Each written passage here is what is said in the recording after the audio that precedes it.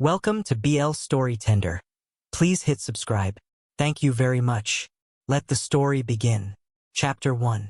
The day everything quietly ended. The courthouse smelled like polished wood and distant rain, a place where lives were reduced to signatures and silence, and Ethan Cole stood perfectly still as if any movement might shatter what little control he had left. His fingers resting lightly on the edge of the table while the papers in front of him carried the weight of a future he had never imagined. And across from him Adrian Blackwood did not look up, his posture composed, his presence as calm and impenetrable as ever, like a man who had already stepped into another life. And when the clerk spoke the final instructions, the words felt distant, almost unreal, because Ethan was not hearing them so much as feeling them press against his chest, heavy and final. And when the pen was placed in his hand, he hesitated for the briefest moment, not because he did not understand what he was about to do, but because some quiet part of him still believed there might be something left unsaid, something that could change this ending. But Adrian did not speak, did not reach out, did not even look at him, and so Ethan signed, his name written in careful, steady strokes that betrayed nothing of the storm beneath. And when it was done, the clerk gathered the documents with practiced efficiency, sealing their marriage into a closed chapter without ceremony, without emotion, without anything at all. And Ethan stood, his chair making the faintest sound against the floor, and for a moment he thought Adrian might finally say something, might offer even a single word that could make sense of the emptiness now settling between them. But there was only silence, and then Adrian turned away first, already walking toward the door as if the past could be left behind simply by refusing to acknowledge it. And Ethan remained where he was for a heartbeat longer, watching the man he had once called home disappear into a future that no longer included him. And when he finally stepped outside, the air felt colder than it should have. The sky a dull gray that seemed to press down on the city, and he told himself to keep moving, to not look back, to not allow himself to unravel in a place where strangers passed by without noticing anything at all. And yet as he walked, the world felt slightly off, like something inside him had shifted in a way he could not yet understand, a quiet unease settling deep beneath his ribs. And he pressed a hand against his stomach without thinking, as if trying to steady himself, dismissing it as nothing more than exhaustion, because there were too many things to process, too many pieces of his life suddenly gone, and far across the city, in a place filled with light and polished glass, Adrian Blackwood stood before a window overlooking the skyline, his reflection sharp and controlled, already surrounded by plans, by expectations, by a future that demanded forward motion. And when his assistant mentioned the upcoming engagement arrangements, he gave a simple nod, his voice steady, his expression unreadable, because whatever had existed before was no longer something he intended to carry with him. And neither of them knew that the story they believed had ended that day had only just begun. Ethan told himself it was just exhaustion, that the hollow ache in his chest had simply spread through the rest of his body. But the next morning proved that something was not right, because the moment he stepped into the small kitchen of his apartment, the smell of coffee, something he had loved for years, turned sharp and unbearable, forcing him to turn away with a sudden wave of nausea that caught him off guard. And he stood there gripping the edge of the counter, breathing slowly, trying to steady himself as the world seemed to tilt for a brief second. And he let out a quiet breath, blaming it on stress, on the sleepless nights that followed the divorce, on the silence that now filled every corner of his life where Adrian's presence used to be. And yet the feeling did not fade, it lingered, subtle but persistent, following him through the day as he tried to focus on work, as he tried to pretend everything was normal. But normal had already slipped out of reach, and by the time the second morning came with the same dizziness, the same strange sensitivity, he could no longer ignore it. And that was how he found himself sitting in a quiet clinic on the edge of the city, the sterile scent of antiseptic filling the air as he stared down at his hands, waiting for answers he was not sure he wanted. And when the doctor finally returned, the expression on her face was calm, professional, but there was something in her eyes that made Ethan's pulse quicken, something that told him his life was about to shift again in a way he could not control. And when she spoke, the words were clear, gentle, undeniable. She told him he was pregnant, and for a moment everything went silent, as if the world itself had paused to let that truth settle. And Ethan blinked, certain he had misunderstood, certain there had been a mistake. But the doctor continued, explaining with quiet certainty, offering reassurance, offering details that only made it more real. And Ethan felt his fingers tighten against his knees as the reality pressed in from all sides, because this was not something that could be undone, not something that could be ignored, and the timing, the cruel, impossible timing, made his chest ache in a way he could not explain, because the one person who should have been there, the one person who should have known, was already gone, already stepping into a future that had no place for this truth. And as Ethan walked out of the clinic later that afternoon, the sunlight felt too bright, too sharp against his eyes, and he moved slowly down the sidewalk, one hand resting unconsciously over his stomach as if trying to understand what it meant, as if trying to connect to something that still felt distant and unreal. And across the city, in a sleek office high above the streets, Adrian Blackwood stood surrounded by quiet conversations about venues, about arrangements, about a future that was being built with careful precision. And when his assistant mentioned the final date for the engagement announcement, he gave a brief nod, his attention fixed on the window in front of him, unaware that at that exact moment the past he had sealed away was beginning to take shape again in a way that would soon become impossible to ignore. Ethan did not remember how long he stood outside the clinic, only that the world kept moving around him while he felt completely still, as if time had split into two separate paths and he was caught between them, one leading back to the life he had lost and the other stretching forward into something unknown and overwhelming. And he lowered himself onto a nearby bench, his hand resting more firmly over his stomach now, not out of habit but out of a growing awareness that something real existed. There, something fragile and undeniable, and the doctor's words echoed again in his mind with quiet certainty, leaving no space for doubt. And for the first time since the divorce, his thoughts were no longer centered on Adrian alone but on the life that was now quietly depending on him. And that shift brought a different kind of fear, one that was deeper and far more complicated, because this was not just about heartbreak anymore, it was about responsibility, about choices that would shape more than just his own future. And he closed his eyes briefly, trying to steady the rush of emotions. But the questions came anyway, one after another, each heavier than the last, and the most pressing of them all was whether Adrian should know, whether the man who had already walked away had the right to this truth. And the thought alone tightened something in Ethan's chest, because the image of Adrian standing beside someone else, building a new life, was no longer just painful, it was final. And the idea of stepping back into that world, of interrupting it with something that could not be undone, felt impossible. And yet as the afternoon faded into evening, Ethan found himself walking without direction, his mind replaying every moment he could remember, searching for something that might guide him, some answer hidden in the past that could tell him what to do now. But there was nothing clear, only fragments, only silence where there should have been words.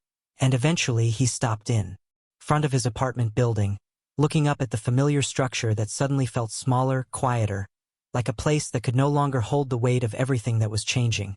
And when he stepped inside, the stillness greeted him again, wrapping around him in a way that felt both comforting and suffocating.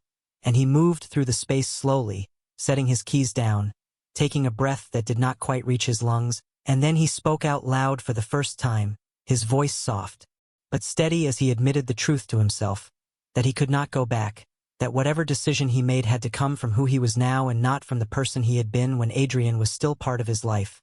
And as the night settled and he sat by the window, the city lights stretching out before him like a distant promise, and he began to think not about what he had lost but about what he might protect. And across the city, Adrian stood in a room filled with quiet celebration, a small gathering marking the final steps before his engagement announcement.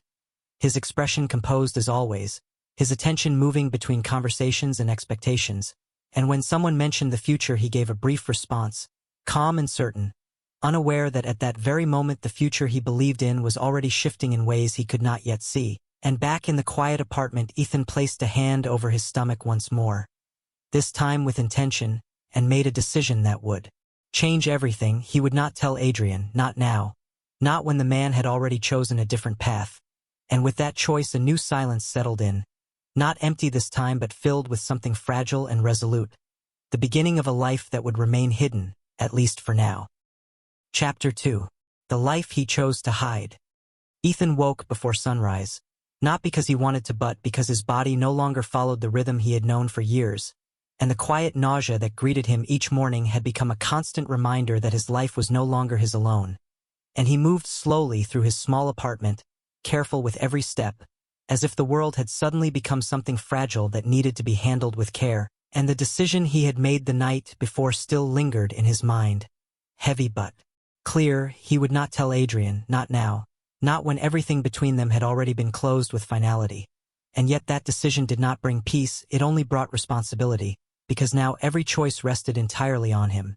And as the days passed, Ethan began to adjust, not because it was easy but because he had no other option, and he learned to navigate the quiet changes in his body, the sudden exhaustion, the moments when the simplest tasks felt overwhelming, and he found himself restructuring his life in small ways, choosing simpler meals, leaving work earlier when he could, avoiding crowded places that made him feel unsteady. And through it all there was a growing awareness that time was moving forward whether he was ready or not.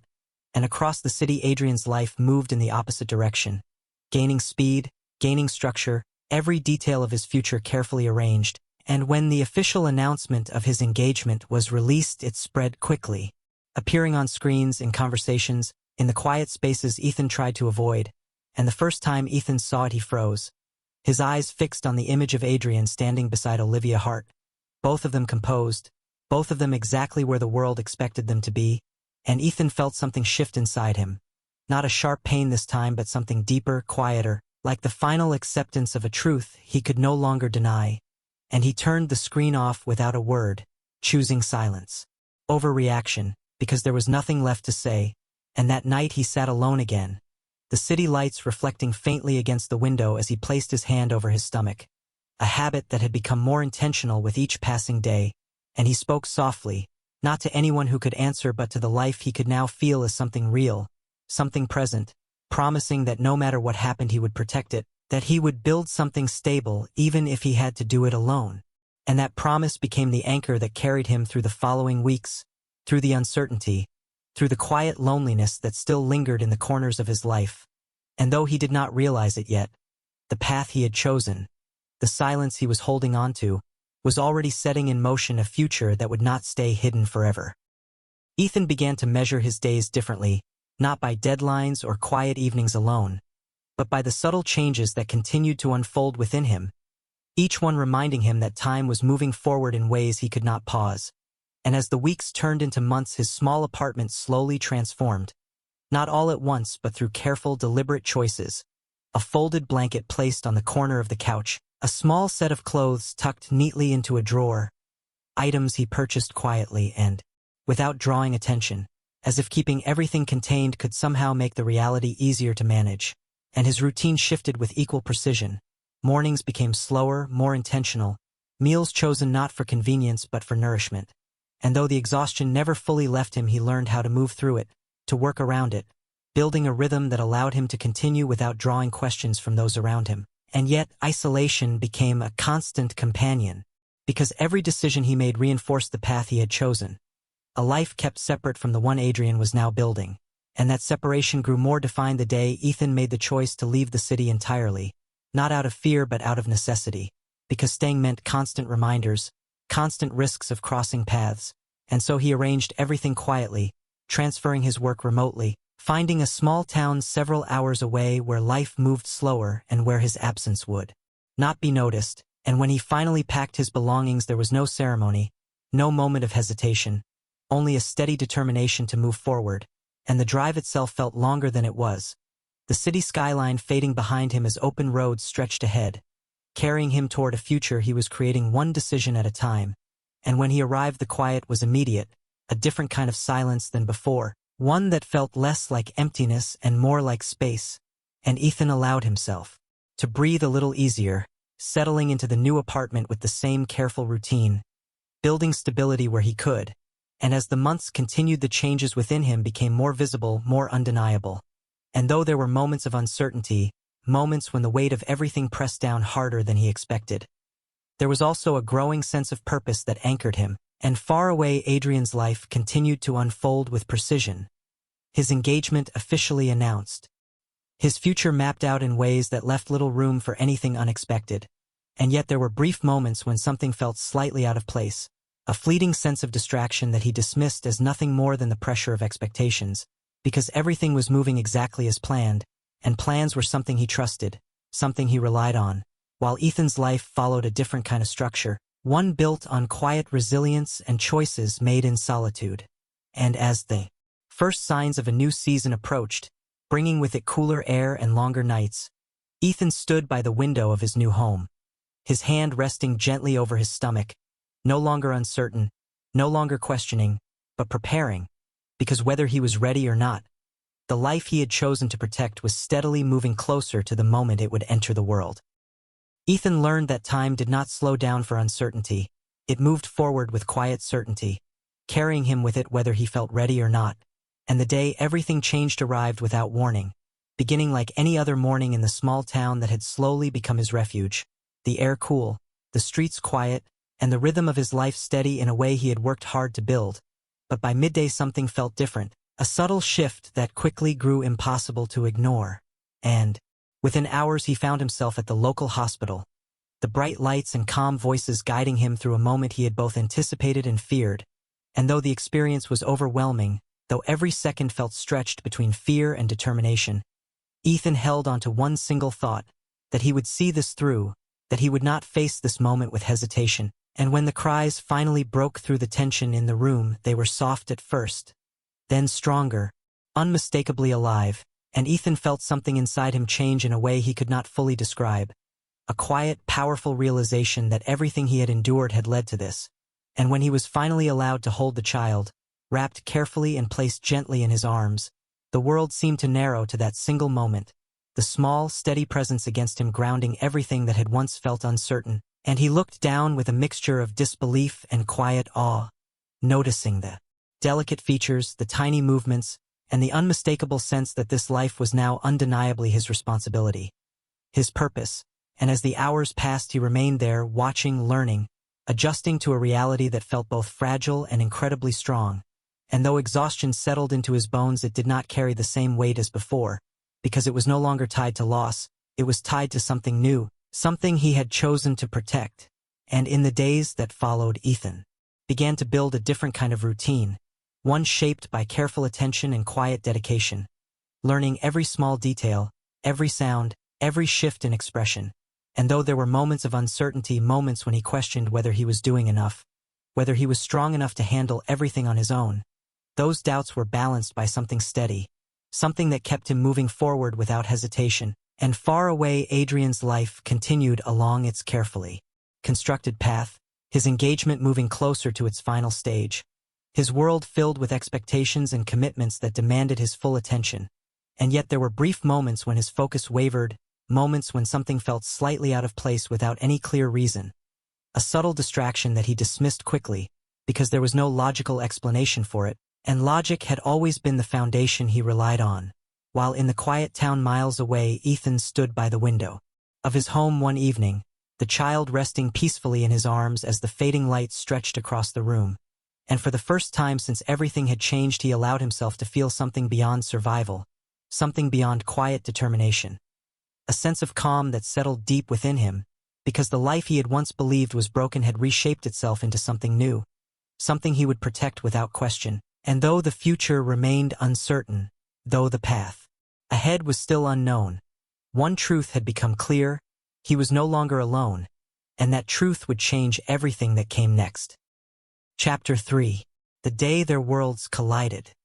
The morning air carried a quiet chill as Ethan stepped out of the small cafe, balancing a paper bag in one hand while the other held gently onto his child's tiny fingers, guiding each careful step along the sidewalk.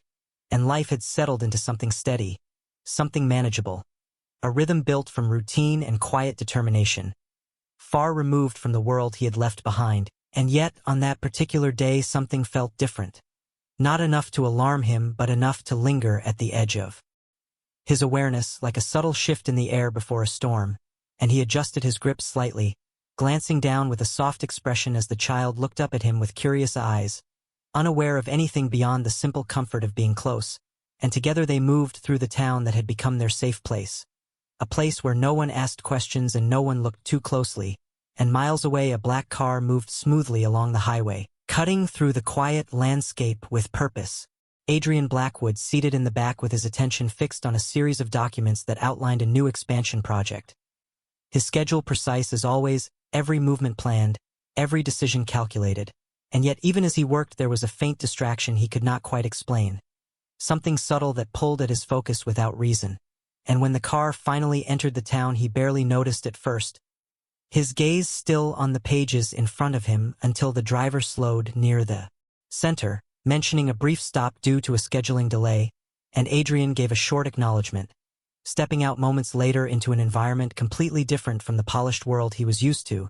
The air cleaner, the pace slower, and for reasons he did not question he began to walk, his presence immediately noticeable despite the simplicity of the surroundings. And across the street Ethan paused near a small storefront, adjusting the bag in his hand as he prepared to head back, unaware that only a short distance away the past he had carefully avoided was moving directly toward him. And it happened without warning. A simple moment shaped by coincidence as the child beside him suddenly stopped, their attention caught by something unseen, and before Ethan could react the small hand slipped free and took a few quick steps forward, moving straight into the path of a man who had just turned the corner, and time seemed to slow in that instant as Adrian felt the light impact.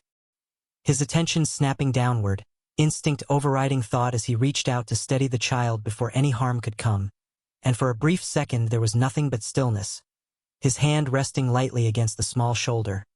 His gaze fixed on the unfamiliar face looking up at him, and something inside him shifted, not recognition, not yet, but something deeper, something instinctive that made no sense, and Ethan's breath caught as he looked up, the world narrowing sharply as his eyes met a face he knew too well, a face he had not seen in years yet recognized instantly, and the distance he had created, the life he had built, everything seemed to collapse into that single moment, and neither of them spoke, neither of them moved, because something far more powerful than words had already begun to surface, something neither of them was prepared to face. Adrian did not move his hand right away, his fingers still resting lightly on the child's shoulder as if some instinct deep within him refused to let go, and his eyes remained fixed on the small face in front of him, studying every detail with a focus that felt unusually intense, because something about this moment was wrong in a way he could not logically explain, the child's features soft yet familiar, the quiet steadiness in those eyes unsettling in a way that went beyond coincidence. And the air between them seemed to tighten as if the world itself was holding its breath, and Ethan stepped forward quickly, his voice controlled but edged with urgency as he called the child back to his side, his hand reaching out to pull them close, creating a clear distance between them and Adrian. But the movement only made things worse, because now Adrian's attention shifted fully to him, and recognition struck without hesitation, sharp and immediate, cutting through the calm exterior he had maintained for years, and for the first time since their separation his composure faltered, not outwardly, not in a way others could easily see, but internally something shifted, something broke from its carefully constructed place, and his gaze moved between Ethan and the child again, slower this time, more deliberate, as if piecing together something that had been hidden just beneath the surface, and the silence stretched, heavy and undeniable, until the child, unaware of the tension, spoke, softly, their voice carrying a simple curiosity that shattered whatever fragile control remained, asking why the stranger felt familiar, asking why being near him felt different, and those words landed with a weight far beyond their innocence, because Adrian felt it too, that same inexplicable pull, that same instinctive recognition that bypassed logic entirely,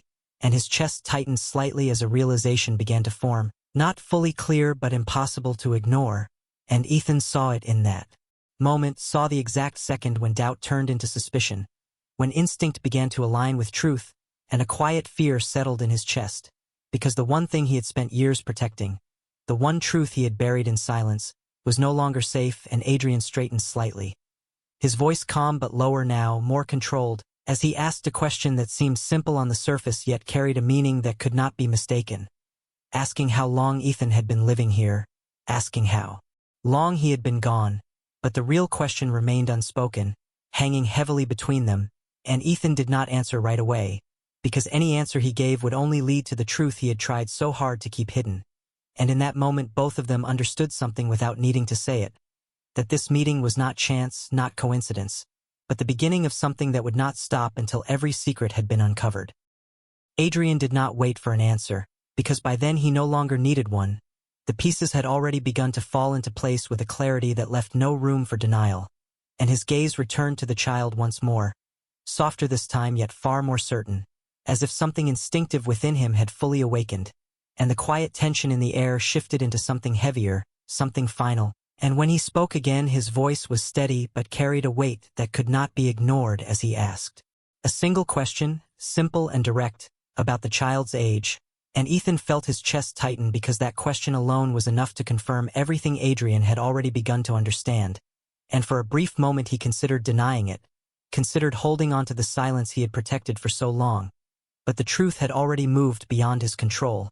It was no longer something he could contain, and so instead of answering with words, he simply looked down at the child, his hand resting gently on their shoulder, a quiet acknowledgement that said more than anything else could, and Adrian saw it, understood it instantly, and the realization settled fully, undeniable and irreversible, and the world he had carefully constructed over the past years shifted in a way he had not anticipated. Because this was not a possibility, it was certainty, and the future he had been preparing, the engagement, the life he had planned, all of it suddenly felt distant, irrelevant compared to the truth standing in front of him, and he exhaled slowly, the controlled composure he was known for returning not as a shield but as a decision. And when he straightened his posture, there was no hesitation left, no uncertainty, only clarity, and he spoke with quiet authority as he said that the engagement would be cancelled, that everything would be handled immediately, not as an emotional reaction but as a necessary correction to a reality that had been incomplete. And Ethan looked up at him in surprise, not expecting such a direct resolution, not expecting the past to return with such force and certainty. And for the first time since their separation, Adrian stepped closer, not invading the distance but closing it enough to make his intent clear. His gaze no longer distant but focused entirely on Ethan and the child, and he stated plainly that he would not walk away again, that what had been hidden would now be acknowledged, and that whatever came next would not be built on silence. And the weight of those words settled between them, not as pressure but as something steady, something real, and though the future remained uncertain in its details, one truth had become undeniable. The story they believed had ended years ago had never truly been over. It had only been waiting for the moment when it could finally begin again, this time without distance, without silence, and without anything left unspoken. Welcome to BL Storytender. Please hit subscribe. Thank you very much. Let the story begin. Chapter 1. The Man Who Left. The morning fog rolled softly over the sleepy coastal town of Havenridge, wrapping the streets in pale silver light, while Ethan Brooks unlocked the front door of his small bakery just before sunrise. The warm scent of cinnamon, butter, and fresh bread slowly pushed away the cold ocean air drifting in from the harbor. This little bakery had become his entire world over the last 5 years. It was small, quiet, and imperfect, but it was theirs. Ethan adjusted the oversized sweater hanging loosely from his slender shoulders before reaching up to switch on the hanging lights above the counter. Behind him, tiny footsteps padded across the wooden floor. "Dad, are the blueberry muffins ready yet?" Noah's sleepy voice echoed through the empty bakery.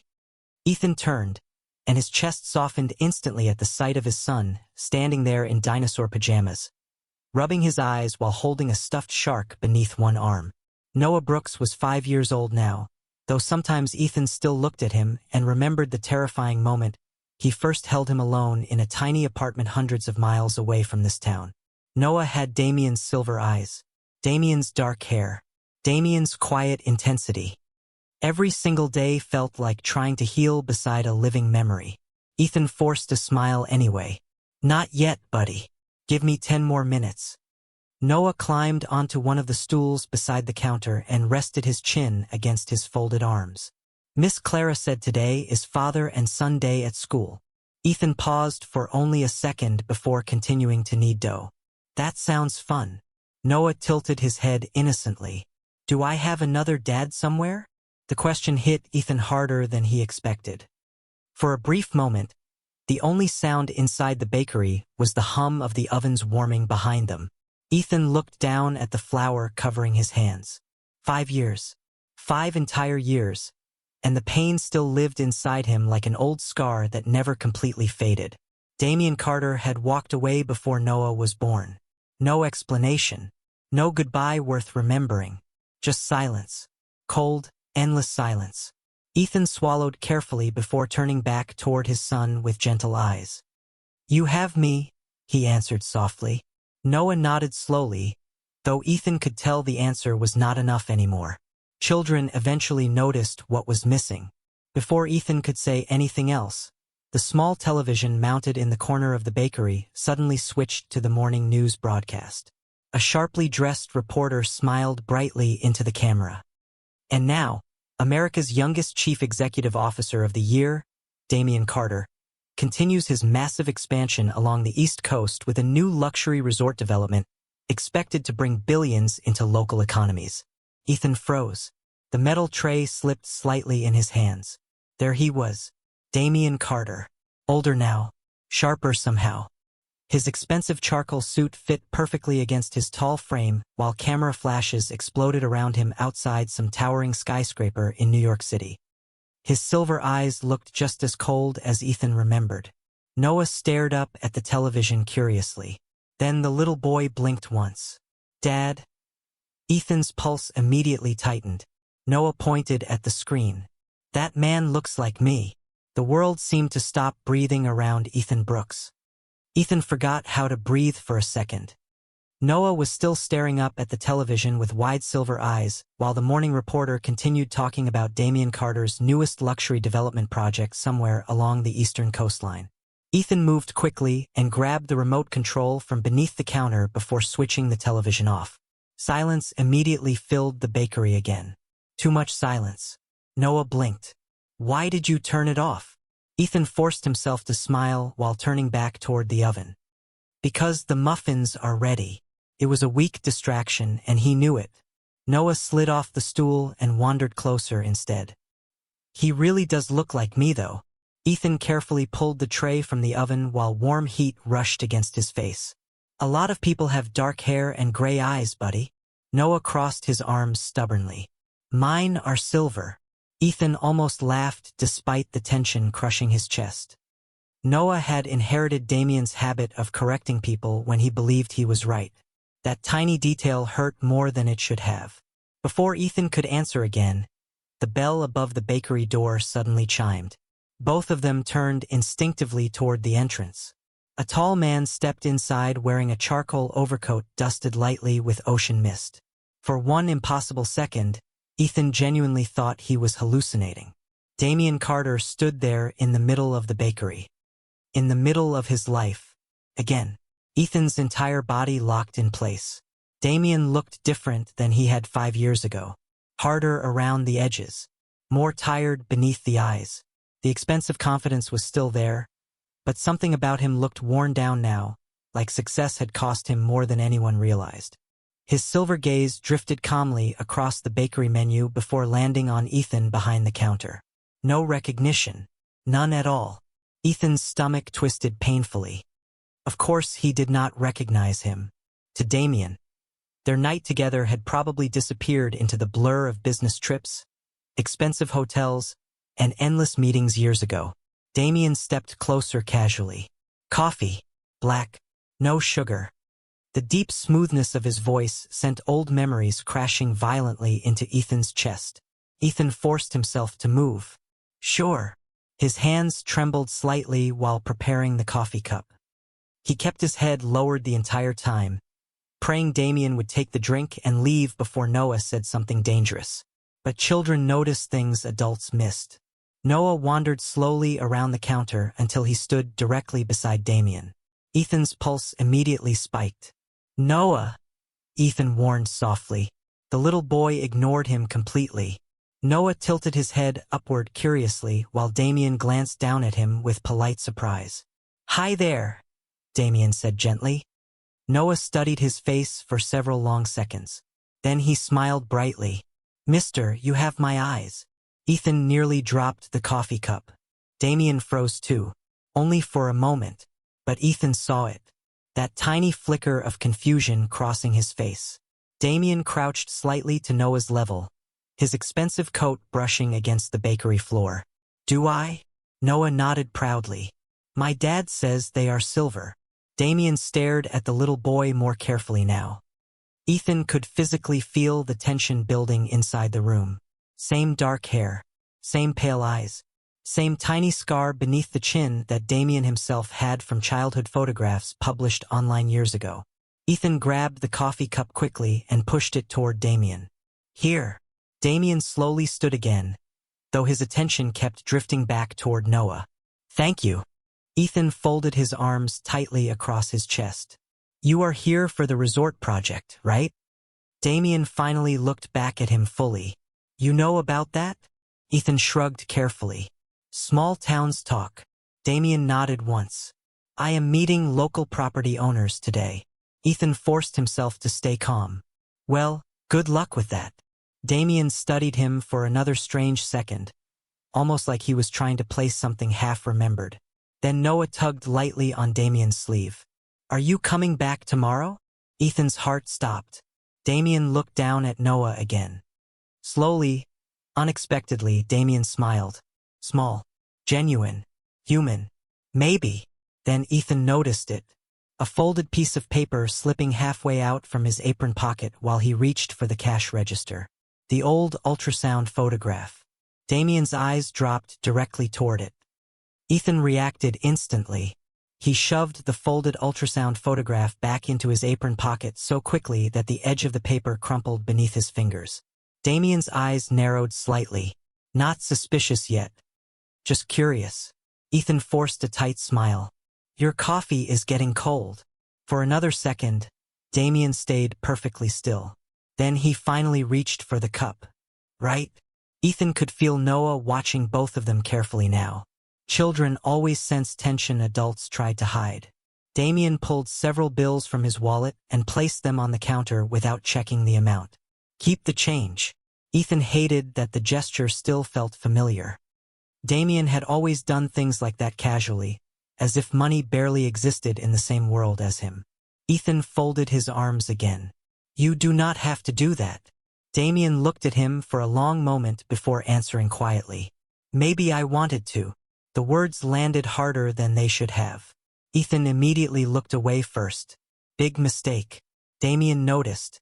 Ethan could see it in the subtle shift of his expression. Recognition did not fully exist yet, but instinct was beginning to pull at him. Damien glanced toward Noah again. How old is your son? Ethan answered too quickly. 5. Silence. Damien's jaw tightened almost invisibly. 5 years. Ethan realized the exact moment Damien started counting backward in his head. Noah happily climbed onto one of the front stools again, completely unaware of the storm building around him. Dad makes the best blueberry muffins in town, he announced proudly. Damien gave a distracted nod while still studying Ethan. I believe that. Ethan wanted him gone. Immediately, before more pieces started connecting. Before old wounds split open again. But Damien lingered near the counter like he was chasing a memory he could almost touch. Finally he asked softly, Have we met before? Ethan's heartbeat stumbled painfully. There it was. The question he had dreaded for 5 years.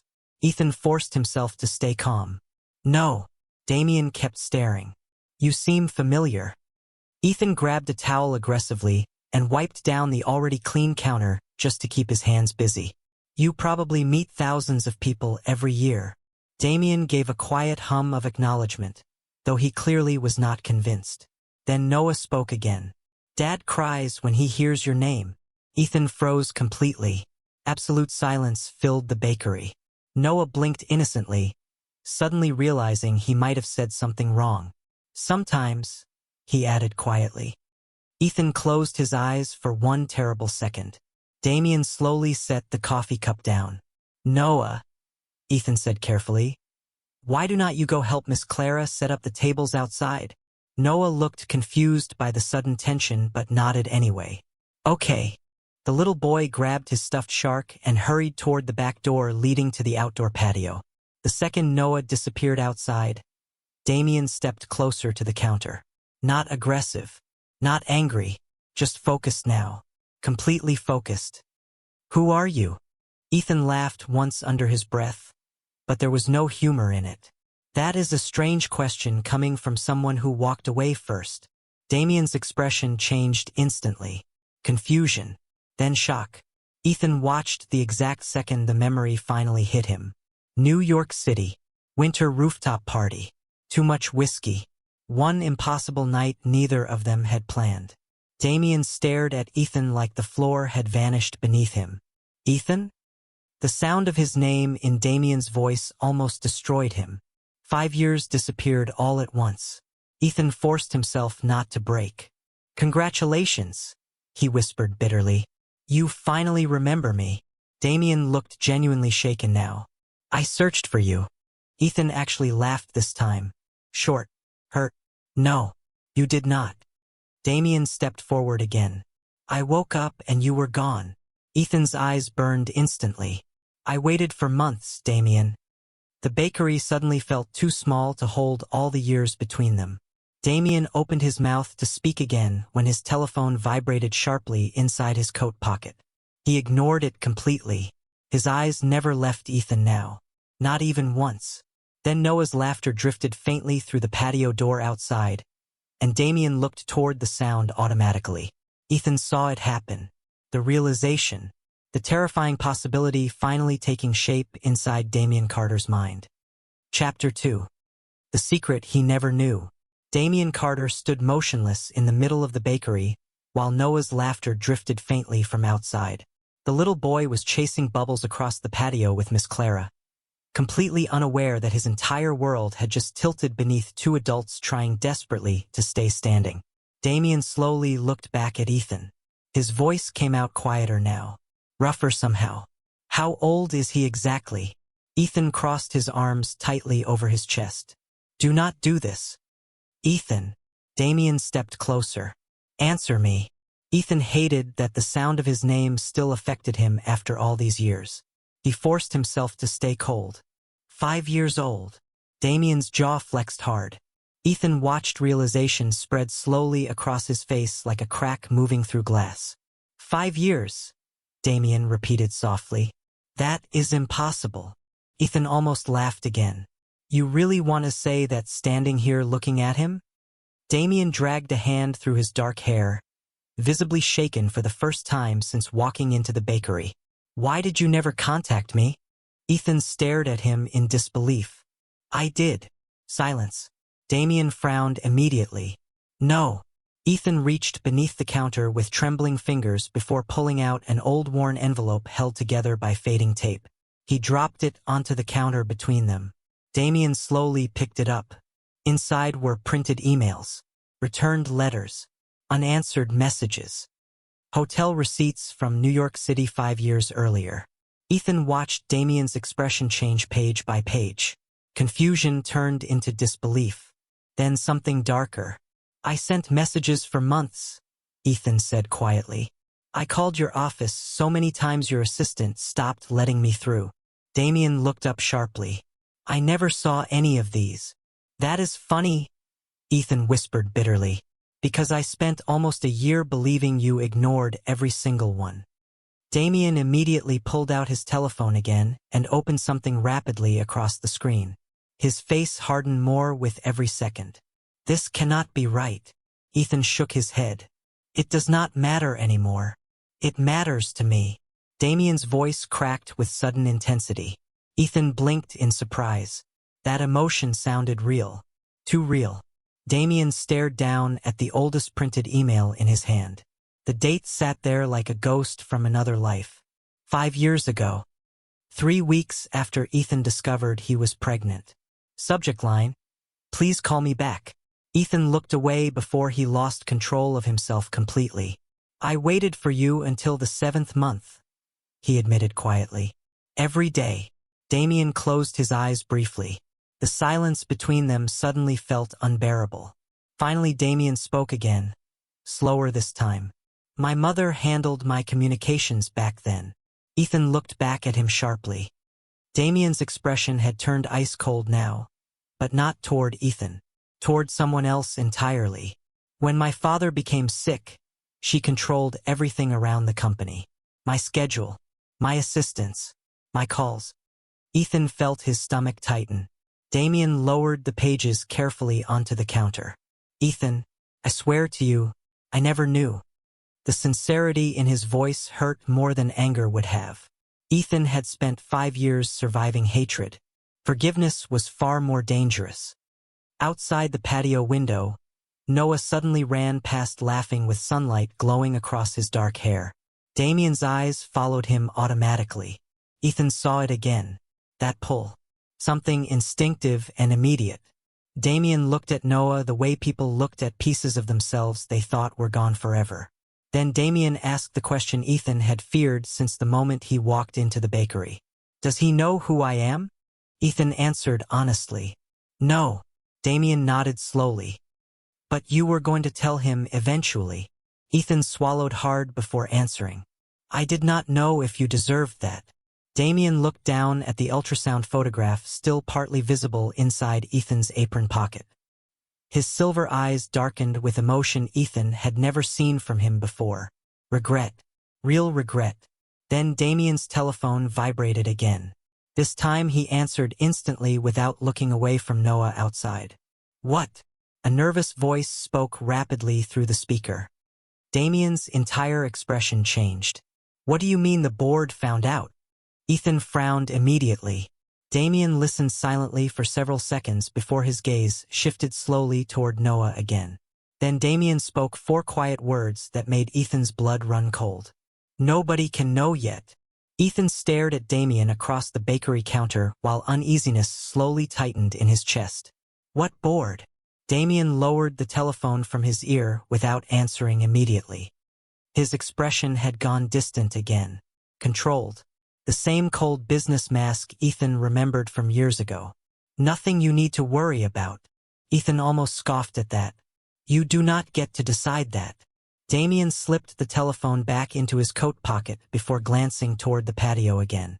Noah was still outside laughing while Miss Clara helped him chase bubbles through the sea breeze drifting in from the harbor. The sight softened Damien's expression instantly. Ethan noticed. And somehow that hurt too. Damien looked back at him carefully. "How much does Noah know about me?" Ethan folded the dish towel tightly in his hands. "Almost nothing. But he knows there was someone." Ethan nodded once. Children ask questions eventually. Damien absorbed that quietly. The bakery suddenly felt strangely smaller than before. Like years of distance had collapsed into a single fragile room, neither of them knew how to survive inside. Finally Damien spoke again. "I need a deoxyribonucleic acid test." Ethan's face hardened immediately. "No." Damien blinked once, surprised by the speed of the answer. "Ethan, no." Ethan shook his head harder this time. "You do not walk into our lives after 5 years and start making demands." Damien's jaw tightened, though he stayed calm.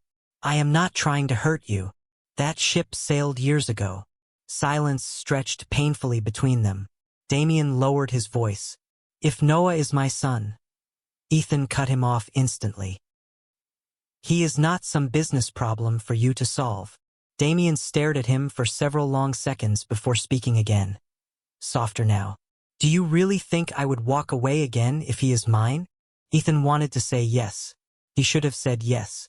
But the answer stuck painfully in his throat because Damien did not look detached anymore. He looked shaken. Lost even. Before Ethan could respond, Noah burst back through the patio door carrying his stuffed shark above his head. "Dad, look how many bubbles I popped." Ethan forced himself to smile again. "That is impressive." Noah grinned proudly before turning toward Damien. "Are you staying for muffins?" Damien looked genuinely caught off guard by the invitation. Ethan quickly stepped in. "Mr. Carter is busy." Noah's face fell slightly. Damien noticed immediately. "I can stay for 5 minutes." Ethan shot him a warning look, but Damien ignored it completely. Noah climbed onto the stool beside Damien, while Ethan reluctantly placed a warm blueberry muffin on a plate between them. Damien watched Noah carefully as the little boy happily broke the muffin apart with tiny flour-covered fingers. Every few seconds Damien's eyes drifted back toward Ethan like he was trying to rebuild an entire missing history from fragments scattered around the bakery. Then Noah asked the question Ethan had dreaded all morning. "Did you know my dad before me?" Ethan froze instantly. Damien looked at Noah, then at Ethan. The silence lasted too long. Finally Damien answered honestly. "A long time ago." Noah smiled brightly. "I knew it." Ethan felt panic rise sharply in his chest. He opened his mouth to redirect the conversation when the television above the counter suddenly switched back on automatically with the afternoon news alert. A large photograph of Damien appeared across the screen beside a headline in bold red letters. Carter Group heir linked to secret child rumors. Ethan's blood turned ice cold. The bakery fell completely silent. Noah looked up at the television in confusion while the news anchor continued speaking calmly beneath the breaking headline. Unnamed sources connected to Carter Group claim the chief executive officer may have a previously undisclosed child connected to his recent coastal development trip. Ethan immediately grabbed the remote and switched the television off again. His hands were shaking now. How did they find out? Damien's face darkened instantly. Someone inside the company leaked it. Noah looked back and forth between them slowly. What is happening? Ethan forced a smile that felt painfully weak. Nothing, sweetheart. But Noah was too smart to believe that. He slid off the stool quietly and clutched his stuffed shark tighter against his chest. Damien noticed the nervousness in the little boy immediately. His voice softened. Hey, you did nothing wrong. Noah stared at him carefully. People on television know about me? Ethan stepped forward quickly. Noah, why do not you go help Miss Clara water the flowers outside again? Noah hesitated this time. Then he nodded slowly and walked back toward the patio, though he glanced over his shoulder twice before disappearing outside. The second the door closed, Ethan rounded on Damien. This is exactly why I stayed away from you. Damien kept his voice calm despite the tension tightening across his face. I did not leak anything. It does not matter. Your world destroys everything around it. Damien took a slow breath before speaking again. I can contain this. Ethan laughed bitterly. You think this is about headlines? He pointed toward the patio door. That little boy out there is 5 years old. He likes cartoons and blueberry pancakes and sleeping with that ridiculous shark every night. He is not some corporate scandal for people to debate online. Damien's expression shifted instantly at the raw protectiveness in Ethan's voice. I know that. Do you? Ethan shot back. Because right now all I see is the same man who disappeared the second things became difficult. Damien flinched slightly at that. Ethan noticed, but it did not stop the anger spilling out after years of silence. I built a life for Noah without you. I protected him without you. I held him through fevers and nightmares and every single question about why other kids had 2 parents. Damien lowered his eyes briefly. I know I cannot erase that. No, you cannot. Silence settled heavily between them. Outside, Noah's faint laughter drifted through the open patio window again, painfully innocent against the storm building inside the bakery. Damien finally spoke quietly. But I would like the chance to try. Ethan looked away immediately because those words almost sounded sincere enough to believe. That scared him more than anything. Damien's telephone buzzed sharply again. This time he glanced at the screen before muttering something under his breath. Ethan caught the name displayed there. Victoria Carter. Damien's mother. Damien rejected the call instantly. 1 second later another call came through. Then another. Damien's jaw tightened harder each time. Ethan crossed his arms. Looks like your family already knows. Damien slipped the telephone back into his pocket without answering. My mother controls damage by eliminating problems quickly. Ethan felt cold dread settle into his stomach. And what exactly does she consider the problem? Damien looked directly at him now. Anyone threatening the company image. Ethan's blood ran cold again. Before he could respond, the front bell above the bakery door chimed loudly. Both men turned at the same time. A sharply dressed woman in an expensive cream coat stepped inside holding dark sunglasses in one hand. Her silver eyes landed immediately on Noah outside the patio window, then slowly shifted toward Ethan, finally toward Damien. Her expression hardened instantly. So it is true. Chapter 3. What makes a family? Ethan immediately knew who she was.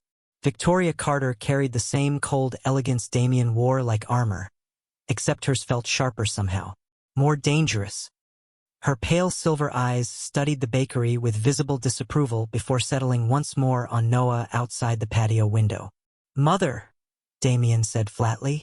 Victoria ignored him completely at first. She walked slowly farther into the bakery, expensive heels clicking softly against the wooden floor.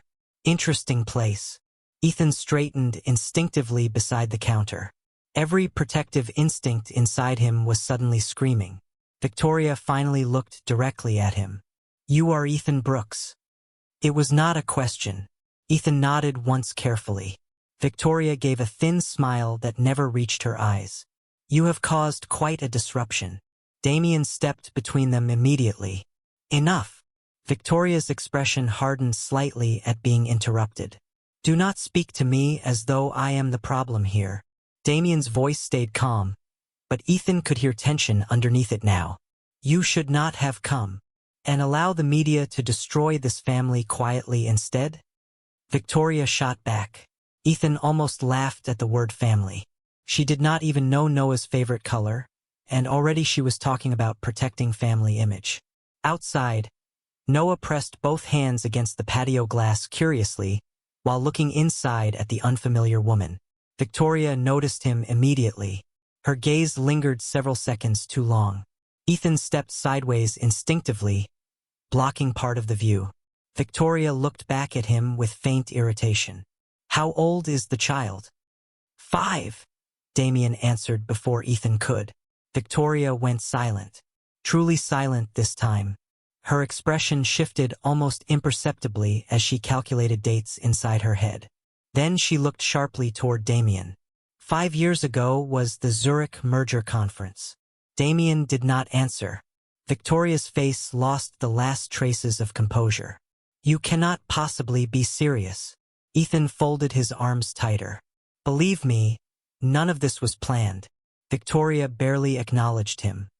Her attention stayed fixed on Damien. "The board is already panicking. Investors are calling every 10 minutes. If this turns into a public scandal during the expansion deal..." "He is not a scandal." Damien's voice cut through the room instantly. Ethan blinked in surprise. Victoria looked equally shocked. Damien rarely interrupted people, especially not his mother.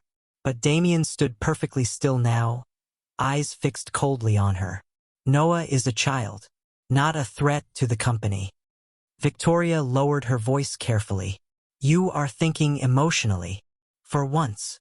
The words slipped out before Damien could stop them. Silence crashed heavily into the bakery after that. Ethan saw something crack briefly across Victoria's expression. Not sadness. Fear. Real fear. She looked at Damien like she was watching him become someone unfamiliar. Then she turned toward Ethan again. "What exactly do you want from my son?" Ethan stared at her in disbelief. "Your son?" He shook his head slowly. 5 years ago, I wanted a telephone call." Victoria's face tightened. Ethan continued before he lost his nerve. "I sent messages for months. Letters too." For the first time, Victoria looked genuinely uncomfortable. Damien noticed immediately. His eyes narrowed slowly. "You knew." Victoria said nothing. Damien took one dangerous step forward. "You intercepted Ethan's messages." "I protected you," Victoria snapped suddenly. "Your father was dying. The company was collapsing. You were not thinking clearly." Ethan felt sick realization settle into place between all three of them. Damien's face went completely still. Too still. "You erased them." Victoria crossed her arms defensively. "I did what was necessary." Damien looked at his mother like he had never truly seen her before.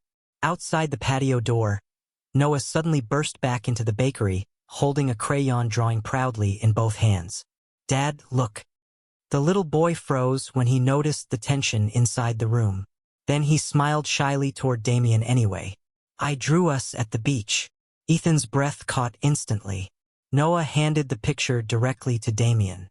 3 figures stood beneath a crooked orange sun drawn in bright crayon colors. One small child between 2 adults holding hands. Damien stared down at the drawing in his hands like it might break apart if he touched it too hard. The crayon lines were uneven and childish, But Noah had drawn the three figures smiling beneath a bright orange sun beside blue ocean waves. One tall figure had dark hair. The other had brown. Between them stood a tiny child holding both their hands. Ethan saw Damien's throat move slightly before he looked back at Noah. "You drew this?" Noah nodded proudly. "That is me. And that is Dad." Then he pointed at the third figure beside Ethan. "And that is you." Silence settled over the bakery again, but this time it felt different. Softer somehow. More dangerous. Damien looked down at the picture once more before carefully kneeling to Noah's eye level. "Why did you draw me there?" Noah shrugged innocently. "Because you looked lonely." Ethan's chest tightened painfully at the simple answer. Even Victoria seemed caught off guard for a moment. Damien gave a quiet breath that almost sounded like a laugh, except there was too much emotion trapped inside it. "Did I?" Noah nodded seriously. "Dad looks lonely sometimes too." Ethan immediately looked away. Damien stayed kneeling beside Noah for several long seconds before finally asking gently, "Have you ever been to the beach at sunset?" Noah's eyes widened. "No. It is nice," Damien said quietly. "The water turns orange when the sun goes down." Noah smiled brightly. "Can we go someday?" Ethan opened his mouth immediately. "Noah." "Yes," Damien answered at the same time. Ethan stared at him in disbelief. Noah looked thrilled. "Really?" Damien nodded once. "Really?" Victoria stepped forward sharply. "Damien." The warning in her voice was immediate. Damien slowly stood again, still holding Noah's drawing carefully in one hand. "Do not start." Victoria lowered her voice. "You are making emotional decisions in front of a child who does not understand what this situation could cost you." Damien looked at her coldly now. "He is not a situation." Noah glanced nervously between the adults again. Ethan immediately crouched beside him. "Hey, why do not you help Mississippi Clara close the patio umbrellas for me?" Noah hesitated before nodding slowly. He handed Damien the drawing first. "You can keep it." Damien accepted it carefully like it mattered more than any business contract he had ever signed. Noah smiled once more before hurrying outside. The second the patio door shut behind him, Victoria's composure disappeared completely. "This ends now," she said quietly. "You walk away before this becomes irreversible." Ethan felt sick hearing how casually she said it. Like Noah was a problem that could simply disappear again. Damien's face hardened instantly. "I already walked away once." Victoria folded her arms. "Then do it again." Damien looked toward the patio window where Noah was struggling to close one of the large umbrellas by himself. The little boy was too small for it. Without hesitation, Damien moved immediately toward the door to help him. Damien reached Noah just as the large patio umbrella nearly slipped from the little boy's hands. "Careful," he said softly before steadying the pole with one arm. Noah looked up at him with immediate relief. "It is heavier than it looks." Damien gave the faintest smile. "Most things are." Together they slowly pushed the umbrella closed while ocean wind swept through the patio from the harbor across the street. Inside the bakery, Ethan watched silently through the window while Victoria stood beside him with growing disbelief written across her face. Damien Carter had spent his entire adult life building empires, negotiating billion-dollar contracts, and surviving rooms full of ruthless executives without showing emotion once. Yet somehow a 5-year-old child with flour on his sneakers had shattered every wall around him in less than a day. Noah grinned proudly when the umbrella finally locked into place. "We did it." Damien looked down at him for a long second before answering quietly. "Yeah, we did." Ethan felt something painful twist inside his chest hearing that word. Victoria stepped closer to the window behind him. "If you let him continue this, the board will force him out." Ethan kept his eyes on Noah and Damien outside. "Maybe he should decide that himself." Victoria's expression tightened. "You think love fixes men like Damien?" Ethan finally looked at her fully. "No," he answered honestly. "But maybe being loved makes them want to fix themselves." Victoria went silent after that. Outside, Noah tugged lightly on Damien's sleeve. You promised we could see the sunset someday. Damien glanced toward the ocean horizon where fading gold light had begun spilling across the water. Then he looked back through the bakery window directly at Ethan. Not the guarded businessman. Not the cold heir to Carter Group. Just Damien. The man Ethan once waited months for beside a silent telephone. Damien opened the patio door slowly. Come with us. Ethan blinked. What? Noah immediately ran over excitedly. Please, Dad. Ethan looked uncertainly toward Victoria, but Damien spoke before she could. I am done letting other people decide my life. Victoria stared at her son in shock. Damien? No. His voice stayed calm but final this time. 5 years ago you took my choice away from me. You will not do it again. Silence filled the bakery. Victoria looked between Damien, Ethan, and Noah before slowly realizing she had already lost. Not to scandal, not to headlines, to something much simpler, a family she could not control. She picked up her sunglasses quietly and walked toward the door without another word. The bell chimed softly behind her when she left. For several seconds, nobody moved. Then Noah reached for both Ethan's hand and Damien's at the same time. Ethan looked down at their joined hands in silence, while warm evening light poured through the bakery windows around them. Damien's voice came quietly beside him. I know I do not deserve another chance. Ethan swallowed hard. Probably not. Damien nodded once. But I would still like to spend the rest of my life earning it. Noah smiled brightly between them. Does that mean we are going to the beach now? Ethan looked at Damien one last time. The man who once left. The man who came back too late. And maybe finally came back ready. Then Ethan sighed softly and squeezed Noah's tiny hand. Yeah, buddy, he whispered. Let us go watch the sunset. Welcome to BL Story Tender. Please hit subscribe. Thank you very much. Let the story begin. Chapter 1. The day the triplets stopped crying. The Reed mansion was too big for sound to feel this loud. But tonight it did. The crying did not echo. It pressed in, filling every hallway, every corner, until it felt like the air itself would not move. 3 small voices, raw and desperate, refused to settle. Noah cried until his breath caught in his chest. Liam shook his head over and over as if pushing something away. Lucas clung to the edge of his blanket, his tiny fingers white from the grip. The nannies had tried everything. Warm milk, soft humming, slow rocking. One even sat on the floor, whispering gentle words that went unheard. Nothing worked. The cries only grew sharper, more urgent, like the children were calling out for something that was not there. Alexander Reed stood a few steps away, his shoulders tight, his hands still at his sides. He had not moved in a while. He was watching but not stepping in. Not yet. He knew what would happen. It happened every time. Still, after a long second, he tried. He stepped closer. He lowered himself, careful, controlled, like he was approaching something fragile. Noah, he said, his voice steady, measured. Liam, Lucas. The reaction was instant. The crying broke into something worse. Louder, sharper. Noah turned his face away. Liam let out a choking sound and pushed back. Lucas reached blindly, but not toward him. Alexander stopped. Just like that, he did not reach out again. He straightened slowly, his jaw tightening, his eyes dropping for a brief second before the expression disappeared. He stepped back. The distance returned. The room felt colder. No one said anything. No one needed to. This had become a pattern no one could fix. Hours had passed. Or maybe it only felt that way.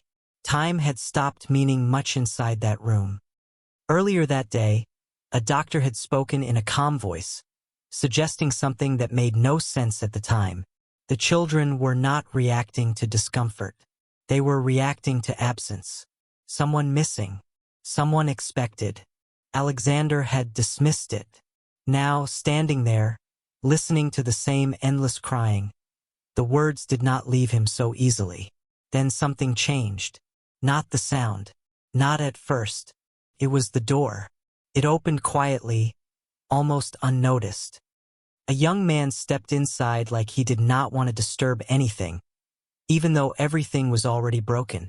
Ethan Cole paused just inside the room. He looked at the children, then at the floor, then back again. He did not speak. He could not. His hands stayed close to his sides, fingers slightly curled, like he was unsure where to put them. No one stopped him.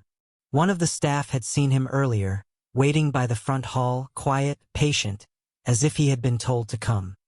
Maybe that was why no one questioned it now. Or maybe everyone was too tired to try. Ethan walked forward slowly, not straight in, not rushed, just a few careful steps at a time.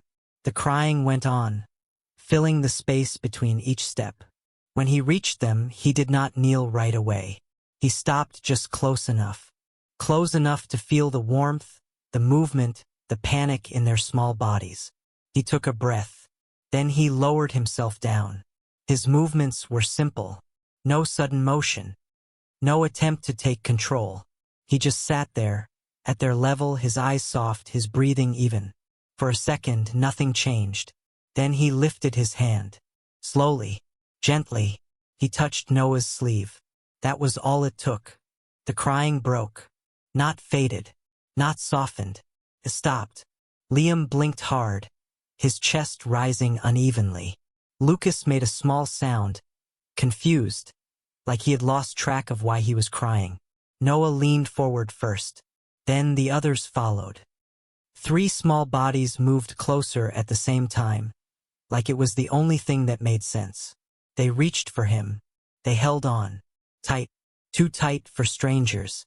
Ethan froze for a second, his breath catching, his hands hovering before he carefully placed them around them. Not pulling, just holding where they needed him to be. The room went still. No one moved. Not the nannies. Not the staff. Not Alexander. He was still standing there, but something in his posture had changed. He was not trying to step in anymore. He was watching, really watching this time. The silence that followed did not feel empty, felt full. And for the first time that night, the mansion finally breathed. The silence did not last long, but it changed everything. The triplets stayed close to Ethan, their small hands still gripping his shirt, as if they were afraid he might disappear the moment they let go. Noah pressed his face against Ethan's shoulder, his breathing uneven but no longer frantic. Liam kept one hand wrapped around Ethan's sleeve, his fingers tightening every few seconds, testing, making sure he was still there. Lucas leaned quietly against Ethan's side, his eyes half closed, the tension slowly leaving his body. Ethan did not move much. He adjusted slightly so they could settle more comfortably, one arm supporting Noah, the other resting lightly near Liam and Lucas, careful not to overwhelm them. His movements were slow, deliberate, almost instinctive. He watched their faces closely, reading their reactions, responding without words. Across the room, the staff exchanged uncertain glances. One nanny took a cautious step forward, then stopped when Liam's grip tightened again, his calm beginning to slip. She stepped back immediately. No one wanted to risk breaking whatever fragile piece had just formed. Alexander remained where he was, but his focus had narrowed completely. He was no longer aware of the room, the staff, or even the passing time. His attention was fixed on the scene in front of him. The same children who had pushed him away moments ago were now holding onto a stranger as if he belonged to them. It did not make sense. It should not have been possible. Yet there it was, undeniable. He took a step closer, careful this time, slower than before. The floor beneath his shoes made the faintest sound, but it was enough. Noah's fingers tightened instantly. Liam's head lifted, his eyes searching. Lucas shifted, pressing closer to Ethan. The calm wavered. Alexander stopped again. He did not step back, but he did not move forward either. Ethan noticed. His eyes lifted briefly, meeting Alexander's for just a second. There was no challenge in that look. No fear either. just a quiet awareness. Then his attention returned to the children. He raised his hand slightly and placed it gently over Liam's, steadying the small, trembling grip. Liam's breathing slowed again. Noah relaxed, his shoulders lowering. Lucas let out a soft breath and settled fully against Ethan's side. The tension eased once more. Alexander watched that small interaction closely. The way Ethan anticipated their reactions. The way he adjusted without hesitation. It was not random. It was not luck. It was understanding. A kind of understanding that did not come from observation alone. "Who is he?" Alexander finally asked, his voice low, controlled, but carrying across the quiet room. No one answered right away. One of the senior staff stepped forward slightly, her voice careful. "He was listed as temporary help, sir. He arrived earlier this evening. He has not spoken." Alexander's gaze returned to Ethan. Temporary, unknown, silent. None of it explained what he was seeing. Minutes passed. The children did not let go. In fact, they seemed to settle deeper into Ethan's presence, their bodies growing heavier with sleep. Noah's grip loosened first, though his hand still rested against Ethan's shirt. Liam's head tilted slightly, his eyes closing slowly. Lucas was already still, his breathing even and soft. Ethan shifted again, carefully, adjusting his posture to support their weight without waking them. He moved with patience, as if he had done this before, as if this was not new to him at all. That thought stayed with Alexander. It did not sit well, because if it was not new, then it meant something else. Something he did not yet understand. He took another step forward, slower than before, testing the distance. This time, the children did not wake. They remained where they were, held in a calm that had not existed until this moment. Alexander stopped beside them, close enough now to see the small details. The way Noah's fingers still curled slightly, even in sleep. The faint crease between Liam's brows that had not fully disappeared. The softness in Lucas's expression, finally free of tension. And at the center of it all, Ethan, still, quiet, holding them without effort, without demand, as if they had chosen him, and as if, for reasons no one could explain, they were not willing to let him go. Alexander did not move for a long time. He stood there, close enough to see every small detail, but not close enough to disturb the fragile balance that had settled over the room. The triplets were asleep now, truly asleep, their breathing soft and steady in a way he had not seen in days. It should have brought relief. Instead, something heavier settled in his chest, something he could not name. Ethan remained where he was, his back straight despite the weight of 3 children leaning against him. His arms had adjusted naturally, supporting them without strain, as if his body understood exactly what to do. Every now and then, he shifted slightly, just enough to keep them comfortable, never enough to wake them. Alexander noticed everything. The way Ethan lowered his gaze whenever one of the children stirred. The way his fingers paused before moving, as if asking permission without words. It was careful, intentional, familiar. That last thought lingered longer than it should have. Familiar. It made no sense. Alexander's jaw tightened slightly. He stepped back at last, just one step, creating a small distance again. The air felt easier to breathe, but the tension did not leave him. "Prepare a room," he said quietly, his voice returning to its usual calm authority. Somewhere close. The staff moved quickly, relieved to have direction again. One of the nannies hesitated, glancing toward Ethan. "Sir, should we take the children?" The question hung in the air. Alexander's eyes shifted back to the scene. Noah's hand was still resting against Ethan's chest. Liam's fingers were wrapped loosely around his sleeve. Lucas had leaned completely into him, his small body trusting, unguarded. Alexander did not answer immediately. He watched them for another second, then another. Finally, he spoke. "No." The single word was firm. "Do not move them." The staff exchanged quick looks but nodded. No one argued. No one dared to break what had finally been achieved. Minutes later, a quiet path was cleared. Ethan looked up when one of the staff approached slowly, gesturing toward the hallway. He understood. Carefully, very carefully, he adjusted his hold. One arm supported Noah, the other steadied Liam, while Lucas remained pressed against his side. It was not easy. The children shifted slightly, small sounds escaping them, but they did not wake. They did not let go. Ethan rose slowly to his feet, his movements controlled, his balance steady despite the awkward weight. For a brief second, his eyes flickered toward Alexander again. Not questioning, not asking, just aware. Then he followed the staff. Alexander watched him walk away, each step measured, each movement quiet. The hallway lights cast long shadows, stretching across the polished floor, framing the image in a way that felt almost unreal. A stranger carrying his children as if they belonged to him, as if they trusted him more than anyone else in that house. The thought did not sit well. It should have angered him. It should have raised immediate suspicion, sharp and decisive.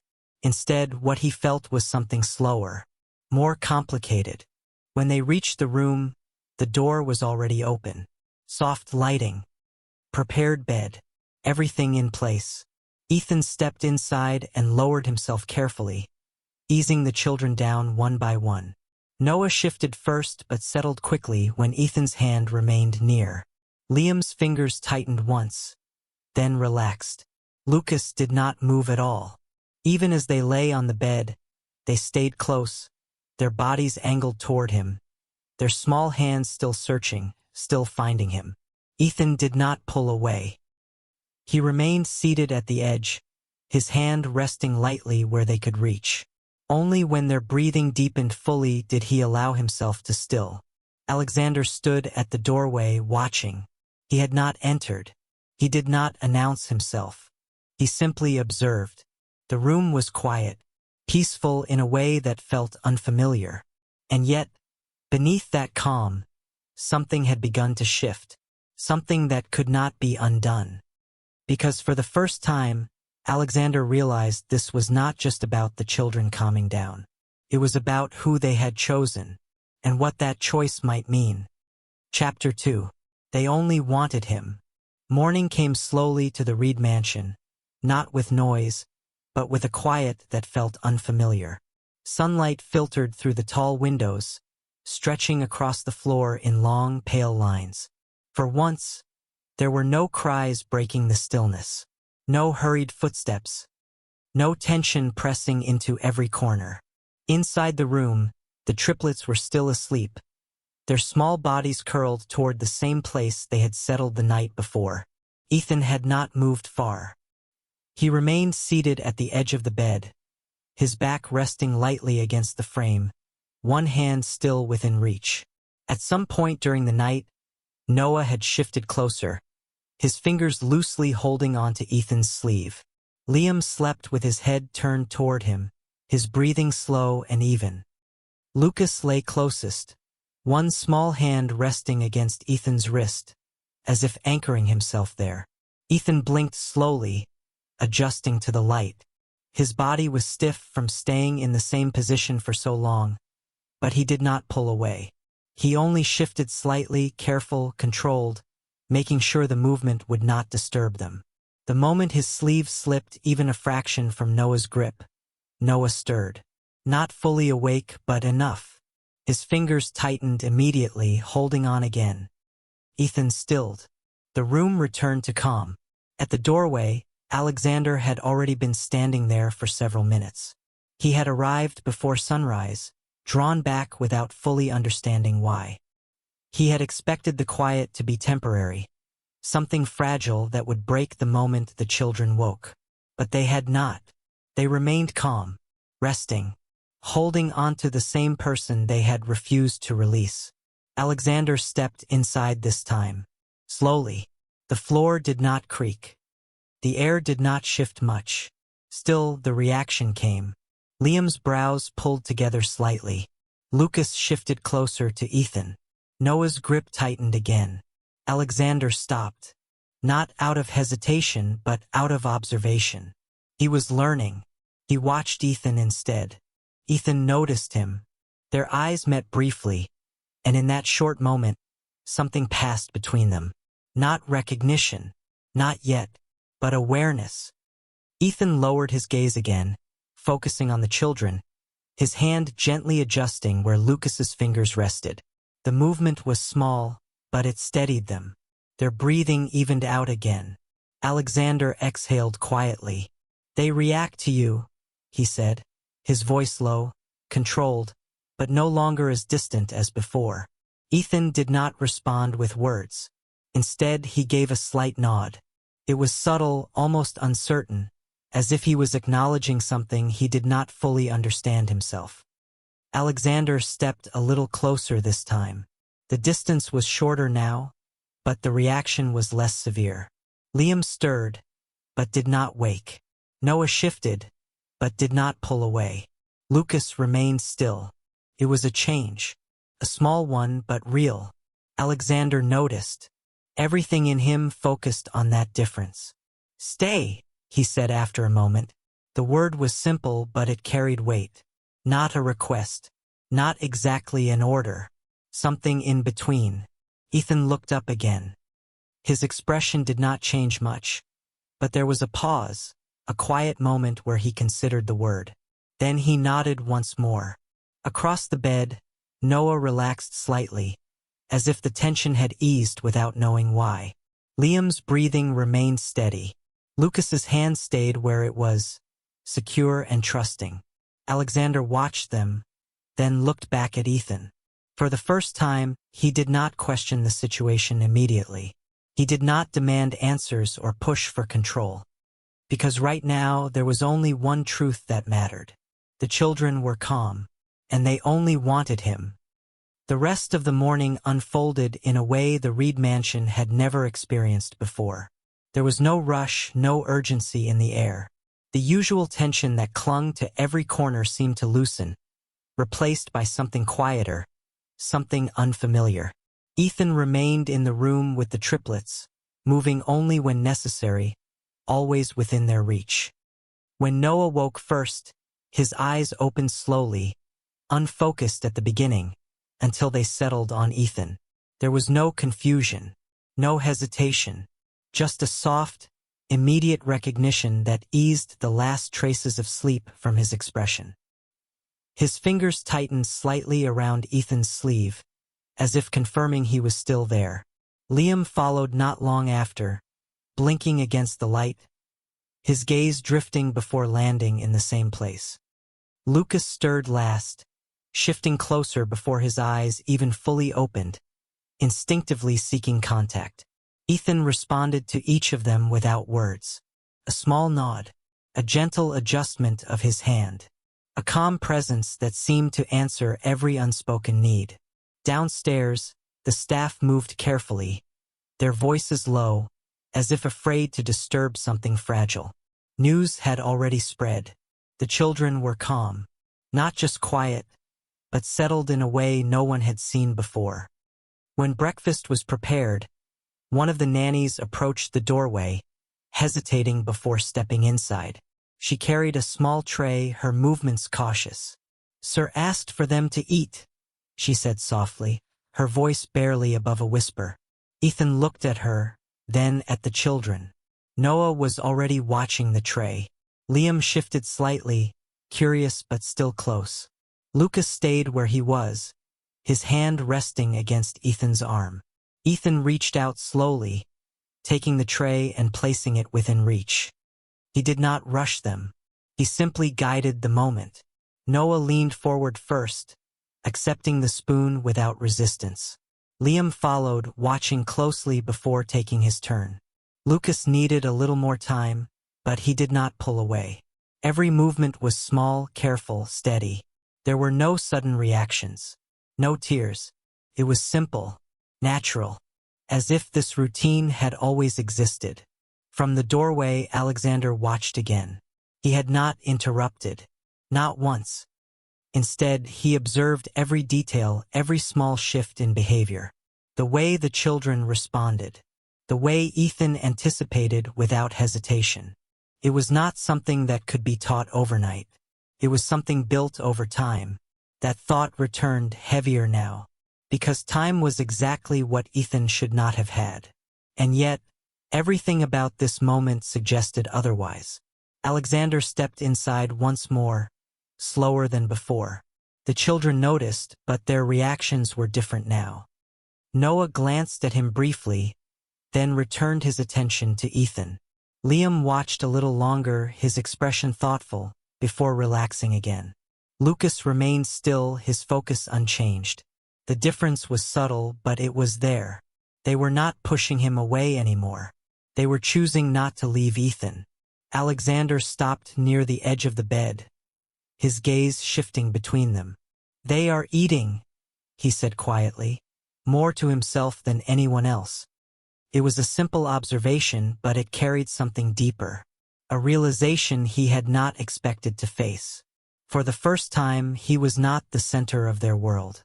He was not even the solution to their distress. That role had been taken by someone else. Someone who had appeared without explanation. Ethan finished feeding them, setting the tray aside once they were done. The children remained close, their small bodies naturally leaning toward him again.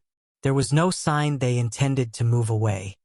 Alexander watched in silence, the weight of the situation settling further into place. This was no longer just a temporary solution. It was becoming something else. Something that would not be easy to control. And for reasons he could not yet explain, that realization did not push him to act immediately. It made him stay. The shift in the house became more noticeable as the day continued. It was not just the absence of crying anymore. It was the way everything seemed to move around Ethan without being asked. The staff adjusted their routines quietly, bringing what was needed before it was spoken. Stepping back when the children settled, learning the rhythm that had formed around him. Inside the room, the triplets remained close, their attention always returning to the same place. Ethan. When Noah began to grow restless, it was not loud or sudden. He shifted slightly, his small hands moving as if searching. Ethan noticed immediately. He reached out, gently guiding Noah's fingers to a soft fabric toy nearby, placing it into his hands. Noah stilled, his grip forming naturally around it, his attention settling. Liam watched the interaction carefully, his eyes following every movement. When he shifted next, Ethan responded the same way, adjusting the blanket around him, smoothing it once, twice, until Liam's breathing steadied again. Lucas remained closest, rarely moving far, his hand still resting against Ethan's wrist as if it belonged there. The connection was constant. It did not fade. It did not weaken. Across the room, Alexander stood by the window, his posture straight, his expression controlled, but his attention never left them. He had tried to return to his work earlier.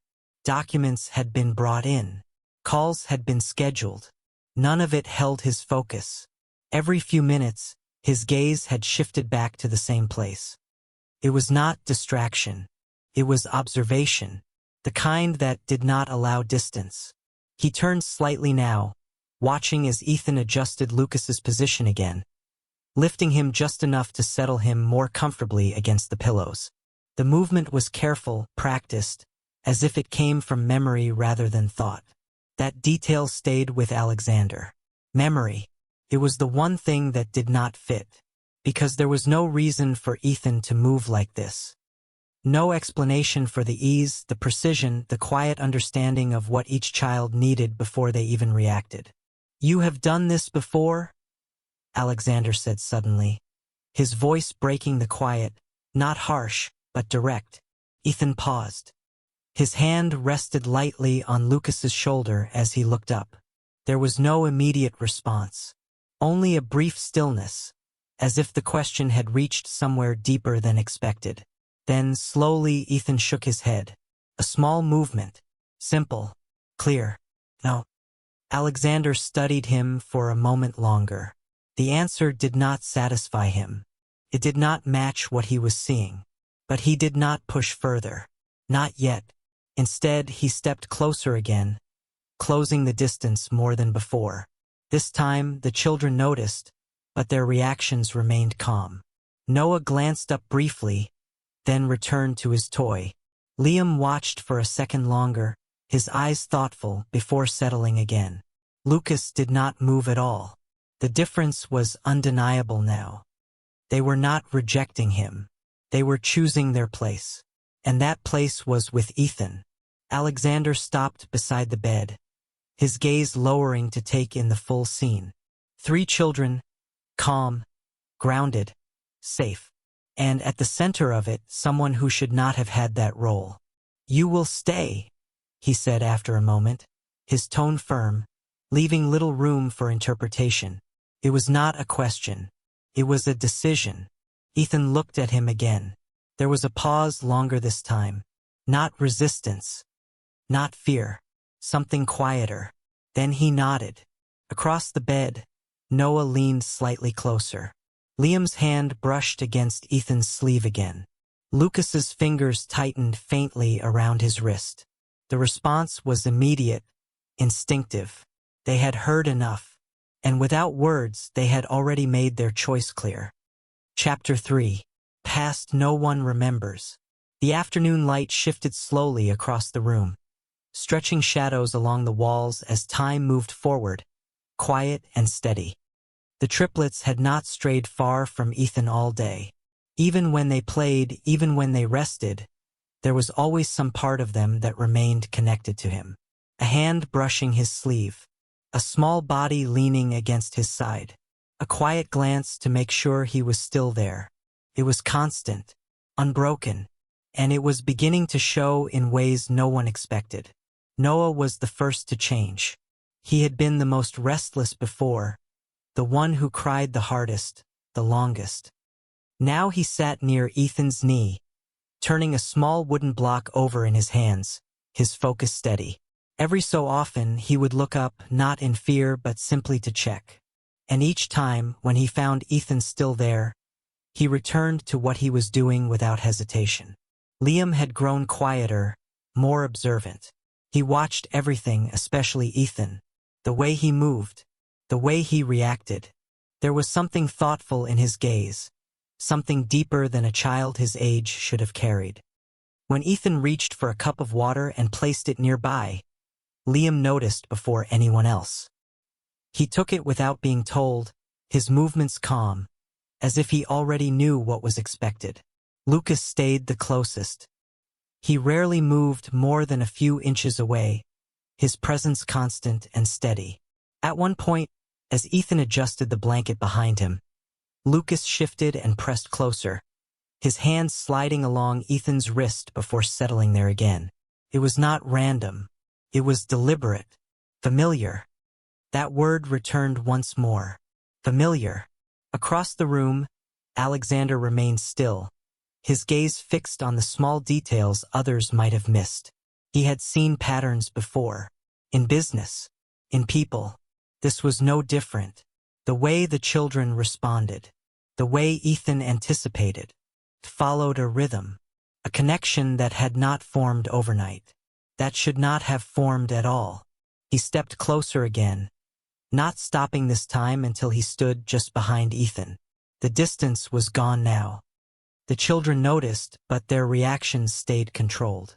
Noah glanced up briefly. Liam watched him for a second longer. Lucas shifted slightly but did not pull away. It was acceptance, partial but real. Alexander's eyes moved to Ethan's hands. There was something there, something small, almost hidden. A thin bracelet, worn and simple, resting loosely against his wrist.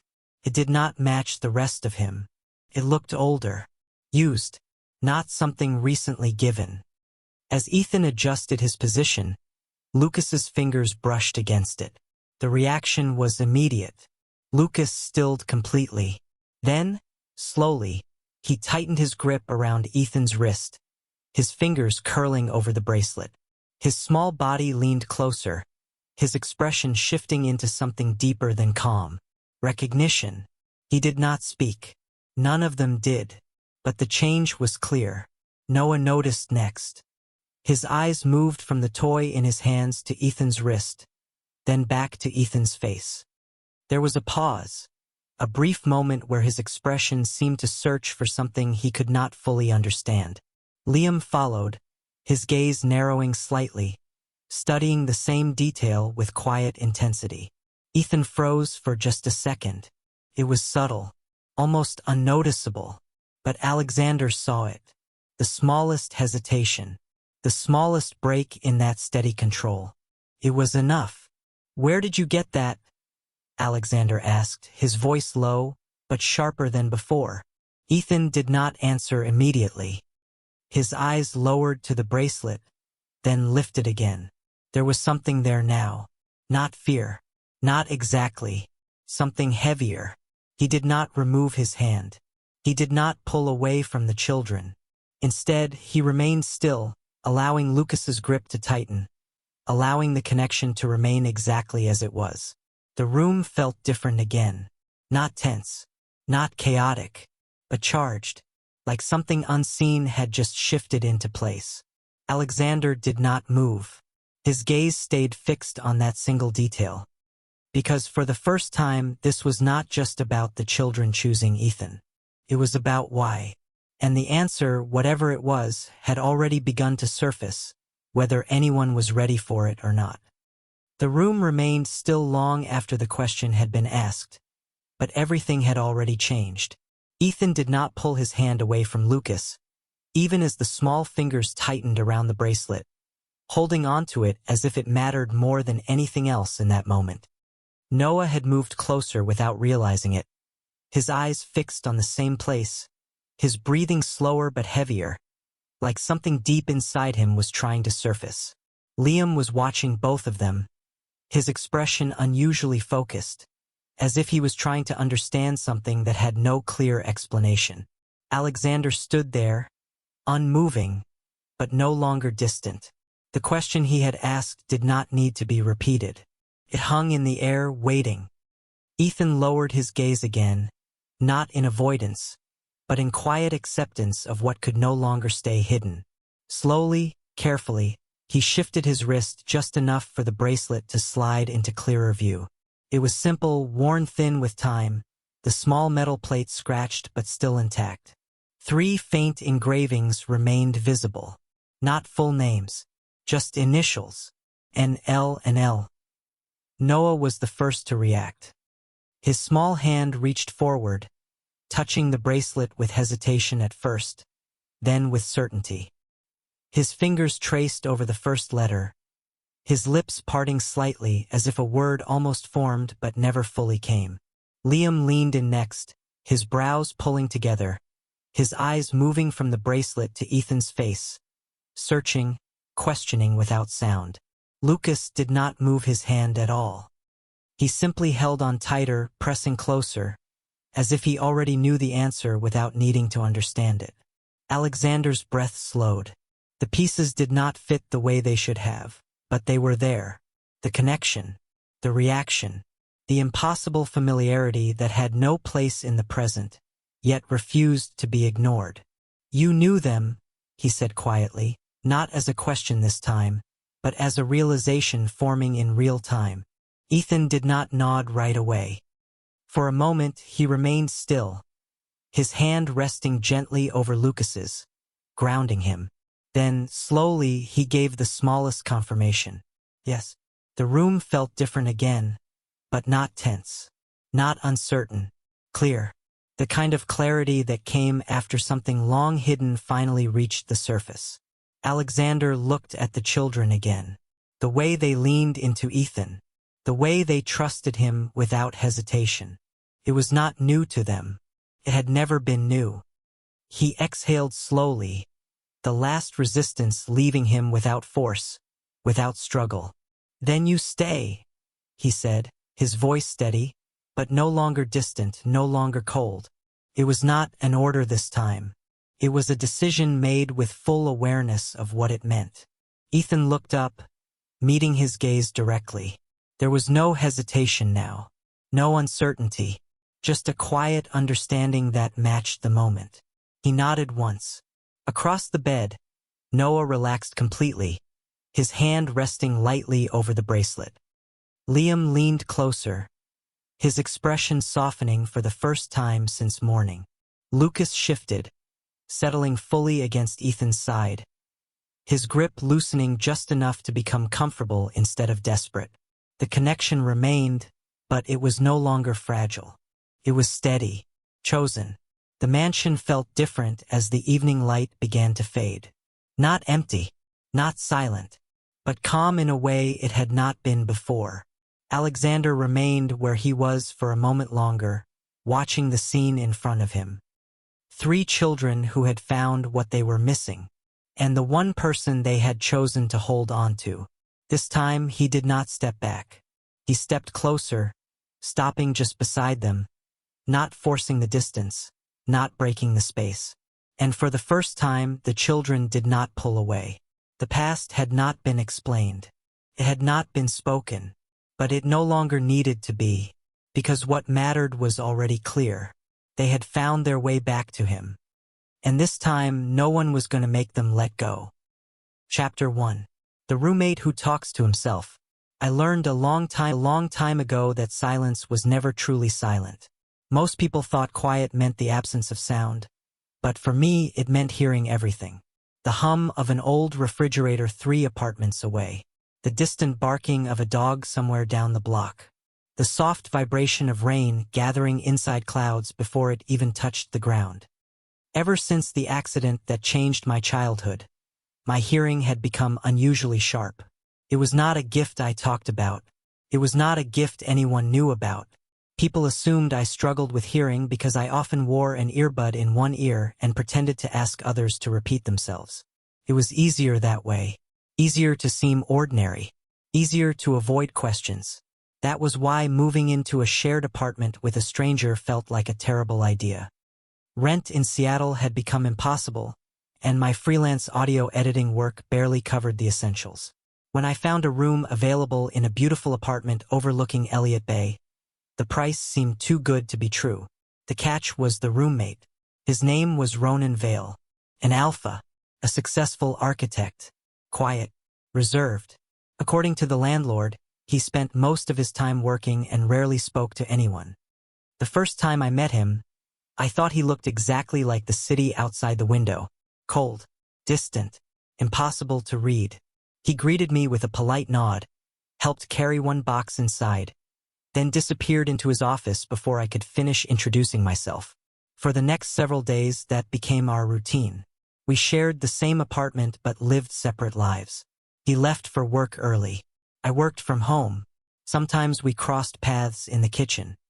Sometimes we exchanged a few words about groceries or utility bills. Nothing more. Nothing personal. Nothing memorable. Then came the night everything changed. It was close to midnight. I had just finished editing a podcast and was preparing for bed when I heard Ronan's office door close. That was normal. What happened next was not. Through 2 walls and a long hallway, I heard his voice. Soft, gentle, almost unrecognizable. You made it through another day. I froze. At first, I assumed he was on the phone, but there was no response. Several seconds passed before he spoke again. I know you're tired. I know you're trying your best. My heartbeat quickened. The apartment remained completely silent except for him. No second voice. No conversation. Just Ronan speaking into an empty room. I stood motionless beside my bedroom door. You're safe now, he whispered. Nobody is going to hurt you again. The words sent an unexpected chill through me. Not because they sounded threatening, because they sounded heartbreakingly sincere. Like a promise he had been repeating for a very long time. I waited for another voice, another sound, anything. Nothing came. Several minutes later, I heard his chair move. A lamp switched off. Footsteps crossed the floor. Then silence returned. Real silence this time. I lay awake staring at the ceiling long after that. Ronan Vale barely spoke to me during the day. Yet when he believed he was completely alone, he talked to someone who did not seem to exist. And for reasons I could not explain, I suddenly wanted to know who he thought he was speaking to. The next morning, I convinced myself I had imagined the whole thing. People talk to themselves sometimes. Maybe Ronan was practicing a presentation. Maybe he was recording voice notes. Maybe there was a perfectly normal explanation for what I had heard. That belief lasted until 3 nights later. By then, I had fallen into a routine. I worked from the dining table during the day, edited audio files for clients, and avoided bothering my roommate. Ronan remained exactly the same. Quiet, polite, distant. If anything, he seemed even more reserved than before. Yet the moment he thought he was alone, another version of him appeared. It happened shortly after midnight. I was returning from the kitchen with a glass of water when I heard his office chair shift across the floor. Then came his voice, soft enough that most people would never notice it, clear enough that I could hear every word. "You skipped lunch again." I stopped walking. "That is not taking care of yourself." Silence followed. Then he sighed. The sound carried a weight that surprised me. "You always do that when you are stressed." My pulse quickened. There was no second voice, no conversation, just Ronan speaking into an empty room. I stood frozen in the hallway. "I know you think nobody notices," he continued quietly, "but I do." Something about those words felt painfully personal. They were not the kind of things people said to strangers. They sounded familiar, intimate in the safest possible way, like concerns repeated over many years. The next morning, I paid closer attention. For the first time, I noticed small details that had somehow escaped me before. Ronan always left a cup of coffee on the kitchen counter before leaving for work. At first, I assumed it was his. Then I realized he never drank it. Every morning, the cup sat there untouched until I eventually took it. When I opened the refrigerator, I found groceries I had never purchased. My favorite yogurt brand. The exact fruit I bought every week. Even the expensive sparkling water I only treated myself to when business was good. I stared at the shelves for a long moment. Then I convinced myself it was a coincidence. It had to be. That evening, Seattle was wrapped in steady rain.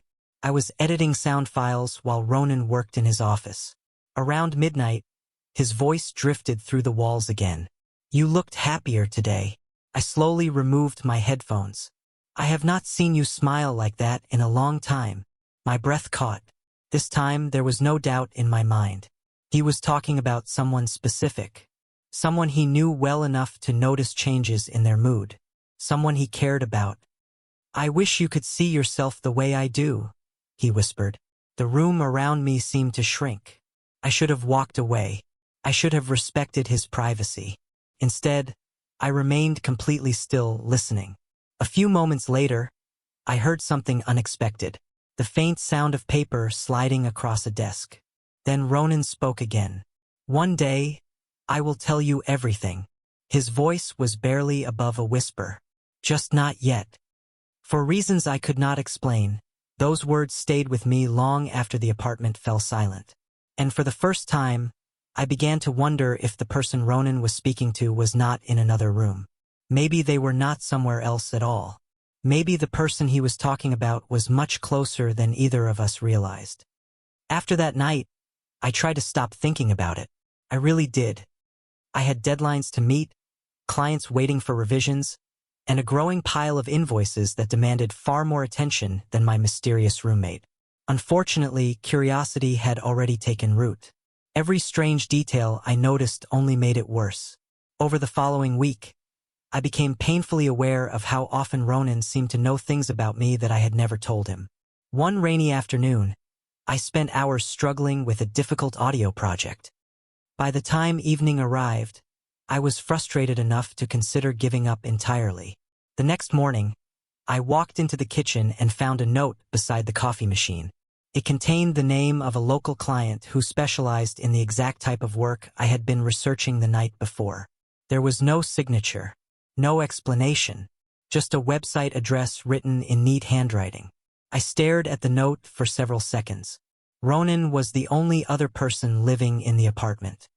Yet when I thanked him later that evening, he simply looked confused. "For what?" he asked. "The recommendation." He glanced toward the kitchen. "Oh, right. I thought it might help." Then he immediately changed the subject and walked away. The interaction lasted less than a minute. Somehow it left me with even more questions than before. A few days later, I experienced another strange moment. I was returning from a grocery store several blocks away when a sudden downpour swept across the neighborhood. By the time I reached our building, I was soaked. The elevator doors opened onto our floor, and I stepped into the hallway shivering. Waiting outside our apartment door was a folded umbrella. Not expensive, not new, but dry, as though someone had left it there only moments earlier. When I entered the apartment, Ronan was sitting at the dining table reviewing architectural sketches. He never looked up. He never mentioned the umbrella. He simply continued working as though nothing unusual had happened. The situation should have felt comforting. Instead, it felt impossible to understand. That night, I remained awake longer than usual. Close to midnight, I heard the familiar sounds from his office. A chair moving, papers shifting, then his voice. "You still do that?" I quietly lowered my headphones. "You pretend everything is fine when it is not." My heart began beating faster. "You have always done that." The words struck me harder than they should have. Not because they sounded emotional, because they sounded familiar, as if Ronan had spent years observing the person he was speaking about. I listened carefully. "You think nobody notices." Pause followed. "But I always notice." I sat frozen beside my desk. Then something happened that changed everything. For the first time since I moved into the apartment, I heard a name. Ronan spoke it so softly I almost missed it. "Callum." My breath stopped. Every sound around me disappeared. The refrigerator, the rain outside, the distant traffic beyond the windows. None of it mattered anymore. I knew exactly what I had heard. My name. Not someone with a similar name. Not a coincidence. My name. Ronan continued speaking, unaware that I could hear every word. "One day you will remember." His voice carried a quiet sadness I had never heard before. "And when that day comes, I hope you do not hate me." I remained motionless long after the apartment fell silent, because suddenly the mystery was no longer about a stranger Ronan missed. It was no longer about someone from his past. Somehow, impossibly, the person Ronan had been talking to all along was me. Chapter 2. The Life I Forgot. I barely slept that night. Every time I closed my eyes, I heard Ronan's voice repeating the same words. "One day you will remember. And when that day comes, I hope you do not hate me." By sunrise, I had convinced myself there had to be a reasonable explanation. Maybe he was talking about someone else named Callum. Maybe I had misunderstood. Maybe exhaustion was making me connect things that were never connected in the first place. The problem was that none of those explanations felt believable anymore. The following morning, Ronan was already gone when I woke up. A mug sat on the kitchen counter beside a small paper bag from my favorite bakery. I stared at it for several seconds before opening it. Inside was a blueberry muffin, my favorite, something I had never told him. The uneasiness that had been building inside me all week returned immediately.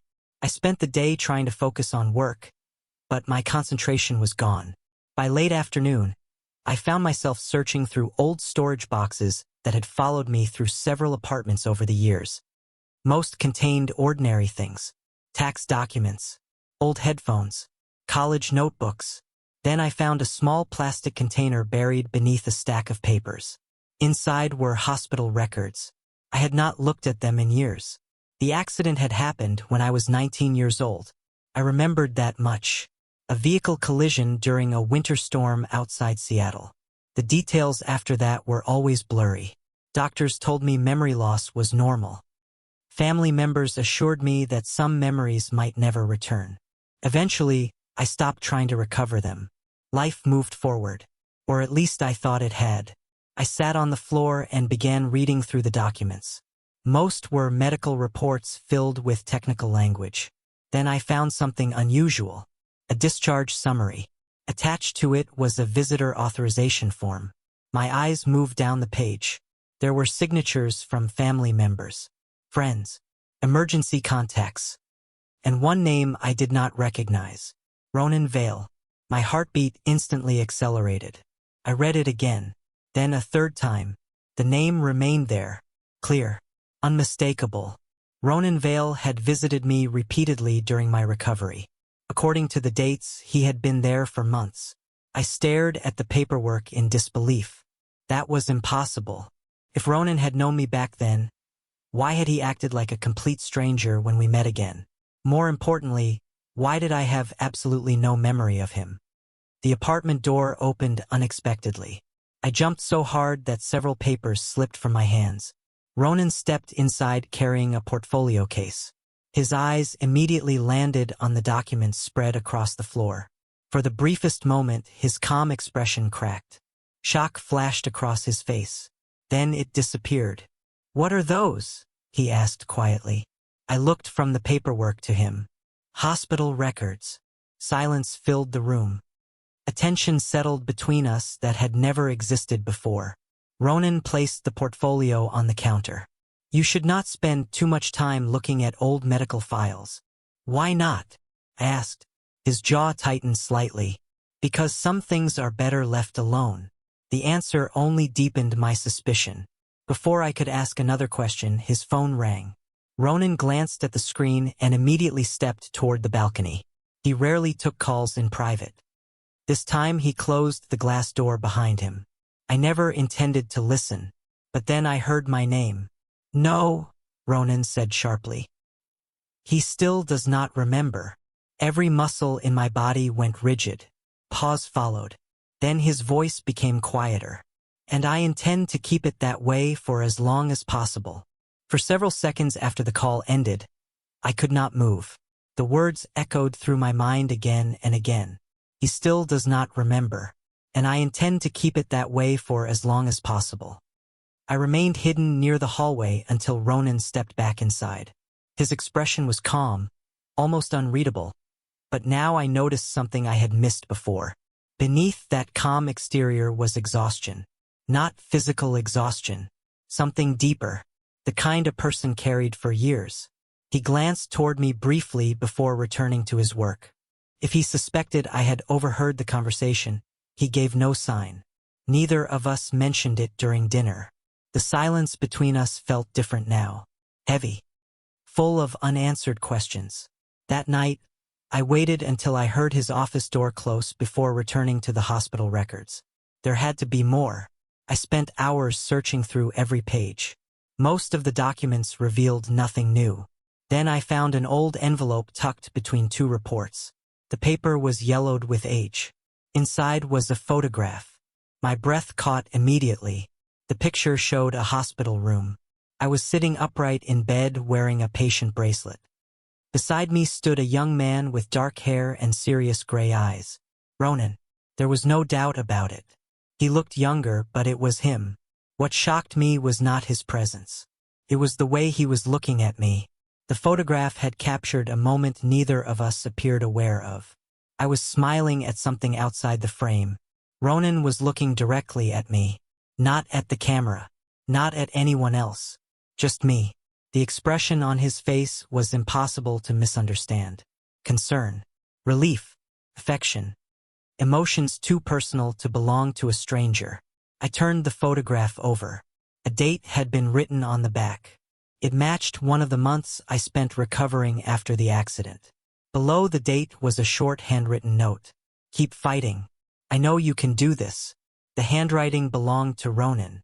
My chest tightened unexpectedly. Why could I not remember any of this?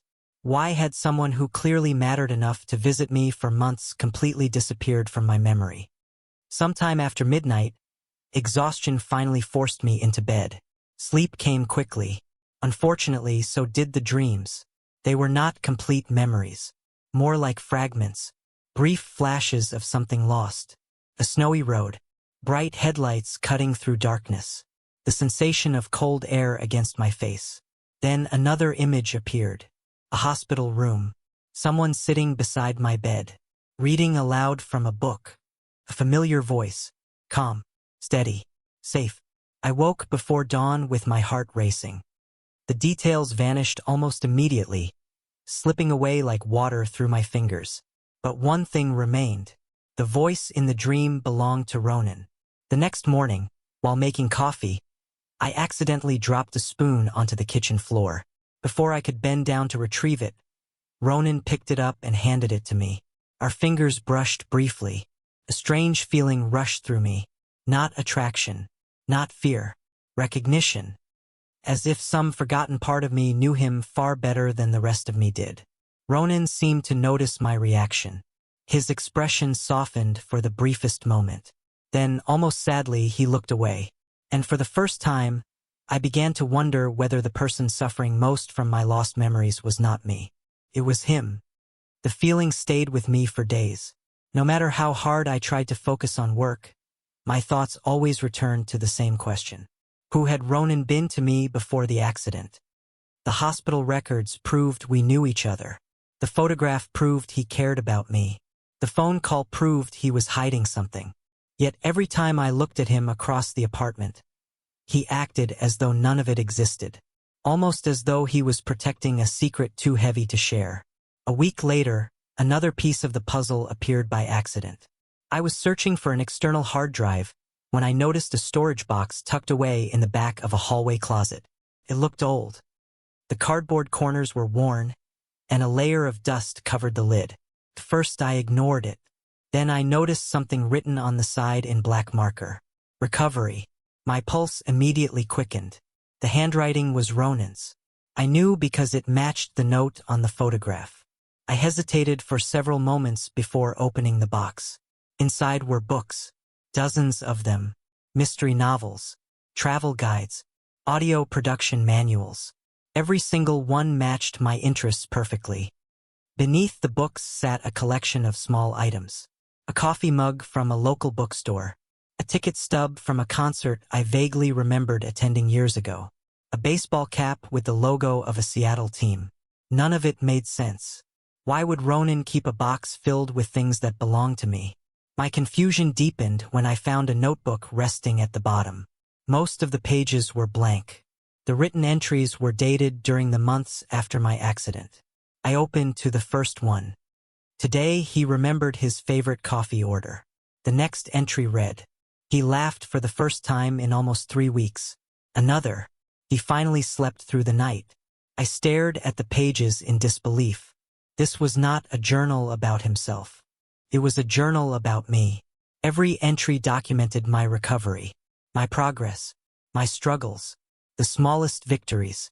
By the time I reached the final pages, my vision had blurred. Not from sadness, from overwhelming confusion. Nobody kept records like this for a casual acquaintance. Nobody devoted this much time and attention to a stranger. A sudden noise behind me nearly made me drop the notebook. I turned around and found Ronan standing at the end of the hallway. His expression immediately hardened when he saw the box. Neither of us spoke. Several long seconds passed. Finally, he crossed the room and carefully took the notebook from my hands. You were not supposed to find this, he said quietly. Then tell me the truth. My voice sounded far steadier than I felt. Why do you have all of this? Ronan looked down at the notebook. For a moment he seemed exhausted, defeated even. Then he released a slow breath. Because after the accident, he said softly, there was nobody else. The words struck me harder than I expected. Ronan lowered his gaze. Your family lived out of state. Most of your friends moved on. The doctors were focused on your recovery. Someone had to stay. The apartment suddenly felt very small. You stayed? I asked. He nodded once. Every day. Silence filled the space between us. Then came the revelation that changed everything. Ronan finally met my eyes. Callum, he said quietly. Before the accident, we were not strangers. We were best friends. Chapter 3. The things he never said. Best friends. The words lingered in the air long after Ronan spoke them. I stared at him, searching his face for some sign that he was joking, exaggerating, or mistaken. Instead, all I found was honesty. Quiet, painful honesty. Ronan carefully returned the notebook to the storage box and lowered the lid. Neither of us seemed to know what to say next. "Why didn't you tell me?" I finally asked. His gaze dropped to the floor. "I tried." My heart tightened. "What does that mean?" He released a slow breath. "After you left the hospital, I tried several times." His voice remained calm, but I could hear the strain beneath it. "Every time I mentioned our past, you became frustrated. Sometimes you became anxious. Your doctors warned me not to force memories that weren't ready to return." I remembered reading something similar in the medical reports. Certain memories could resurface naturally. Others could remain buried for years. "So you gave up?"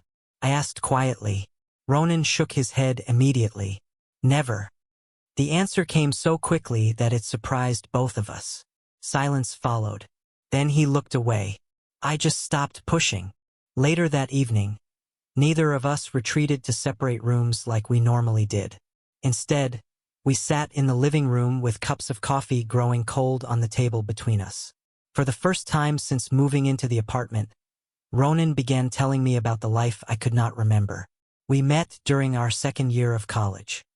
We worked part-time at the same campus media center. I handled audio production. Ronan designed promotional materials and architectural visualizations.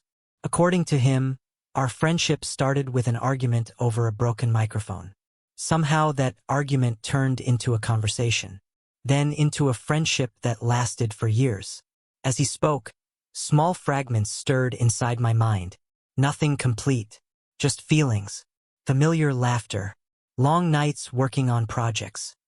The comforting sense of always having someone nearby. "You were there when my father passed away," Ronan said quietly at one point. The confession caught me off guard.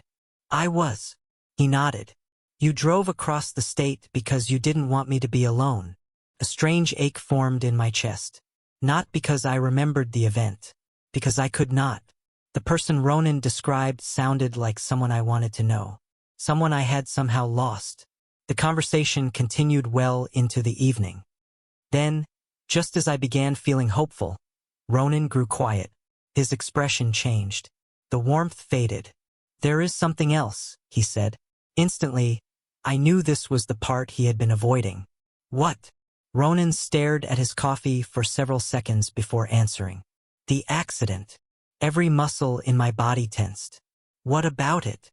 His jaw tightened. "I was there." The room suddenly felt colder. "What do you mean?" Ronan looked directly into my eyes. The guilt I saw there was unmistakable. I was in the passenger seat. My breath caught. The fragmented dreams. The missing memories. The hospital records. Suddenly they seemed connected in ways I had never imagined. Ronan lowered his gaze. "That is the reason I hoped you would never remember everything." The confession shattered the fragile peace that had been growing between us. For several long moments, neither of us spoke. I could hear the distant rain tapping against the windows overlooking Elliott Bay. I could hear the refrigerator humming in the kitchen. Most of all, I could hear Ronan's uneven breathing. It was the first time since I had met him that he sounded afraid. "You were in the car," I repeated quietly. Ronan nodded once. "Yes. And you think the accident was your fault." He closed his eyes briefly. That tiny reaction was answer enough. Suddenly, so many things made sense. The guilt hidden beneath every conversation. The careful distance he maintained. The way he watched over me while pretending not to.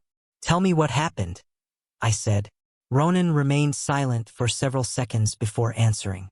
"We were driving back from a recording project outside the city." His voice was low and steady. It was snowing harder than expected. As he spoke, flashes stirred inside my mind. Not memories exactly, more like impressions. Headlights reflecting off wet pavement. Music playing softly through speakers. Laughter. "We were talking," Ronan continued, "about work, about the future, about things we wanted to do after graduation." He swallowed hard. Then I looked away from the road for a second. My chest tightened. "Ronan." That was all it took. The guilt in his voice was unbearable. The other driver lost control. Nobody could have prevented what happened. The police report said that repeatedly. The doctors said it. Everyone said it. He laughed softly, but there was no humor in the sound. I never believed them. The room fell silent again. For years, he had carried responsibility for something that might not have been his fault at all. Suddenly I understood why he hoped I would never recover every memory. Not because he wanted to deceive me, because he feared what I might think once I knew the truth. Later that night, after Ronan went to bed, I remained alone in the living room. My thoughts refused to settle. Around midnight, a sharp pain suddenly pulsed behind my eyes. I pressed a hand against my forehead and closed my eyes. Without warning, a memory surfaced. This time it was clearer than any dream. I was sitting inside a car. Snow drifted across the windshield. Ronan was beside me. He was laughing about something ridiculous. Then I heard myself speak. "You know I trust you, right?" The memory vanished as quickly as it appeared. I opened my eyes, breathing hard. My heart pounded against my ribs. It was only a few seconds. Barely anything at all. Yet it changed everything. Because for the first time since the accident, I had not remembered fear. I had remembered trust. And somehow that frightened me far less than the truth Ronan had been carrying all these years. The memory stayed with me for days. Not because it revealed everything, but because it revealed something far more important. The person I had been before the accident trusted Ronan completely. That realization changed the way I looked at him. The distance between us slowly disappeared. Conversations became easier. Shared meals lasted longer. For the first time since moving into the apartment, the silence between us no longer felt uncomfortable. Felt familiar.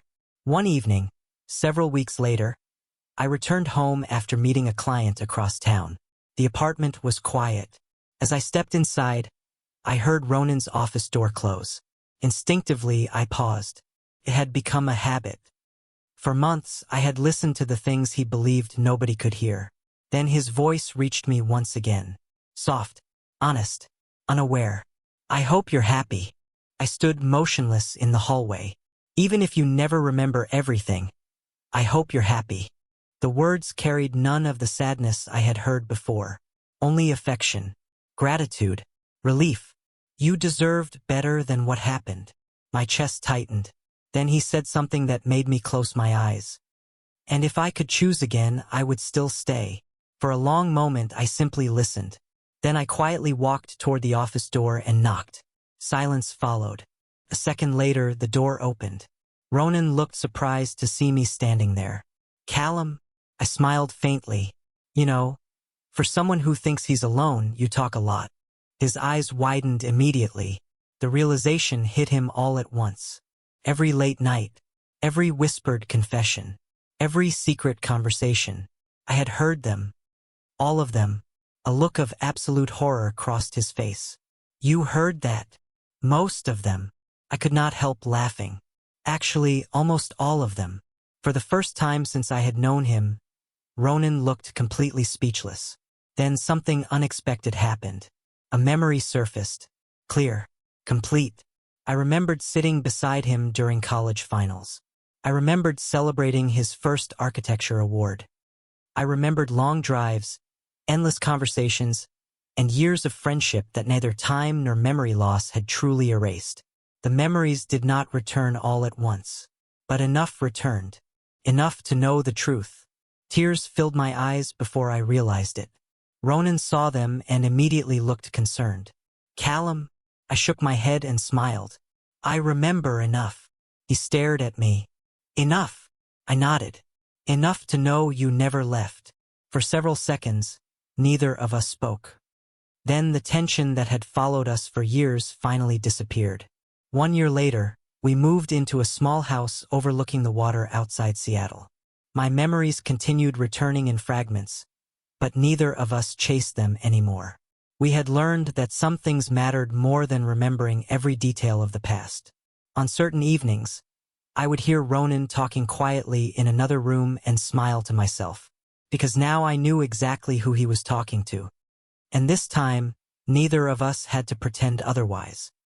Welcome to BL Story Tender. Please hit subscribe. Thank you very much. Let the story begin. Chapter 1. The child who called him Mama.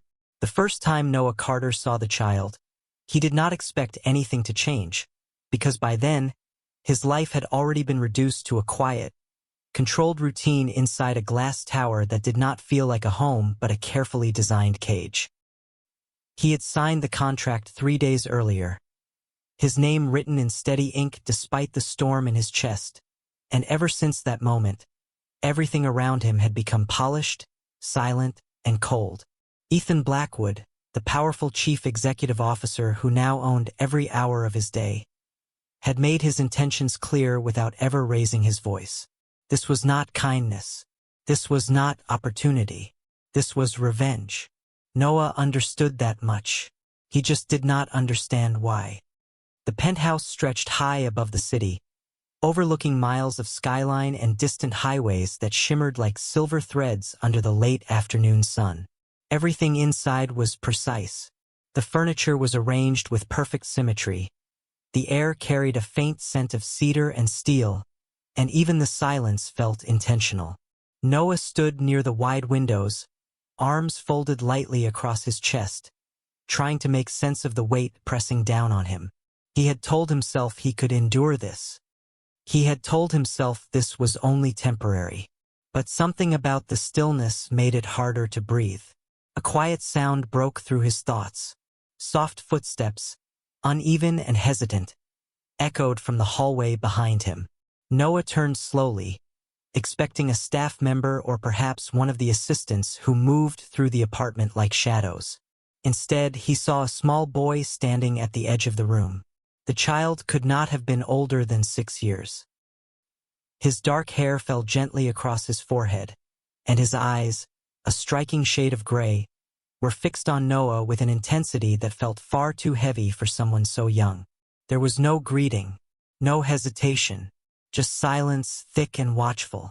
Noah lowered his arms, instinctively softening his posture. He had not been told much about Ethan's personal life, only fragments passed in passing conversations, but it did not take long to understand who the child must be. Lucas Blackwood. The boy who rarely spoke. The boy who avoided everyone.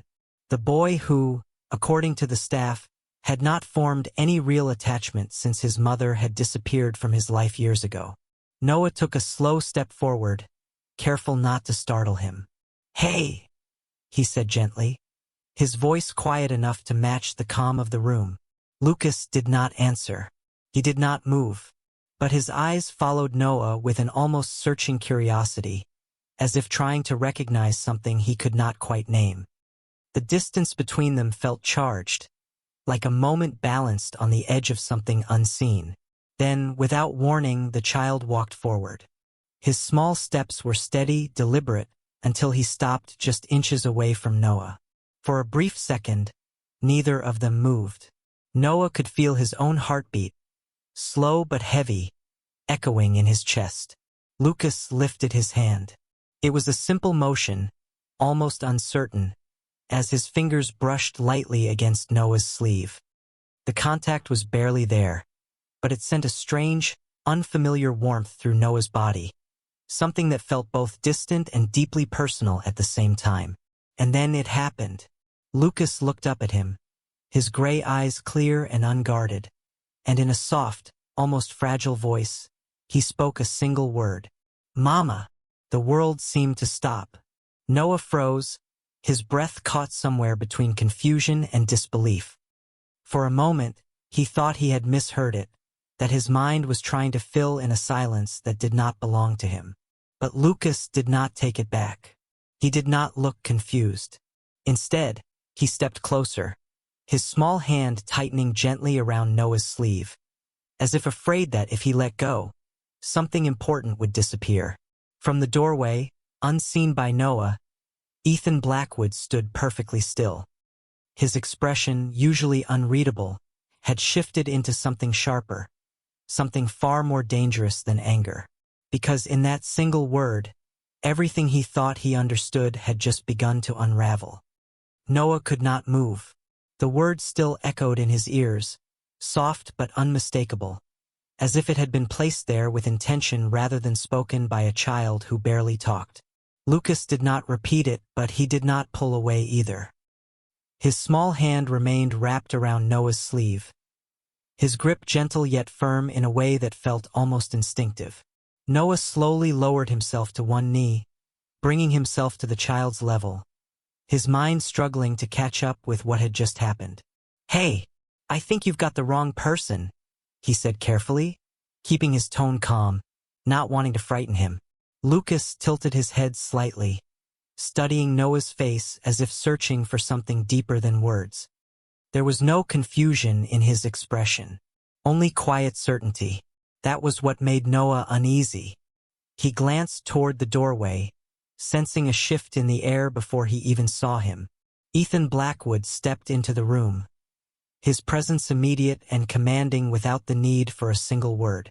His dark gaze moved from Lucas to Noah, sharp and unreadable. But there was something beneath it now, something colder than before. "Lucas," Ethan said, his voice low and controlled. "Come here." The child did not move. It was a small act, almost invisible, but it carried weight. Noah felt it immediately. The hesitation. The choice. Lucas's fingers tightened slightly around Noah's sleeve, as if the simple command had created distance instead of obedience. Ethan's expression did not change, but the silence that followed grew heavier. "He doesn't usually respond like this," Noah said quietly, unsure why he felt the need to explain something that was not his responsibility. Ethan's gaze shifted fully onto him now, steady and intense. "He doesn't," Ethan replied. The words were simple, but the meaning behind them was not. Noah looked back at Lucas, unsure what to do.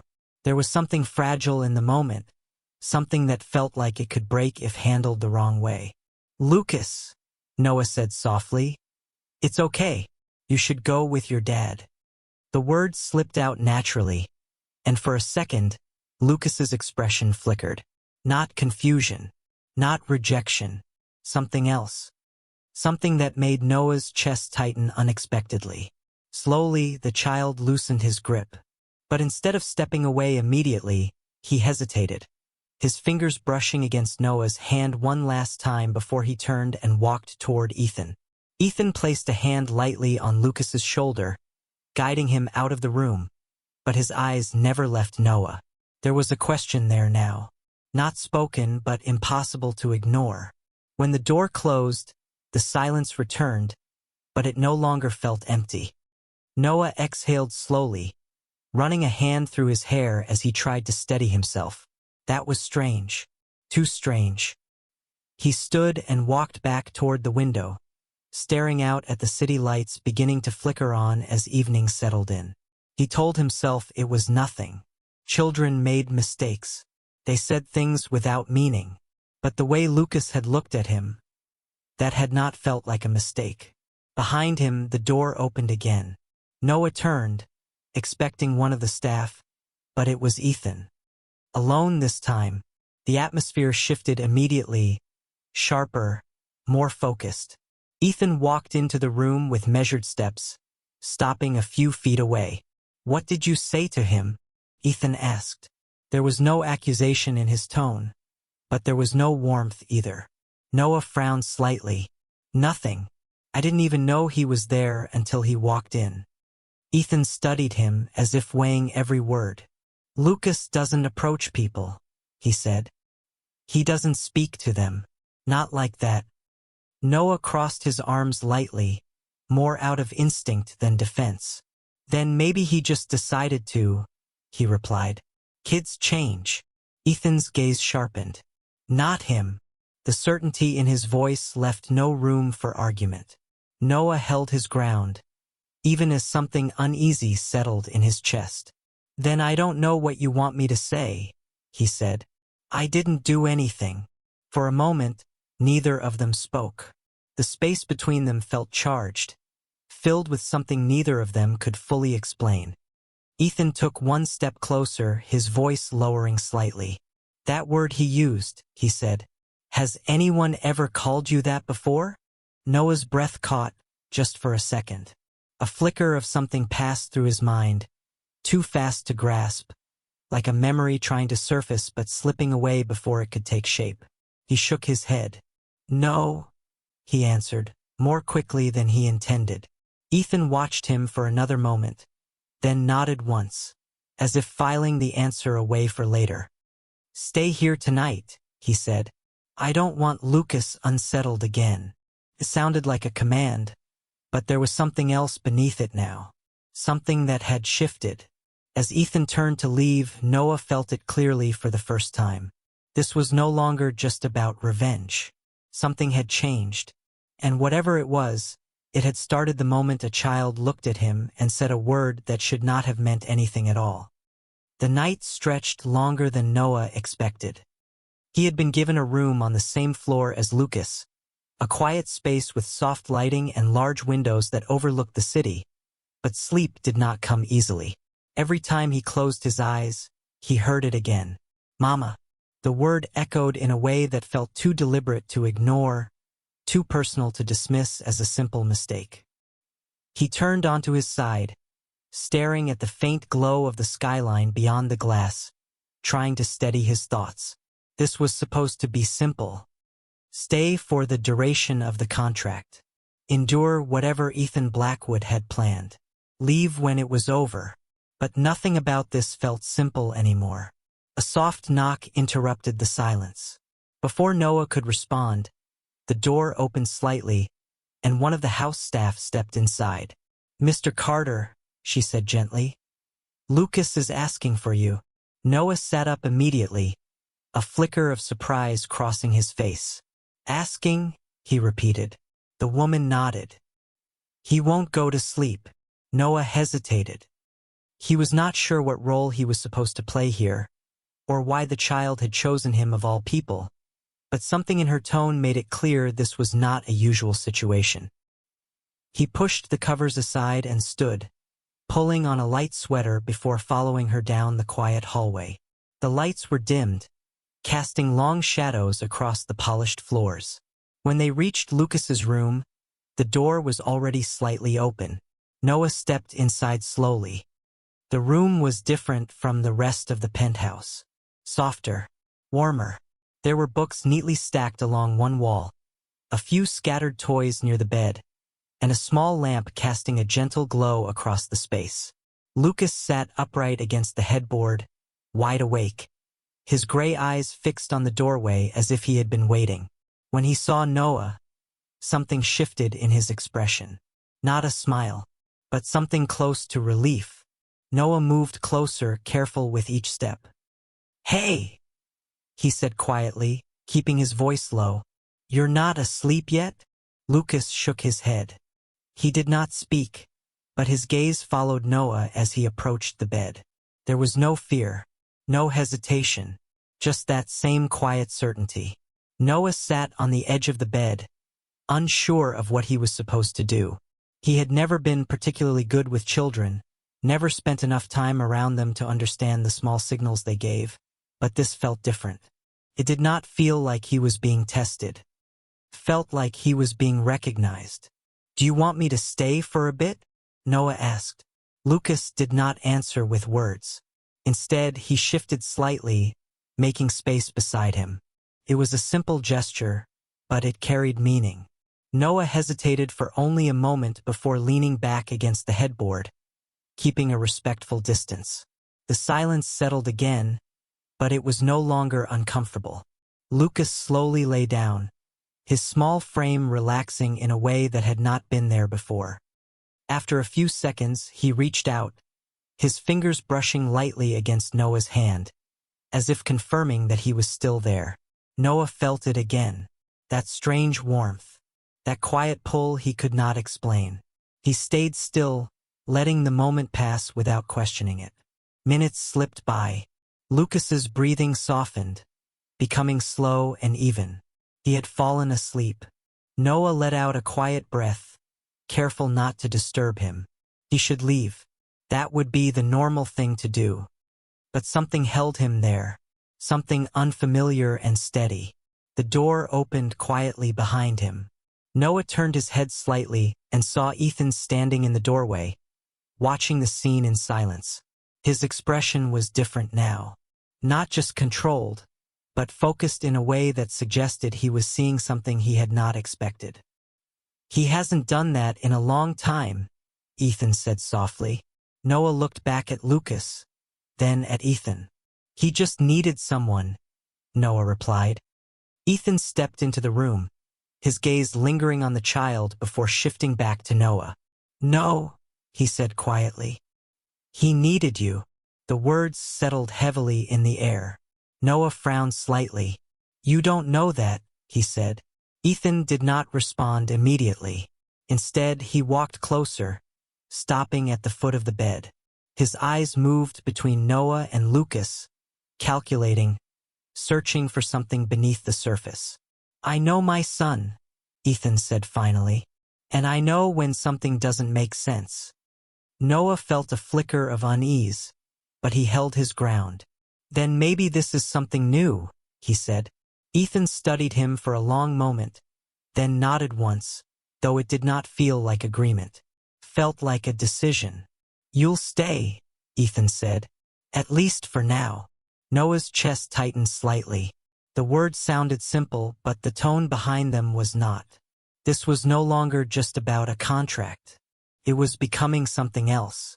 Something neither of them fully understood yet. And as Noah looked down at the sleeping child beside him, he realized something that unsettled him even more. A part of him did not want to leave. Chapter 2. The word that should not exist. Morning came too quietly. Noah woke before the sun had fully risen, his body stiff from staying in the same position for too long. For a moment, he did not remember where he was. Then he felt it, a small hand still loosely holding onto his sleeve. He looked down. Lucas was still asleep beside him, his breathing soft and steady, his expression calm in a way Noah had not seen the night before. Something about it felt right. That was what unsettled him the most. Noah carefully shifted, trying not to wake the child, but the movement was enough. Lucas stirred, his fingers tightening instinctively before his eyes slowly opened. For a brief second, there was confusion. Then recognition settled in, clear and immediate.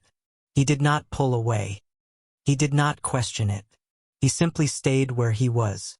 "Morning," Noah said quietly, unsure why his voice softened so naturally. Lucas blinked once, then pushed himself up slightly, still close, still watching. There was something different about him now, not just calmer, anchored. Noah stood slowly, giving him space. "You should get ready," he said gently. "Breakfast is probably waiting." Lucas did not answer, but he followed. That alone was enough to draw attention.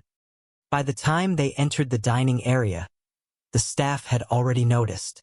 Subtle glances were exchanged. Quiet whispers passed between them. Noah could feel it even if no one said anything directly. This was not normal.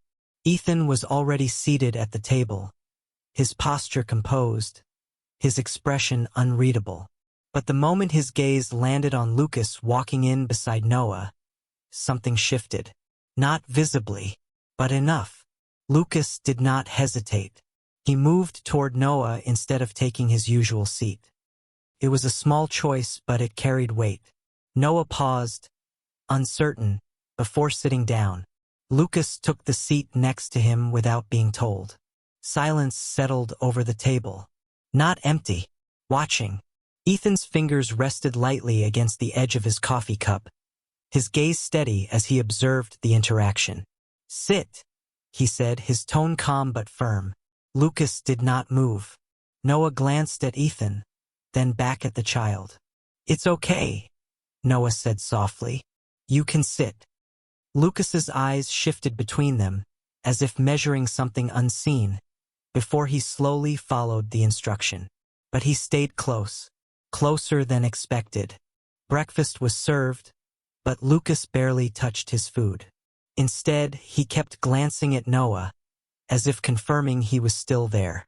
Each time Noah moved, Even slightly, Lucas's attention followed. It was subtle, but impossible to ignore. Ethan noticed everything. "He's never done that before," Ethan said after a moment, his voice quiet but deliberate. Noah looked up. "Done what?" Ethan's gaze flickered briefly toward Lucas before returning to Noah. "Chosen someone." The words hung in the air, heavier than they should have been. Noah frowned slightly. "He's just a kid," he said. "Maybe he just feels comfortable." Ethan studied him carefully. "No," he said again, the certainty in his voice sharper now. "It's not that simple." Noah felt a small shift in his chest. Not fear. Not yet. But something close. "Then what is it?" he asked. Ethan did not answer immediately. Instead, he leaned back slightly, his eyes never leaving Noah's face. "That's what I intend to find out," he said. Lucas moved then, quietly, his small hand reaching for Noah's sleeve again, holding onto it with the same quiet insistence as before. Noah glanced down, then back up at Ethan. And in that moment, something passed between them. Not agreement, not trust, but recognition. This was no longer just coincidence. Something was connecting them, something neither of them had planned.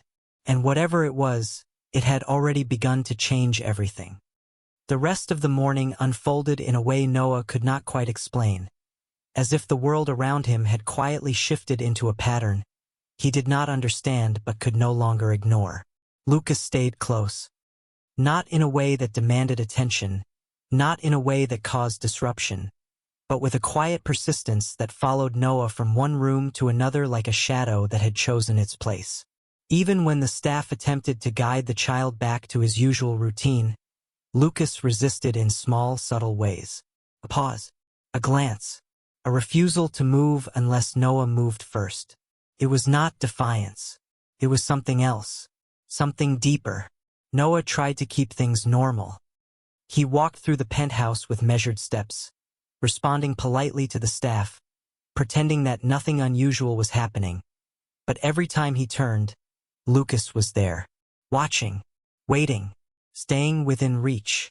By midday, the tension in the air had become impossible to ignore. Ethan had not left.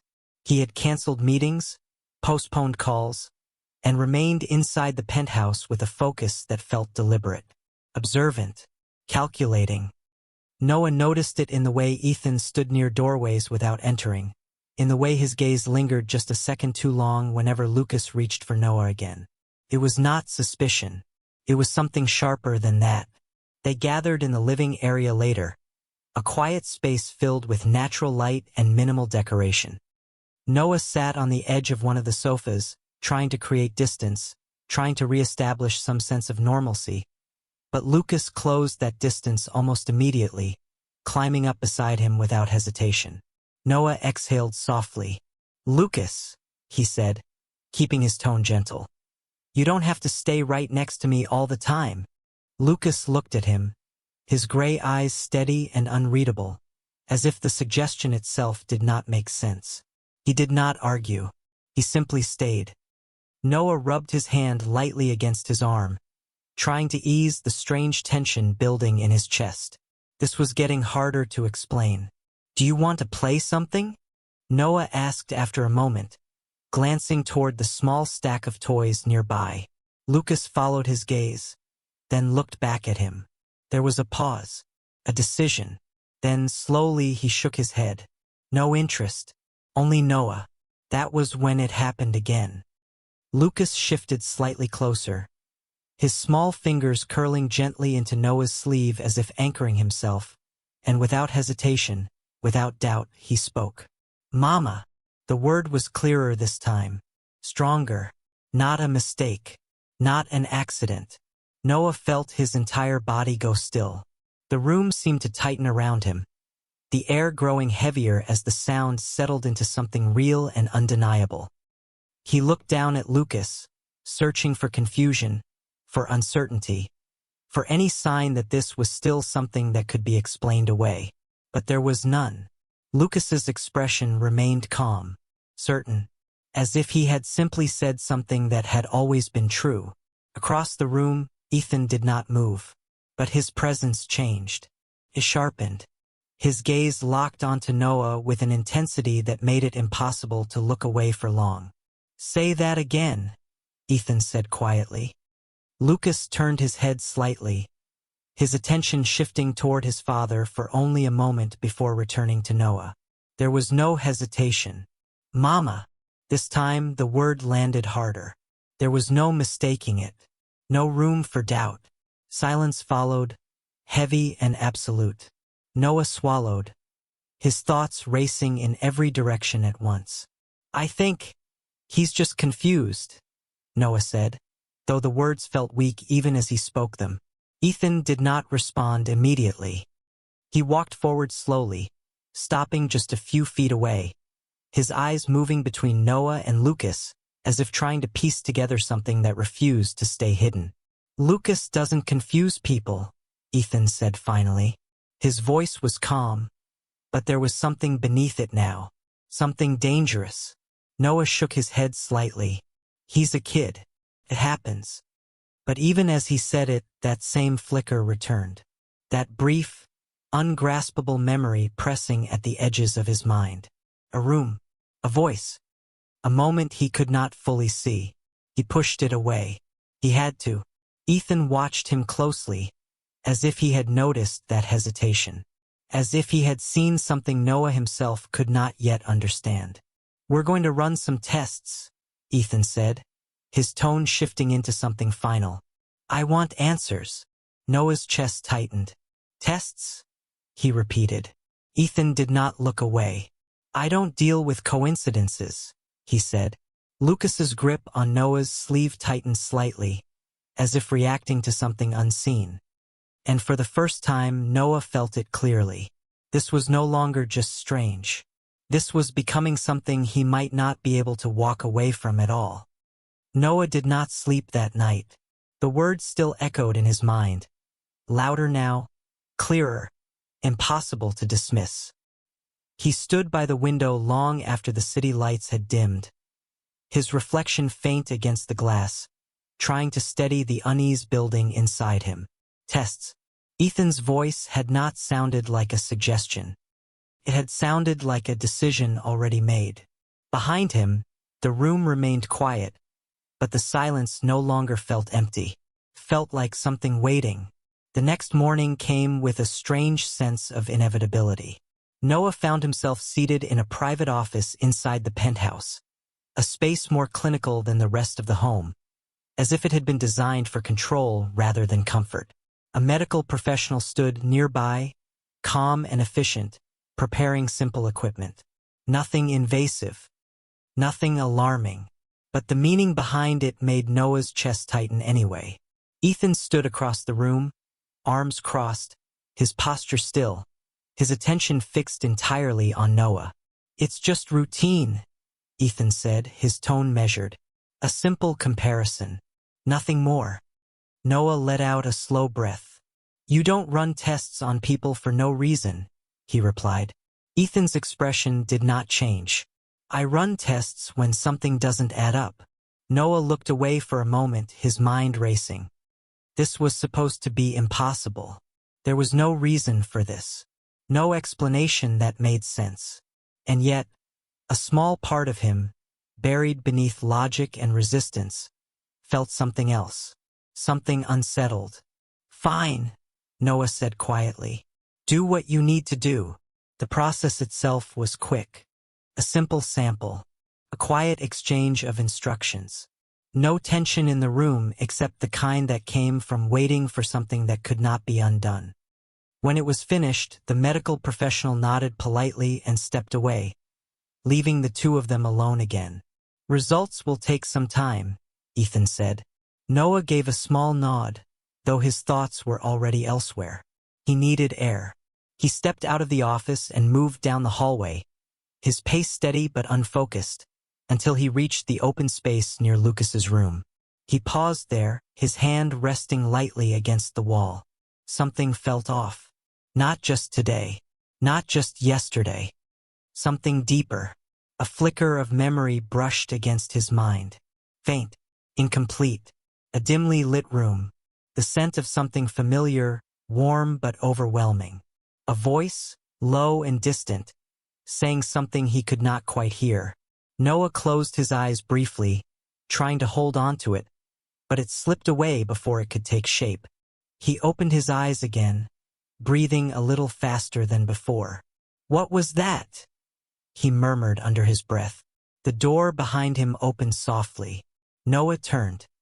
Lucas stood there watching him. No hesitation, no confusion, just that same quiet certainty. The child walked forward slowly, stopping just in front of him, his small hand reaching out once more. This time, Noah did not pull back.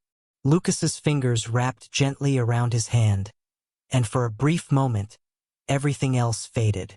The tension, the questions, the uncertainty, all of it quieted. "Mama," Lucas said again, softer this time, but no less certain. Noah felt something shift inside him. Not fear, not confusion, something deeper, something that felt like recognition trying to surface through layers he could not yet break through. He looked down at the child, his voice barely above a whisper. "Why do you keep calling me that?" Lucas did not answer. He simply held on. And for the first time, Noah did not try to correct him. Somewhere behind them, Ethan watched in silence. And this time, there was no doubt left in his eyes. Whatever this was, it was real. And he was getting closer to the truth. Chapter 3. The truth that cannot be denied. The wait did not last as long as Noah expected. By the following afternoon, the atmosphere inside the penthouse had shifted again, quieter but heavier, as if something unseen had already arrived before anyone spoke it out loud. Noah stood near the window, arms crossed loosely, trying to focus on the city below, but his thoughts refused to settle. Every sound felt sharper, every second stretched longer. He did not hear Ethan approach, but he felt it. That same controlled presence, now carrying something different. Final. "The results are back," Ethan said. Noah turned slowly. There was no hesitation in Ethan's voice this time. No room for uncertainty. Just fact. Noah's chest tightened, though he did not fully understand why. "And?" he asked, keeping his tone steady. Ethan held his gaze for a moment, as if measuring how much to say, or how much Noah could handle. Then he spoke. "There is a direct match," he said. The words landed quietly, but they carried weight that could not be ignored. Noah blinked once, his expression still, almost too still. "A match for what?" he asked, though something deep inside him already knew. Ethan did not look away. "Lucas is your child." Silence followed. Complete, heavy, unavoidable. Noah felt the world tilt slightly, not enough to lose balance, but enough to make everything feel unreal. "That's not possible," he said immediately, the words coming faster than his thoughts could catch them. "There's no way." Ethan stepped closer, closing the distance just enough to make it impossible to dismiss him. "I don't deal in possibilities," he said. "I deal in facts." Noah shook his head, his mind racing, trying to find something, anything that made sense. "I would remember something like that," he said. "I would know." But even as he said it, that same flicker returned. Stronger this time, a blurred memory pushing forward. A night he could not fully see, a feeling he could not place. He pressed his fingers lightly against his temple, as if that would help him hold onto it. "You don't remember," Ethan said quietly. It was not a question. It was an observation. Noah looked up sharply. "Remember what?" Ethan's gaze darkened slightly, not with anger, but with something far more controlled. 5 years ago," he said, his voice low. "A private event. My company hosted it. You were there." Noah's breath caught. A fragment of something shifted into place. Not clear, not complete, but closer. "I worked events back then," Noah admitted slowly. "I don't remember every face, Ethan's eyes did not leave his. "You don't need to remember every face," he said. "Just one night." The room felt smaller, the air heavier. Noah's thoughts moved faster now, trying to connect pieces that refused to stay still. "Even if that's true," Noah said, his voice quieter now, less certain, "that doesn't explain this." Ethan stepped even closer, his voice dropping just enough to make every word feel deliberate. "It explains everything." Before Noah could respond, a small voice broke through the tension. "Mama!" They both turned. Lucas stood in the doorway, watching them, his gray eyes calm, certain, as if nothing had changed at all. As if this truth had always been there, waiting for the rest of them to catch up. Noah felt something inside him shift again, deeper this time, more undeniable. He looked at the child, then back at Ethan. And for the first time, he could not say it was impossible anymore. Because now it was real. The truth did not settle gently. It pressed in from every direction, filling the space between them with something heavier than either of them had prepared for. Noah stood where he was, unable to move, his thoughts caught between denial and something far more dangerous: acceptance. Across from him, Ethan did not look surprised anymore.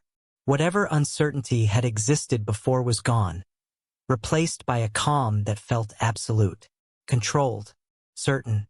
"You should sit down," Ethan said, his voice steady, but Noah did not move. His eyes drifted back to Lucas, who was still standing in the doorway, small and quiet, as if none of this tension belonged to him. As if he had simply been waiting for everyone else to understand what he already knew. Noah swallowed slowly, forcing his thoughts into something coherent. "This doesn't change anything," he said, though the words felt thin even to him. Ethan's gaze sharpened slightly. "It changes everything," he replied. Noah shook his head. "No, I didn't know. I wasn't there. I didn't choose this." His voice remained calm, but there was strain beneath it now, a line he was trying to hold. Ethan stepped closer, closing the space between them with deliberate precision. "You don't need to have chosen it," he said quietly. "It still belongs to you." The words landed deeper than Noah expected. He looked away for a moment, his chest tightening as the weight of it pressed down on him. This was not just about a child. This was about everything that came with it. Responsibility, connection, a past he could not fully remember but could no longer deny. "I can't just stay here," Noah said after a moment, his voice lower now. "I have a life outside of this. I have things I need to go back to." Ethan did not respond immediately. Instead, he watched him, his expression unreadable, but his presence unmistakably firm. "No," Ethan said finally. The single word was quiet, but it carried more weight than anything else he had said so far. Noah looked back at him, a flicker of frustration breaking through. "You don't get to decide that," he said. Ethan's gaze did not waver. "I already have." The room fell silent again, but this time it felt different. Not uncertain, defined. Noah felt it clearly now. The shift that had been building since the moment Lucas first spoke. This was no longer about revenge. Whatever had started this situation had already changed. Completely. "Lucas needs stability," Ethan continued, his voice measured, controlled. "He needs consistency. And right now, that means you." Noah let out a quiet breath, shaking his head slightly. "You're making this into something it doesn't have to be." Ethan stepped even closer, his voice lowering just enough to make every word feel intentional. "I'm making it into exactly what it is." Before Noah could respond, Lucas moved again, walking toward them with the same quiet certainty, his small hand reaching for Noah's sleeve without hesitation. Noah looked down at him, then back at Ethan. And in that moment, he understood something he had been trying to avoid. This was not something he could step away from easily, because now it was not just Ethan holding him here. It was Lucas, and that made everything more complicated than it had ever been before. Noah did not leave that day, or the next. At first, he told himself it was temporary, that he just needed time to think, to understand what had been forced into his life without warning. But each time he tried to imagine walking out of the penthouse, something stopped him. It was not Ethan. Not entirely. It was Lucas. The child stayed close, not with urgency or fear, but with a quiet certainty that never wavered. Each morning he waited for Noah. Each night he fell asleep only when Noah was nearby. It became a pattern that no one questioned anymore. The staff adjusted. The silence of the penthouse softened, and something inside Noah began to shift, slowly but undeniably. Days turned into weeks, and the distance Noah had tried to keep began to fade. He found himself noticing small things. The way Lucas would look for him in a crowded room. The way his small hand would reach out without thinking. The way his voice, quiet and rare, would only speak one word when it mattered most. Mama. It no longer felt like a mistake. Felt like something earned. Ethan watched all of it. At first with calculation, then with something else. Something that no longer resembled revenge. The cold edge that had defined him began to wear down, replaced by a focus that was no longer about control, but about holding on to something that had unexpectedly become his. One evening, as the city lights stretched endlessly beyond the glass walls, Noah stood by the window again, much like he had on his first night there. But this time he was not alone. Lucas stood beside him, small and steady, his presence no longer unfamiliar. Behind them, Ethan approached, his steps quiet but deliberate.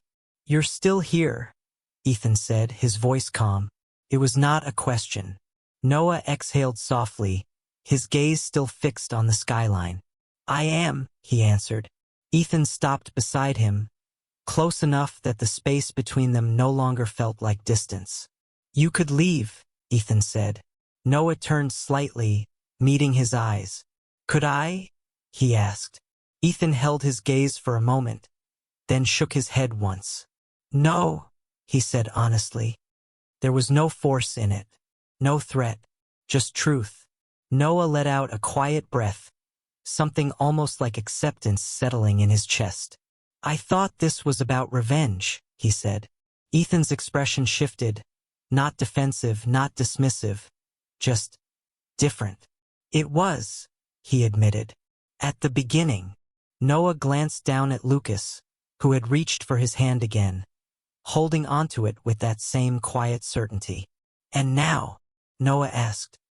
Ethan's gaze followed his, resting on the child before returning to Noah. "Now it's about keeping what matters," he said. The words were simple, but they carried weight that could not be ignored.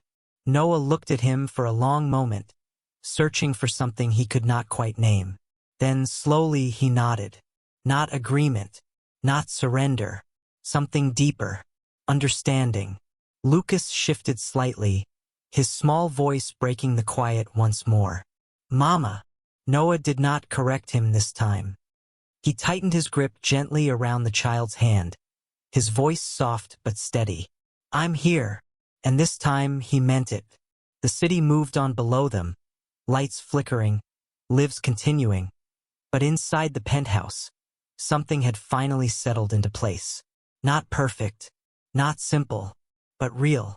And for the first time since everything had begun, Noah did not feel like he was trapped.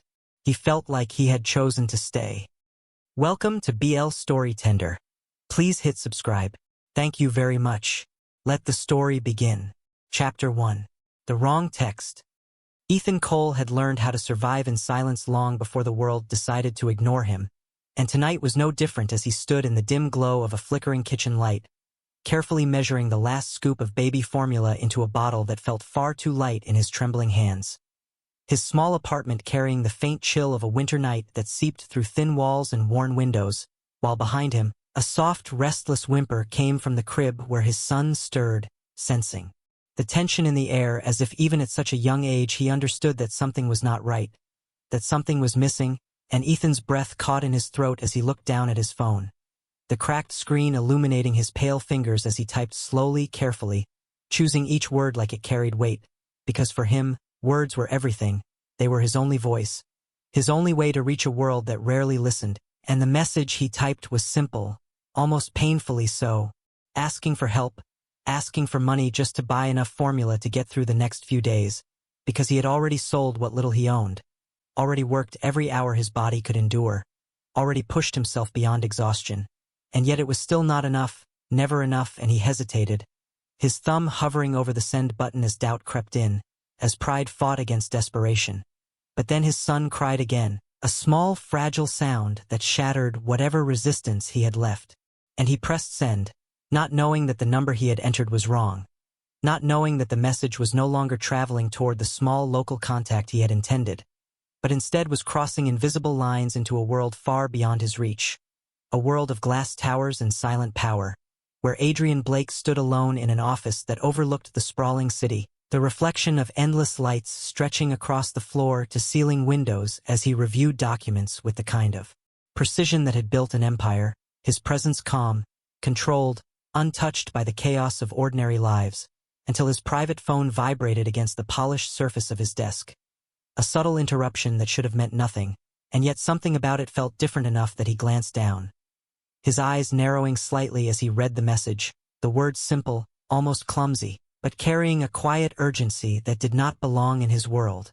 And for a moment he said nothing, did nothing, simply stared at the screen as if trying to understand why a stranger's request had unsettled something deep within him, something instinctive and unfamiliar, a faint echo of recognition that had no clear source, and he found himself reading it again, slower this time, noticing the careful phrasing, the absence of unnecessary words, the strange honesty that slipped through each line, and without fully deciding to, without allowing himself time to question it, he typed a response, his fingers moving with the same efficiency he used in every decision, yet carrying a weight he could not explain, asking who this was and why they had his number, and miles away, Ethan felt his phone buzz in his hand, his heart tightening as fear replaced hope, because the reply was not from someone who knew him, not from someone who would understand, and as he read the message, his chest tightened with a quiet panic, realizing his mistake too late, realizing that whatever fragile chance he had just reached for had slipped into something unknown, something far more dangerous than silence.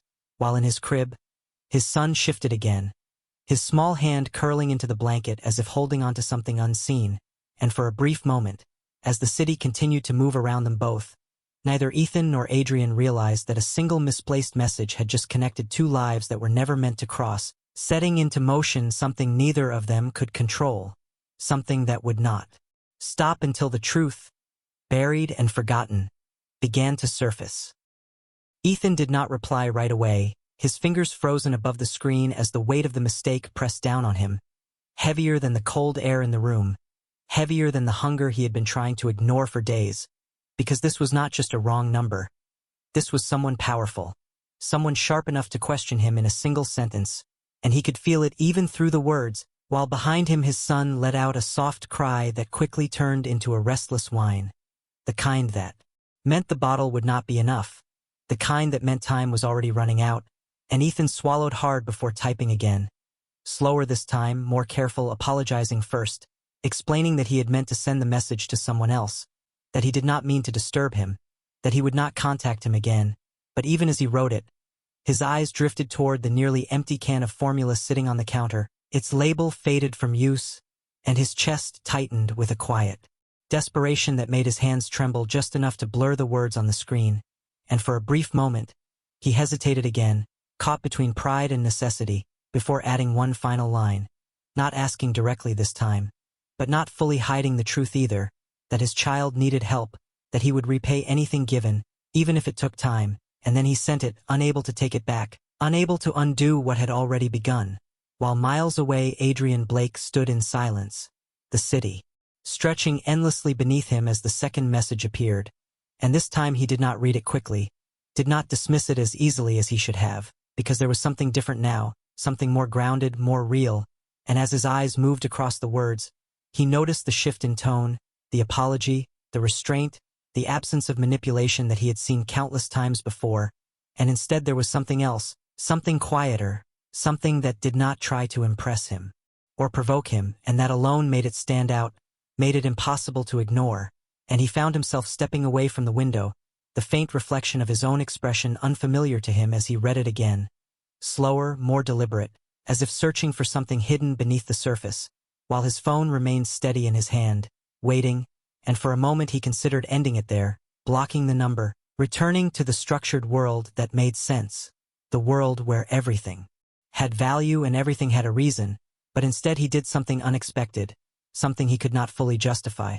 He typed a simple question, asking how much was needed, the words precise, controlled, yet carrying an undercurrent he did not recognize, and when Ethan saw the reply, his breath caught as if the air had been pulled from the room, his eyes scanning the message once, then again, disbelief settling slowly into something fragile and dangerous, because this was not rejection, this was not dismissal. This was a door opening where none should exist, and his first instinct was to refuse, to protect himself from whatever this was. But the sound of his son crying again broke through that instinct with brutal clarity, and he turned, moving quickly to the crib, lifting the small child into his arms, feeling the warmth, the weight, the quiet dependence that grounded him in reality, and he closed his eyes for a brief second before reaching back for the phone, typing the amount, carefully, making sure it was not too much, making sure it did not sound like a demand, just enough to get through the next few days, and when he sent it, his heart pounded with a mix of fear and something dangerously close to hope, while Adrian watched the number appear on his screen, a small amount by his standards, almost insignificant, and yet it carried a weight that felt disproportionate because it was real, because it was not exaggerated, not inflated, and without hesitation this time. He transferred the money, his movements efficient, automatic, but his mind far from it, because as soon as it was done, as soon as the confirmation appeared, he realized something that unsettled him far more than the message itself.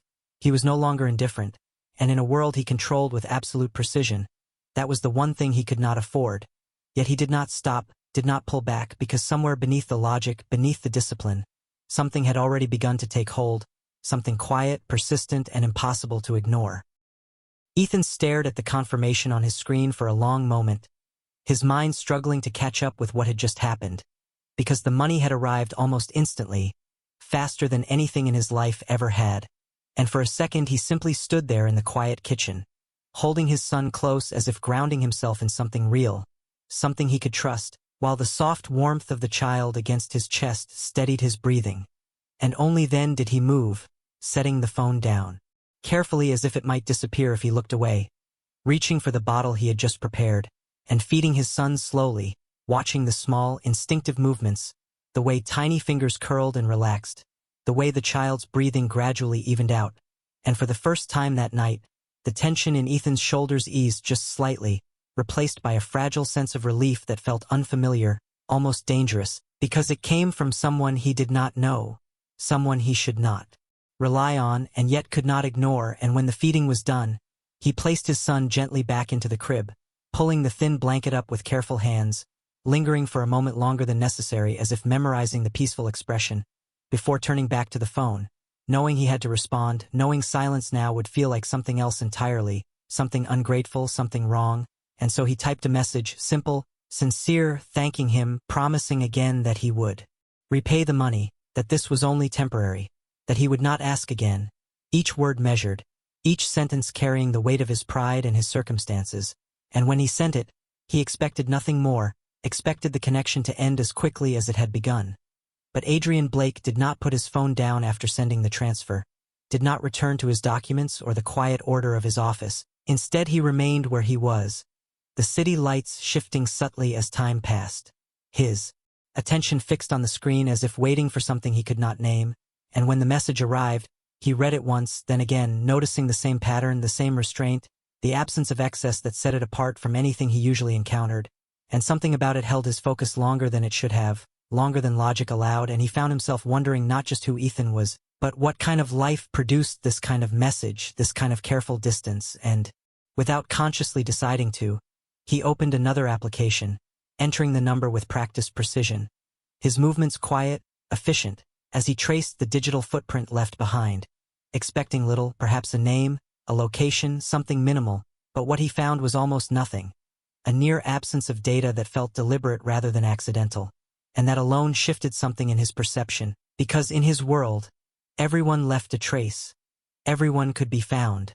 And yet this person existed on the edge of that system, just enough to survive, not enough to be seen, and it made him pause, made him reconsider the situation with a level of attention he rarely gave to anything outside his direct control.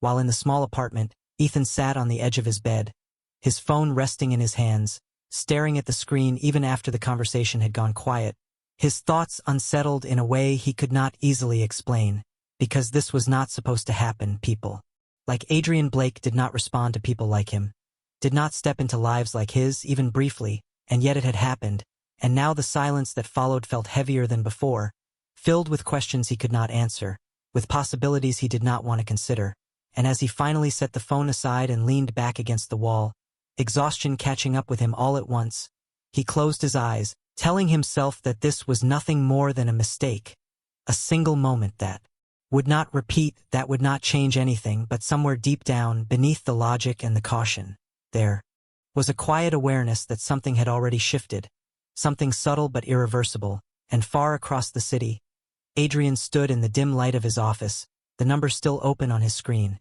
his expression unreadable as he made a decision that was both simple and significant. He would find out who Ethan Cole really was, not out of obligation, not out of charity, but because the absence of answers had become something he could not ignore. Chapter 2.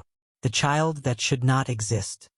Adrian Blake did not believe in coincidences, not the kind that disrupted patterns, not the kind that lingered in his thoughts long after they should have faded, and yet the number remained on his screen the next morning, untouched but not forgotten, a quiet anomaly in a life built on precision, and as the early light of the city filtered through the glass walls of his office, he made a decision with the same calm certainty he applied to everything else.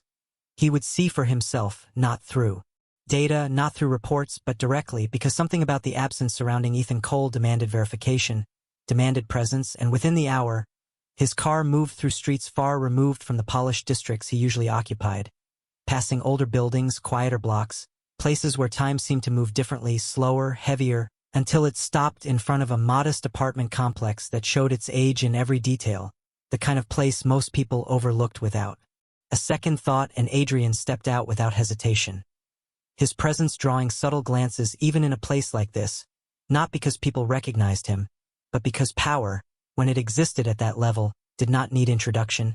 It simply altered the space around it, and as he entered the building, the faint scent of worn wood and distant cooking lingered in the air, unfamiliar, grounding in a way he did not expect, and when he reached the door connected to the number he had traced, he paused for only a fraction of a second before knocking, the sound quiet but firm, carrying intent rather than force, and inside Ethan froze, his body going still as the knock echoed through the small apartment, because no one came here without reason. No one sought him out unless something was wrong, and his first instinct was to stay silent, to disappear the way he always had.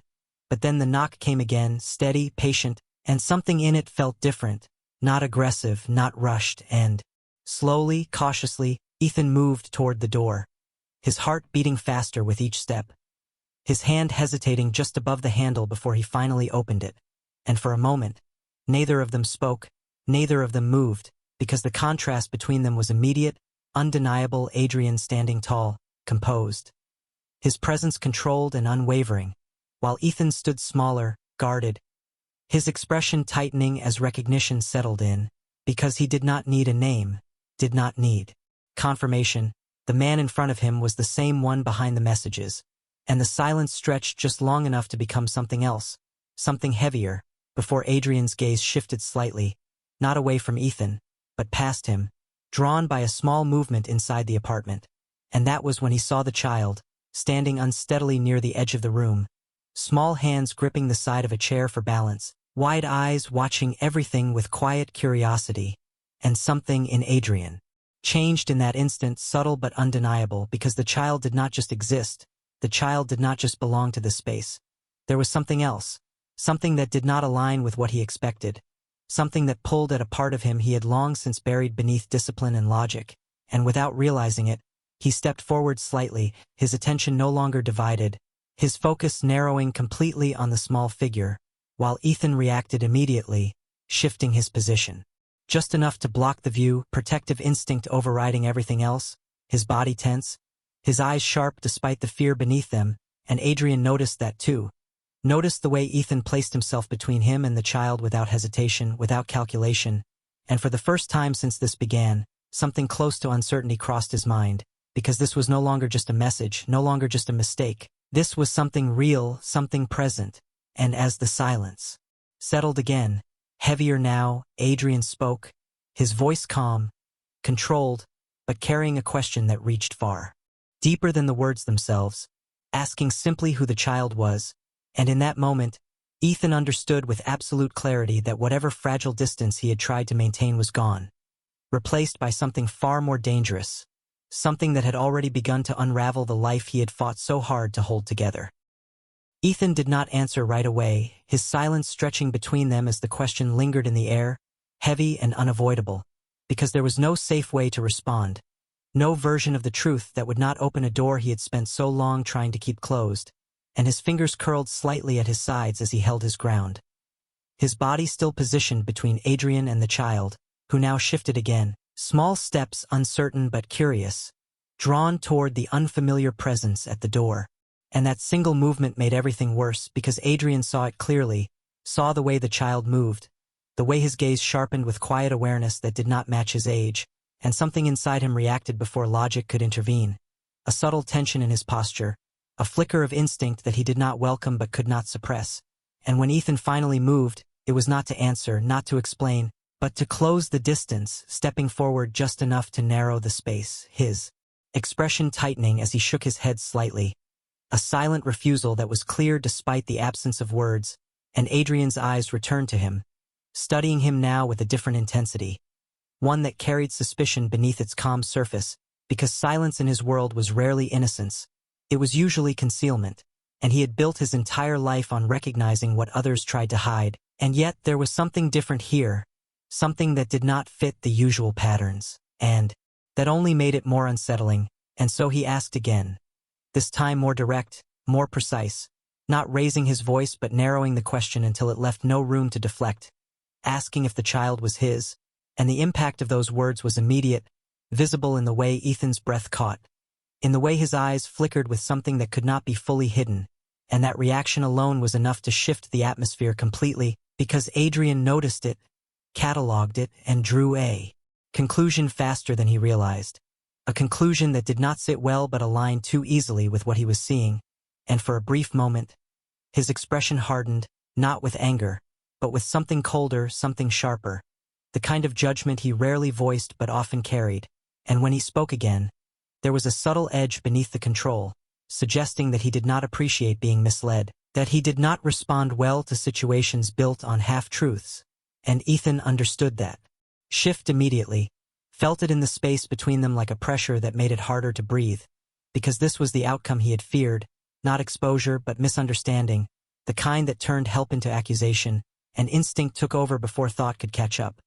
His hand reaching back toward the child without looking, a protective motion that pulled the small figure closer, while his other hand lifted slightly, shaking again, not in fear alone, but in urgency, trying to communicate something, anything that would stop this from escalating further.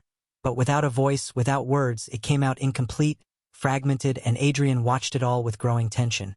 Because what he saw did not match what he expected, did not match the image he had formed even minutes ago, and that contradiction made everything worse, not better, and so instead of stepping back, instead of ending it, he stepped forward, closing the distance just enough to make his presence impossible to ignore, his voice lower now, controlled but firm, stating that if this situation involved him in any way, he would not accept silence as an answer, and that was the moment everything broke, because Ethan's restraint snapped under the weight of it, not into anger, not into confrontation, but into action, sudden and decisive, as he pulled the child fully into his arms and moved past Adrian without another second of hesitation, choosing escape over explanation, because it was the only option left that felt safe, the only way to protect what mattered, and Adrian turned immediately, his reaction just as quick, not reaching out, not stopping him, but watching with sharp focus as Ethan hurried down the hallway, the child clinging to him,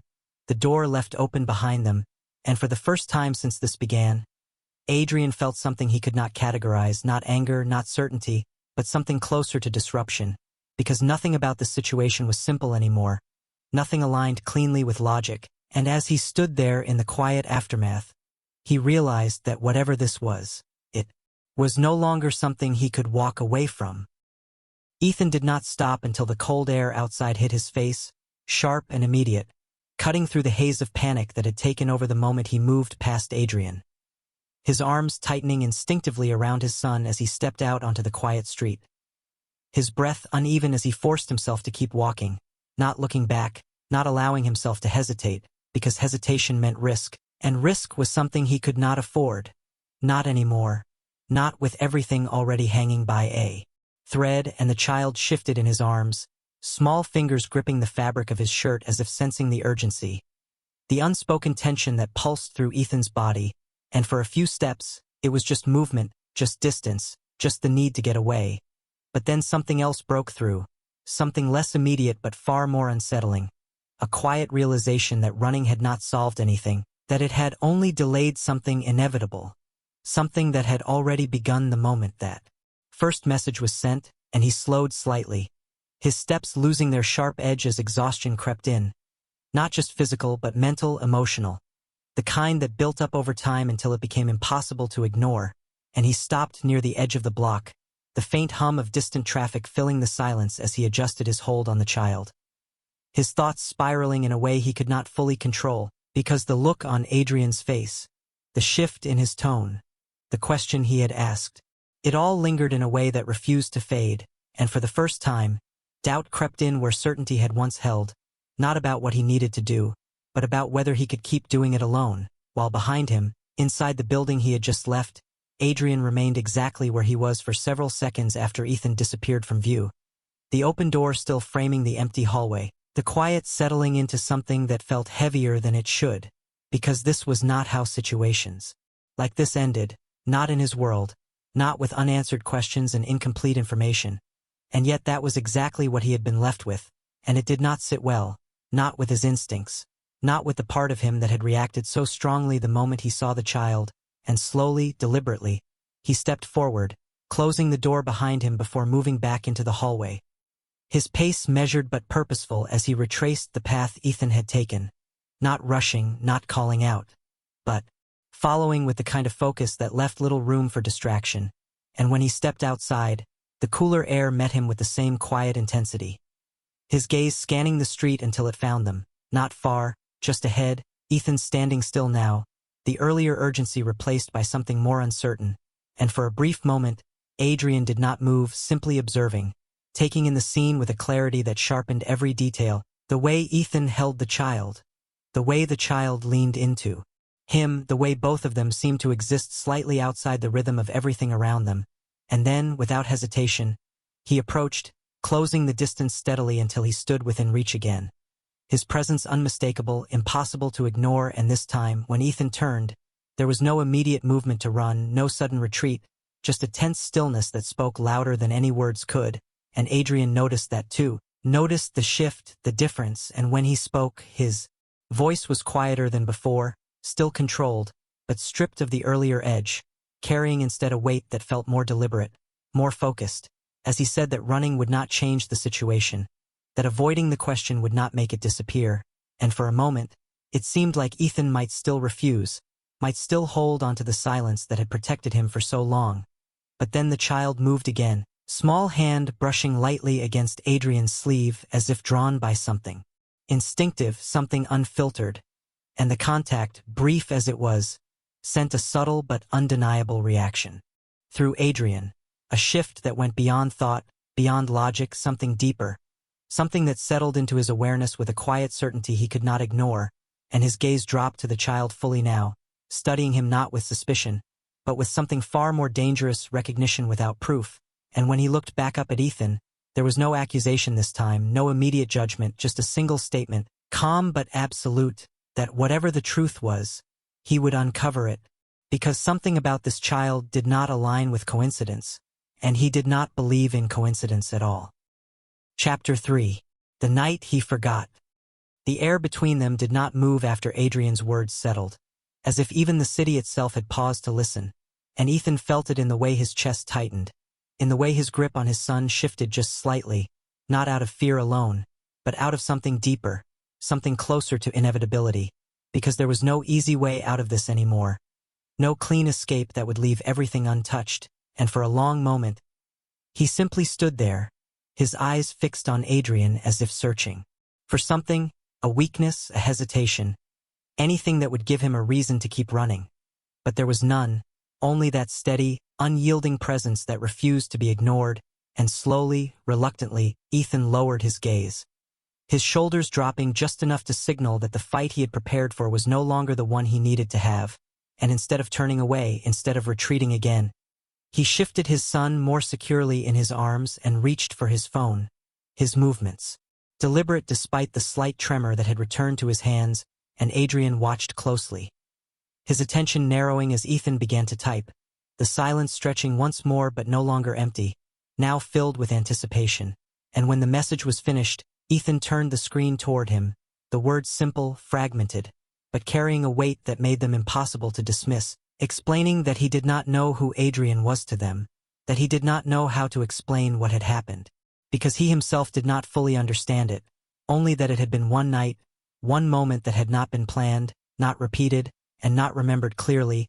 and Adrian read every word without interruption, his expression unchanged on the surface, but something beneath it shifting, aligning pieces that had not fit before, because the lack of clarity, the incomplete memory, it matched something buried deep enough that he had not considered it relevant until now, and for the first time since this began, a fragment of his own past surfaced uninvited, not as a full memory, but as a sensation, a blurred impression of a night that had not followed his usual control, a night where details had been lost, dismissed, or simply never recorded, and he did not react immediately, did not question Ethan further, because the connection forming was not yet solid, not yet provable, but it was enough to disrupt his certainty, enough to create a space where doubt could exist, and Ethan saw that pause, saw the shift even if it was subtle, and continued typing faster now, as if once the barrier had been broken, the rest could not be held back, explaining that he had not known who the other person was,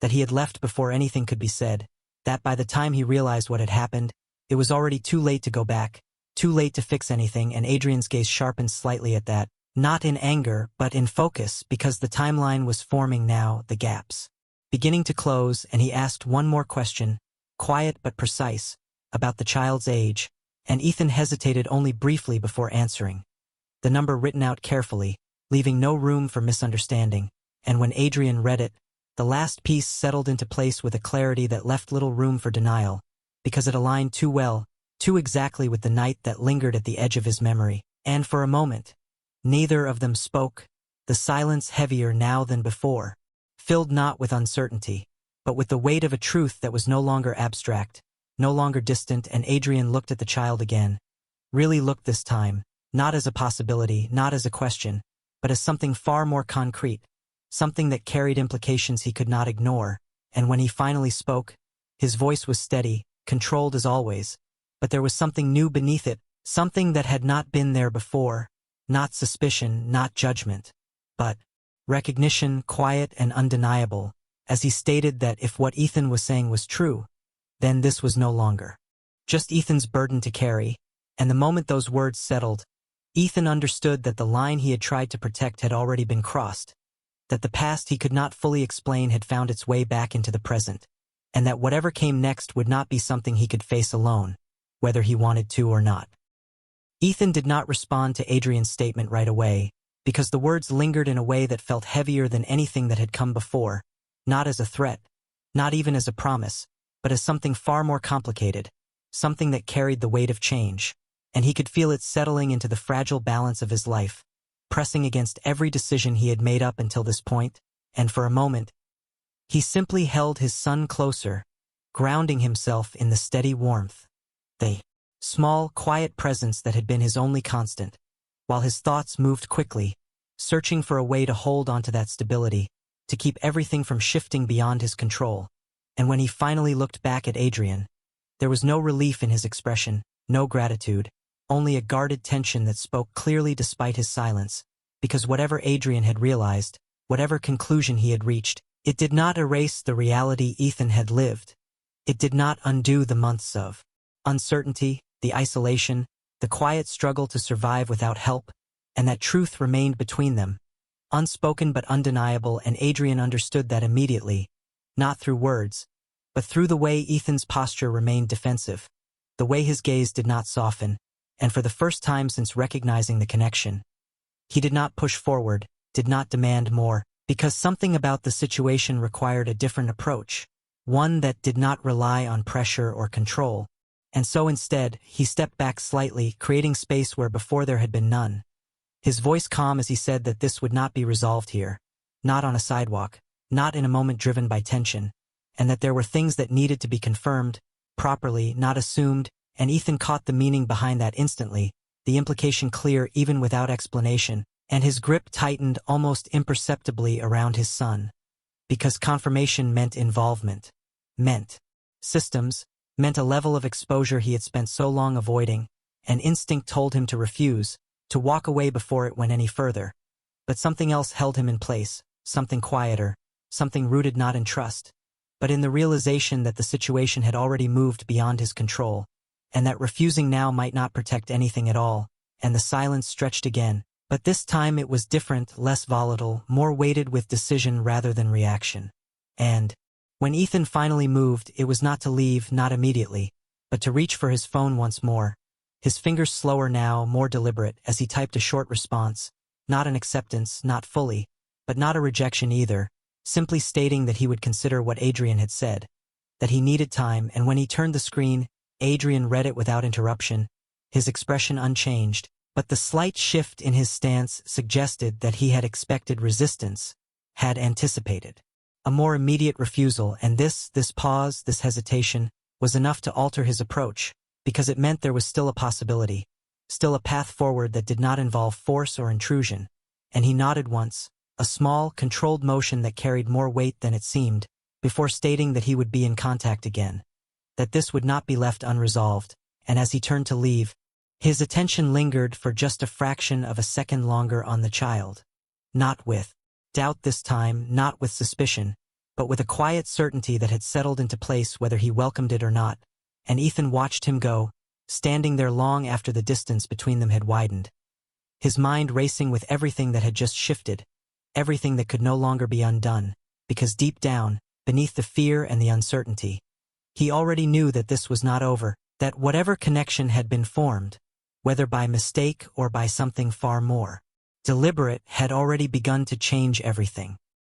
Ethan did not sleep that night, not truly, because every time he closed his eyes, the memory of Adrian's expression returned with quiet persistence, not as a threat, but as a certainty that refused to fade, and by morning, the fragile sense of control he had been holding onto felt thinner than ever, stretched by the reality that something irreversible had already begun. And yet, when the soft sound of his son stirring filled the small apartment, everything else fell away for a moment, replaced by the simple routine that had defined his life, preparing the bottle, checking the small details that mattered, grounding himself in what he could still manage, what he could still protect, and it was in that quiet, ordinary moment that his phone lit up again, the screen displaying a message that did not surprise him, not anymore, because part of him had been waiting for it, expecting it, and when he opened it, Adrian's words were direct, controlled, stating that arrangements had been made, that the necessary tests would be handled discreetly, that everything would remain private, and that Ethan would not be alone in this process. And for a long moment, Ethan simply stared at the message, the weight of it settling slowly, because this was no longer a possibility, no longer a distant threat. It was happening, and despite everything, despite the fear and the resistance, he did not refuse, because somewhere beneath it all, he understood that the truth had already begun to surface, and avoiding it would not change what it was, and the days that followed moved with a quiet efficiency that contrasted sharply with the chaos Ethan had expected. The process handled with care, with discretion, with a level of attention that felt unfamiliar but not unwelcome, and Adrian remained present but not overwhelming. His approach measured, controlled, allowing space where it was needed, and when the results finally came, there was no dramatic reveal, no sudden shock, just confirmation, clear and undeniable, that the child was his, and in that moment, something shifted completely, Not in a way that erased the past, not in a way that simplified anything, but in a way that made the path forward impossible to ignore, and Adrian accepted it without hesitation.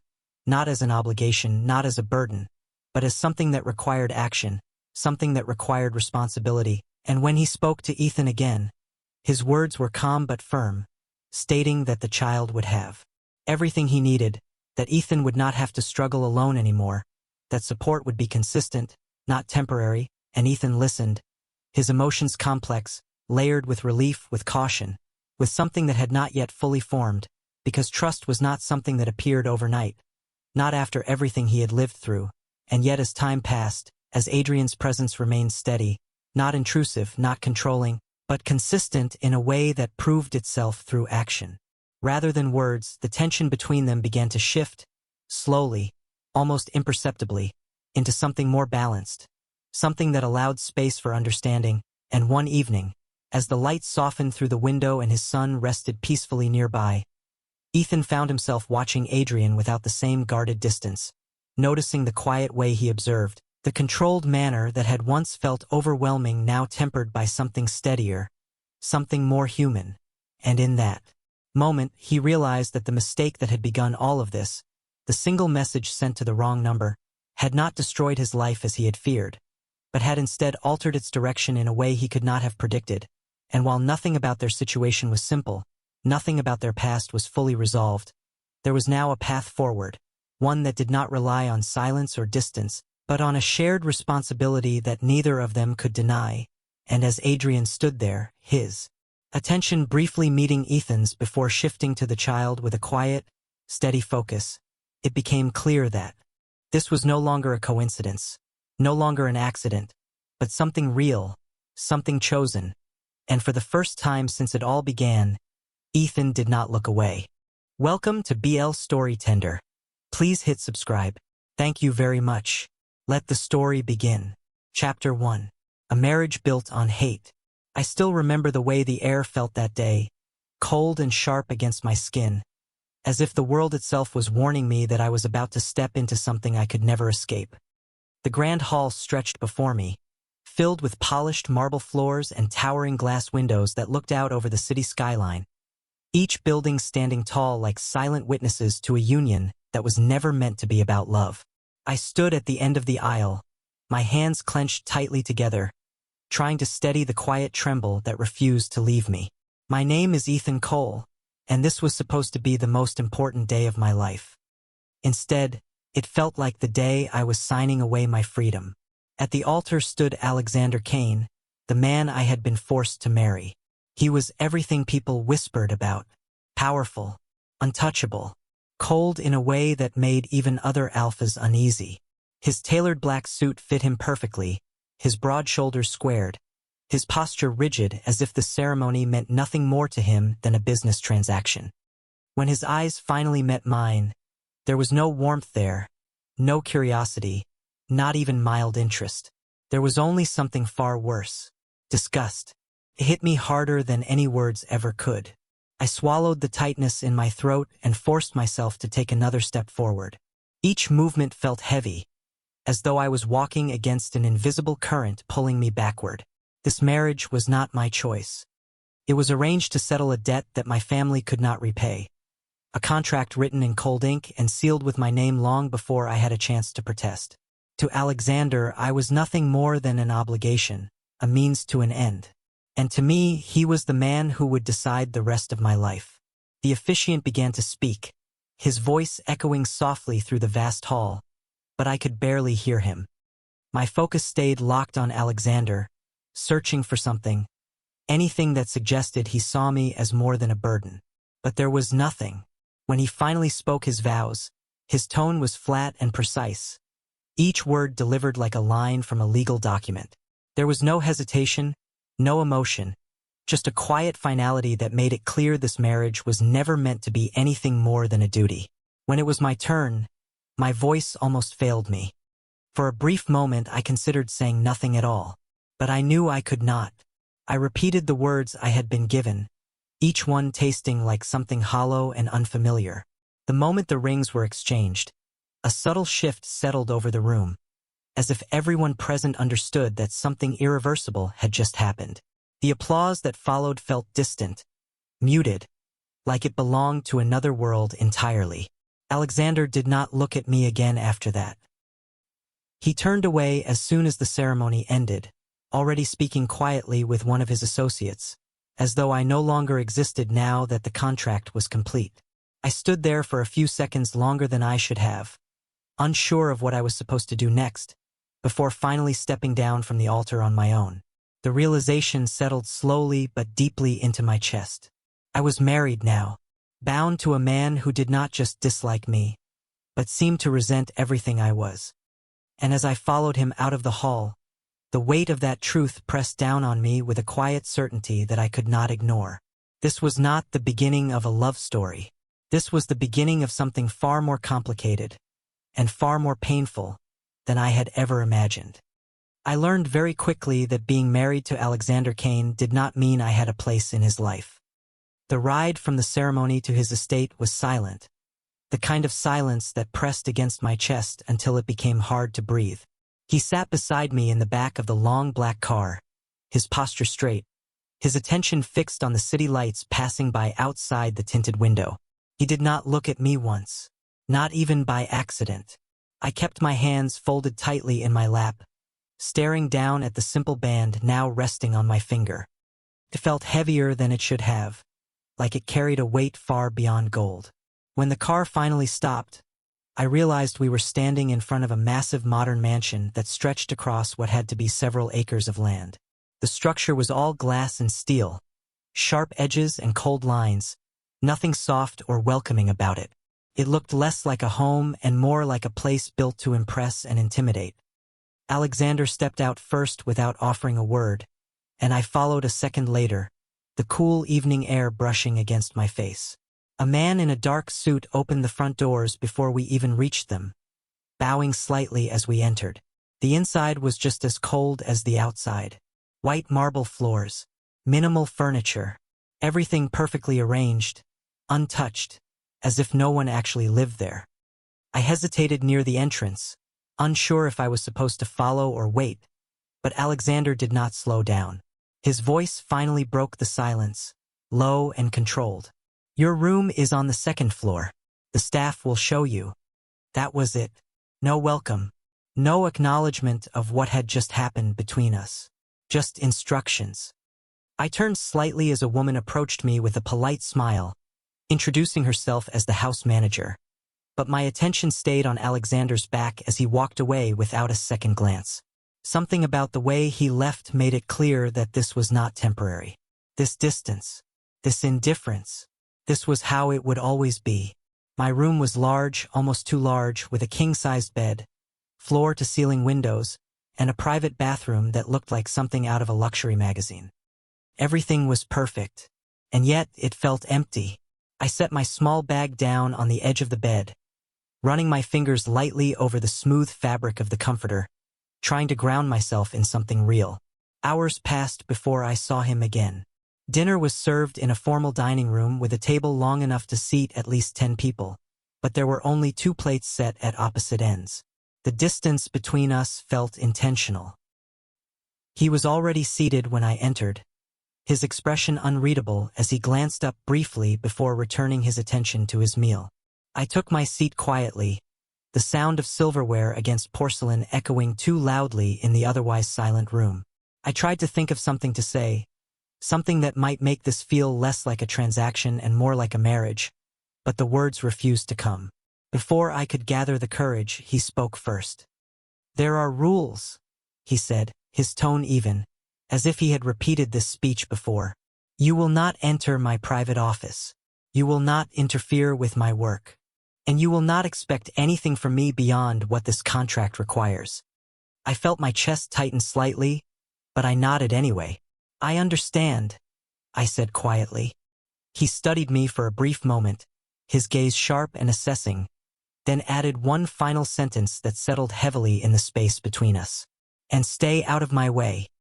That night, as I lay alone in a bed far too large for one person, staring up at the dark ceiling, I finally understood the truth I had tried to ignore all day. I was not brought here to be a partner. I was here because he had no choice, and neither did I. I told myself I would follow his rules. It was easier that way. Easier to accept the distance than to fight for something that was never offered in the first place. The next few days settled into a quiet routine that felt more like living in a museum than a home. The staff moved around me with polite efficiency, always respectful, always careful, but never familiar. They addressed me as Mr. Cole. Not as someone who belonged here, just someone who had been placed here. Alexander was rarely present. When he was, his presence filled the entire space without effort, like the air itself shifted around him.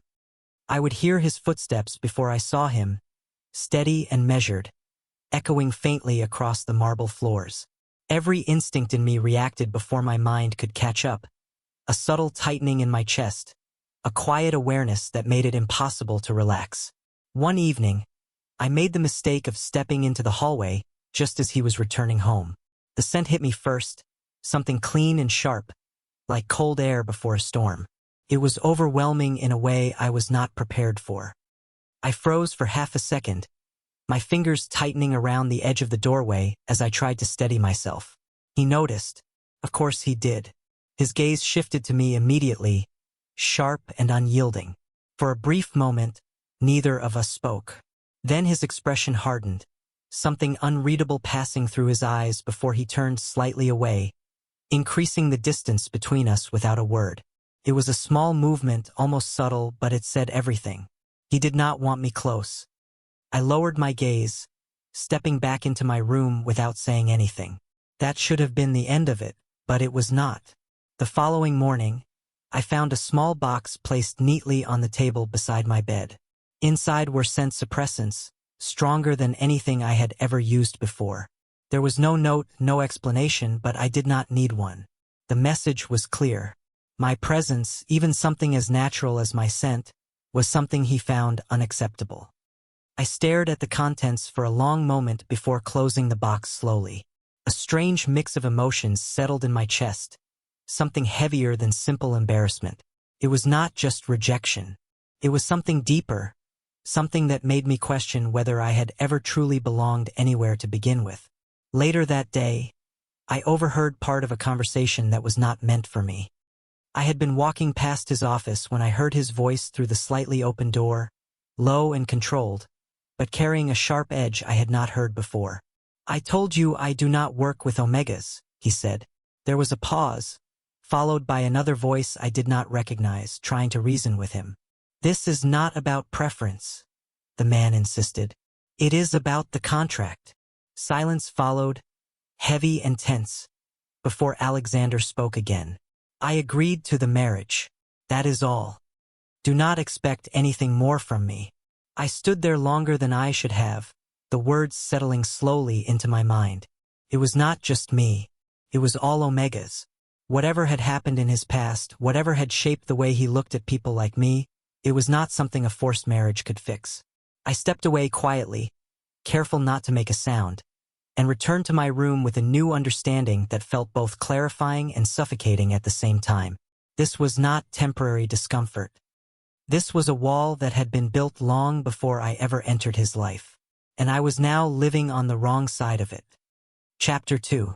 The night that changed everything. I started to understand that silence could be louder than words. Days passed, then weeks, and nothing truly changed. Alexander remained distant, untouchable, a presence that existed in the same space but never truly intersected with mine. I followed his rules carefully. I stayed out of his way. I kept my voice low, my movements quiet, my existence as small as possible within the walls of his home. And yet, something about that quiet began to feel unstable, like standing on thin ice that could crack at any moment. It happened on a night that felt no different from the others at first. The sky outside had turned a deep shade of gray, clouds rolling in slowly as a storm gathered over the city. I had just returned to my room after dinner, the same silent routine, when I felt it. A faint shift in the air, subtle at first, almost easy to ignore, but it grew stronger within seconds. My breath caught as a sudden wave of warmth spread through my chest, unfamiliar and unsettling. I pressed my hand lightly against the wall to steady myself, trying to understand what was happening. Something was wrong. The suppressants I had been given should have prevented this. They were strong enough to keep everything controlled. But the feeling did not fade. It intensified. My thoughts became slower, heavier, as if something inside me was waking up without permission. I tried to move toward the door, thinking I needed help, but my legs did not respond the way they should. The world felt slightly tilted, unsteady. And then I realized something else. The scent. It was faint, but it was there. Something soft, something unmistakably mine, breaking through the barrier that was supposed to keep it hidden. Panic rose quickly, sharp and immediate. If Alexander noticed, if anyone noticed, everything would change. I reached for the small box on my nightstand, my fingers trembling as I tried to open it, but the movement felt clumsy, uncoordinated. The storm outside cracked suddenly, a low rumble of thunder rolling across the sky, and in that same moment, the door to my room opened. I froze. Alexander stood there, his figure framed by the dim hallway light, his expression unreadable but his presence overwhelming. For a brief second, neither of us moved. Then something shifted in his eyes. He had noticed. Of course he had. The scent in the room was no longer contained. It lingered in the air, fragile but undeniable. His jaw tightened slightly, his posture stiffening as if he was holding something back. I took a step backward without thinking, my pulse racing as a wave of confusion and fear mixed together inside me. "I am sorry," I managed to say, my voice quieter than I expected. "I did not mean for this to happen." The words sounded weak even to me, but I did not know what else to say. His gaze stayed on me, sharp and intense, as if trying to calculate something he could not fully control. For a moment I thought he would leave, that he would turn away like he always did, maintaining that cold distance between us. But he did not. He stepped inside instead, the door closing quietly behind him.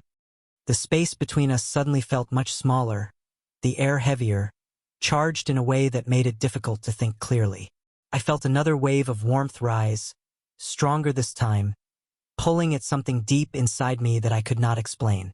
My fingers tightened at my sides as I tried to hold onto what little control I had left. "You should not be here," I said, though the words lacked any real strength. He did not respond immediately. His eyes remained fixed on me, his expression tense, conflicted in a way I had never seen before. And for the first time since our marriage began, the distance between us did not feel like something he was fully in control of. Something had changed.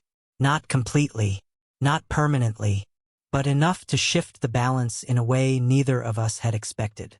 And in that moment, standing in the quiet tension of that room, I realized this was no longer just a marriage built on obligation. This was the beginning of something unpredictable, something neither of us was prepared to face. I could feel it getting worse. The air in the room had changed in a way I could not control anymore, thick and heavy, pressing against my lungs with every breath I took. My thoughts were no longer clear. They moved slowly, like they were sinking under something too deep to escape. I tried to focus on staying calm, on holding on to whatever control I still had, but it was slipping through my fingers with every passing second. Alexander had not moved. He stood a few feet away, his presence steady but tense, like he was holding himself back with deliberate effort. I could see it now, the subtle strain in his expression, the way his shoulders were set just a little too rigid. This was affecting him too. That realization sent a different kind of fear through me. I forced myself to take a step toward the window, needing space, needing air, but my balance faltered slightly and I had to steady myself against the edge of the desk. The cool surface beneath my palm grounded me for a brief moment. "You should leave," I said again, my voice uneven despite my effort to stay composed. "This is not safe." The word felt inadequate, but it was the only one that came to mind. His gaze sharpened at that, something flickering behind his eyes, something I could not fully understand. For a moment it looked like he might listen. His hand lifted slightly, as if he was about to turn the handle and walk away. But then another wave hit, stronger than before, and I felt it ripple through the room like a silent shock. I inhaled sharply, my grip tightening against the desk as the sensation spread, overwhelming and impossible to ignore. The distance between us seemed to collapse in that instant. I heard his breath change, just slightly, but enough to tell me everything I needed to know. He was affected, not just aware, not just resisting, affected. The realization made my chest tighten. This was exactly what he hated, exactly what he had tried to avoid since the beginning. And now it was happening anyway. I said leave, I whispered, though the words lacked any real force now. My strength was fading too quickly. He took a step forward instead. It was not aggressive. It was not rushed. It was controlled, deliberate, but it still closed the space between us in a way that made it impossible to pretend this was something we could ignore. I looked up at him, my vision slightly unfocused, trying to read his expression. For the first time, I did not see pure rejection there. I saw conflict, real, undeniable conflict. His hand lifted again, this time not toward the door, but toward the edge of the desk beside me, his fingers resting against it as if he needed something solid to anchor himself. The proximity made everything feel more intense, the air charged with something neither of us could fully suppress. I could hear my own heartbeat, fast and uneven, echoing in my ears. Time seemed to stretch, each second longer than it should have been. Neither of us spoke. There were no clear thoughts left to form words, only instinct and tension and something unspoken building between us. And then, just as suddenly as it had escalated, something shifted again. A sharp crack of thunder outside broke the moment, loud enough to cut through the haze that had taken over my mind. I blinked, forcing myself to focus, to breathe, to step back. The space between us widened slightly, just enough to break that invisible pull. Alexander exhaled slowly, the tension in his shoulders easing just a fraction, though his expression remained tight.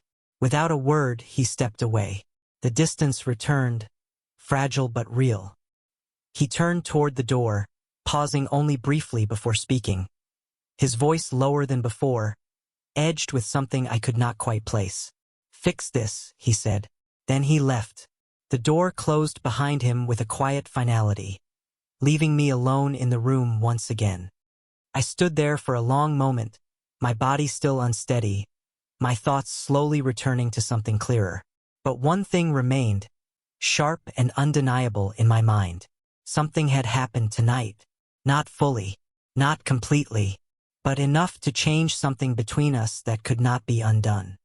The next morning felt unnaturally quiet, as if the entire house had decided to pretend that nothing had happened. I woke up slowly, my body still heavy, my thoughts lingering somewhere between clarity and confusion. For a moment, I stayed still, staring at the ceiling, trying to piece together the fragments of the night before. The tension, the closeness, the way the air had shifted between us. It did not feel like a dream. It felt real in a way that unsettled me more than I wanted to admit. I sat up carefully, pressing a hand lightly against my chest as I took a steady breath. The room looked exactly the same as it always did. Nothing had changed on the surface, but something inside me felt different, subtle but undeniable. I pushed that thought aside and focused on what I could control. I needed to make sure everything was back to normal, that nothing like that would happen again. The small box of suppressants sat on the nightstand where I had left it. I reached for it, opening it slowly, checking the contents with a more critical eye this time. Everything seemed intact. No visible issue. And yet, last night had proven that something had failed. I took one of the tablets, hesitating for a brief second before swallowing it, hoping it would be enough. The day passed quietly, almost too quietly. The staff moved as usual, the routine unchanged. But there was an underlying tension that I could not ignore. A subtle awareness that spread through the space, like something unspoken was being carefully avoided. I did not see Alexander at all that morning, or in the afternoon. By the time evening came, a part of me wondered if he was deliberately staying away. I told myself that was a good thing, that distance was safer. that it was better if we returned to the way things were before. But the thought did not settle as easily as I expected. Instead, it left behind a faint unease I could not explain. A few days later, I started to notice small changes in my body. At first, they were easy to dismiss. A slight fatigue that lingered longer than usual. A faint dizziness when I stood up too quickly. I told myself it was just the aftereffects of that night, that my body was still recovering from whatever imbalance had occurred. But the symptoms did not fade. They grew stronger, more consistent. One morning, I found myself pausing halfway down the stairs, gripping the railing as a sudden wave of nausea hit without warning. I closed my eyes, taking slow, controlled breaths until it passed. But the unease it left behind stayed with me. That was the moment I knew I could not ignore it anymore. I needed answers. I scheduled a private appointment, making sure it was discreet, far from anything connected to Alexander's world. The clinic was small, quiet, the kind of place that valued confidentiality above everything else. I sat in the waiting room, my hands folded tightly together, trying to keep my thoughts from spiraling into something I was not ready to face. When my name was finally called, I followed the nurse into a clean, sterile room, the faint scent of antiseptic filling the air. The doctor spoke calmly, professionally, asking routine questions as he conducted the necessary tests. I answered as best as I could, my voice steady on the surface even as something deeper inside me began to tighten. Time felt slow. Each second stretched longer than it should have. And then, finally, the results came back. The doctor looked at me, his expression neutral but certain, and spoke words that seemed to echo in the quiet room. I was pregnant. The world went still. For a brief moment, I thought I had misheard him, that there had been some mistake. But the certainty in his voice left no room for doubt. I felt my breath catch, my fingers tightening slightly against the edge of the chair as the reality of it settled over me. Pregnant. The word repeated in my mind, over and over, each time carrying more weight than the last. There was no confusion about what it meant. No question about how it had happened. That night, the one thing we had both tried to avoid. It had changed everything. I lowered my gaze, staring at my hands, trying to process what this meant for my future. For my life in that house. For my connection to Alexander Kane. And one thought rose above all the others, clear and unavoidable. I could not tell him. Not yet. Maybe not ever. Chapter 3. Truth, Regret, and Distance. I kept the secret to myself. It was the only decision that felt safe, even if it also felt like I was carrying something far too heavy alone. The days after the diagnosis blurred together in a quiet routine that looked normal from the outside but felt completely different from within. Every movement I made, every choice I considered, now carried a second layer of awareness. I was no longer thinking only for myself. I found ways to adjust without drawing attention. I ate a little more when I could, even when my appetite wavered. I rested when the fatigue became too strong to ignore. I avoided the staff as much as possible, not because they had done anything wrong, but because I did not trust myself to maintain the same calm composure if someone looked too closely. And most importantly, I avoided Alexander. That part was easier than I expected. He had returned to his usual pattern, distant and focused, rarely present in the same space as me for more than a few minutes at a time. If anything, he seemed even more deliberate about maintaining that separation. But something subtle had changed. I noticed it in the way his gaze lingered half a second longer than before, as if he was trying to confirm something he could not quite identify. I noticed it in the way he would pause briefly when passing by, like he was aware of something different but unwilling to acknowledge it. It made me uneasy, not because he had discovered the truth, but because it felt like he was getting closer to it without realizing why. One evening, I made the mistake of underestimating how quickly things could shift. Dinner had been quiet, like always, the long table creating distance between us that I had come to rely on. I kept my focus on my plate, moving slowly, carefully, making sure nothing about my behavior stood out. But halfway through the meal, a sudden wave of dizziness hit me harder than before. It came without warning, sharp and disorienting, pulling the ground out from under me for a brief second. My hand tightened around the edge of the table, my vision blurring slightly as I tried to steady myself. I thought I had hidden it. I thought I had recovered quickly enough. But when I looked up, his eyes were already on me. Sharp, focused, watching. "You are not well," he said, his voice low but firm. It was not a question. It was an observation. I forced myself to straighten slightly, pushing past the lingering discomfort. "I am fine," I replied, keeping my tone even. He did not respond immediately. His gaze remained fixed on me, studying, calculating in a way that made it impossible to feel at ease. "You look pale," he added after a moment. The words were simple, but there was something beneath them, something that suggested he was not willing to accept the answer I had given. I shook my head slightly. "It is nothing serious," I said. "Just tired." The explanation sounded weak even to me, but it was all I could offer. Silence followed, heavier than usual. Then, without warning, his expression shifted, not softer, not kinder, but colder in a different way. "If this is your attempt to gain sympathy, it will not work," he said. The words landed harder than I expected. For a moment I could not respond. Not because I did not understand, but because I understood too well. In his mind, there was only one reason an Omega would show weakness: manipulation. I lowered my gaze, the tightness in my chest returning, sharper this time. "I am not trying to gain anything," I said quietly. He let out a small breath, not quite a sigh, more like a dismissal.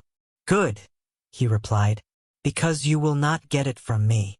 The conversation ended there, just like that. He returned to his meal as if nothing had happened, as if the brief moment of concern I thought I had seen had never existed. I sat there for a few seconds longer before forcing myself to continue eating, though the food had lost all taste. The message was clear. Whatever changes I felt, whatever new reality I was facing, it did not matter to him. And as I left the table that night, one thought settled firmly in my mind. I had made the right choice. This was not a place where truth would be understood. This was a place where it would be used against me. I thought I could keep everything under control if I was careful enough. I avoided long conversations, avoided eye contact, avoided anything that might give him a reason to look too closely. But control is fragile when it is built on silence. It started with something small, a routine check. I had scheduled another visit to the clinic, hoping to confirm that everything was progressing normally, hoping for reassurance that I could continue hiding the truth just a little longer. I chose a time when I knew Alexander would be away, occupied with work, far from anything that involved me. The clinic was quiet as usual, the same sterile scent, the same calm atmosphere that felt disconnected from the world I had to return to. The doctor reviewed the results with a steady, professional tone, explaining what I needed to know, what I should expect, what precautions I should take. I listened carefully, committing every detail to memory, because I knew I would have to handle this alone. When the appointment ended, I stepped outside, the cool air brushing against my face, grounding me for a moment. I thought I was safe. I thought I had managed to keep everything hidden. But I was wrong. I saw the car before I saw him. A familiar black vehicle parked across the street, its presence too deliberate to be a coincidence. My steps slowed, a quiet sense of dread settling in my chest as realization began to form. The door opened before I could turn away. Alexander stepped out, his expression unreadable but his gaze already locked onto me. There was no confusion in his eyes, no uncertainty, only focus. "Get in," he said. The command was quiet, controlled, but absolute. For a brief moment I considered refusing, but the weight of the situation pressed down on me too heavily. There was no easy escape from this. I moved toward the car, each step feeling heavier than the last, and slid into the seat without a word. The drive back was silent, but not the same silence as before. This one carried tension, sharp and undeniable, filling every inch of the space between us. I kept my gaze forward, my hands resting tightly in my lap, waiting for the moment he would finally speak. Came sooner than I expected. "You went to a clinic," he said, his voice even, but there was something beneath it now, something colder. I did not respond immediately. There was no point in denying it. Yes, I answered quietly. A pause followed, brief but heavy. Then his next words cut through the silence with precision. Why? It was not a question filled with concern. It was a demand. I felt my throat tighten slightly, my mind searching for an answer that would not reveal too much. But before I could speak, he continued, "Do not lie to me." I turned my head slightly, meeting his gaze for the first time since entering the car. There was no anger there. Not yet. But there was something more dangerous. Certainty. He already knew there was something I was hiding. He just did not know what. And in that moment, I understood something with complete clarity. The truth was no longer mine to control. It was only a matter of time before he uncovered it himself. I did not answer him right away. The silence stretched between us, tight and fragile, like something that could break at any second. My hands rested in my lap, fingers curled slightly, as I tried to steady the thoughts racing through my mind. There was no perfect way to say it. No safe version of the truth that would not change everything. But he was already watching me, his gaze unwavering, his patience running thin. I exhaled slowly, lifting my eyes to meet his. "I am pregnant," I said. The words felt heavier once they were spoken out loud, real in a way they had not been before. For a brief moment, nothing happened. The car continued moving, the quiet hum of the engine filling the space where his reaction should have been. Then his expression shifted, not dramatically, but enough for me to see it. A flicker of something unexpected. Not anger, not disbelief, something closer to shock, quickly buried beneath control. "That is not possible," he said, his voice low and measured. But there was a crack in it, faint but undeniable. I held his gaze, forcing myself not to look away. "It is," I replied. "The doctor confirmed it." Another pause followed, heavier this time. His eyes searched my face, as if trying to find something that would prove this was a lie, a manipulation, anything that would fit the version of the world he understood. But there was nothing for him to find. The truth did not change under pressure. "Whose is it?" he asked finally. The question landed exactly where I knew it would. I felt the tension rise again, sharper now, but I did not hesitate this time. "Yours," I said. The words settled between us with a quiet finality that could not be undone. He went still, completely still, the kind of stillness that came before something broke. I watched him carefully, waiting for anger, for rejection, for the cold dismissal I had come to expect. But it did not come. Not immediately. Instead, something else took its place. Conflict. Real and visible this time. His jaw tightened slightly, his gaze shifting away from me for the first time since the conversation began. The silence stretched longer than before, but it no longer felt empty.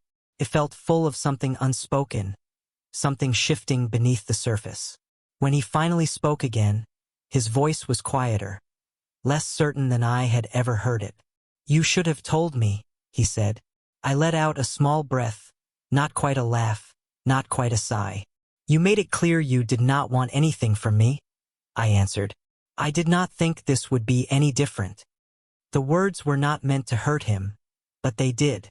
I saw it in the slight change in his expression, the way his gaze returned to me, sharper now, but not cold in the same way as before. We arrived back at the house soon after, but neither of us moved right away. The conversation had shifted something neither of us fully understood yet. Finally, he opened the door and stepped out, then paused, his hand resting briefly against the frame. "You are not leaving," he said, his tone firm but no longer dismissive.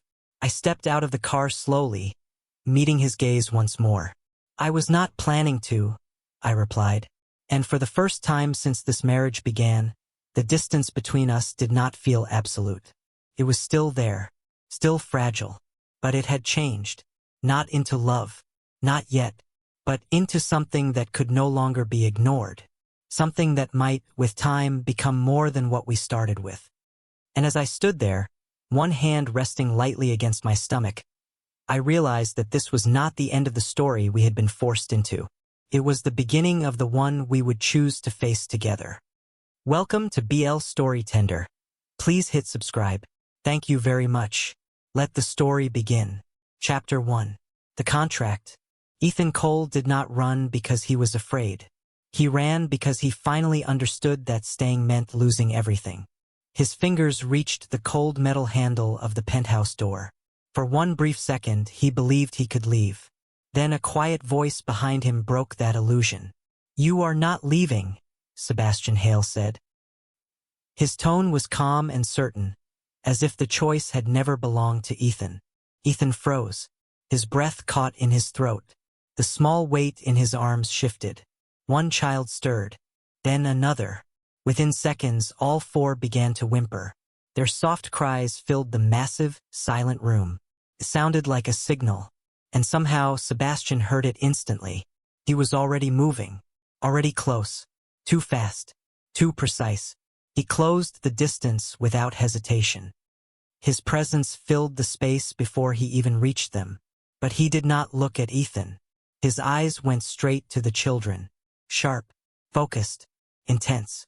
Ethan's chest tightened. He pulled them closer to his body. Instinct rose stronger than logic. Something about this was wrong. Everything about this was wrong.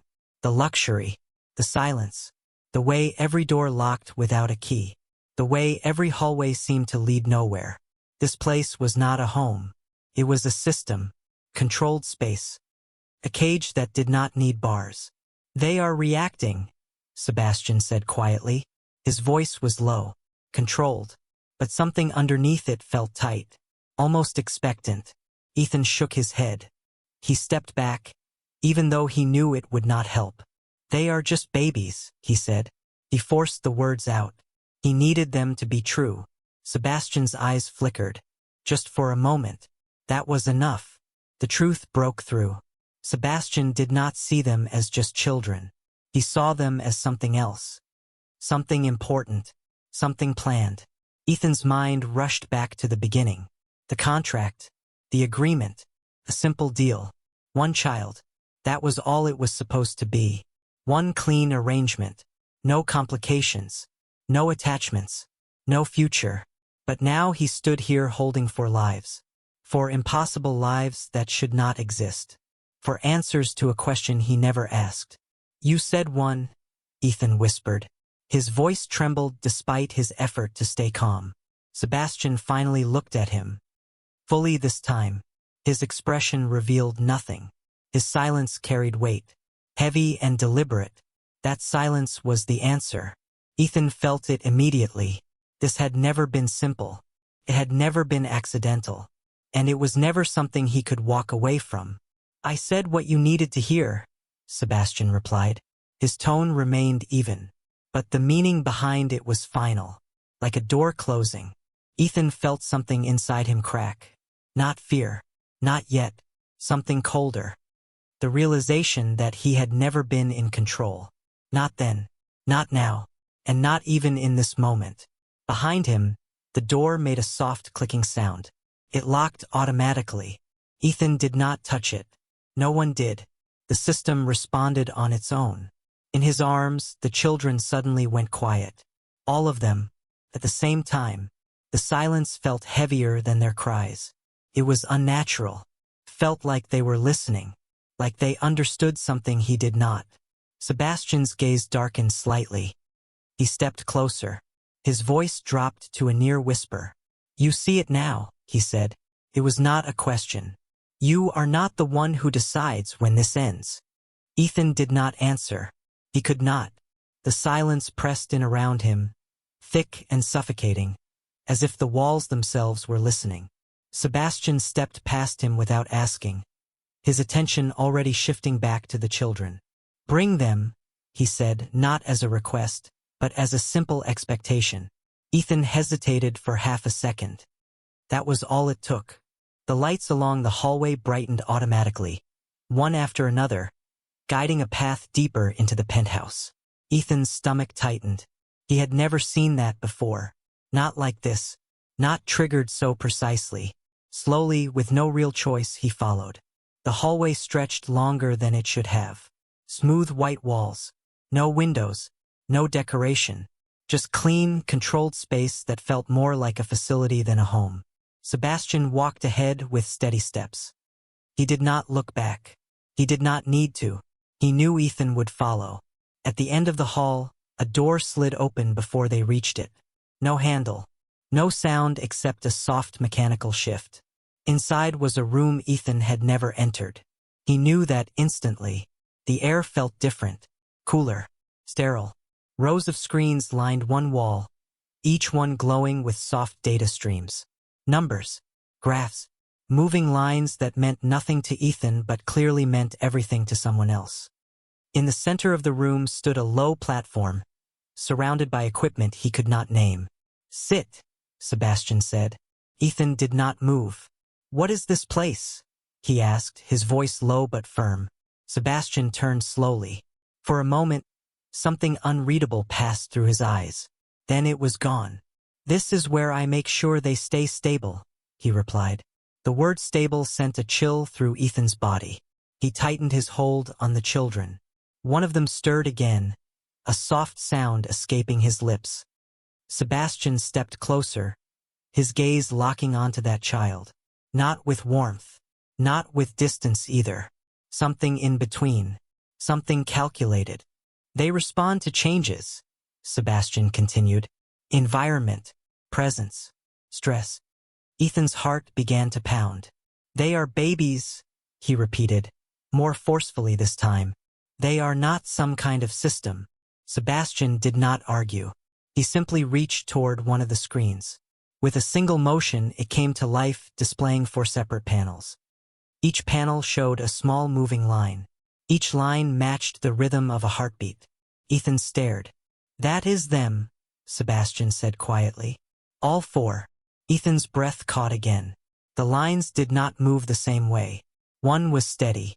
One spiked sharply, then dropped. One moved slower than the others. And the last line pulsed in a pattern Ethan could not understand. Not regular. Not random. Something else. "This is not possible," Ethan whispered. Sebastian's gaze shifted to him again. "That is what makes them valuable." The word hit harder than anything else. Valuable. Not loved. Not protected. Measured. Ethan took a step back. His mind raced. This was never about a child.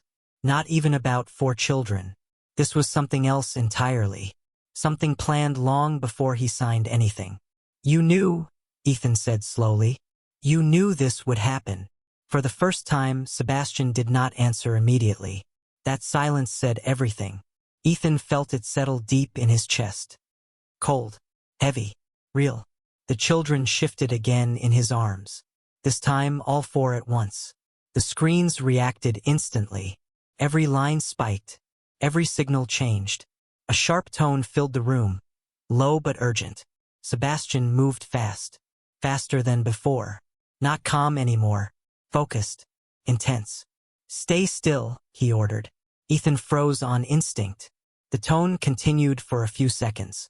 Then, just as suddenly, it stopped. The lines on the screens returned to their previous patterns. The room fell silent again. Sebastian exhaled slowly. It was controlled but not completely steady. Ethan noticed that, and in that moment, something shifted inside him. For the first time, he saw it clearly. Sebastian was not just controlling this situation. He was depending on it. Depending on them. Depending on Ethan. Sebastian turned back toward him. His voice was lower now. More measured. "You cannot leave," he said. "Not a threat this time. A fact." Ethan looked down at the children. Then back at the screens. Then at the man standing in front of him. The realization settled in fully. This was not a home. This was not a contract. This was something designed. And he was at the center of it. Whether he wanted to be or not. Ethan did not move for a long time after Sebastian's words settled into the silence. The screens continued their quiet rhythm behind him. Each pulse a reminder that nothing in this place was normal. He adjusted the children carefully in his arms, feeling their warmth, their small breaths against his chest, grounding himself in something real. Then explain it, Ethan said finally. His voice was steady now, sharper than before.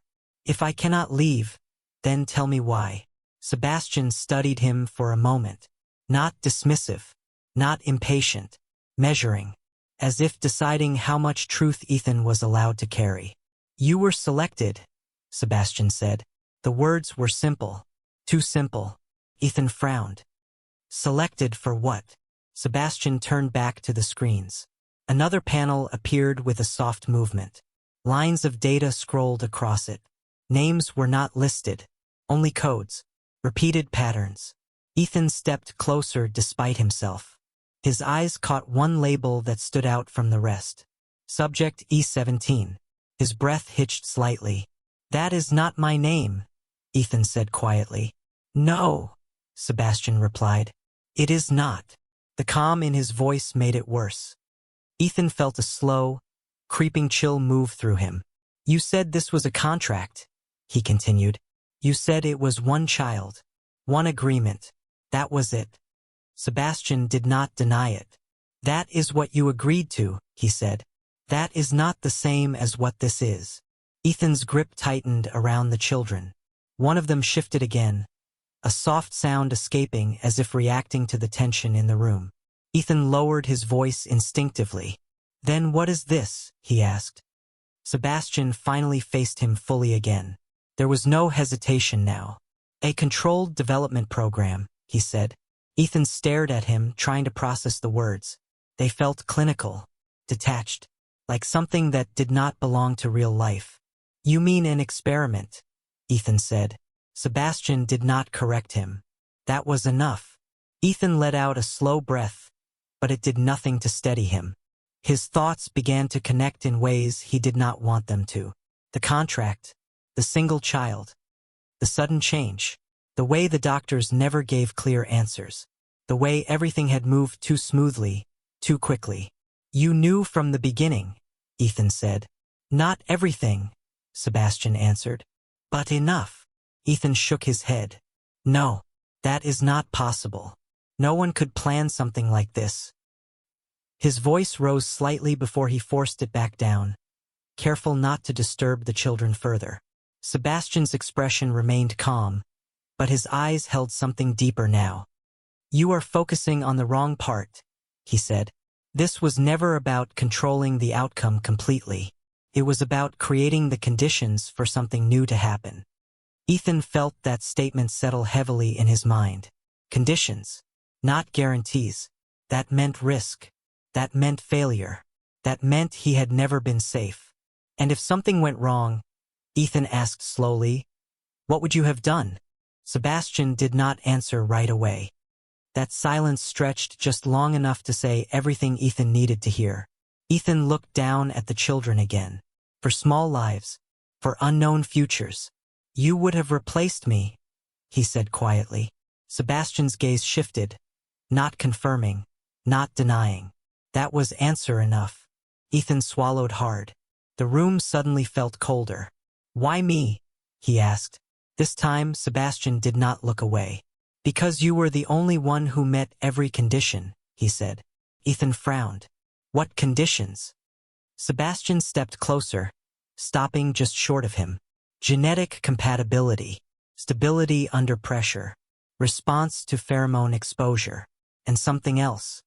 Ethan's heart beat faster. What else? Sebastian's voice lowered slightly. Resilience. Ethan let out a quiet, disbelieving breath. You are talking about me like I am not even a person. Sebastian held his gaze. You are more than that, he said. The words sounded almost sincere. That made them worse. Ethan's chest tightened. And them? He asked, nodding toward the children. What are they? Sebastian's eyes moved to them again. For the first time, something shifted in his expression. Not warmth. Not exactly. But something less controlled. They are the result, he said. Ethan felt the weight of that answer settle in completely. Not a family. Not an accident. A result. The children stirred again, softer this time. One of them opened his eyes briefly, just for a second. Ethan caught it. A small detail, but enough to send a strange feeling through him. Something about that gaze felt aware. Ethan quickly looked away, telling himself it meant nothing. They were infants. That was all. But as he lifted his head again, he noticed Sebastian watching the same child. Not with curiosity, with focus, as if he had seen it too. Neither of them spoke. The silence returned. But it was different now. Heavier.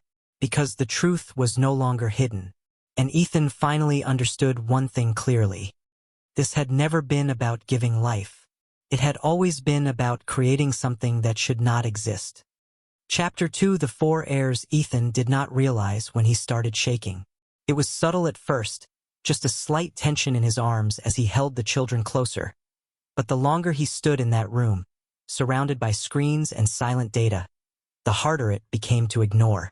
This was never about one child, he said slowly. His voice sounded distant, even to himself. Sebastian did not respond immediately. He simply watched. That was enough. Ethan let out a quiet breath, but it did nothing to steady him. His eyes moved back to the screens. For separate panels. For separate signals. For lives that should not exist. They told me it was a normal process, Ethan continued. They said everything was stable. His mind replayed the memory in fragments. White walls.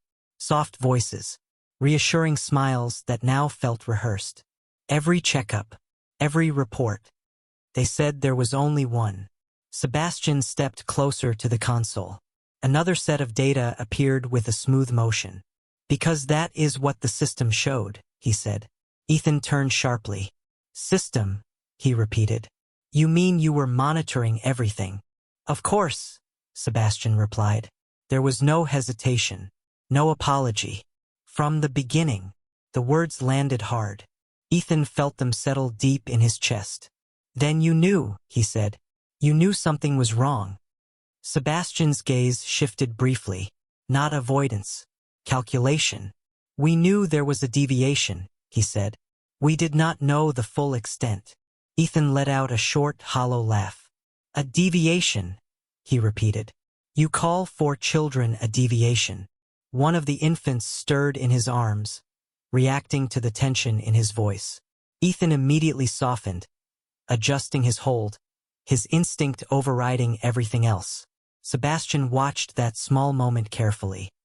Then his attention returned to the screens.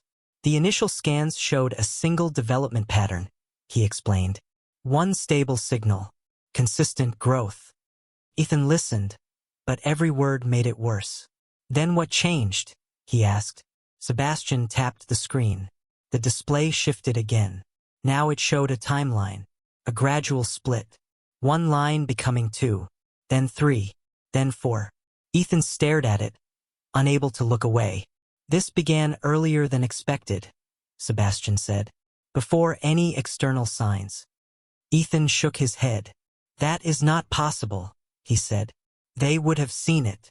Not with the parameters they were using, Sebastian replied.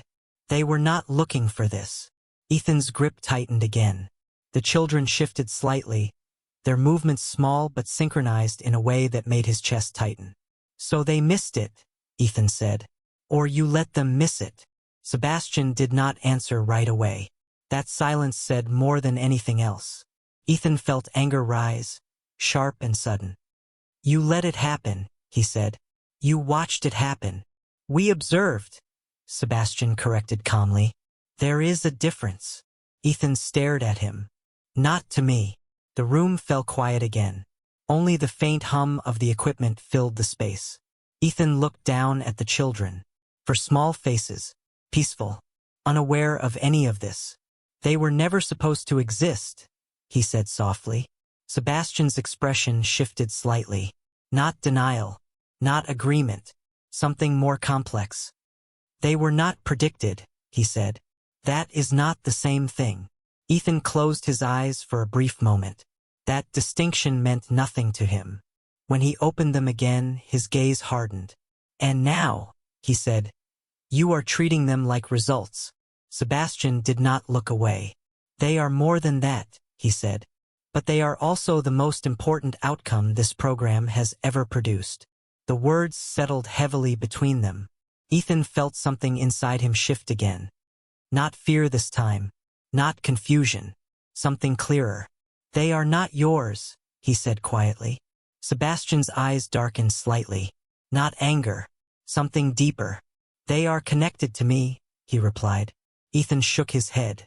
That does not give you the right. Sebastian took a step closer. Not aggressive. Not forceful. But deliberate.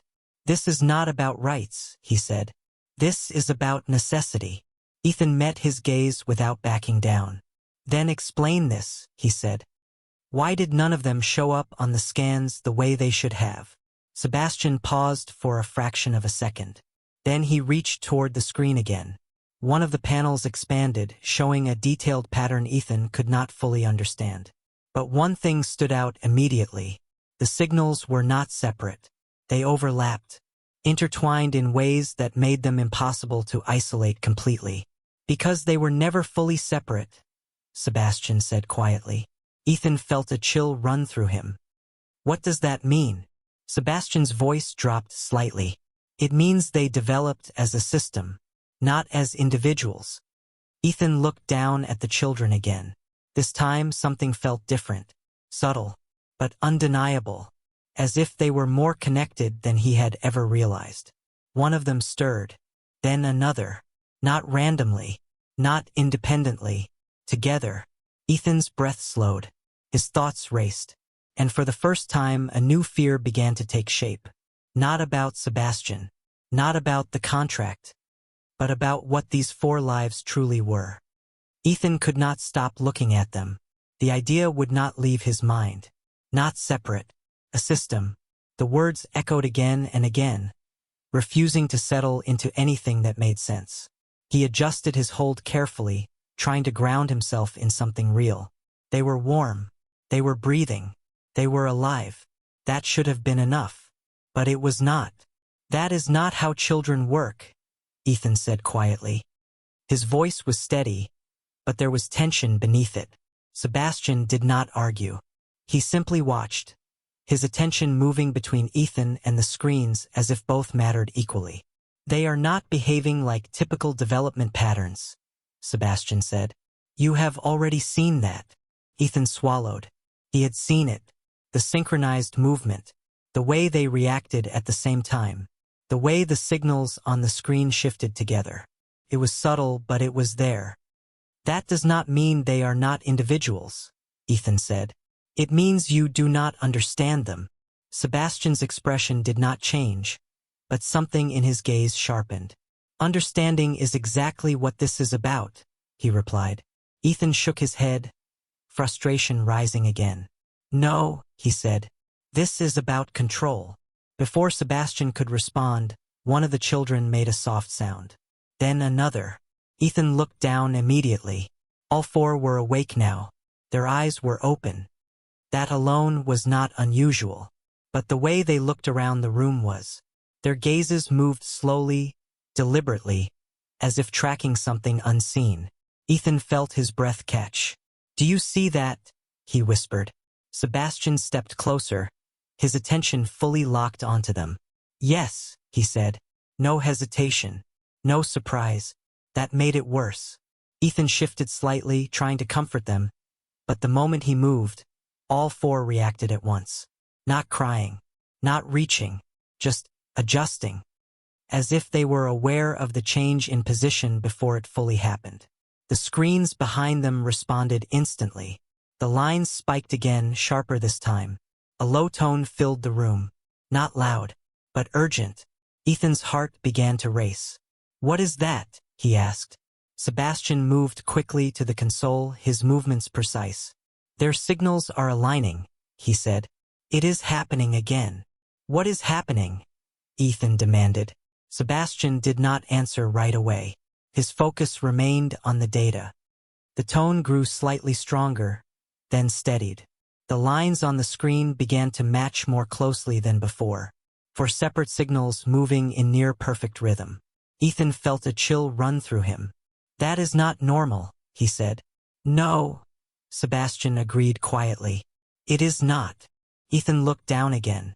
One of the children blinked slowly, then turned his head. The movement was small, but the others followed.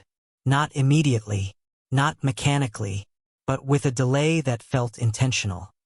As if they were responding to something shared between them.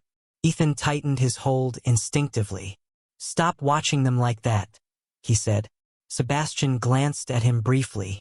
Like what? Like they are something you built, Ethan replied. His voice was sharper now. They are not your project. Sebastian held his gaze for a moment. Then he looked back at the children. They are beyond anything we expected, he said. That makes them more important, not less. Ethan shook his head. Important to who? Sebastian did not answer directly. If they continue to develop this way, he said instead, they will change everything we understand about alpha and omega compatibility. The words settled heavily. Ethan felt them sink in piece by piece. This was bigger than he thought. Bigger than just him. Bigger than just the contract. I do not care about that, Ethan said. I care about them. The tone in the room finally faded. The screens returned to a more stable pattern. The children relaxed slightly in his arms. The tension eased, but it did not disappear. It lingered, quiet, waiting. Sebastian stepped away from the console. This time, when he looked at Ethan, there was something different in his expression. Not just calculation, not just control, something closer to realization. They respond to you more than anything else, he said. Ethan frowned. Of course they do, he replied.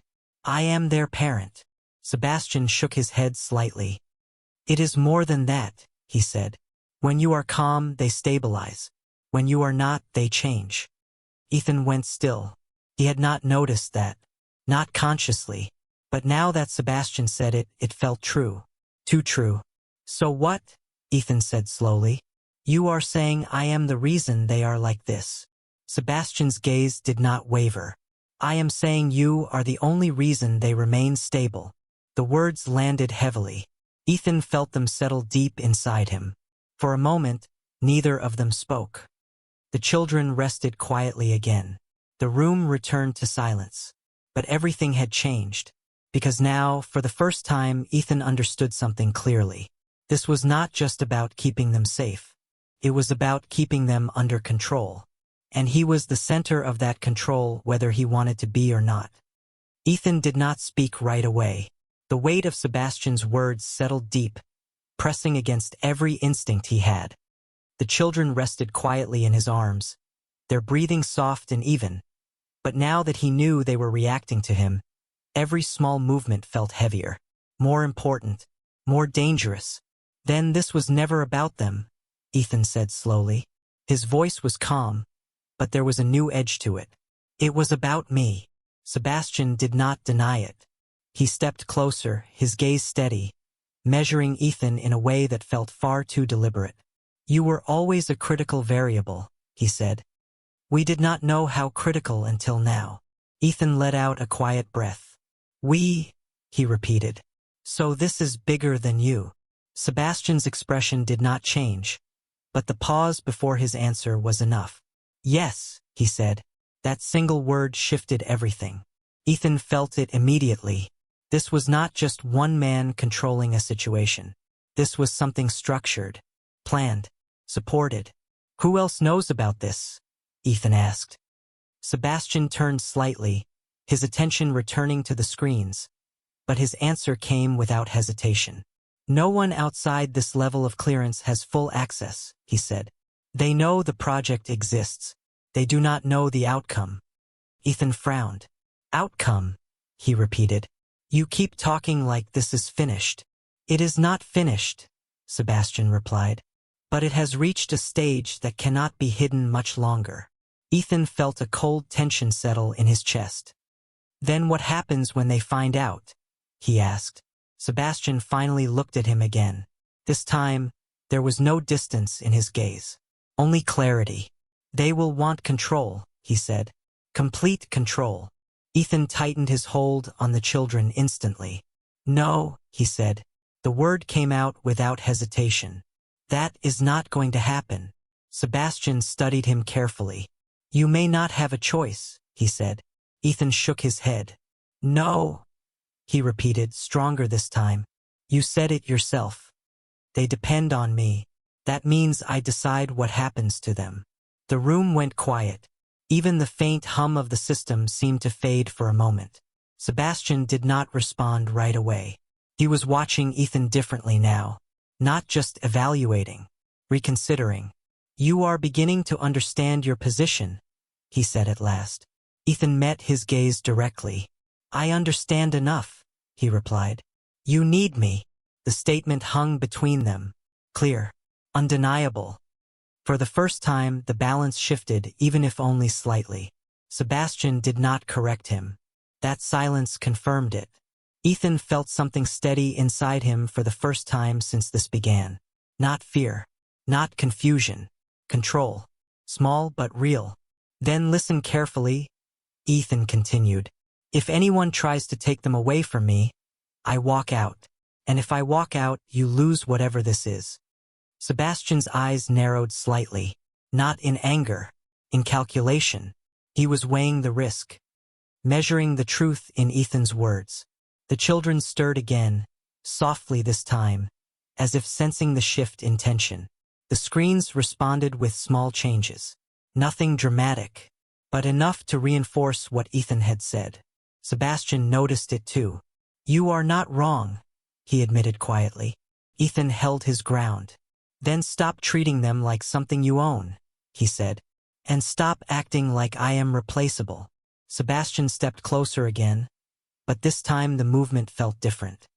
Less dominant. More deliberate. You are not replaceable, he said. The words were clear. Direct. Ethan searched his expression for any sign of deception, but found none. That made it more complicated. Then prove it, Ethan said. Sebastian's gaze shifted briefly to the children, then back to Ethan. I can limit access, he said. Delay external involvement. Keep this contained. Ethan did not respond immediately. He considered the words carefully. It was not a promise, but it was something. And if they push? Ethan asked. Sebastian's voice lowered slightly. Then I will handle it. Ethan studied him for a moment longer. There was confidence there, control, but also something new.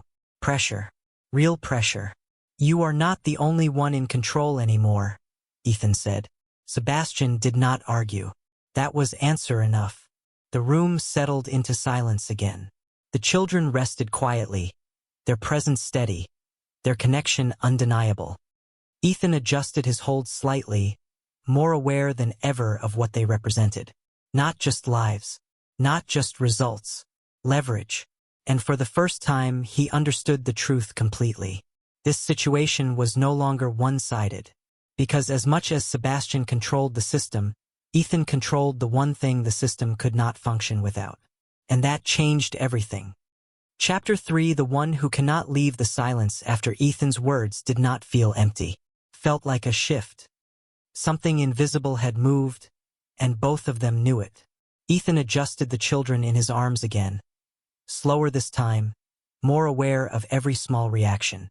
They remained calm, stable. That alone told him everything he needed to know. He was not just part of this system. He was the center of it. Then we do this my way, Ethan said quietly. His voice was controlled but firm. Sebastian did not interrupt. He waited. That, more than anything, confirmed the change. No more hidden rooms, Ethan continued. No more watching them like they are data points. If they stay here, it is as a family, not as an experiment. Sebastian's gaze remained steady. He did not agree immediately. He did not refuse either. He was thinking, calculating. You are asking for a structural change, he said at last. Ethan held his ground. I am telling you what happens next. The children stirred slightly, their movements small but synchronized in a way that still felt unnatural. The screens behind them responded with subtle shifts. The signals remained stable. That was all the confirmation Ethan needed. Sebastian noticed it too. His expression tightened just enough to reveal the pressure beneath his control. "You are leveraging their stability," he said. Ethan met his gaze. "No," he replied. "I am protecting them." For a moment, neither of them moved.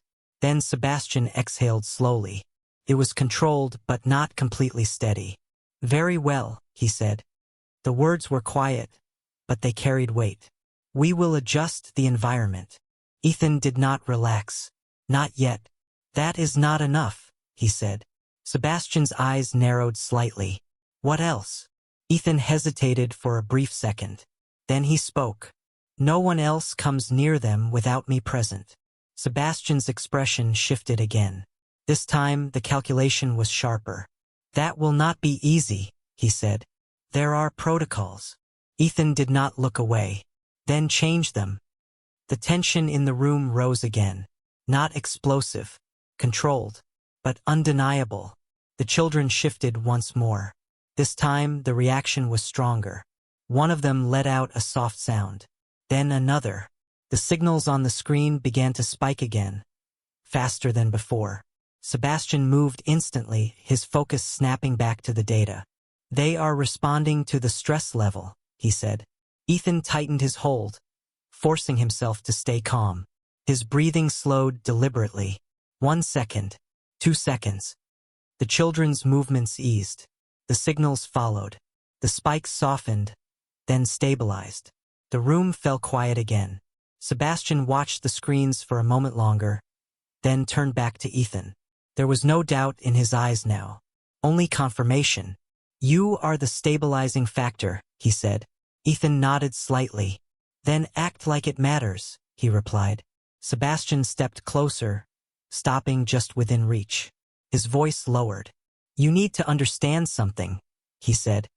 "If this expands beyond this room, beyond this level, it will not be something either of us can control." Ethan did not hesitate. "Then we do not let it expand," he said. Sebastian held his gaze for a long moment. Then he gave a small, almost imperceptible nod. "I will contain it for as long as possible," he said. Ethan studied him carefully. That was not a promise, but it was a commitment. For now it was enough. He looked down at the children again. They were quiet, peaceful. But now he saw them differently, not just as something he had to protect, as something that could change everything if the wrong people saw them.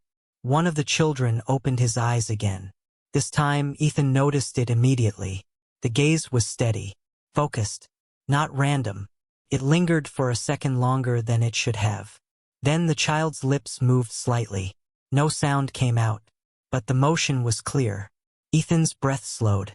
Something about that moment felt different. He looked up at Sebastian. "Did you see that?" he asked quietly. Sebastian did not answer right away. His attention was locked onto the child. Not with curiosity, with intensity. "Yes," he said at last. The room remained silent, but the tension had changed again. Not fear, not control. Something else. Something waiting. Ethan looked back down. The child's eyes were still open, watching, aware in a way that should not be possible. And for the first time, Ethan understood something that went beyond contracts and control. This was no longer just about keeping them safe. It was about understanding what they were becoming, and whether anyone would be able to stop it. The room did not stay calm for long. Ethan felt it before he saw it. A subtle shift in the air. A tension that did not belong to him this time. The child in his arms who had opened his eyes remained still, but his gaze did not waver. It was fixed, focused on something beyond Ethan. Then the others followed. One by one, all 4 children became alert at the same time. Not crying, not restless, just aware. The screens behind them reacted instantly. The signals surged without warning. Sharper than before. Faster. The comm patterns shattered into chaotic spikes. A low alert tone filled the room. Louder now. Impossible to ignore. Sebastian moved immediately. "This is not a normal fluctuation," he said, his voice tight for the first time. His hands moved across the console with precision, but the system did not respond the way it had before. The The signals did not stabilize. They escalated. Ethan's heart began to pound. "What is happening?" he asked, struggling to keep his voice steady. Sebastian did not look at him. "They are reacting to something external," he said. "But there is no external input." That contradiction hung in the air for a split second before the lights in the room flickered. Once, then again. Ethan's breath caught. "That is not possible," he said. "This place is sealed." Sebastian's expression hardened. "It is supposed to be." The children shifted in Ethan's arms. Not randomly, not gently. Their movements were stronger now, coordinated in a way that made his chest tighten. One of them let out a soft sound. Then another. The tones overlapped, almost forming a pattern. The screens reflected it. The signals began to sync again, but faster than before. Too fast. The alert tone rose in pitch. "They are linking again," Sebastian said. "But this level is beyond previous data." Ethan tightened his hold, forcing himself to stay calm. He slowed his breathing deliberately, focusing on the children. "It is okay," he said quietly. "I am here." For a brief moment it worked. The signals dipped slightly, but then something changed. One of the children turned his head sharply. His gaze locked onto the far wall. The others followed, all four at once. Ethan felt a cold wave move through him. There was nothing there. No movement, no sound, just a blank surface. And yet they were all looking at it. The lights flickered again. This time longer. The system glitched. Screens flashed. Data scrambled for a second before snapping back. Sebastian stopped moving, completely still. "That is not a system error," he said quietly. Ethan's voice dropped. "Then what is it?" No one answered. Because at that exact moment, one of the children moved his lips again. This time, a faint sound escaped. Not a cry, not a random noise, a shape of a word. Too soft to fully hear, but clear enough to feel. Ethan's breath slowed. His eyes locked onto the child. And for the first time, real fear settled in. Because whatever was happening now was not something Sebastian controlled. And it was not something Ethan understood. The sound that left the child's lips did not repeat, but it did not need to. The room had already changed. Ethan felt it in the way the air settled, in the way the tension stopped climbing and instead became something steady and controlled. The children in his arms relaxed at the same time, their bodies softening as if a signal had passed between them. The screens behind him responded just as quickly. The chaotic spikes slowed. The lines began to align again, not perfectly, but enough to silence the alert tone. Sebastian did not move for several seconds. He stood still, watching the data stabilize, his expression unreadable but no longer fully controlled. "They corrected it," he said quietly. Ethan looked down at the children. "They did not correct anything," he replied. "They chose to stop." Sebastian's gaze shifted to him. That distinction mattered, more than either of them wanted to admit. The system was no longer driving the outcome. The children were. Ethan adjusted his hold slightly, his movements calm and deliberate. He focused on his breathing, steady and even, and the children responded immediately. Their signals smoothed. Their small movements became natural again. That connection was no longer a theory. It was real, and it was stronger than anything in this room. Sebastian finally stepped away from the console. This time, there was no urgency in his movements, only thought. "If they can initiate and stop a synchronized response on their own," he said, "then they are not just reacting to stimuli. They are communicating." Ethan did not look up. "I already knew that," he said quietly. "You just refused to see it." Sebastian did not argue. For the first time since this began, he accepted the statement without resistance. The silence that followed was different from before. Not tense, not uncertain, clear. The truth was no longer hidden behind data or control systems. It was right here, in Ethan's arms, for lives that were aware, connected, and capable of something no one had planned. "Then this ends here," Ethan said. His voice was calm but final. Sebastian looked at him. "Explain." Ethan finally met his gaze. "No more experiments," he said. "No more systems watching them. You said they cannot function without me. That means you cannot separate us. And if you cannot separate us, then this is no longer your project." The words settled heavily. Sebastian did not respond right away. He considered them, measuring every implication. The children remained calm. The screens reflected it. Stable, controlled, but not by the system, by Ethan. That was the difference. That was the limit. Sebastian exhaled slowly. This time there was no tension left in it. Only acceptance. "Then it becomes something else," he said. Ethan nodded once. "A family," he replied. Sebastian held his gaze for a long moment. Then, for the first time, he stepped back. Not retreating, not surrendering, but allowing space. "Very well," he said. "We end the program." The words were simple, but they carried weight far beyond this room. Ethan felt it settle. The constant pressure, the unseen control. It was gone. Not erased, but no longer dominant. He looked down at the children again. They were quiet, peaceful, normal in a way that finally felt real. One of them opened his eyes once more. This time, there was no tension in the room. No system reacting. Just a child looking up at him. Ethan let out a slow breath. For the first time since this began, he felt something steady and certain. Not fear. Not confusion. Choice. He turned toward the door. It remained closed for a brief second. Then, with a soft sound, it unlocked. Not triggered by a system. Not controlled by a command. Just open. Ethan stepped forward. The children remained calm in his arms. Behind him, Sebastian did not stop him. He did not speak. He simply watched. And this time, there was no need to follow.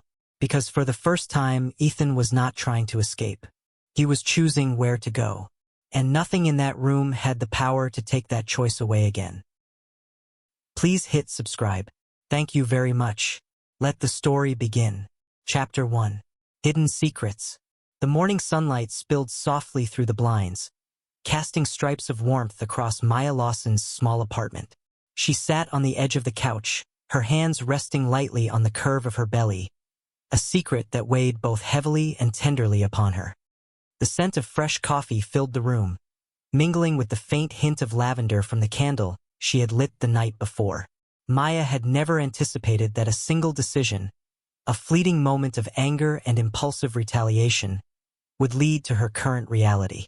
Her thoughts drifted back to the encounters with Derek Sinclair, the alpha who had chosen to involve her in a scheme of revenge she had barely understood at the time. His presence had been overwhelming, commanding attention with every movement. Yet Maya had learned to navigate around his forceful personality, balancing between caution and the secret knowledge she now carried. The office building across the street reflected the morning sun in blinding flashes, a reminder of the world outside her carefully maintained sanctuary.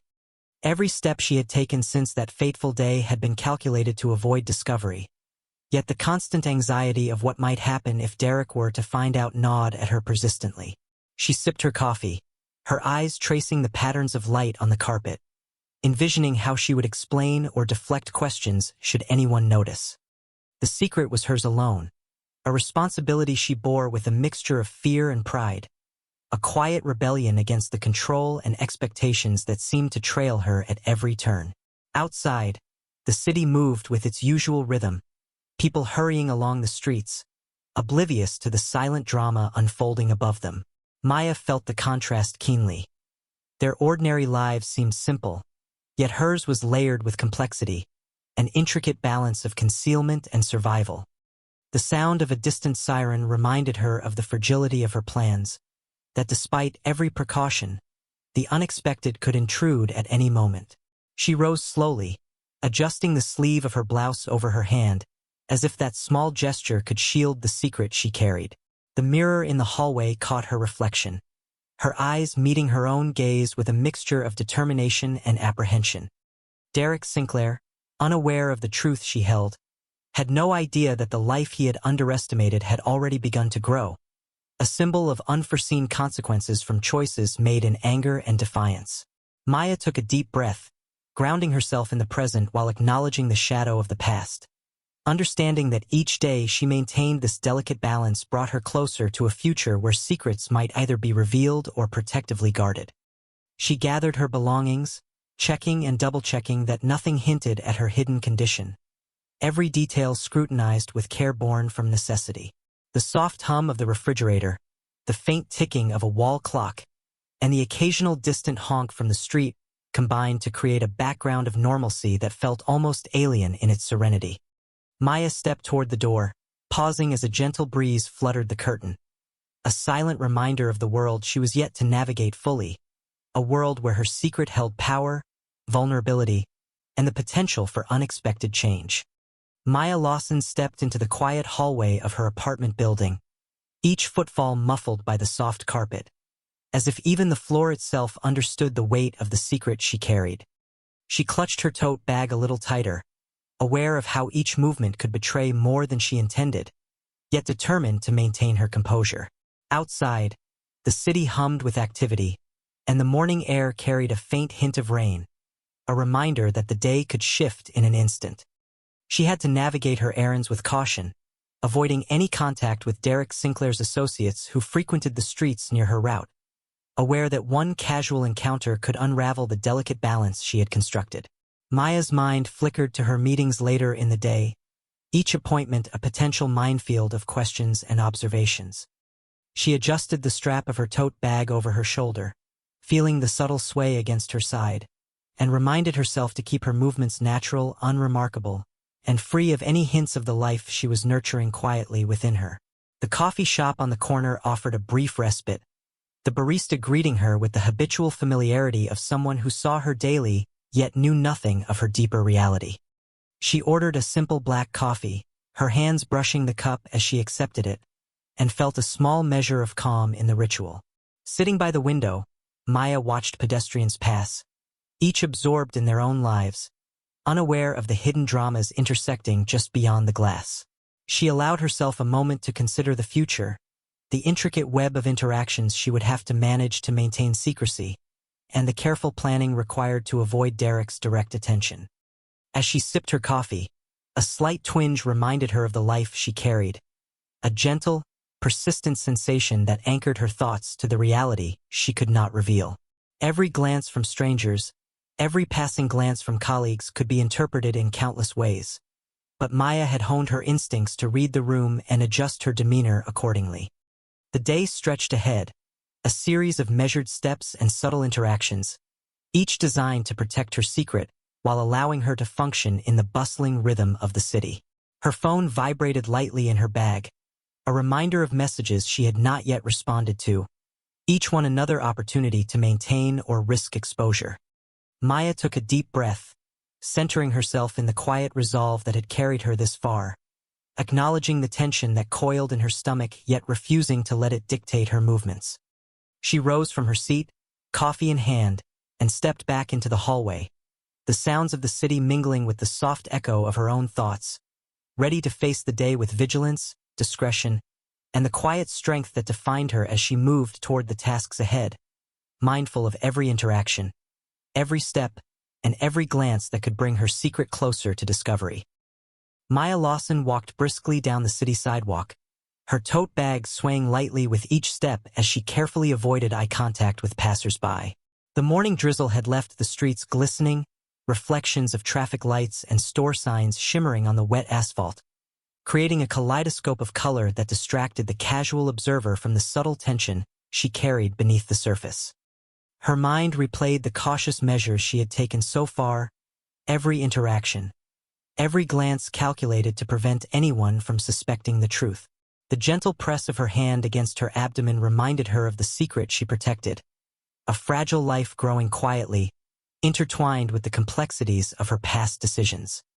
As she entered the lobby of her office building, the soft hum of the ventilation system and the occasional murmur of early arriving colleagues formed a comforting, predictable background. She nodded politely to the receptionist, offering a smile that was practiced and unobtrusive, and made her way to the elevator, pressing the button with careful deliberation. The ride up felt interminable, each floor passing with a slow, almost deliberate pace, giving her time to mentally prepare for the meetings ahead, interactions that could potentially unravel the careful balance she maintained. When the elevator doors opened, she stepped into the corridor, the polished floors reflecting the fluorescent lights above, and navigated toward her office with a measured gait. She set her coffee cup down on her desk, taking a moment to organize papers and digital files, a ritual that grounded her in the midst of a day filled with uncertainty. Her phone buzzed, signaling a message from a colleague, and she quickly read it, the mundane content providing a brief sense of normalcy amid the undercurrent of tension.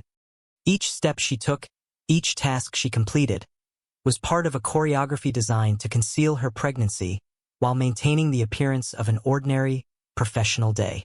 Even as she engaged in casual conversations with coworkers, she carefully modulated her tone and expressions, aware that any lapse could invite suspicion. The soft patter of rain against the windows continued, a rhythmic accompaniment to the quiet hum of office activity, grounding her in the present moment while reminding her of the delicate secret she carried. Maya allowed herself a fleeting thought of the future, imagining how she might navigate the revelation when the time came, yet immediately pushed it aside to focus on the tasks at hand. The day stretched ahead with its blend of routine and uncertainty, and Maya moved through it with quiet determination, every action deliberate, every glance purposeful, maintaining her careful balance as she continued to protect the hidden life within her while navigating the unpredictable world outside. Chapter 2. Dangerous Encounters. The rain had intensified outside, turning the city streets into a mirror of shimmering light and muted reflections as Maya Lawson made her way toward the small cafe tucked between two taller buildings. She kept her hood pulled low, careful to maintain a low profile, her steps deliberate yet swift along the wet pavement. Each movement was measured, every glance over her shoulder, a silent calculation to avoid attention from anyone who might recognize her from past encounters. Inside the cafe, the warmth and scent of roasted coffee beans offered a brief reprieve from the damp chill, a comforting reminder of normalcy in the midst of ongoing tension.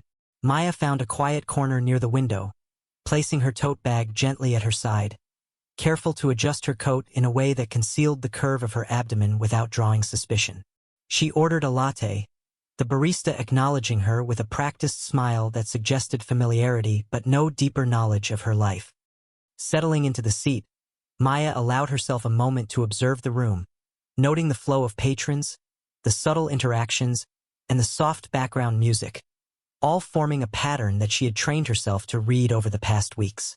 Her phone vibrated on the table, a message from a colleague, but she delayed checking it, keeping her attention on the cafe door, anticipating the possibility that Derek Sinclair might appear unexpectedly. The secret she carried was a constant companion, a presence that influenced her every decision, every subtle shift in posture, every adjustment of her clothing. As she sipped her latte, Maya considered the sequence of events that had led to her current predicament, the impulsive choices and unforeseen consequences that now demanded careful navigation. The rain outside continued to tap against the glass, a soft percussion that echoed the quiet anxiety coiling within her. The day stretched on with an unhurried pace, yet every passing minute heightened her awareness of the delicate balance she maintained between visibility and concealment. Her mind flickered to Derek, the alpha whose intentions and awareness remained just out of reach, whose presence she felt in the background even when physically absent. The anticipation of potential encounters made each movement and interaction more deliberate, a silent dance of vigilance. As the cafe filled with a brief lull of morning patrons, Maya allowed herself a slow, controlled breath, centering her focus on the immediate tasks at hand while remaining acutely aware of the larger, unpredictable world just beyond the cafe doors. Every sip, every glance, every subtle shift in position was a strategic decision, part of a larger effort to navigate the day successfully, maintaining the secret she bore with quiet resilience and careful attention to the nuances of her surroundings. Chapter 2. Dangerous Twists. Maya Lawson carefully navigated the crowded streets as she left the cafe, the drizzle now turning into a steady rain that slicked the pavement beneath her shoes. Each step was deliberate, mindful of the potential encounters that could disrupt the fragile balance she had maintained so far. Her tote bag rested against her side, adjusted just enough to mask the curve of her abdomen, a silent testament to the secret she carried with both pride and trepidation. The city around her moved with its usual rhythm, umbrellas bobbing past in a sea of muted colors, people absorbed in their routines, oblivious to the tension that shadowed her every movement. As she approached the intersection, the soft hum of traffic mingled with the distant echoes of pedestrians, creating a background noise that allowed her to focus on subtle shifts in the environment, alert to any presence that might hint at Derek Sinclair's approach. Maya's mind replayed the events of the morning, her careful maneuvers, the brief moments of calm in the cafe, and the ever-present knowledge that her secret life could be revealed at any instant. A flash of movement across the street caught her eye, and her heart quickened, though the figure proved to be a passerby, yet the reminder of constant vigilance lingered. She adjusted her coat around her shoulders and continued, thoughts alternating between the immediate task of reaching her next appointment and the broader implications of the life she carried. Each interaction she had, even the smallest exchange with a shop clerk or passerby, was filtered through a lens of caution and anticipation. She entered the lobby of another building, the polished floors gleaming under fluorescent lights, and made her way to the elevator, pressing the button with a measured hand. The ride felt longer than usual, every floor passing with the gentle whir of machinery and the occasional soft ding marking their ascent. Her reflection in the elevator mirror offered a brief, private assessment of her composure, a reminder to maintain the carefully curated demeanor that masked her internal anxieties. The doors opened, and she stepped into the corridor, the ambient sounds of office activity enveloping her, providing both cover and contrast to the personal tension she carried. Maya moved to her office, placing her coffee cup and tote bag down, and allowed herself a moment to breathe, feeling the pulse of life within her and the quiet determination that had guided her thus far. As she organized her workspace, her phone buzzed, a reminder of the ongoing responsibilities and potential interactions that awaited her. She paused, briefly glancing out the window at the rain-soaked streets below, a reflection of the uncertainty and the unpredictable twists that seemed to follow her steps.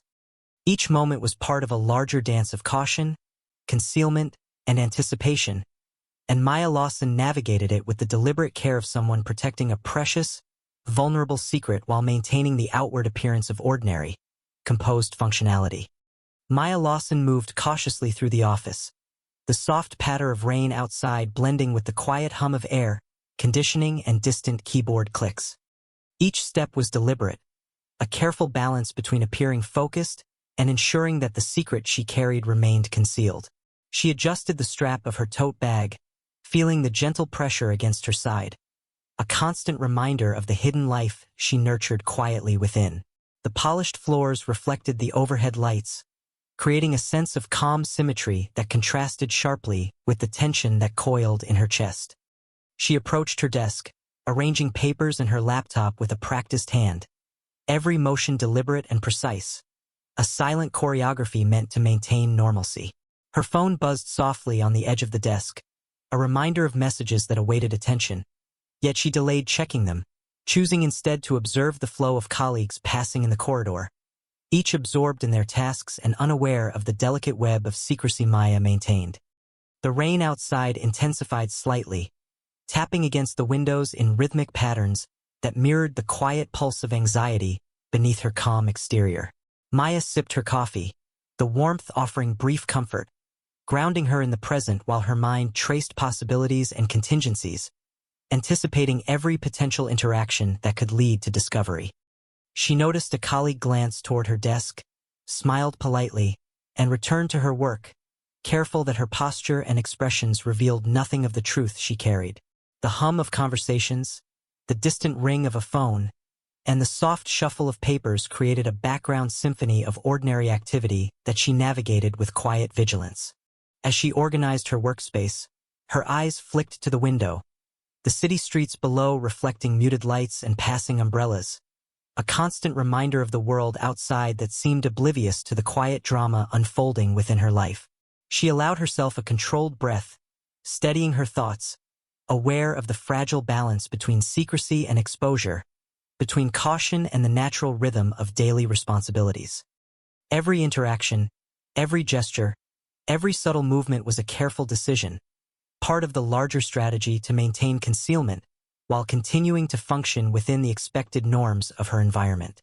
The day stretched ahead, filled with mundane tasks interwoven with silent vigilance, and Maya moved through it with a quiet strength, the knowledge of the secret she bore shaping her actions with careful precision and deliberate care. Chapter 3. Maya Lawson stepped into the conference room, the fluorescent lights casting a cool glow across the polished table as she placed her tote bag carefully beside her chair. The office was quieter than usual, a lull in the typical morning rush providing a rare moment of focus. Yet her mind remained alert, scanning for any potential signs that Derek Sinclair or his associates might notice something amiss. Her fingers brushed against the strap of her bag, a subtle reminder of the secret she bore and the careful precautions she had taken to maintain its concealment. As she arranged her documents and prepared for the morning meeting, a soft vibration on her phone drew her attention, signaling a message from a colleague she trusted, one who had become an unwitting observer of the small but critical details in her life. She glanced briefly at the message, confirming nothing in it suggested awareness of her situation, and returned her focus to the conference materials, noting the slight tension in the room that often accompanied Derek's presence even when he was absent. A sudden movement at the far end of the room caught her eye, a fleeting shadow of someone entering late, and Maya's pulse quickened slightly, though the figure was a junior associate arriving with apologies for tardiness. The interaction, brief and routine, reminded her that the eyes of the office were everywhere, and even the smallest gestures could be misinterpreted, potentially threatening the fragile balance she had maintained. Maya adjusted her coat and seated herself with deliberate composure, ensuring that no hint of her secret could be inferred from posture or expression. The meeting commenced with routine updates, voices rising and falling in a controlled rhythm that allowed her to navigate the discussion while remaining vigilant. At one point, a document fell from the edge of the table, and she bent to retrieve it, a minor action that provided an unexpected opportunity. A colleague casually commented on her subtle change in figure, a small remark that, while innocent, carried the weight of a potential clue. Maya smiled politely, deflecting the observation with a remark about the office chair and posture, her heart beating slightly faster as she ensured her tone remained light and conversational. Throughout the session, she monitored the room, noting the body language and gestures of each participant, aware that any misstep could hint at the hidden truth. As the meeting concluded and colleagues filed out, she gathered her materials, maintaining a careful rhythm in her movements, and allowed herself a brief moment of inward reflection. The gentle pressure against her abdomen reminded her of the secret she carried and the responsibility she bore, the silent, persistent presence that shaped her day and every decision.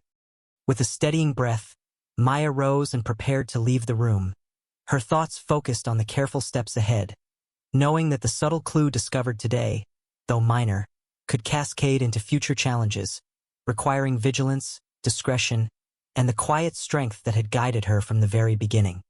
Maya Lawson stepped out of the conference room, the soft hum of office activity surrounding her as she made her way down the corridor. Her steps were careful, measured, and deliberate, each movement reflecting the quiet vigilance she had maintained throughout the day. The subtle sway of her tote bag against her side reminded her of the secret she carried, a life that had grown quietly without the knowledge of Derek Sinclair, the alpha whose presence lingered like a shadow over her daily routine. As she passed the glass-walled meeting rooms, she observed colleagues engaged in their discussions, their laughter and voices blending into the background hum of normalcy, a contrast to the tension that threaded through her own thoughts. Reaching the elevator, Maya pressed the button with a steady hand, feeling the soft vibration of the metal beneath her fingertips as she waited, eyes flicking to the reflections in the polished surfaces. When the doors opened, she entered, mindful of the slight tilt in her posture and the careful positioning of her hands over her abdomen, subtle gestures designed to maintain the concealment of her pregnancy. The ride felt elongated, each floor passing in a quiet, almost meditative rhythm, allowing her to anticipate the interactions awaiting her in the offices above. Stepping out, she moved toward the break room, the smell of brewing coffee and baked pastries offering a momentary comfort, grounding her in the simple sensory experiences of the day. A colleague approached, offering a brief, friendly greeting, and Maya responded with practiced warmth, careful not to reveal any signs of stress or distraction. The interaction, small and seemingly inconsequential, carried the potential to reveal more than she intended, and she maintained her composure, allowing the conversation to pass with ease. Taking a seat by the window, she observed the rain-slicked streets below, reflections of city lights shimmering across the pavement, a mirror of the uncertainty and delicate balance that defined her daily life. Her mind traced the events of the day, the small discoveries, the inadvertent clues, and the subtle signs that had emerged, each one a reminder of the fragile tension between secrecy and exposure. She allowed herself a controlled breath, centering her thoughts on the steps ahead, aware that vigilance, discretion, and careful navigation would guide her through the remaining hours. The quiet rhythm of her surroundings, the soft chatter, and the muted glow of the morning provided a backdrop for the careful orchestration of her movements. Each deliberate action a reflection of the quiet strength and determination that had carried her through the challenges of the day, maintaining the hidden life within with resilience and care. Maya Lawson returned to her apartment as the evening light faded, casting long, warm shadows across the familiar walls that had become her sanctuary. She set down her tote bag carefully, adjusting her coat and taking a moment to breathe, feeling the subtle, comforting weight of the life she had nurtured quietly all these weeks. The city outside had slowed, the once busy streets now reflecting the soft glow of street lamps on wet pavement, creating a sense of calm and closure that contrasted with the tension of the day. Maya walked to the living room window, gazing out over the skyline, her mind tracing the careful steps she had taken to protect her secret and navigate the intricate dance of interactions at the office. She allowed herself a small, private smile, a recognition of the resilience and careful strategy that had guided her through the delicate circumstances she faced. As she moved through the apartment, arranging her belongings and settling into the quiet rhythm of home, a familiar sound drew her attention. A gentle knock at the door. She hesitated briefly, her pulse quickening, then moved to open it, revealing Derek Sinclair standing there, his expression uncharacteristically open and unguarded. He stepped inside, carrying an air of cautious anticipation, and for the first time, Maya felt the invisible distance between them lessen, the tension replaced by a quiet understanding that had developed over time. Derek's gaze fell upon her, taking in the subtle changes that hinted at the secret she had carried, and without a word, he reached out with gentle reassurance, his presence conveying acceptance and acknowledgement rather than judgment or control. Maya felt a wave of relief and clarity. The burden she had borne alone now shared in a moment of unspoken trust, and she allowed herself to relax, leaning slightly into the quiet connection that had grown between them. The evening unfolded with a calm rhythm, their conversation measured, filled with the understanding that some truths were known and accepted without immediate disclosure, and the apartment felt warm with the promise of mutual respect and support. As the night deepened and the city lights reflected in the window, Maya realized that while the secret of her pregnancy remained between them for now, the balance of trust and vigilance had shifted, providing a sense of closure to the day's events. She moved to her favorite chair, setting aside the papers and routines that had occupied her day, and allowed herself a moment of quiet reflection, understanding that the path ahead, though still delicate and requiring care, was now grounded in a sense of security and the shared acknowledgement that Derek's presence would be a source of steady support. The evening settled around them, calm and reassuring, signaling an end to the day's tension and a clear, hopeful step forward in the life they were navigating together. Welcome to BL Storytender. Please hit subscribe. Thank you very much. Let the story begin. Chapter 1. The Night Everything Broke. Ethan Cole had always believed heartbreak would arrive like a storm, loud and violent and impossible to ignore. But when it finally came, it sounded like laughter behind a half-open penthouse door. The sound stopped him cold in the marble hallway of the Loron Tower residence. His fingers tightened around the small paper gift bag hanging from his wrist, the one carrying Ryan Lawrence's favorite dark chocolate cake from the bakery 3 blocks away. Ethan had waited nearly 40 minutes in the rain to buy it because Ryan once mentioned the place reminded him of childhood weekends in Boston. Now the white bakery box felt unbearably heavy in Ethan's trembling hand. Another laugh drifted through the doorway. Lower this time. Intimate. Ethan recognized Ryan's voice instantly. Warm. Careless.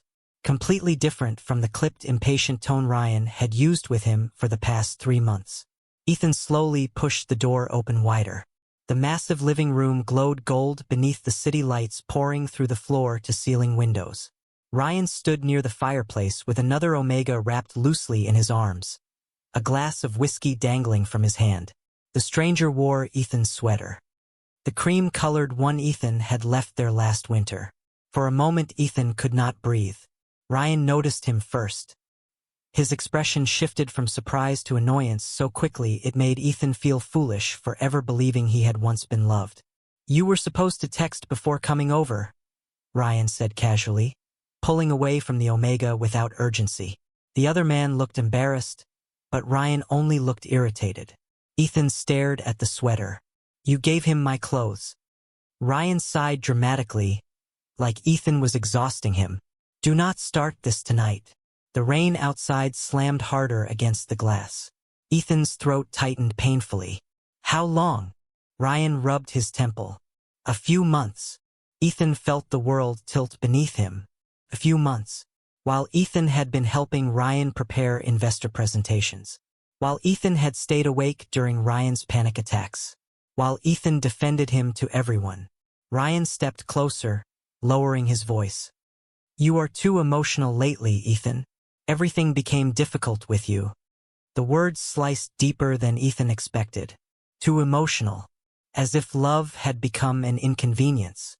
Ethan swallowed hard and set the cake box onto the marble counter with shaking hands. "I came here because today was our anniversary." Ryan looked away first. Silence spread across the penthouse like smoke. Ethan laughed softly, but the sound cracked apart halfway through. "I wasted 2 years loving you." He turned before Ryan could answer and walked toward the elevator as fast as his legs could carry him. By the time he reached the lobby, tears blurred the polished black floors beneath him. The storm outside had transformed Manhattan into rivers of silver light and chaos. Ethan stepped into the freezing rain without opening his umbrella. He barely noticed the black luxury sedan waiting beside the curb until the rear passenger door suddenly opened beside him. "Ethan." The deep voice froze him instantly. Damien Laurent stepped out of the vehicle in a charcoal overcoat darkened by rain. Ryan's father looked even more intimidating at night, tall and composed and impossibly calm beneath the storm. At 45 years old, Damien carried the kind of presence that silenced entire rooms without effort. His silver-streaked black hair glistened beneath the city lights, and his sharp gray eyes settled onto Ethan with unsettling focus. Ethan quickly wiped his face. "I am sorry, Mr. Laurent. I did not see you." Damien's gaze lingered on Ethan's trembling hands and soaked clothes. "You are shaking." Ethan tried to force a smile. "I am fine." Damien glanced toward the tower entrance behind him, understanding flickering silently across his expression. "Ryan." Ethan looked away immediately. That was answer enough. Damien exhaled slowly before opening the car door wider. "Get inside before you collapse from the cold." Ethan hesitated, but thunder cracked violently overhead. Another wave of rain drenched him instantly. Finally, exhausted and heartbroken, Ethan stepped into the warmth of Damien Laurent's car, unaware that the decision would change the rest of his life forever. Ethan had never been inside Damien Laurent's private car before. The silence alone felt expensive. Warm air brushed against his rain-soaked skin as the city lights blurred beyond the tinted windows. Ethan sat stiffly near the door, clutching the damp sleeves of his sweater while trying not to leave water stains on the black leather seats. Across from him, Damien Laurent loosened his charcoal gloves with calm, deliberate movements, his sharp gray eyes occasionally flickering toward Ethan without pressure. The older alpha smelled faintly of cedarwood and cold winter air, a scent clean enough to make Ethan painfully aware of how exhausted he looked. "You should dry your hair before you get sick," Damien finally said. Ethan swallowed hard. "I am sorry for causing trouble." "You are not causing trouble." The response came immediately, steady and controlled. Ethan looked down at his trembling hands. Nobody had defended him all night. Not Ryan. Not even himself. The realization hurt more than he expected. The car slowed beside a quiet building on the Upper East Side. Ethan frowned slightly. "This is not my apartment." "No," Damien said. "Your apartment building lost power during the storm." Ethan blinked in surprise. "How do you know that?" Damien removed his gloves carefully before answering. "I own the building." Ethan stared at him for a second before letting out a tired breath that almost sounded like a laugh. Of course he did. Damien Laurent seemed to own half of Manhattan. "You can stay in the guest suite tonight," Damien continued. "My driver will take you home in the morning."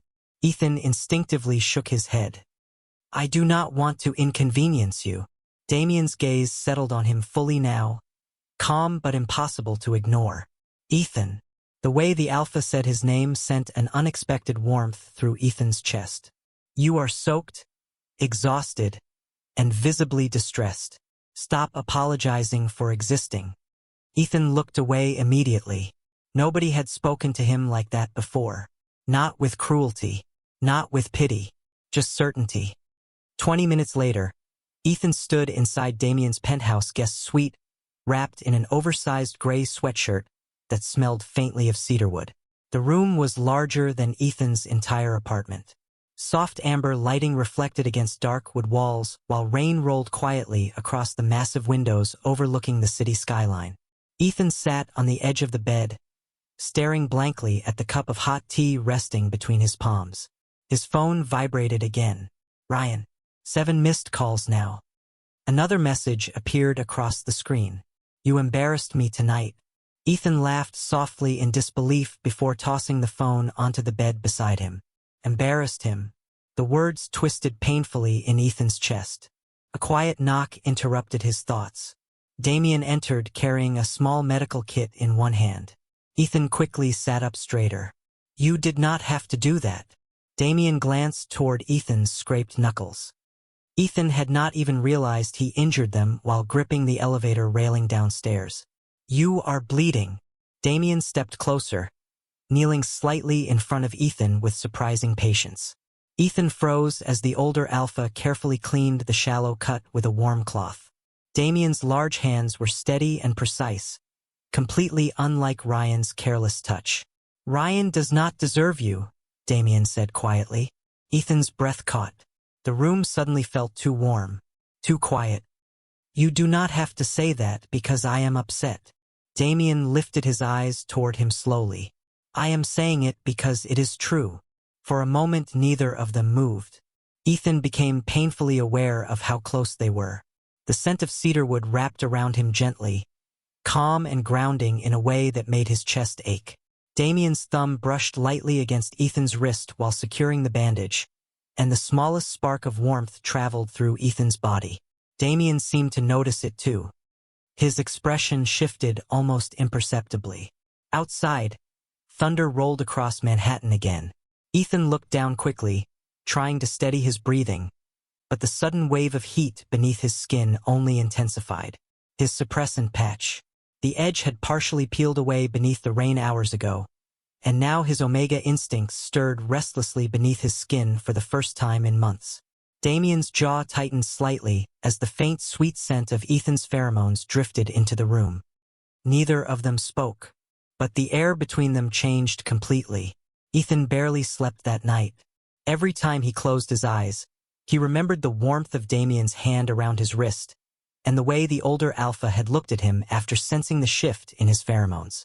It was not hunger, not pity either. It was something far more dangerous. Recognition. By early morning, pale winter light spilled across the penthouse windows, while Manhattan slowly disappeared beneath sheets of cold rain. Ethan stood quietly near the kitchen counter wearing borrowed clothes while Damien spoke on the phone several feet away. The Alpha's deep voice remained calm and controlled even while discussing what sounded like a hostile business negotiation. Ethan tried not to stare, but it was difficult not to notice how effortlessly Damien commanded every room he entered. "Delay the acquisition meeting until Monday," Damien said evenly. And remove Ryan from the investor dinner tonight. Ethan's head lifted slightly. Damien noticed immediately. The Alpha ended the call before setting his phone down beside the marble counter. You did not have to do that because of me, Ethan said quietly. Damien poured coffee into a black ceramic mug before answering. I did it because Ryan embarrassed this family. Ethan lowered his eyes again. The word family twisted painfully inside his chest now. Damien stepped closer and placed a warm cup of tea in front of Ethan instead of coffee. You do not like bitter drinks when you are anxious. Ethan blinked in surprise. How did you know that? You always added too much sugar during family dinners. Ethan stared at him silently.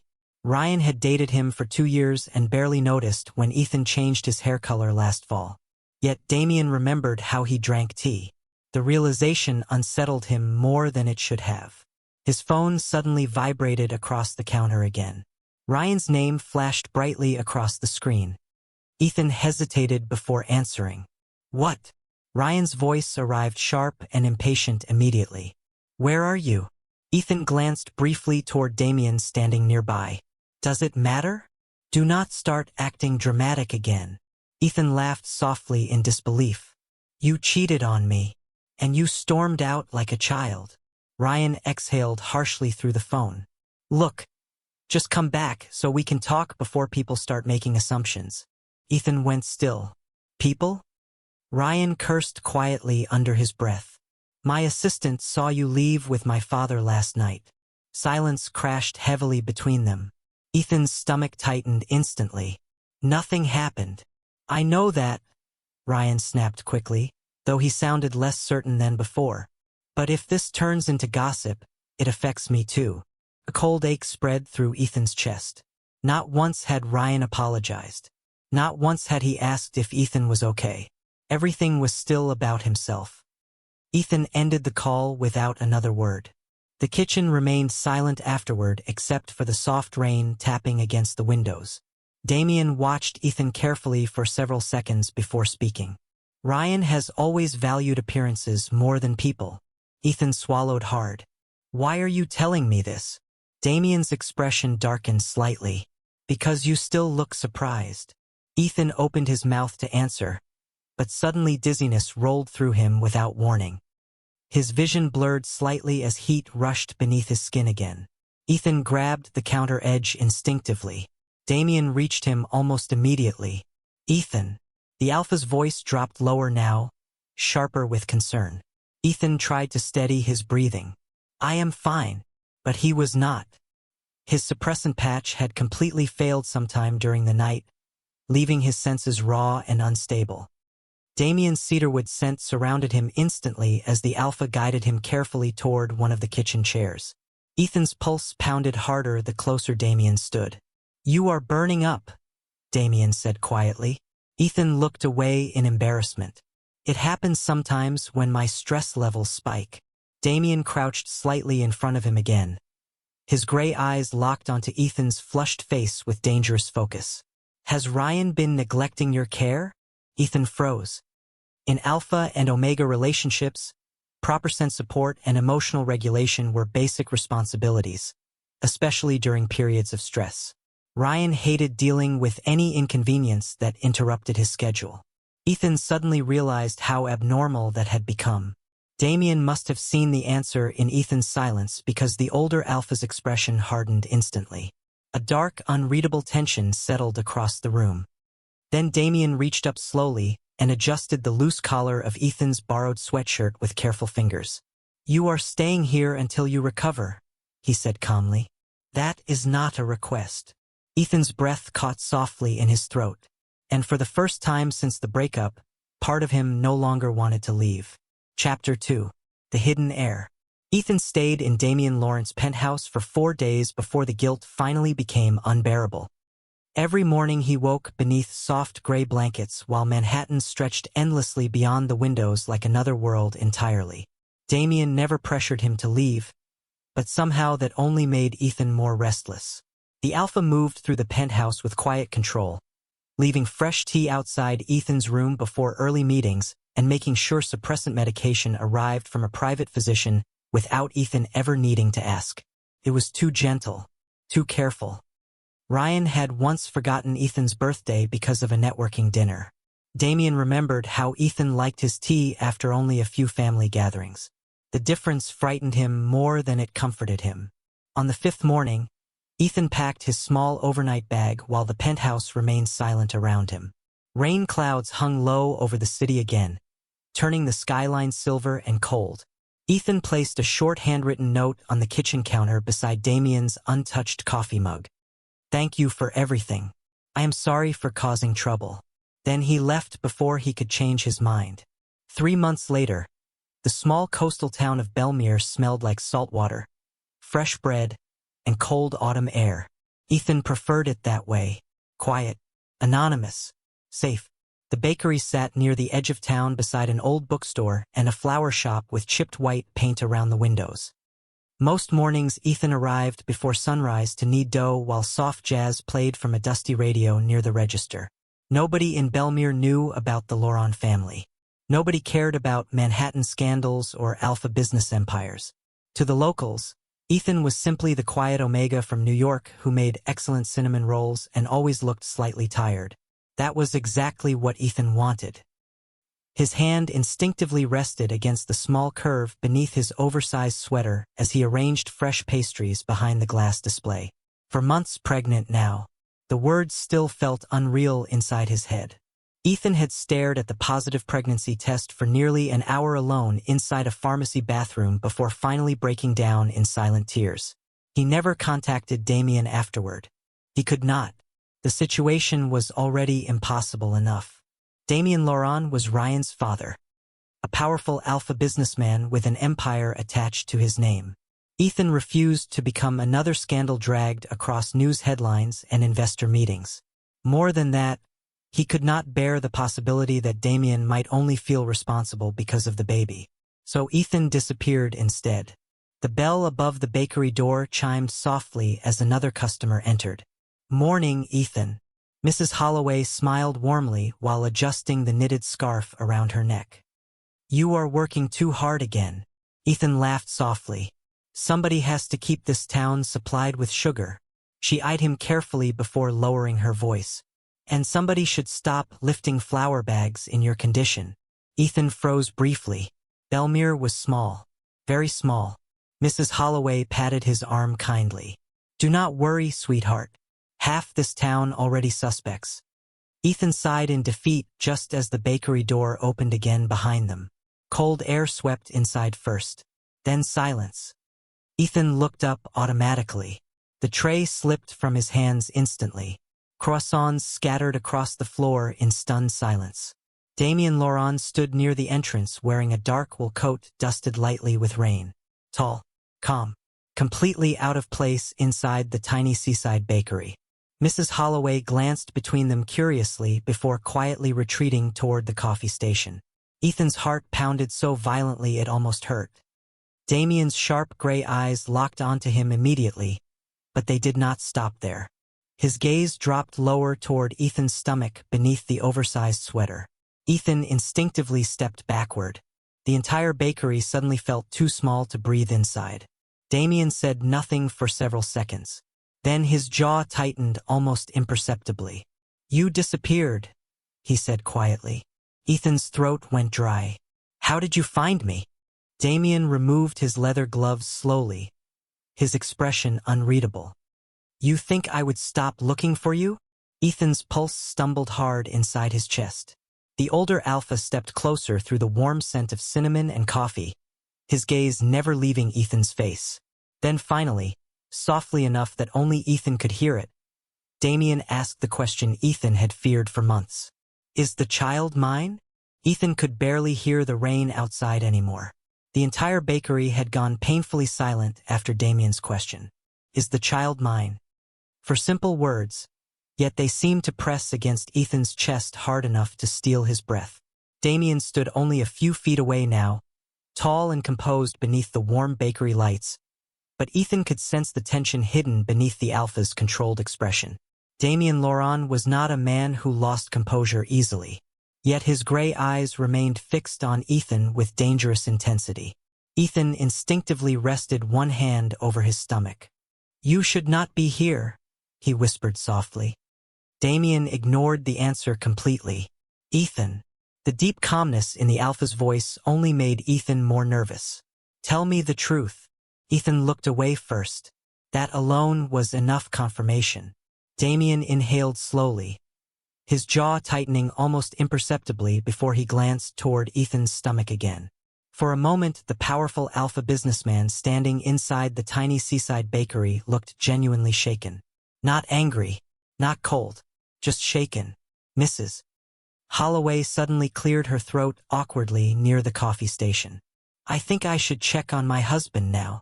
She grabbed her paper bag of pastries and disappeared outside before Ethan could stop her. The bell above the door chimed softly behind her, leaving Ethan and Damien alone. Ethan folded his arms tightly across himself. "I did not tell you because this changes everything." Damien stepped closer. "It already changed everything the moment you vanished." Ethan's pulse stumbled hard. "You have a company, a reputation, investors, Ryan." Damien's expression darkened immediately at his son's name. "Ryan is irrelevant to this conversation." Ethan stared at him in disbelief. "He is your son, and you are carrying my child." The quiet certainty in Damien's voice sent warmth rushing through Ethan's chest before panic quickly followed behind it. "You do not understand what people will say." Damien removed his gloves slowly before setting them onto the nearest table.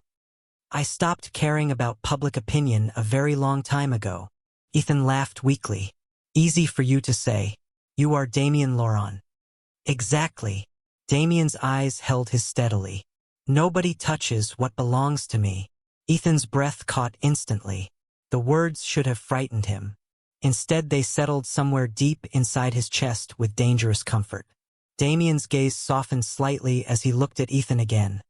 Really looked at him. The oversized sweater. The exhaustion beneath his eyes. The instinctive protective hand resting over the small curve of his stomach. Something shifted visibly inside the older Alpha. "How far along?" Damien asked quietly. "Almost 4 months." Damien exhaled slowly, almost like he was trying to process how much he had already missed. Then his eyes narrowed slightly. "You have been working this entire time?" Ethan frowned. "It is my bakery." Damien glanced toward the heavy flour bags stacked near the kitchen entrance. "You should not be lifting those." Ethan folded his arms tighter. "I have handled myself just fine." "That is not the point." Damien stepped even closer now, lowering his voice. "You should not have been alone." The sincerity in his tone hurt Ethan more than anger would have. Because part of him had been alone. Terribly alone. Damien slowly lifted one hand, pausing briefly before gently brushing his knuckles against Ethan's wrist. The touch was careful enough to let Ethan pull away if he wanted. Ethan did not move. "Come back to Manhattan with me," Damien said softly. Ethan's heart pounded violently. "Damien, I am done pretending I can stay away from you."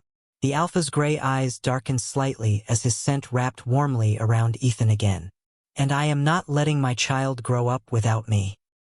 The ride back to Manhattan felt strangely quiet. Ethan sat near the window of Damien's private car, while rain blurred the highway lights into streaks of silver and gold outside.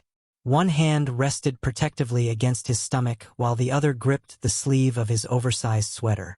Across from him, Damien reviewed documents on a digital tablet with calm focus.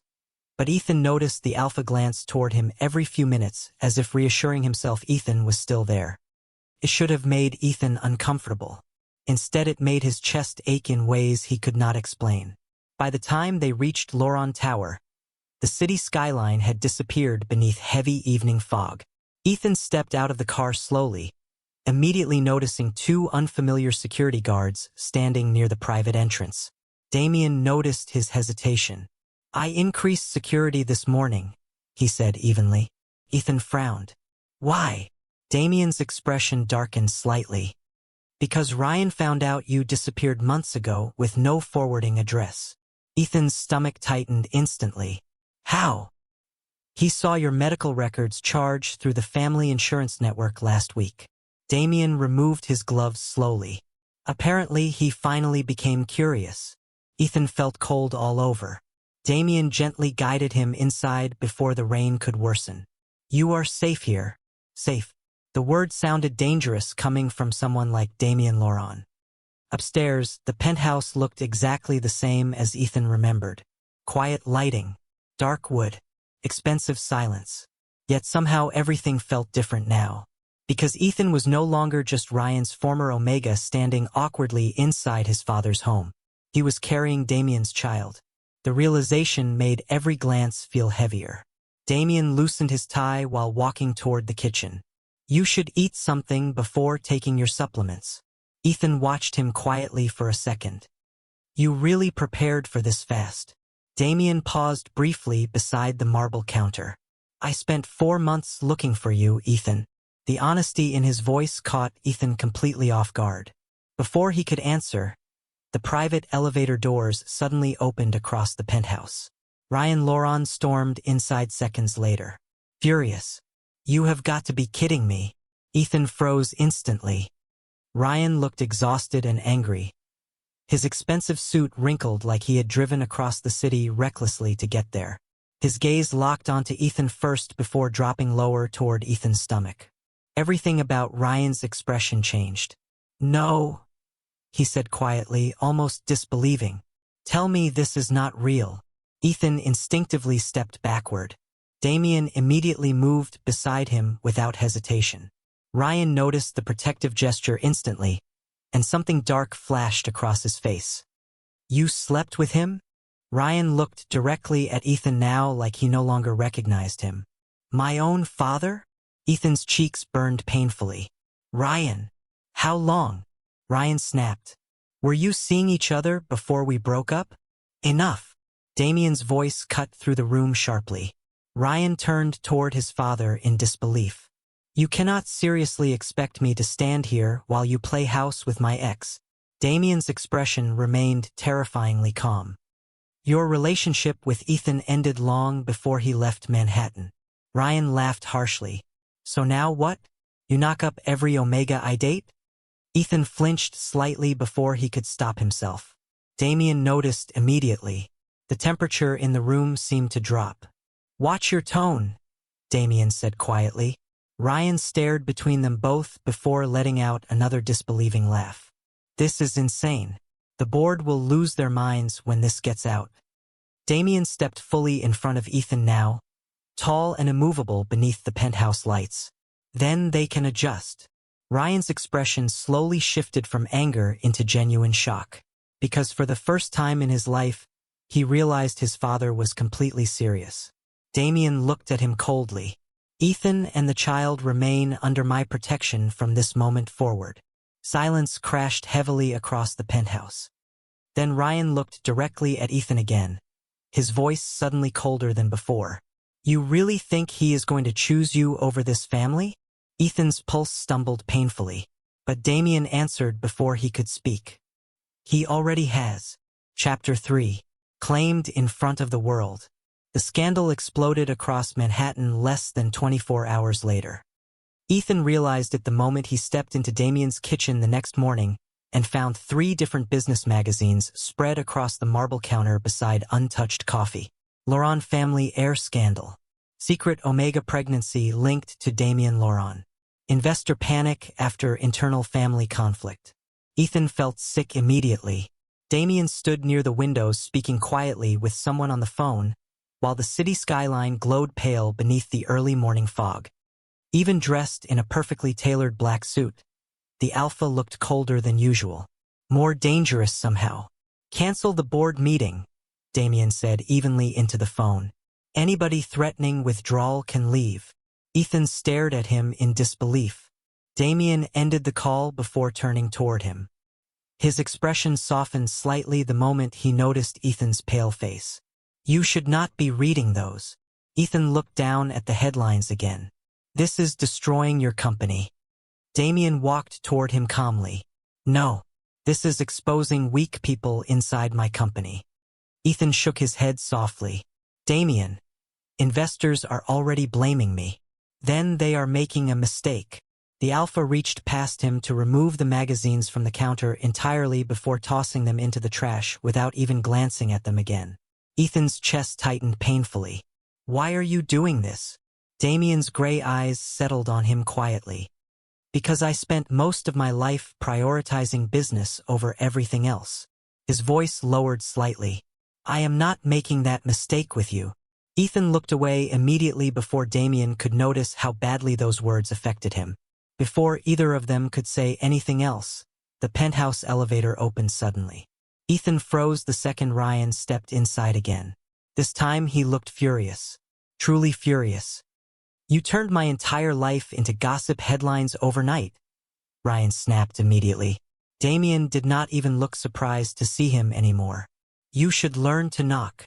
Ryan ignored the comment completely, his eyes locking onto Ethan instead. "Do you have any idea what people are saying about us?"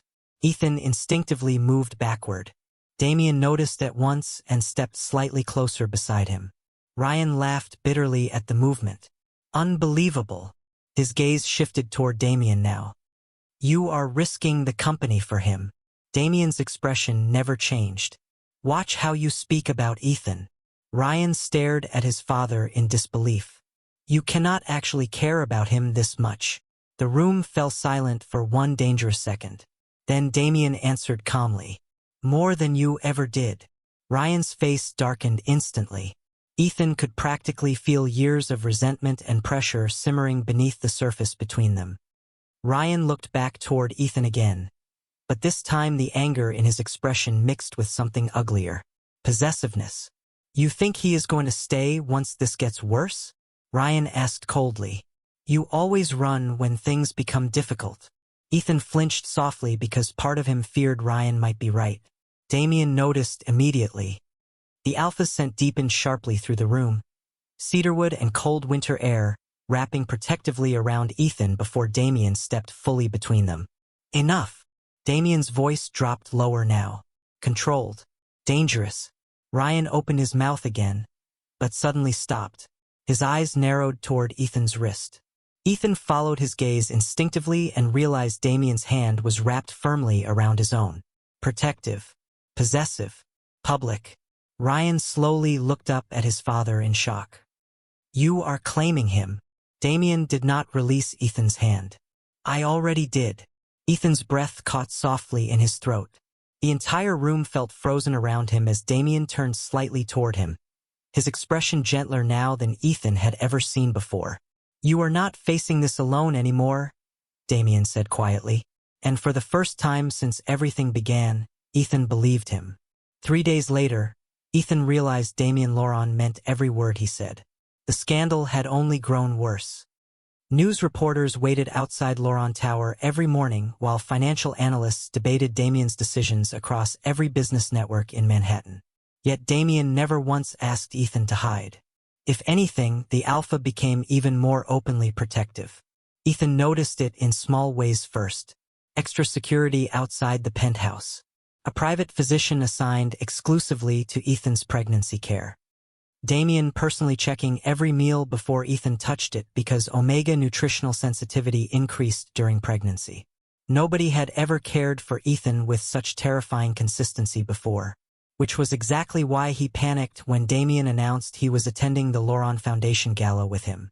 "Absolutely not," Ethan said immediately from the penthouse dining room.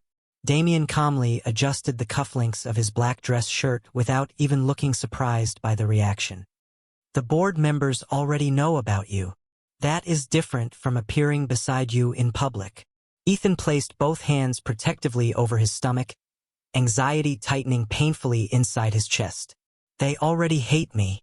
Damien finally looked up from his cufflinks. "No, they fear change they cannot control." Ethan stared at him helplessly. "Damien, this gala will be full of investors, reporters, and every important Alpha family in New York." "Good."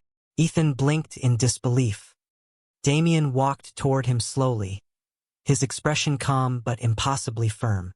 "I am done allowing people to treat you like a secret." Ethan's breath caught softly. Before he could answer, Damien gently adjusted the collar of Ethan's dark blue sweater with careful fingers. The intimacy of the gesture made Ethan's pulse stumble instantly. "You belong beside me," Damien said quietly. Nobody had ever spoken to Ethan with such certainty before. That night, flashes from cameras exploded across the entrance of the Loron Foundation ballroom the second Damien's car arrived. Ethan nearly froze when the door opened. Hundreds of reporters crowded behind security barriers, while photographers shouted questions non-stop. Beside him, Damien stepped out first in a perfectly tailored black suit before immediately offering Ethan his hand. The entire crowd seemed to go silent for half a second. Ethan hesitated only briefly before placing his hand into Damien's. Warm cedarwood wrapped around him instantly, grounding the panic threatening to rise inside his chest. The moment Ethan stepped out beside him, reporters erupted again. "Mr. Loron, is the Omega carrying your child? What happened between you and your son? Are the inheritance rumors true?" Damien ignored every question completely. Instead, he guided Ethan carefully through the crowd, with one protective hand resting against Ethan's lower back. Inside the ballroom, conversations stopped almost immediately as guests turned toward them in shock. Ethan could physically feel the judgment in the room. Damien noticed too. Then, without warning, the Alpha lifted Ethan's hand calmly in front of everyone and pressed a slow, deliberate kiss against his knuckles. The ballroom fell completely silent. Damien looked directly at the crowd afterward, his gray eyes cold and absolute. "Any disrespect toward Ethan Cole," he said evenly, "will be treated as disrespect toward me." No one spoke after that, because every person in the room understood exactly what Damien Loron had just done. He had chosen Ethan publicly, completely, and there was no turning back anymore. 6 months later, the first snowfall of December covered Manhattan in silver and white by the time Ethan finally went into labor. The private medical wing Damien reserved overlooked the entire city skyline, but Ethan barely noticed the lights beyond the windows while gripping Damien's hand tightly through another painful contraction. The Alpha never left his side once. Not for business calls. Not for meetings. Not even when half the Loron board demanded his presence downstairs after another media leak hit the financial networks that morning. Damien ignored all of them. "Look at me," Damien said quietly, brushing damp hair away from Ethan's forehead. His calm cedarwood scent wrapped around Ethan steadily, grounding him through the panic and exhaustion. "You are doing perfectly." Ethan laughed weakly through tears. "I hate you a little right now." For the first time in months, Damien actually smiled. A real smile, soft enough to make Ethan's chest ache even in the middle of labor. 3 hours later, their son entered the world beneath soft hospital lights and falling snow outside the windows. Ethan barely stopped crying afterward. Damien looked equally stunned holding the baby for the first time, his large hands impossibly careful around the tiny bundle wrapped in pale gray blankets. Their son had Ethan's dark hair but Damien's gray eyes. The moment the nurse placed the baby into Damien's arms, something inside the powerful Alpha visibly broke apart and rebuilt itself entirely. Ethan watched silently from the hospital bed while Damien stared down at the child with overwhelming protectiveness written across his face. "He is beautiful," Ethan whispered softly. Damien lifted his eyes toward Ethan then, and the intensity inside them nearly stole Ethan's breath away. "So are you." 2 weeks later, Damien shocked Manhattan again by holding a formal press conference inside Loron Tower. Every major news network attended. Investors, reporters, rival Alpha families. They all expected damage control. Instead, Damien walked into the room beside Ethan carrying their son in his arms without hesitation. Camera flashes exploded instantly across the ballroom. Ethan almost froze from nerves until Damien's hand found the small of his back protectively. "For months," Damien said calmly before the crowd, "people have treated Ethan Cole like a scandal." His gray eyes swept coldly across the room. "He is not a scandal. He is my partner, the father of my child, and the future of this family." Silence crashed heavily across the ballroom afterward. Then Damien reached into his coat pocket and removed a simple platinum ring. Ethan stared at him in complete shock. Damien's expression softened slightly as he looked directly at him. "I spent most of my life building an empire," he said quietly. "But you are the first thing that has ever truly felt like home." Tears burned Ethan's eyes instantly. Damien slipped the ring gently onto Ethan's hand while cameras flashed nonstop around them. Somewhere in the back of the ballroom, Ryan watched silently before finally lowering his gaze. For the first time, there was no anger left on his face, only regret. Months later, Ethan reopened a small bakery in Manhattan with Damien's support, though Damien still complained every morning that Ethan worked too hard while pregnant Omega nutrition schedules remained taped to the bakery refrigerator. Their son slept peacefully in a cradle near the office while Damien reviewed business reports beside the front window, pretending not to scare customers away with his intimidating presence. Sometimes Ethan still caught himself staring at the alpha in disbelief. Because none of this should have happened. Losing Ryan was supposed to destroy his life. Instead, it led him to the one alpha who refused to let him go. Chapter 1. The Mark. In the small mountain town of Gray Hollow, people believed every strange thing needed a reason. A late snowfall in spring meant bad luck. A broken church bell meant trouble was coming. And the dark mark on Selim Hart's neck meant he was cursed. Selim had heard the whispers for as long as he could remember. He heard them in the grocery store, on quiet sidewalks, and even from visitors who had never spoken to him before. The mark rested just below his jawline, shaped like a twisting circle of black silver. Some days it looked harmless. Other days it seemed to glow beneath his skin. No one knew what it was. Because no one understood it, they feared it. At 23 years old, Selim lived alone in a weathered cabin beyond the town limits. He repaired fences, delivered supplies, and kept to himself. Most residents preferred it that way. They greeted him with cautious smiles and quickly looked away. Children were often warned not to wander near his property. The stories changed depending on who was telling them. Some claimed the mark brought illness. Others believed it predicted disasters. A few insisted it had appeared the same year his parents vanished. Selim stopped trying to correct them long ago. On a cold autumn afternoon, he was returning from a delivery when he noticed a young boy chasing a loose dog near the old highway crossing. The child laughed as he ran, unaware that a delivery truck was approaching around a blind curve. Selim felt a sudden burning sensation spread across his neck. Instantly he froze. The mark beneath his skin pulsed with heat. It had happened before. Not often, but enough to terrify him. His heartbeat quickened. Images flashed through his mind. A frightened dog. A child stumbling. A truck stopping too late. Without thinking, Selim sprinted forward. He reached the boy seconds before he stepped into the road. Grabbing his shoulder, Selim guided him safely back onto the grass.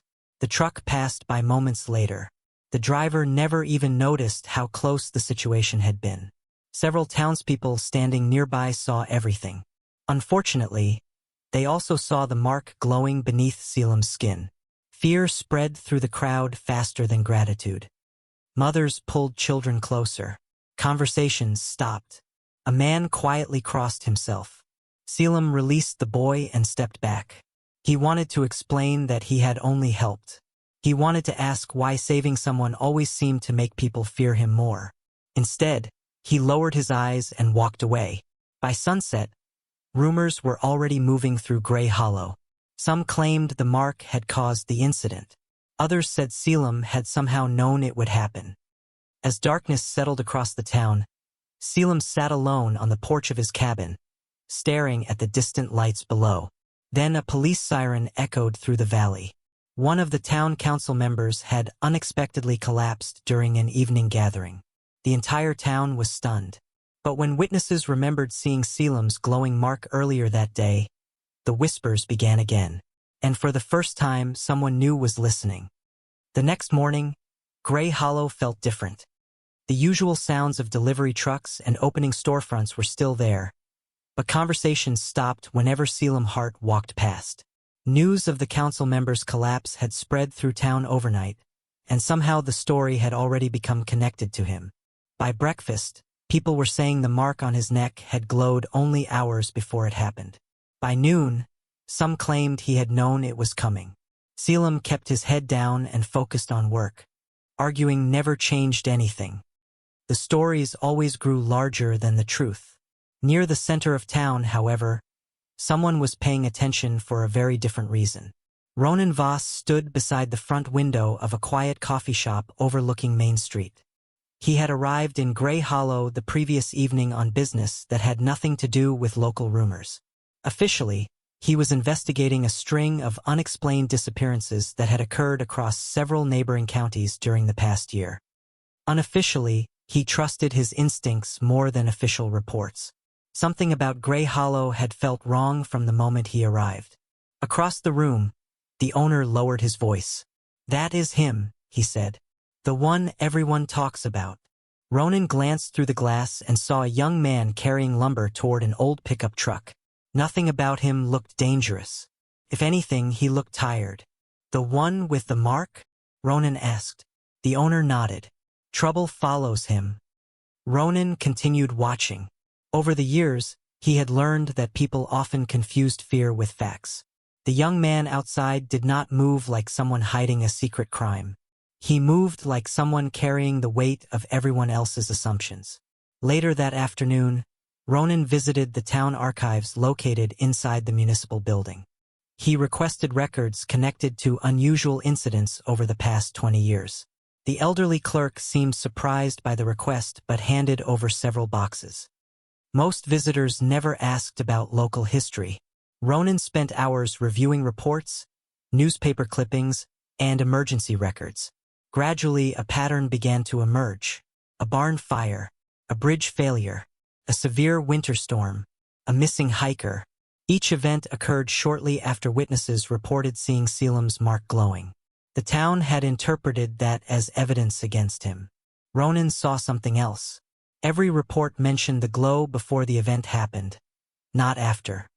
He leaned back in his chair and studied the dates again. The timing repeated too consistently to ignore. Late in the evening, he discovered a file with several pages missing. The removal was deliberate. Someone had carefully cut entire sections from the record. Only one sentence remained on the final page. The ink had faded with age, but it was still readable. Subject displayed pre-incident response pattern. Ronan stared at the line for several seconds. Pre-incident, not post-incident. Whoever wrote the report had noticed the same thing. The mark was appearing before disasters occurred. As he copied the note into his notebook, movement outside the archive window caught his attention. A figure stood across the street beneath a flickering street lamp. The person was watching the building. The moment Ronan looked up, the figure turned and disappeared into the darkness. For the first time since arriving in Grey Hollow, Ronan was certain of one thing. Someone did not want the truth uncovered. The following morning, Ronan Voss drove beyond the edge of Grey Hollow and followed a narrow gravel road that wound through dense pine forests and rolling hills. According to the town records, Selim Hart lived alone nearly 3 miles outside town limits.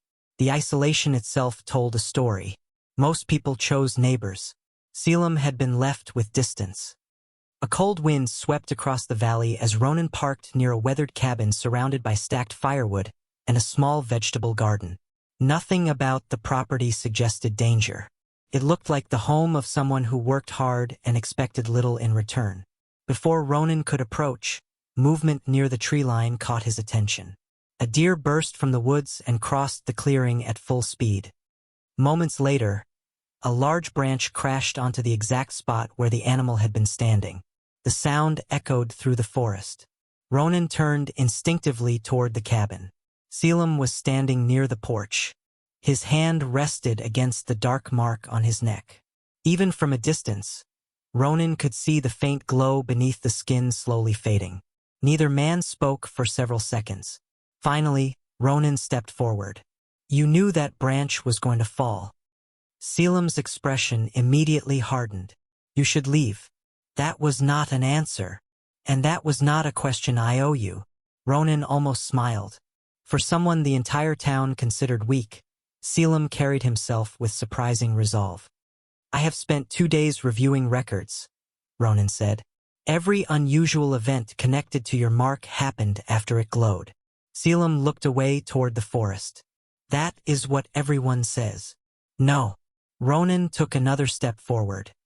They think the mark causes disasters. I think it warns you about them. Silence followed. The wind rustled through the trees overhead. For the first time, uncertainty appeared in Selim's eyes. You are wrong, he said quietly. Am I? Selim lowered his gaze. If it is a warning, then why does nobody ever listen? The answer struck Ronan harder than he expected. Those were not the words of someone hiding a curse. They were the words of someone exhausted from carrying knowledge alone. Hours later, after Ronan returned to town, he continued searching through archived records. This time he focused on reports connected to Selim's parents. Official documents claimed they had died in an accident many years earlier. Yet the details were strangely incomplete. Witness statements were missing. Investigation reports had disappeared.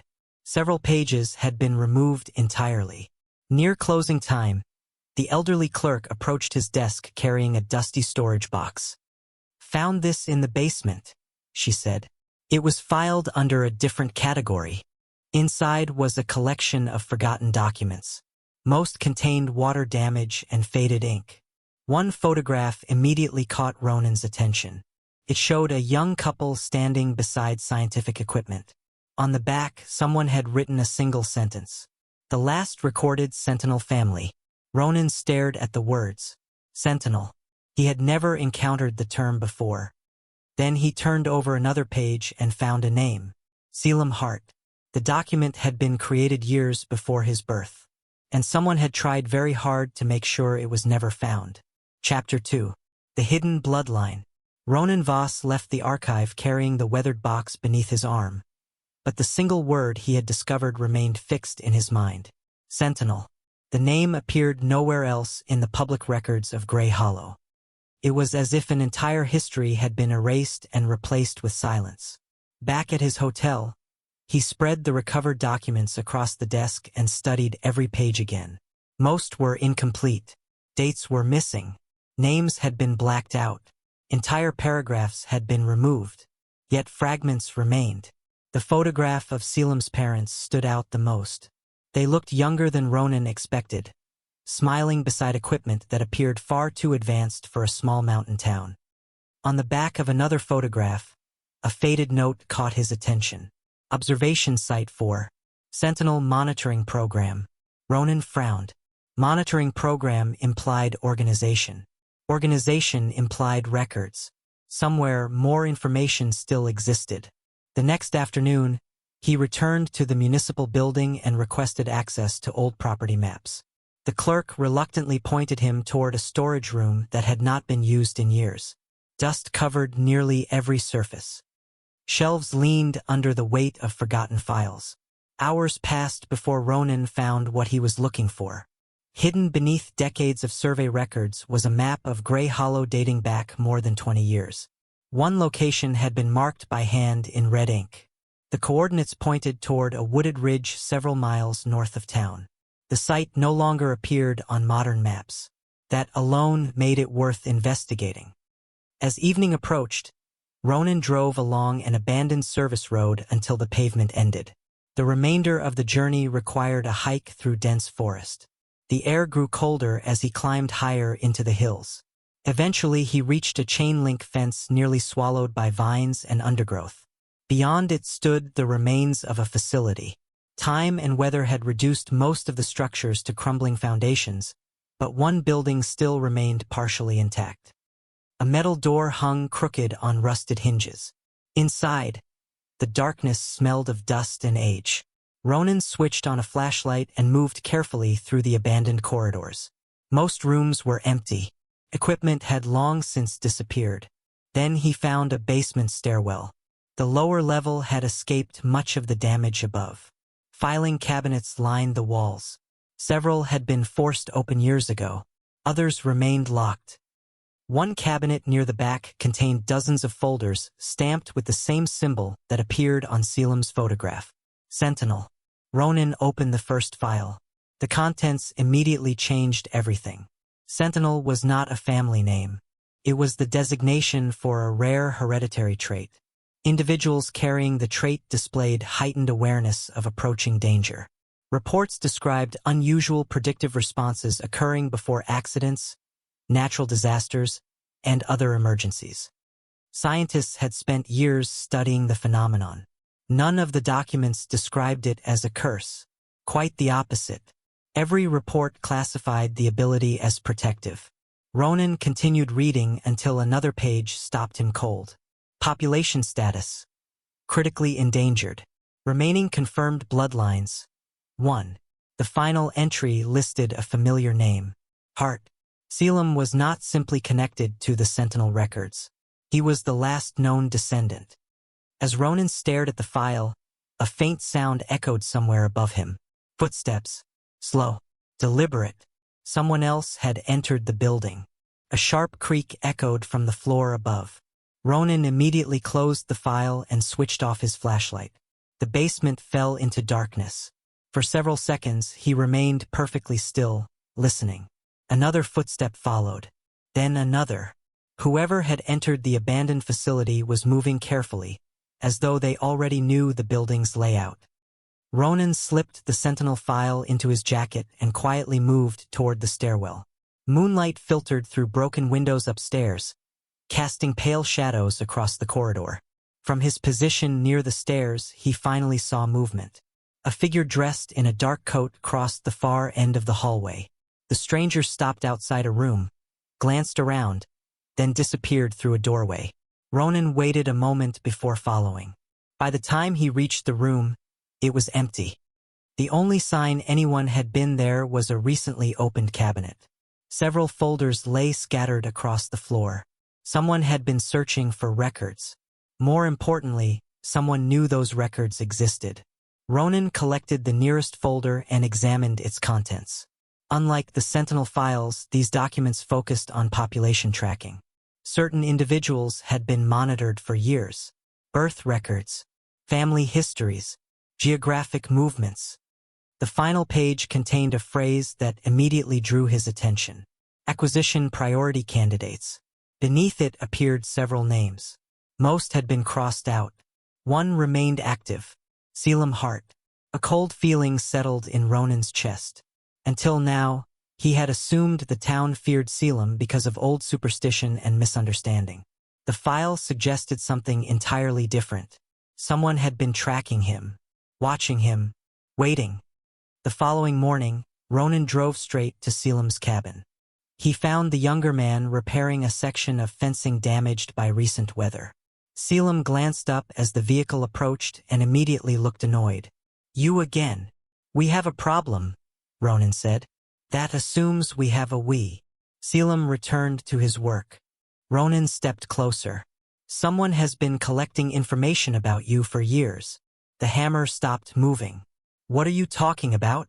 "Your family. Your mark. The Sentinel records. None of it was forgotten. It was hidden." Selim stared at him for several seconds before looking away. Why would anyone care? Ronan removed a copy of the document and handed it over.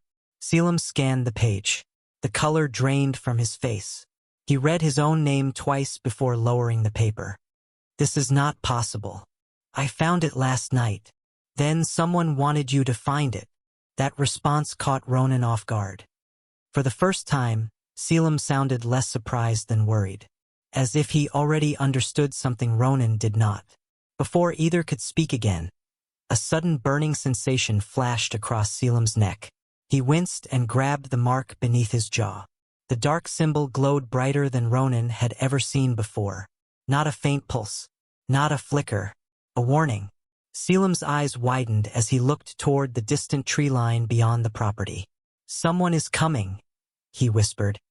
And this time, fear was written plainly across his face. For several seconds, neither man moved. Selim stood frozen near the fence, one hand pressed against the glowing mark on his neck. The light beneath his skin pulsed steadily, brighter than ever before. Ronan followed his gaze toward the distant tree line, but at first he saw nothing. Only endless rows of pines swaying in the wind. Then a vehicle emerged from the forest road. A dark sport utility vehicle rolled slowly toward the property and stopped near the entrance gate. A second vehicle appeared behind it. Selim's expression tightened. "They found me." "Who are they?" Ronan asked. "I do not know their names." His voice was quiet. "But I have seen them before." The doors opened. 3 men stepped out. None wore uniforms. None displayed identification. Yet there was something deliberate about the way they moved. They were not visitors. They were there with a purpose. One of them approached the gate carrying a folder. "Selim Hart?" the man called. "We would like to speak with you." Ronan immediately stepped forward. "About what?" The stranger glanced briefly toward him. "Private business." "Then you can explain it here." The man's expression remained polite, but his eyes hardened. "Our organization has monitored unusual hereditary traits for many years. We believe Mr. Hart may qualify for a special research program." Selim let out a bitter laugh. Research. The word sounded familiar to him in all the wrong ways. The man opened the folder. "We can offer protection, financial support, medical resources." "And if he says no?" Ronan asked. A brief silence followed. "We hope he will cooperate voluntarily." The answer revealed everything. Ronan had spent enough years dealing with powerful organizations to recognize a carefully disguised threat. Eventually the visitors left, but not before handing over a business card containing only a phone number and an emblem shaped like a silver circle. The moment the vehicles disappeared down the road, Selim dropped into a nearby chair. The glow beneath his skin finally began to fade. "You knew them," Ronan said. "Not personally." Selim stared at the card. "But when I was younger, people used to ask questions. Teachers, doctors, strangers who appeared for a few weeks and then disappeared. They always seemed interested in the mark." That evening, Ronan returned to his hotel carrying everything he had gathered so far. The Sentinel files, the monitoring records, the photograph of Selim's parents. Hours passed as he compared dates and names. Then one detail finally connected. A signature appearing repeatedly throughout the older reports.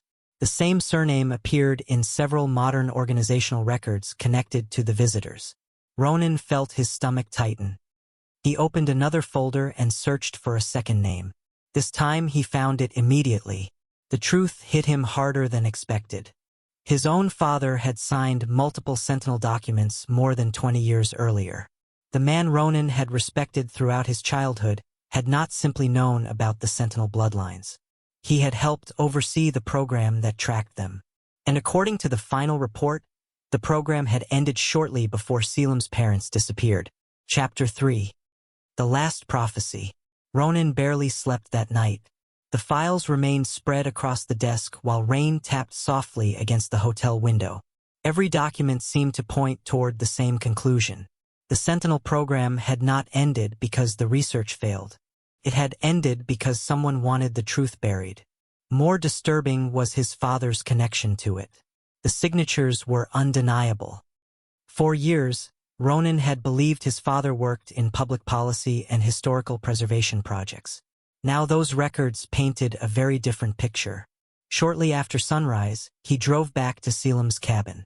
The younger man was already awake, sitting on the porch with a mug of coffee untouched beside him.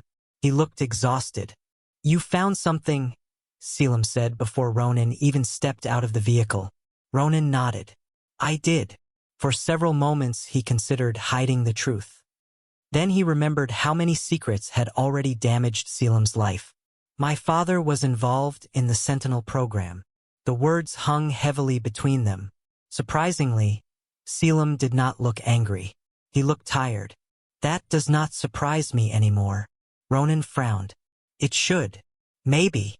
Selim stared toward the distant hills. "But after years of learning that everyone knew something except me, very little surprises me." The honesty in his voice left no room for argument. Later that afternoon, they drove into town to visit the old church records office. Ronan hoped to find information connecting the Sentinel files to Grey Hollow's early history. Instead, they discovered something unexpected. Hidden among property transfers and historical census records was a sealed envelope addressed to the Hart family. The letter had never been delivered. The date was more than 20 years old. Carefully, Selim opened it. The message inside had been written by his mother. His hands trembled as he read. "If you are reading this, it means we failed to protect the truth. Remember this above all else. The mark is not a burden. It exists to save lives. Never let anyone convince you otherwise." Selim read the final sentence twice. Then he quietly folded the letter and slipped it back into the envelope. For the first time since Ronan met him, some of the fear seemed to leave his expression. Not all of it, but enough. That evening, as they returned to the cabin, the mark suddenly flared again. Far brighter than before. Selim froze beside the truck. The glow spread beneath his skin like dark silver light. Images rushed through his mind. Not fragmented impressions. Not vague feelings. Clear scenes. Streets crowded with people. Buildings. Smoke rising in the distance. Then panic. Hundreds of frightened faces moving through downtown Gray Hollow. The vision vanished as quickly as it appeared. Selim staggered backward. Ronan caught his arm before he lost balance. "What did you see?" Ronan asked. Selim looked toward the town below. His face had gone pale. "Something is coming." His voice barely rose above a whisper. "And if I am right, it will affect everyone in Gray Hollow." The vision stayed with Selim long after the glow faded from his neck. Throughout the night he could not sleep. Every time he closed his eyes, he saw the same images. Crowded streets. Fear. Confusion. A disaster unfolding somewhere in Gray Hollow. By dawn, he had reached a decision. Whether the town hated him or not, he could not ignore what he had seen. Ronan listened carefully as Selim described every detail he could remember. Unlike previous warnings, this one felt different. Larger. More urgent. "Can you tell where it happens?" Ronan asked. Selim shook his head. "Only that it is close to the center of town." They spent the morning reviewing maps and local infrastructure reports. Eventually, a pattern emerged. Several aging utility systems ran beneath Gray Hollow's historic district. If one major failure triggered another, large sections of downtown could be affected. The possibility was concerning enough that Ronan contacted several people he trusted outside the area. By afternoon, additional information began arriving. Inspection reports, maintenance records, engineering assessments. None of them predicted immediate danger, yet several identified long-term weaknesses that had never been fully repaired. The problem was convincing anyone to act. When Ronan approached town officials, most dismissed the concerns. Some still viewed Selim as the source of problems rather than the warning sign. Others simply refused to believe that an undocumented vision deserved attention. As the day continued, frustration mounted. Then something unexpected happened. The council member who had collapsed days earlier requested a private meeting. He had recovered and wanted to speak directly with Selim. Inside a small office overlooking the town square, the older man listened without interruption. When the explanation ended, he remained silent for several moments. Finally, he opened a drawer and removed a faded photograph. It showed several community leaders standing together decades earlier. One face immediately caught Ronan's attention. It was his father. "There are things this town never talked about," the council member admitted. "Years ago, people were told that the Sentinel bloodlines represented a threat. Many believed it, others questioned it, but nobody challenged the official story." He looked directly at Selim. "I think we were wrong." Those words carried more weight than any apology. For the first time, someone from Gray Hollow's leadership openly acknowledged the possibility that the town had misunderstood him for years. Yet even as that realization settled over the room, Selim's mark suddenly pulsed again. A sharp flash of silver-black light crossed his skin. The vision returned immediately. This time it revealed one additional detail. A clock tower. The historic clock tower standing above Gray Hollow's town square. Selim inhaled sharply. "I know where it starts now." And judging by the fear in his voice, there was very little time left. Selim did not waste another second. The moment the vision faded, he and Ronan left the office and headed straight for the town square. The historic clock tower stood above Grey Hollow exactly as it had appeared in the warning. At first glance, everything seemed normal. Families walked along the sidewalks. Store owners prepared to close for the evening. Children laughed near the fountain. Yet the mark on Selim's neck continued to glow. The closer he moved toward the tower, the brighter it became. Ronan immediately contacted local authorities and shared the engineering reports he had gathered. This time, the council members supported him. Emergency crews arrived and began inspecting the area around the tower and the utility systems beneath it. Minutes later, one of the inspectors discovered a serious structural failure hidden inside an aging underground support chamber. Years of neglect had weakened critical infrastructure beneath the square. If left unnoticed, the damage could have triggered a chain reaction affecting nearby buildings and utility lines. The area was quickly cleared while repair teams moved into position. As residents were guided safely away, many looked toward Selim with confusion. Others stared with disbelief. For years they had blamed him whenever something went wrong. Now they were watching the same mark they feared help prevent a disaster. By nightfall, the danger had been contained. The clock tower remained standing. The surrounding businesses remained safe. Most importantly, no one was harmed. The following week, Grey Hollow felt like a different town. Rumors did not disappear overnight, but something had changed. People no longer crossed the street to avoid Selim. Some even stopped to thank him. The council formally released historical records connected to the Sentinel bloodline, revealing decades of misinformation and secrecy. The truth spread quickly. The mark had never been a curse. It had always been a warning. Several months later, a memorial gathering was held in the town square. Among the guests were community leaders, local families, and residents who once feared the Heart name. A plaque was unveiled honoring the Sentinel bloodline and its role in protecting others. As the crowd dispersed, Selim stood quietly beside the fountain. Ronan joined him, hands in his coat pockets. "You know," Ronan said, looking around the square, "for someone who spent years being treated like an outcast, you have become surprisingly popular." Selim laughed softly. "I am still getting used to that." The mark on his neck remained visible, but it no longer felt like a burden. It felt like part of who he was. As evening settled over Grey Hollow, the town clock rang across the valley. For the first time in his life, Selim did not feel alone. The secret everyone feared had become the truth that finally set him free. Welcome to BL Storytender. Please hit subscribe. Thank you very much. Let the story begin. Chapter 1. The Sentence That Destroyed Everything. The ballroom of the Vale Grand Hotel glowed beneath crystal chandeliers worth more than most people earned in a lifetime.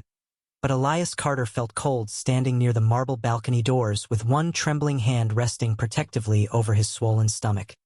8 months pregnant, exhausted, and hidden beneath layers of elegant black fabric tailored carefully to disguise the curve of his body, he looked like every other graceful Omega invited to the annual Vale Foundation Gala. That was the point. Damien Vale hated weakness being displayed in public, especially weakness connected to him. Around him, the wealthiest families in Manhattan laughed over champagne and whispered beneath clouds of expensive perfume and dominant alpha pheromones. But Elias barely heard any of it anymore. His back ached terribly. The baby had been restless all evening, tiny kicks pressing against his ribs as if sensing the tension suffocating his chest. He should have gone home hours ago. Dr. Harrison had warned him repeatedly that stress was dangerous this late into the pregnancy. But Damien had insisted he attend tonight beside him. Smile. Stay beautiful. Stay quiet. Elias had learned those rules long ago. He adjusted the silver ring on his finger and searched the crowded ballroom for Damien. The alpha stood across the room near a group of investors, devastatingly handsome in a charcoal suit that fit his tall frame like armor. Damien always looked untouchable under soft golden lights. Cold silver eyes. Dark hair brushed perfectly back. The kind of face magazines called ruthless elegance. Elias once thought those eyes looked gentler when they landed on him. He knew better now. A sudden sharp kick made Elias inhale softly. "Easy, little one," he whispered under his breath, pressing his palm lower against his stomach. "Just a little longer." He turned slightly toward the balcony for air when Damien's voice drifted through the crowd. Calm, smooth, detached. "You should settle down eventually," one investor joked with a laugh. "You have people wondering when Mr. Damien Vale will finally choose a real partner." Several men chuckled politely. Elias froze without meaning to. He should walk away. He knew he should. Then Damien answered. "Please." A low, amused laugh escaped him. "Elias is just a plaything. Nothing more."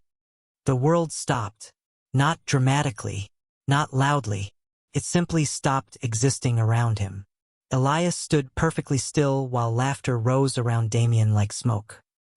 His fingers tightened instinctively over his stomach as something inside him cracked with terrifying silence. Plaything. The father of his child had called him a plaything. After 2 years together. After every lonely night waiting in an empty penthouse. After every appointment Damien missed.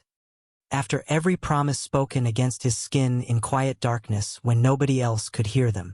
The baby shifted suddenly, almost painfully, and Elias swallowed hard against the sickness climbing his throat. Damien continued speaking casually. He understands the arrangement. He enjoys the lifestyle. Nothing complicated about it. Arrangement. Elias stared at the man he loved and realized he had never truly known him at all. Not once. Not really. He did not cry. That was the frightening part. No tears came. Only a strange numbness spreading slowly through his body until even the music sounded distant. His omega instincts, usually soft and warm around Damien, curled inward painfully like something wounded. Nobody noticed Elias backing away from the ballroom. Nobody noticed the way his hands shook as he slipped the silver ring from his finger. He walked past waiters carrying trays of champagne and stopped beside one long enough to drop the ring silently into a sparkling glass. The tiny sound disappeared beneath laughter and music. Elias looked toward Damien one final time. The alpha never turned around, never searched for him, never felt the moment everything shattered. Outside, rain poured heavily across the streets of Manhattan, soaking Elias almost instantly as he stepped into the cold night alone. His breathing became uneven from the strain of carrying the baby, but he kept walking anyway. One hand protected his stomach while the other clutched the small envelope hidden inside his coat pocket. The ultrasound photograph Damien had never bothered to look at. Thunder rolled above the city as Elias disappeared into the rain without a single word goodbye. Elias did not stop walking until the lights of the Vale Grand Hotel disappeared behind sheets of rain and traffic. His shoes were soaked through. Water clung heavily to the dark curls stuck against his forehead while cold wind cut through his coat. But none of it compared to the hollow ache spreading inside his chest. The city looked different now. Sharper. Crueler. Manhattan had once felt magical beside Damien Vale. Tonight it felt enormous enough to swallow him whole. Another painful cramp tightened low in his stomach, forcing Elias to pause beneath the flickering awning of a closed pharmacy. He inhaled slowly through trembling lips and rested both hands over the baby. "Not yet," he whispered weakly. "Please, little one, not yet." The baby shifted again beneath his palm, smaller movements this time, and Elias forced himself to breathe carefully the way Dr. Harrison had taught him. Stress contractions. Too much stress could trigger labor early. He could not let that happen here. Not alone. A yellow taxi slowed beside the curb, splashing rainwater across the sidewalk. The driver rolled down the window halfway. "You okay, buddy?" Elias nodded automatically even though he clearly was not. "Bus station," he said quietly. The driver frowned at the sight of his pale face but unlocked the doors anyway. Elias climbed inside carefully, suppressing another wave of pain as the warmth of the car wrapped around him. He kept one hand over his stomach the entire ride. His phone buzzed twice in his coat pocket before going silent. Damien. Elias stared at the screen without opening the messages. A strange laugh almost escaped him. Damien finally noticed he was gone. He turned the phone completely off. 20 minutes later, The Port Authority bus terminal glowed ahead through rain and steam rising from the streets. Elias stepped out slowly and paid the driver with shaking fingers. Inside the station, fluorescent lights buzzed overhead, while travelers hurried through crowded halls carrying luggage and coffee cups. Nobody looked twice at him. That should have comforted him. Instead, it made him feel invisible. He lowered himself carefully onto a bench near the departure gates and opened the envelope hidden inside his coat. The ultrasound photograph stared back at him beneath harsh white light. Tiny hands. Tiny heartbeat. Their son. Damien had never even seen this picture. Elias remembered standing outside Damien's office 3 weeks ago with hopeful excitement tightening inside his chest while assistants rushed around preparing for another business meeting. He had waited nearly 2 hours just for 5 minutes alone with the man he loved. Damien never came out. Later that night, he sent a short text apologizing because he had forgotten. Forgotten. Elias swallowed hard and slid the photograph back into the envelope before tears could finally form. Above him, a departure board flashed routes leaving New York throughout the night. Boston, Philadelphia, Portland, Savannah. His eyes stopped on a small coastal town in Maine. Blackwater Bay. Departure in 40 minutes. Far enough away that Damien would never think to search there immediately. Somewhere quiet. Somewhere his child could breathe without growing up hidden inside luxury and loneliness. Elias stood slowly and purchased a one-way ticket using the small savings account Damien never knew existed. By the time he boarded the overnight bus, exhaustion dragged heavily at every part of him. The vehicle smelled faintly of coffee and wet jackets. He settled carefully into the back corner seat and leaned his head against the cold window while rain streaked across the glass outside. For the first time in months, Damien Vale could not reach him. Somewhere in Manhattan, the Alpha was probably furious already. Confused. Fended. Elias closed his eyes tightly as another contraction twisted painfully through his body. His wedding ring was gone. His home was gone. The future he imagined was gone too. Only the baby remained. His son shifted softly beneath his ribs, as if reminding him he was still there. Elias rested a trembling hand over the movement and whispered into the darkness. "I will protect you, even if I have to disappear forever." Meanwhile, 40 floors above Manhattan, Damien Vale stepped into his silent penthouse and immediately knew something was wrong. Damien Vale stood motionless inside the dark penthouse while rain struck the floor-to-ceiling windows overlooking Manhattan. Silence wrapped around the enormous apartment so completely that it felt unnatural. Elias always left small traces of life behind him. Music playing softly from another room. The scent of vanilla tea drifting through the kitchen. Half-finished sketches forgotten on the dining table. Tonight there was nothing.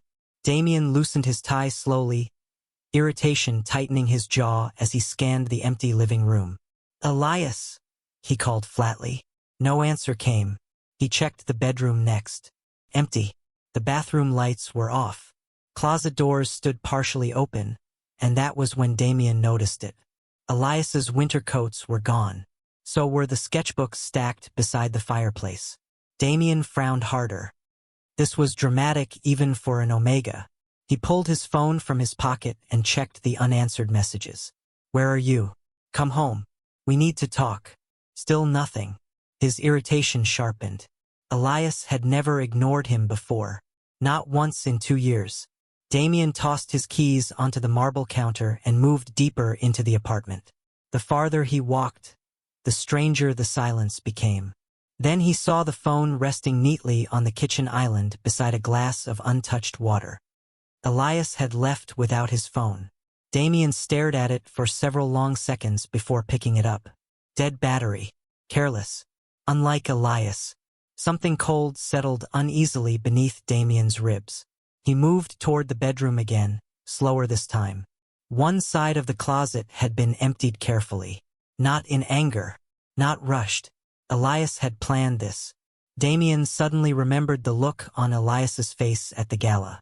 Pale. Quiet. Distant. Had he been upset about something? Damien exhaled sharply in annoyance with himself. Of course Elias was upset. Omegas were emotional by nature, especially lately. Damien rubbed a hand across his tired face. He should not have spoken so casually in front of investors. But Elias understood how business worked. People expected Damien Vale to appear unattached, uncontrolled. Relationships complicated negotiations. Elias knew that better than anyone. So why did this feel wrong?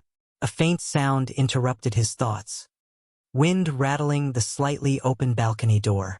Damien crossed the room and noticed something white trapped beneath the edge of a chair near the curtains. Paper.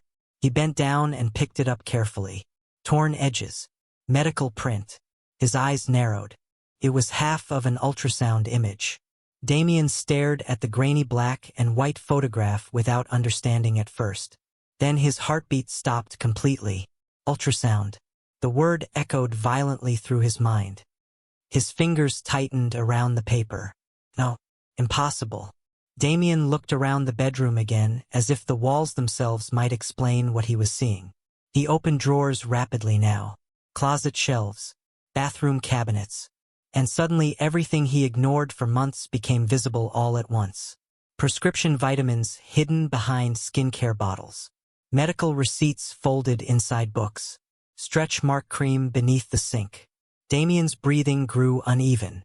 "What the hell?" he whispered. His mind replayed memories with brutal clarity now. Elias refusing wine at dinner. Oversized sweaters. Exhaustion. The way he sometimes pressed a protective hand over his stomach when he thought nobody was looking. Damien felt physically ill. He grabbed the edge of the dresser as realization crashed into him with terrifying force. Elias had been pregnant. Pregnant this entire time. And he had left tonight. Alone. 8 months along at least, judging from the size of the image and the medications. Damien's pulse roared violently in his ears. He reached for his phone immediately and called Elias again, even though the abandoned device sat uselessly beside him. Voicemail. Again. Nothing. For the first time in years, genuine panic clawed its way into Damien Vale's chest. Outside, thunder rolled across Manhattan, while rain poured endlessly through the city streets. Somewhere out there, Elias was alone carrying Damien's child. And Damien suddenly realized he had absolutely no idea where the Omega would go. Chapter 2. The Alpha who arrived too late. Elias woke to the violent sound of thunder and a crushing pain tearing through his lower stomach. For one disoriented moment, he forgot where he was. The dim interior lights of the overnight bus flickered softly, while exhausted passengers slept around him beneath jackets and travel blankets. Rain streaked endlessly across the dark windows outside. Another contraction hit harder this time, forcing a broken breath from his lips. Elias gripped the edge of the seat tightly and curled forward instinctively, panic flooding his chest. "No," he whispered shakily. "Please no." He checked the glowing clock near the front of the bus. 4:37 in the morning.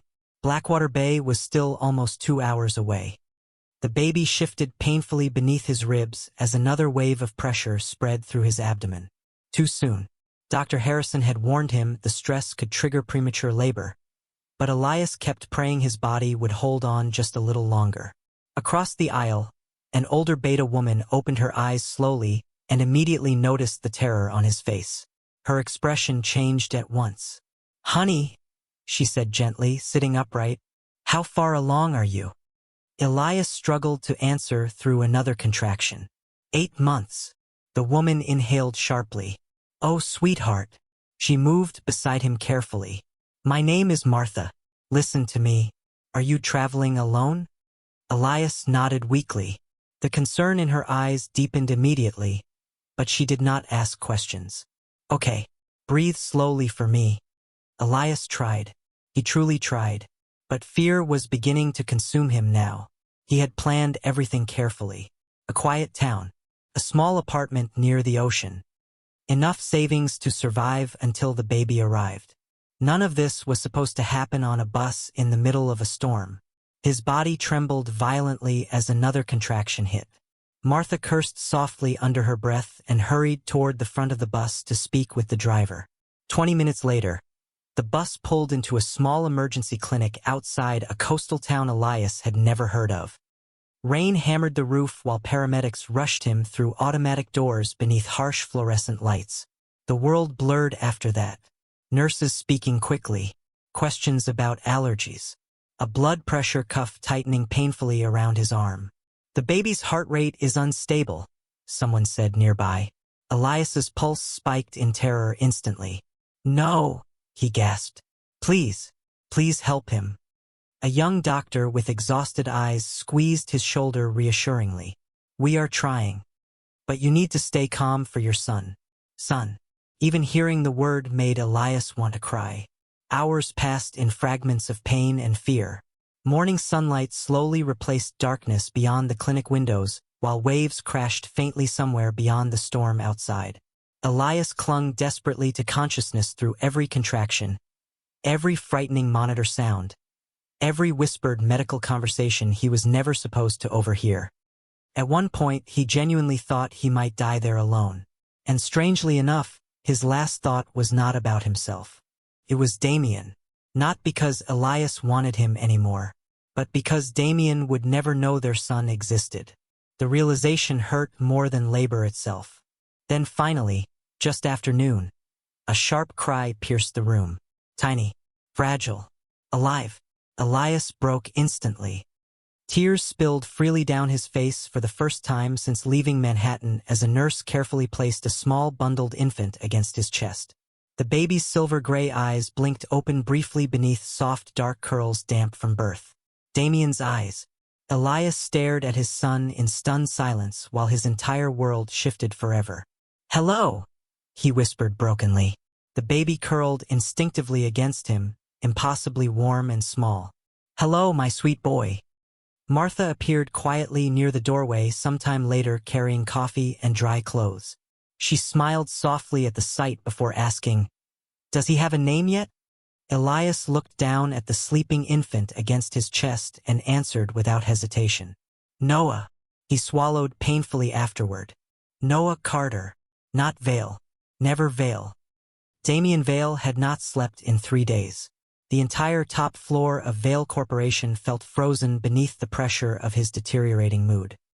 Assistants avoided eye contact. Meetings ended early. Even senior executives spoke cautiously around him now. The cold, controlled alpha who once dominated every room effortlessly was beginning to crack in ways nobody understood. Damien sat alone inside his office overlooking Manhattan while untouched coffee cooled beside stacks of abandoned paperwork. His tie hung loose around his neck. Dark circles shadowed his silver eyes. Across from him, Nathan Reed, his oldest friend and legal advisor, watched silently for several moments before speaking carefully. You have canceled 12 meetings this week. Damien barely looked up from the ultrasound photograph resting in his hand. The paper was wrinkled now from being unfolded too many times. Reschedule them. Nathan exhaled quietly. Damien. I said reschedule them. The dangerous edge in Damien's voice would have terrified most people. Nathan only leaned back in his chair instead. You are searching hospitals personally now. That is not normal behavior for you. Damien's jaw tightened instantly, because Nathan was right. It was not normal. Damien had spent the last 72 hours tearing apart every possibility like a man losing oxygen. Private investigators, security footage, bank activity, bus terminals, airports, nothing. Elias had vanished completely. He was pregnant, Damien said finally, the words sounding unfamiliar even to himself. Nathan's expression softened slightly. I know. Damien laughed once under his breath. But there was no humor in it. No, you do not understand. He looked down at the sonogram again. I did not know. The admission tasted poisonous. Damien remembered every moment differently now. Every exhausted smile Elias forced at dinner. Every time he disappeared into the bathroom feeling sick. Every canceled event. Every oversized sweater Damien never questioned because he was too distracted by business deals and investor calls. God. Elias had carried their child beside him for months while Damien remained blind enough to miss all of it. A sharp knock interrupted the silence before one of Damien's assistants stepped nervously inside. Sir. she said cautiously. We received another call from St. Catherine Medical Center. Damien stood instantly. And no records under Mr. Carter's name. Hope vanished just as quickly as it appeared. Damien sat down again slowly while frustration rolled violently beneath his skin. His alpha instincts had become increasingly unstable since Elias disappeared. Short temper, sleeplessness, restlessness that never eased. Felt wrong not knowing where his Omega was. Worse, knowing Elias might be frightened somewhere carrying his child alone. Nathan studied him carefully before asking the question nobody else dared to ask. What exactly happened that night? Damien's silence lasted too long. Then quietly, almost reluctantly, he answered, "He heard me talking to investors." Nathan frowned slightly. Talking about what? Damien stared blankly toward the rain-covered windows. I said he was just a plaything. Even speaking the sentence aloud now felt monstrous somehow. Nathan closed his eyes briefly like he physically regretted hearing it. Jesus Christ, Damien. Damien's chest tightened painfully. I did not mean it. That does not matter. The words landed harder than expected. Damien rubbed both hands across his face slowly while exhaustion clawed deeper into him. No, it did not matter what he meant. Elias had believed him. That was the problem. Somewhere far away from Manhattan, Elias was probably convinced Damien never loved him at all. The thought unsettled Damien more than he wanted to admit. His phone vibrated suddenly against the desk. One of the investigators. Damien answered immediately. Tell me you found something. Static crackled briefly before the man replied. We traced a bus ticket purchased under the name Elias Carter. It departed New York the night he disappeared. Damien's heartbeat accelerated instantly. Destination. Pause followed. Coastal Maine. For the first time in days, something dangerous and desperate ignited behind Damien Vale's silver eyes. Elias was alive. 2 years later, Blackwater Bay smelled like salt air, fresh bread, and rain-soaked cedarwood after a storm. The tiny coastal town sat quietly against the rocky shoreline of Maine, hidden far away from Manhattan skyscrapers and the ruthless world Damien Vale once controlled effortlessly. Elias preferred it that way. Peace had become precious to him. Noah, slow down, Elias called gently while carrying a tray of warm cinnamon rolls toward the bakery counter. Morning sunlight spilled through the windows of Seabreeze Bakery, painting golden patterns across polished wooden floors while customers chatted softly over coffee. Near the front display case, a small boy with dark curls laughed brightly as he chased a paper airplane between tables. I am fast like the seagulls, Noah announced proudly. An elderly customer chuckled warmly. You definitely got energy, kid. Elias smiled despite his exhaustion. Noah was the center of his entire world now. At nearly 2 years old, the little boy possessed endless curiosity, stubborn determination, and silver-gray eyes that looked painfully familiar every single day. Damien's eyes. Some mornings it still hurt. Other mornings Elias convinced himself he no longer cared. He had become skilled at surviving somewhere between those two feelings. Life in Blackwater Bay was not easy. Elias worked 6 days a week at the bakery while painting custom seaside portraits late at night after Noah fell asleep. Money remained tight constantly. Sleep even tighter. But Noah laughed often. He was healthy, safe, loved. That mattered more than anything else. The bell above the bakery door rang softly. Elias glanced up automatically before freezing completely. A tall man stepped inside wearing a charcoal overcoat dusted lightly with rain. The entire room seemed smaller the moment he entered. Cold silver eyes scanned the bakery absently while he removed dark leather gloves with controlled movements Elias remembered too well. Damien Vale. The tray nearly slipped from Elias's hands. For one horrifying second, he genuinely forgot how to breathe. Damien looked exactly the same. Maybe sharper somehow. Older around the eyes. More exhausted than Elias remembered. But unmistakably Damien. Panic exploded through Elias instantly. No. He was not supposed to be here. Blackwater Bay was too small, too hidden. Damien should never have found this place. Elias turned away quickly before those silver eyes could land on him, but fate moved faster. Noah's paper airplane slid directly across the floor toward Damien's polished shoes. The little boy hurried after it immediately. "Mr. Wait!" Noah said breathlessly. Damien bent automatically and picked up the paper airplane before the child collided with him. "Careful!" Damien murmured distractedly. Then Noah looked up. Everything stopped. The paper airplane slipped slowly from Damien's fingers. Silver eyes met identical silver eyes. Damien stared at the child before him with visible confusion at first. Then shock. Real, unmistakable shock. Noah blinked curiously beneath dark curls identical to Elias's while clutching the edge of Damien's coat sleeve. "Thank you," he said politely. Damien looked physically unable to speak.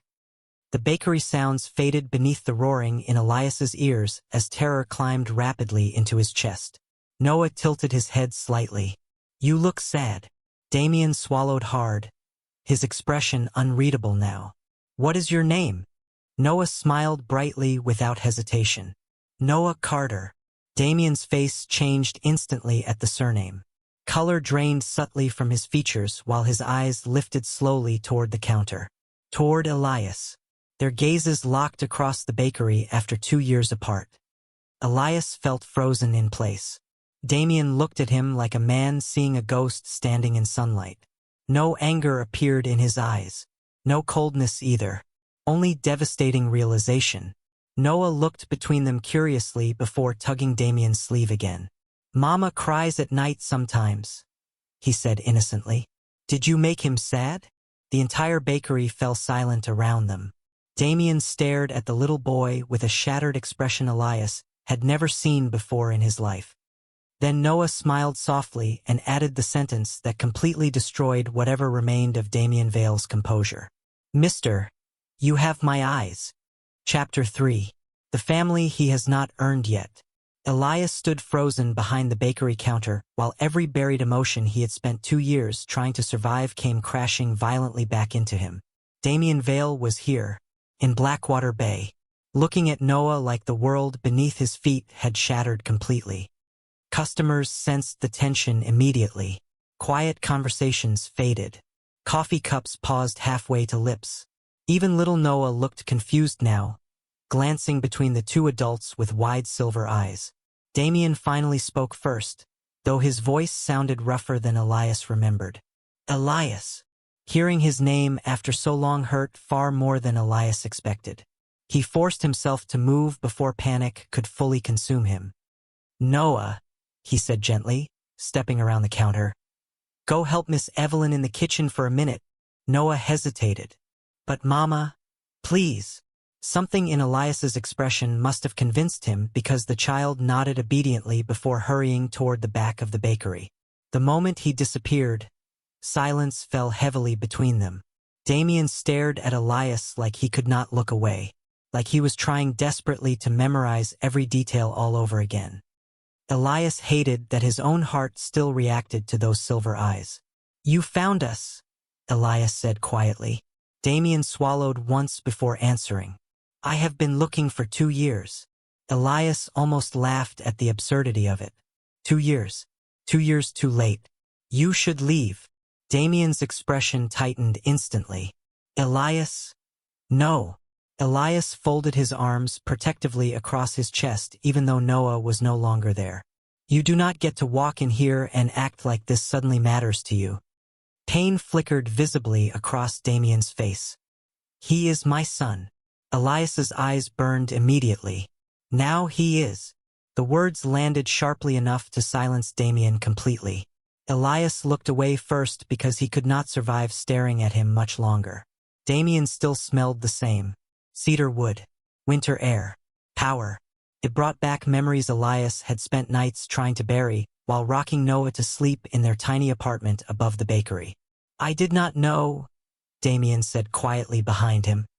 "If I had known." Elias turned instantly, anger finally breaking through years of exhaustion. "You called me a plaything." The bakery fell silent again. Damien's jaw tightened painfully. "Elias. No. You do not get to rewrite that night." Elias's voice trembled despite his efforts to stay calm. I heard every word. Damien looked genuinely wrecked now, but Elias forced himself not to care. He remembered too clearly what came after Manhattan. The premature labor. The hospital bills he could barely afford. Working through fevers because Noah needed formula and winter clothes. Crying silently at 3 in the morning while holding a newborn who had Damien's eyes and Damien's scent. Damien stepped closer carefully. I searched everywhere for you. Elias laughed softly this time, but it sounded hollow. That does not erase what happened. Before Damien could answer, the bakery kitchen door opened again, and Noah ran back out carrying a paper bag filled with cookies. Mama, Miss Evelyn said I can bring some home. He stopped suddenly after noticing the tension again. Damien's expression softened instantly when he looked at the child. Elias noticed it immediately. Something dangerous twisted inside his chest. Because for the first time since meeting Damien Vale, he saw genuine tenderness in the alpha's eyes. Noah walked slowly toward Elias before looking curiously back at Damien. Are you leaving? Damien seemed unable to answer right away. Finally, he crouched slightly to Noah's level.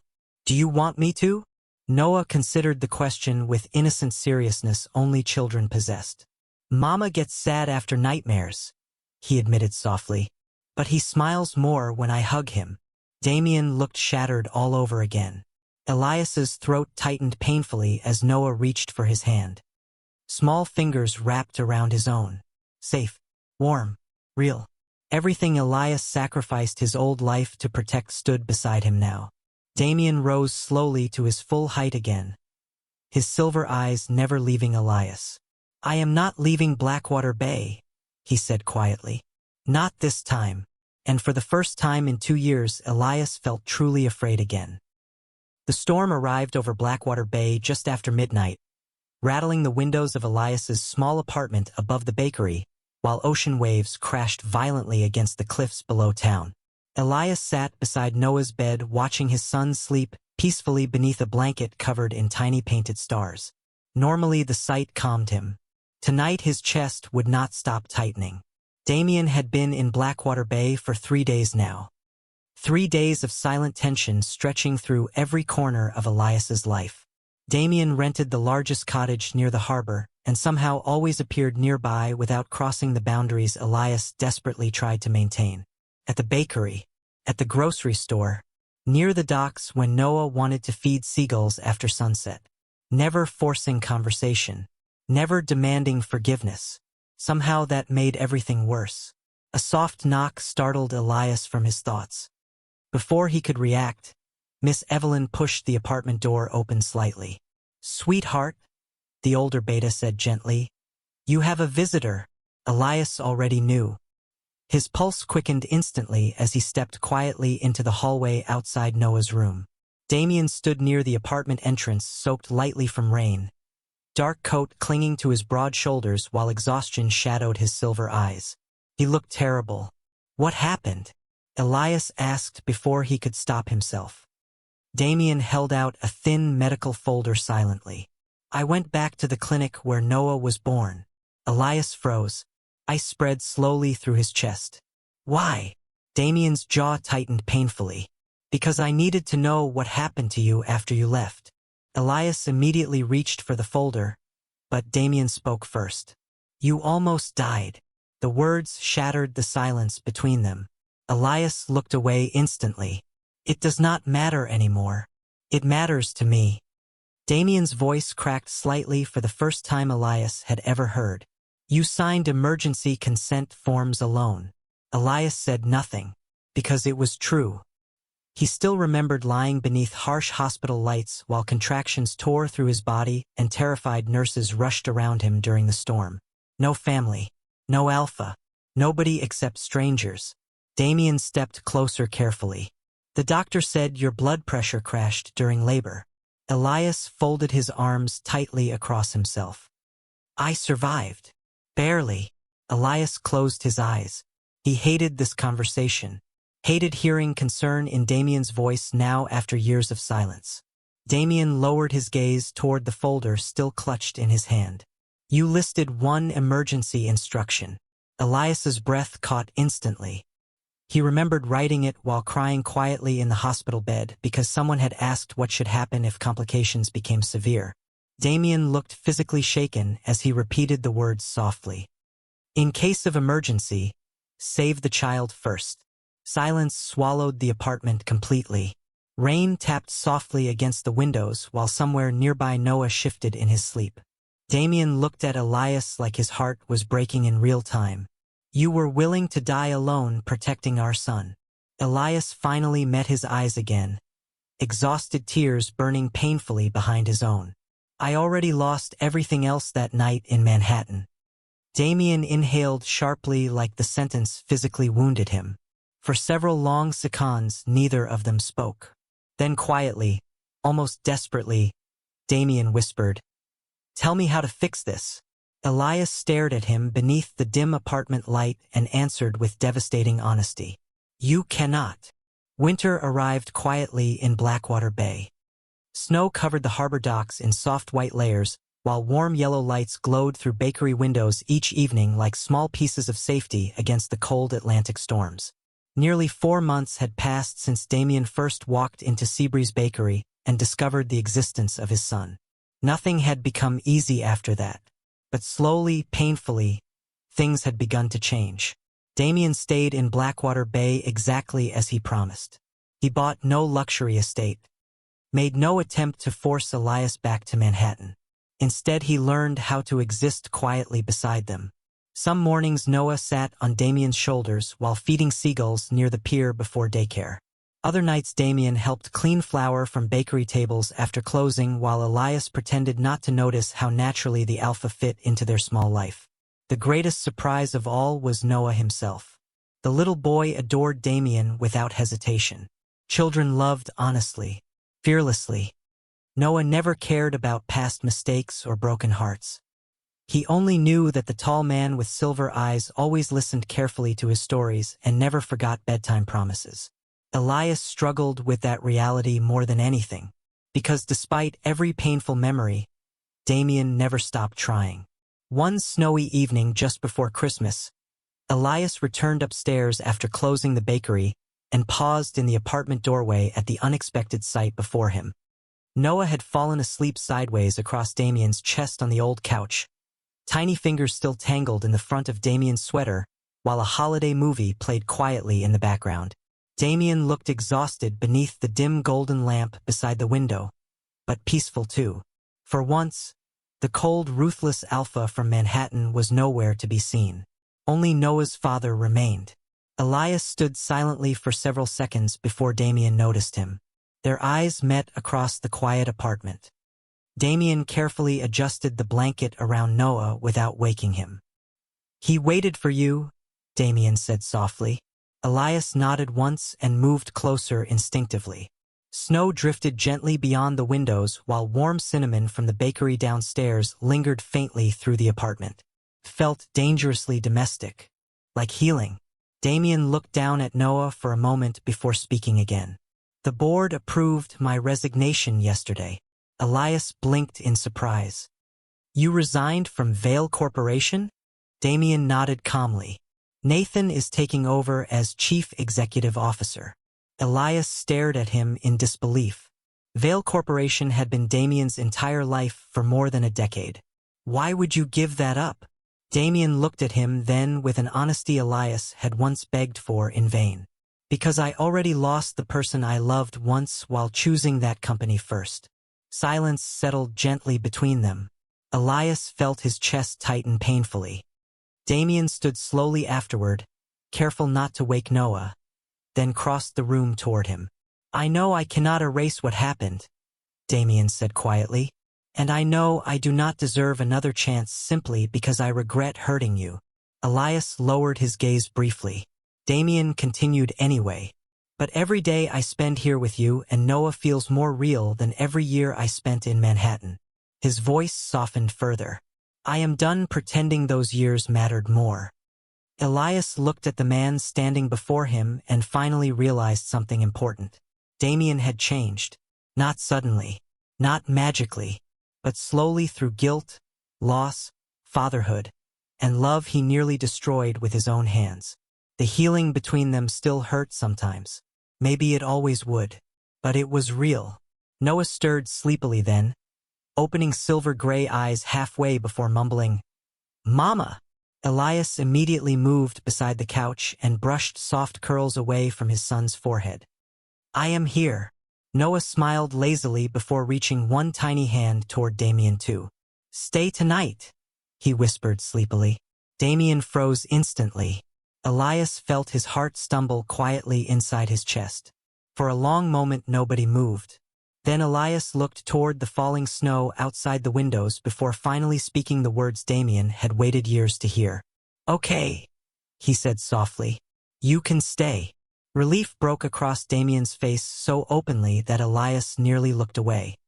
Instead he watched as Damien carefully settled back onto the couch beside Noah, while winter snow continued falling peacefully beyond the harbor town that had once saved Elias's life. Later that night, after Noah fell fully asleep between them beneath warm blankets and golden light, Elias rested quietly against the couch while Damien's fingers brushed his hand gently for the first time in years. No dramatic promises followed. No perfect ending.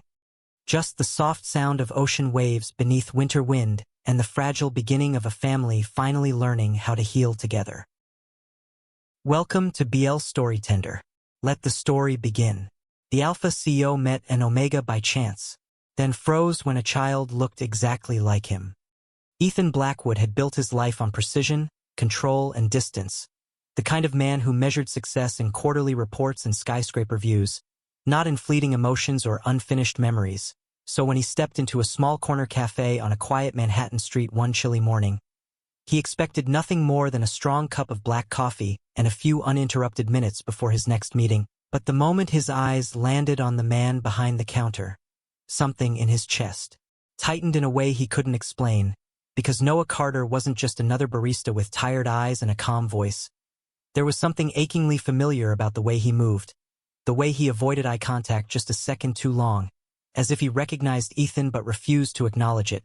And before Ethan could question that feeling, a small voice broke the tension. A child no older than 4 ran from behind the counter and wrapped his arms around Noah's waist, laughing softly, and that's when Ethan saw him clearly, the boy's silver-gray eyes, the exact shade as his own, the same sharp line of his jaw, the same quiet intensity in such a small face, and in that moment Ethan froze, the world around him fading into a distant blur as one impossible thought took hold.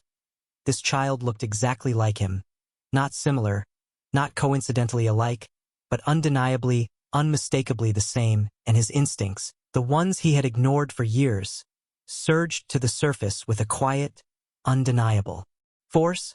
Noah stiffened, his hand instinctively resting on the boy's shoulder as if shielding him, and Ethan took a slow step forward, his voice lower than usual, steady but edged with something deeper, asking the simplest question that carried the weight of everything. "How old is he?" And Noah hesitated just long enough to confirm Ethan's growing suspicion before answering softly, 4, and that single word sent a ripple through Ethan's mind. Aligning timelines he hadn't revisited in years, memories of a single night 5 years ago at a corporate gala, a rare moment when he had allowed himself to step outside his controlled world, when he had met someone who saw him not as a CEO but as a man, a quiet Omega who had shared a conversation under city lights, a moment of vulnerability neither of them had planned nor fully understood, a moment Ethan had dismissed the next morning as a mistake, something fleeting and inconsequential, and yet now, standing in this cafe, looking at that child, he realized nothing about that night had been insignificant. Noah's voice broke through again, carefully neutral, asking for his order as if nothing had changed, but everything had changed. Ethan could feel it, the truth sitting just beneath the surface, waiting to be uncovered. And as the boy looked up at him again, curious and unafraid, Ethan felt something shift deep inside him, something he had never accounted for in any plan, and for the first time in years, Ethan Blackwood didn't know what to do next. Ethan did not leave the cafe that morning the way he had planned. Instead, he remained standing near the counter longer than necessary, his usual sense of urgency replaced by a quiet, unshakable focus on the child who now sat at a small table coloring with careful concentration. Every movement deliberate, every expression hauntingly familiar. And Ethan found himself watching not as a stranger, but as someone drawn in by a connection he could not yet prove but could no longer ignore. Noah noticed it too, the way Ethan's gaze lingered, the way the silence between them grew heavier with each passing second, and finally Noah spoke. His voice calm but guarded, asking if there was anything else he needed. But Ethan did not answer right away. Instead he stepped closer, lowering himself slightly so that he was no longer towering over the child. His voice softer now, asking the boy what he was drawing, and Lucas looked up with an open, curious expression, holding up the paper proudly and saying, it was a picture of his family, just him and his dad, and that single word landed with quiet weight, because Ethan felt something shift again, something deeper this time, and he asked, carefully, who his dad was. But Lucas only smiled and said his mom told him he would understand when he was older, and Noah immediately intervened, gently but firmly redirecting the conversation. His hand resting protectively on Lucas's shoulder as he suggested that Lucas finish his drawing in the back room. And the boy obeyed without question, leaving the two of them alone in a silence that was no longer neutral but charged with everything neither of them had said. Ethan straightened, his composure returning but not his distance, and he spoke with quiet certainty, telling Noah that the timing did not add up to coincidence, that he remembered the night, that he remembered him, even if he had tried not to, and Noah's expression flickered, just for a moment, before settling back into something controlled, something practiced, and he replied that some memories were better left where they belonged. But Ethan shook his head slightly, his voice steady as he said that if there was even a chance that child was his, he needed to know, not out of obligation but because he could not ignore what he had seen, and Noah exhaled slowly, the weight of years pressing into that single breath, before finally admitting that he had not told Ethan because he had never believed Ethan would want to know. That the night they shared had meant more to him than it ever could have meant to Ethan, and that he had chosen to protect his child from that imbalance rather than risk rejection. And Ethan listened without interrupting, the words settling into place with a clarity that made everything else seem insignificant. And when Noah finished, Ethan nodded once, not in agreement but in understanding, and he said quietly that he had been wrong, that he had dismissed something important without realizing the consequences, and that he was not asking to change the past but he would not walk away from the present. And Noah looked at him then, really looked at him, as if trying to decide whether this version of Ethan was real or just another moment that would disappear.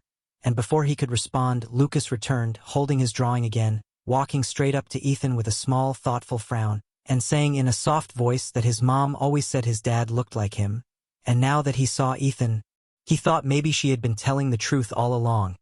And this time Ethan did not freeze. He simply looked down at the child and felt something steady settle inside him. Something that was not confusion or shock but a quiet, undeniable certainty that this moment was only the beginning. The air in the cafe shifted in a way that none of them could ignore, as if something unspoken had finally taken shape and refused to disappear. And Ethan remained where he was, no longer a passing customer but a presence that neither Noah nor Lucas could simply dismiss. And for the first time in years, Ethan made a decision without consulting a schedule or a contract. He pulled out his phone, silenced the incoming notifications from his office, and placed it face down on the counter, a quiet signal that he was not leaving anytime soon. Noah noticed immediately, his brows drawing together in cautious confusion as he asked what Ethan was doing, and Ethan answered honestly, saying that he was staying, that there were questions that could not be answered in 5 minutes, and Noah hesitated, the instinct to push him away clashing with the reality that this moment had been inevitable from the second Ethan walked through the door, and before he could respond, Lucas tugged lightly on Ethan's sleeve, asking if he wanted to see the rest of his drawings, and Ethan looked down, surprised by how natural it felt to nod, to follow the child to the small table, to sit across from him as if this had always been part of his life. Lucas spread out several pages, each one filled with simple scenes of a small family, always 2 figures, always the same pattern, and Ethan noticed that in every drawing the second figure, the father, stood slightly apart at first, but in the later drawings that figure moved closer, standing beside the child, and something about that progression caught Ethan's attention. He asked Lucas who told him to draw like that, and Lucas shrugged, saying he just thought maybe one day his dad would find them, and Noah turned away at that, his composure slipping for just a second as he busied himself with the coffee machine. But Ethan had already heard enough, the pieces were no longer scattered, they were aligning with a clarity that left little room for doubt, and yet he did not push further, not immediately, Instead, he asked Lucas what he liked to do after school, what his favorite subject was, how far his school was from the cafe. Small questions, simple questions, but each answer built something Ethan had never allowed himself to imagine. A sense of presence, of connection, of something that extended beyond his own controlled world, and Noah watched it unfold with a mixture of unease and something softer he did not want to name. Because this was exactly what he had tried to avoid, the possibility that Ethan would step into their lives not out of obligation but out of something genuine, and that made everything more complicated because it meant there was something to lose. And after a while Noah finally spoke again, his voice quieter now, asking Ethan what he expected to happen next, and Ethan leaned back slightly, considering the question with more care than he gave most decisions, and he answered that he did not expect anything to happen all at once, that he understood trust was not something he could demand, but he also made it clear that he was not walking away, that he wanted time to understand, time to be present, time to prove that he was not the same man who had dismissed that night years ago. And Noah studied him in silence, searching for hesitation, for insincerity, for anything that would make it easier to refuse, but what he found instead was something steady, something patient, and that unsettled him more than anger ever could. And Lucas, unaware of the weight of the moment, looked between them with quiet curiosity before asking if Ethan would come back tomorrow. And Ethan did not look at Noah when he answered. He looked directly at Lucas and said yes, and in that simple promise, something shifted again, not dramatic, not overwhelming, but undeniable, because for the first time since that unexpected meeting, there was a future taking shape, uncertain but real, and none of them could pretend it was not happening. The next morning arrived with a quiet sense of anticipation that none of them openly acknowledged, yet it lingered in the small cafe like a promise waiting to be tested. Noah had barely finished setting up the counter when the bell above the door chimed, and he did not need to look up to know who it was, because something in him had been listening for that exact sound, and when he finally did glance toward the entrance, Ethan was already there, dressed in the same composed manner as always but with a difference that was subtle and unmistakable. He was earlier than any customer had ever been, and for a brief moment neither of them spoke, the silence carrying the weight of yesterday's conversation. But it was Lucas who broke it, running out from the back with a bright smile that seemed to ignore every complicated layer between the adults, greeting Ethan as if he had always been part of their routine, and Ethan responded in kind, crouching slightly to meet him at eye level, asking about school, about what he had drawn last night. Simple questions that felt surprisingly natural, and Noah watched from behind the counter, arms crossed lightly. His posture guarded but not as distant as before, because Ethan had kept his word, and that mattered more than Noah wanted to admit.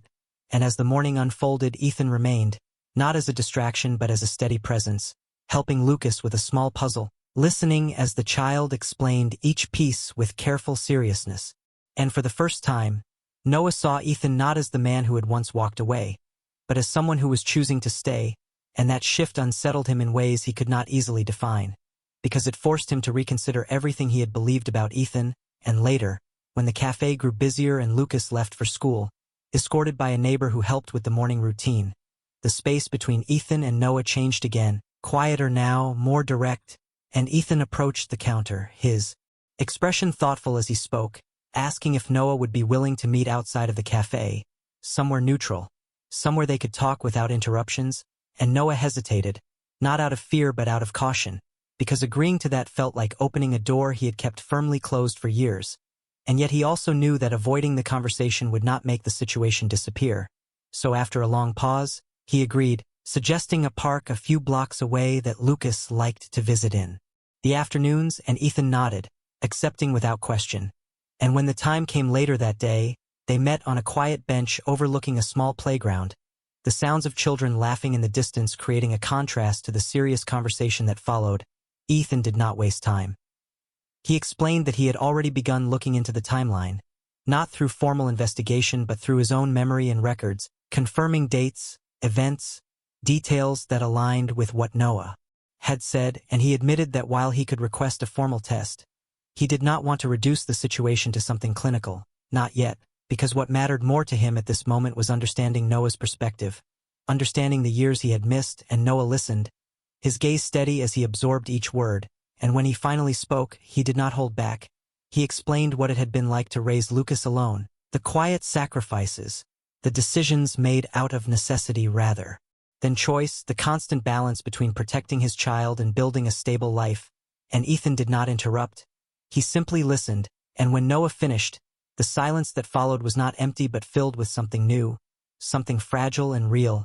And Ethan finally said that he could not undo the past, but he was asking for the chance to be part of what came next, not as a stranger stepping in, but as someone willing to earn his place.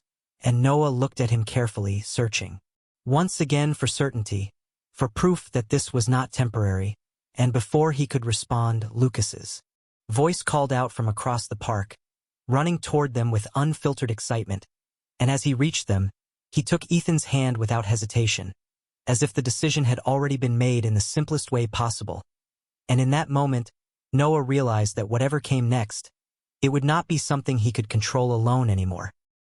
Lucas's small hand wrapped around Ethan's felt natural in a way that neither of the adults were prepared to address out loud. And as they sat together on that bench, the late afternoon sun casting long shadows across the park, Ethan found himself adjusting to the presence of the child beside him, not as a question anymore, but as a reality that was slowly settling into place. Lucas began talking about his day at school, about a spelling test he was proud of and a drawing his teacher had pinned to the classroom wall. And Ethan listened carefully, asking questions, offering small encouragements, each word measured yet sincere. And Noah watched it all unfold with a quiet tension in his chest, because every moment like this made it harder to maintain the distance he had relied on for years. And yet he could not deny that Lucas looked happy, genuinely happy in a way that was new, as if a missing piece had quietly returned without anyone announcing it. And after a while, Ethan spoke again, his tone steady as he addressed Noah directly, explaining that he had adjusted his schedule for the next few weeks, clearing space in his calendar so he could be present more often, not just for short visits but for real time spent getting to know Lucas. And Noah immediately reacted, his posture tightening as he asked what that meant exactly, because to him, sudden changes carried risks, especially when they involved his child. And Ethan did not avoid the concern. He acknowledged it, saying that he understood trust would take time, but he was not offering temporary attention. He was making a commitment to show up consistently, to be there in ways that could be seen and measured, not promised and forgotten. And Noah held his gaze, searching for any sign that this was just another controlled decision that could be reversed. But what he saw instead was something more grounded, something that did not waver, and that unsettled him more than he expected, because it meant he could not easily dismiss it. And Lucas, unaware of the deeper conversation, leaned slightly against Ethan's side, his focus drifting to the playground again. And after a moment he asked if Ethan would push him on the swings, and Ethan hesitated only briefly before standing, offering his hand again, and Lucas took it without hesitation, pulling him toward the play area with simple excitement. And Noah followed a few steps behind, watching as Ethan carefully adjusted his pace to match the child's, watching as he listened to Lucas's instructions on how high to push, watching as laughter replaced the quiet tension that had defined their interactions until now. And in that moment, Noah realized that this was no longer just about whether Ethan was Lucas's father. It was about what that truth would mean moving forward, about how much space Ethan would occupy in their lives, and whether Noah was ready to allow that. And as the sun dipped lower and the park began to empty, Ethan eventually walked them back toward the cafe, the conversation lighter now but the underlying shift undeniable. And before they parted ways for the evening, Ethan turned to Noah once more, his voice calm but firm as he said that he would return the next day, and the day after that, not to disrupt their lives but to become part of them at a pace Noah was comfortable with. And Noah did not respond immediately, but he did not refuse either, and that silence carried its own meaning. And as Lucas waved goodbye with a bright smile, already asking when Ethan would come back again, Noah realized that the decision he had once believed was entirely his to make was no longer his alone. Because the future was no longer something distant and uncertain, it was already beginning to take shape in the smallest, most undeniable ways. The following days settled into a rhythm that felt unfamiliar yet steadily grounding. Ethan returned each morning just as he had promised, not with grand gestures but with quiet consistency, sometimes arriving before the cafe officially opened, standing outside with a cup of coffee from a nearby shop as if respecting the space Noah had built. And over time Noah began to unlock the door a little earlier, not out of obligation but because the presence waiting on the other side no longer felt intrusive. Lucas adapted even faster, greeting Ethan with the same open excitement each day, showing him school assignments, asking for help with simple math problems, sharing small details about his life that slowly painted a picture Ethan had never imagined he would be part of.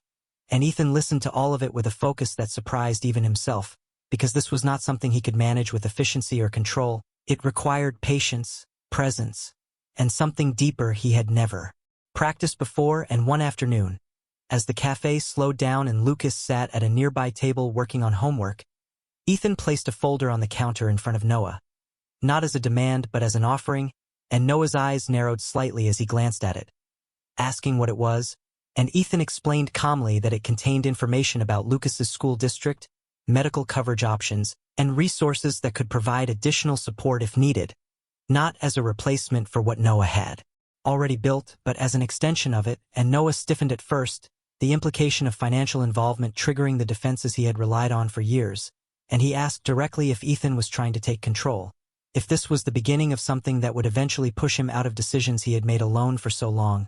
And Ethan did not react defensively. Instead, he shook his head, his voice steady as he clarified that he was not there to replace Noah or to override him, that he recognized everything Noah had done and respected it, and that this was simply his way of contributing, of taking responsibility without taking over. And the distinction lingered in the space between them, subtle but important. And Noah looked at the folder again, this time with less resistance, though he did not open it immediately, because accepting it meant acknowledging a shift he was still processing. And across the room Lucas looked up, sensing the tension without fully understanding it, and he asked if everything was okay, and Noah forced a small smile, telling him it was, but Ethan answered more directly, saying that they were figuring things out, and Lucas nodded as if that made perfect sense, returning to his homework with quiet trust. And that simple reaction stayed with Noah longer than anything else, because it showed how naturally Lucas was accepting Ethan's presence, not questioning it, not resisting it, just allowing it to become part of his world. And later that evening, after the cafe had closed and Lucas was already asleep in the small apartment above, Noah sat alone at the kitchen table with the folder in front of him, finally opening it, reading through each page slowly, noticing the care in the details, the absence of pressure, the way everything had been prepared with consideration rather than assumption. And for the first time he allowed himself to think about what it would mean if Ethan truly stayed, not just for a few days or weeks, but permanently. And the thought was both unsettling and quietly reassuring, because while it disrupted the life Noah had carefully constructed, it also offered something he had not allowed himself to expect, a shared future that did not rely solely on his own strength. And the next morning, when Ethan arrived again, Noah handed the folder back, not rejecting it, but acknowledging it with a simple statement that carried more meaning than it seemed. He said that if they were going to do this, it would be on equal ground, and Ethan met his gaze, understanding immediately that this was not a refusal but a boundary, and he nodded once, accepting it without hesitation, because for the first time, they were not standing on opposite sides of a past that divided them, but slowly learning how to stand side by side in something that was still being built. The days that followed no longer felt uncertain in the same way, but that did not mean they were easy, because as Ethan's presence became more consistent, the reality of what it meant began to surface in ways none of them could ignore. And one morning, as the cafe filled with its usual customers and Lucas sat near the window working on a school project, a woman in a tailored coat stepped inside, her presence drawing subtle attention not because of anything loud or dramatic, but because she carried herself with the kind of confidence that belonged to Ethan's world. And when her eyes landed on him, there was a brief moment of recognition, followed by something sharper, something questioning, and Ethan's posture shifted almost immediately, not with discomfort but with awareness, and Noah noticed it too, the slight tension that had not been there before. And the woman approached, addressing Ethan by name with familiarity that made the situation instantly more complicated, asking why he had been unreachable for days, why meetings had been postponed, why decisions were being delayed. And Ethan responded calmly, explaining that he had taken time off for personal reasons. But the woman's gaze moved past him, landing on Lucas, who looked up with innocent curiosity, and then back to Noah. And in that brief exchange, it was clear she was connecting pieces quickly, and Noah felt the shift immediately, the intrusion of a world he had kept separate now stepping directly into his space. And the woman introduced herself as Victoria Hale, a senior executive from Ethan's company, her tone polite but edged with concern. and she asked Ethan quietly if this was related to the rumors already beginning to circulate, and Ethan's expression hardened slightly, not in anger but in resolve, as he stated clearly that there were no rumors that mattered more than what he was handling here, and that his decisions were his own. And Victoria studied him for a moment longer before speaking. Again, her voice lower, reminding him that stepping away now could have consequences, that investors and board members would not wait indefinitely, and that whatever this situation was, it would not remain private for long, and Noah listened in silence, each word reinforcing the divide between his life and Ethan's. A divide that no amount of quiet mornings or shared afternoons could completely erase, and Lucas, sensing the shift without understanding it, stood up and walked over, slipping his hand into Ethan's again as if anchoring himself to the only part of the conversation that felt safe. And that simple gesture changed something in the moment, because Ethan looked down at him, then back at Victoria, and without raising his voice, he made it clear that whatever consequences came, he would handle them, but he would not step away from this, not now, not after finally understanding what he had almost lost, and Victoria held his gaze for a long second before nodding slightly, not in agreement but in acknowledgement, and she turned to leave, offering Noah a brief, measured glance that held both curiosity and quiet judgment. And when the door closed behind her, the cafe returned to its usual rhythm, but the atmosphere had shifted in a way that could not be undone, and Noah exhaled slowly, his eyes moving to Ethan as he asked the question that had been building since the moment Victoria walked in, whether Ethan truly understood what he was risking, and Ethan did not hesitate. He answered simply that he did, and that for the first time, he also understood what he would lose if he walked away again. And the weight of that answer settled between them, heavier than anything that had come before, because it meant the choice was no longer theoretical, it was real, and it was already being tested. And as Lucas looked up at both of them, unaware of the full scope but sensing the importance, Noah realized that whatever came next would not just shape their future. It would define it. That evening lingered heavier than the ones before it, not because of anything spoken directly, but because of everything that had been exposed without warning. And after the cafe closed and the last customer left, Noah moved through the familiar routine of cleaning and locking up with a quiet focus that felt more like avoidance than habit, while Ethan remained nearby, not intruding but not leaving either, and the silence between them carried a different weight now, shaped by the reality that Ethan's world was no longer a distant concept but something that had already begun to press against their lives. And when Lucas finally fell asleep upstairs, his small figure curled comfortably beneath a worn blanket, Noah returned to the kitchen where Ethan stood by the window, looking out at the quiet street below, and for a moment neither of them spoke, because both understood that whatever came next would require more than simple agreement. And Noah broke the silence first, his voice steady, but quieter than usual as he asked whether Ethan truly believed he could balance both worlds, the one built on control and expectation, and the one that required patience and presence without guarantees. And Ethan turned to face him, his expression thoughtful rather than defensive, and he admitted that he did not know if balance was the right word, that what he was trying to do was not divide his life into separate parts, but to redefine what mattered within it.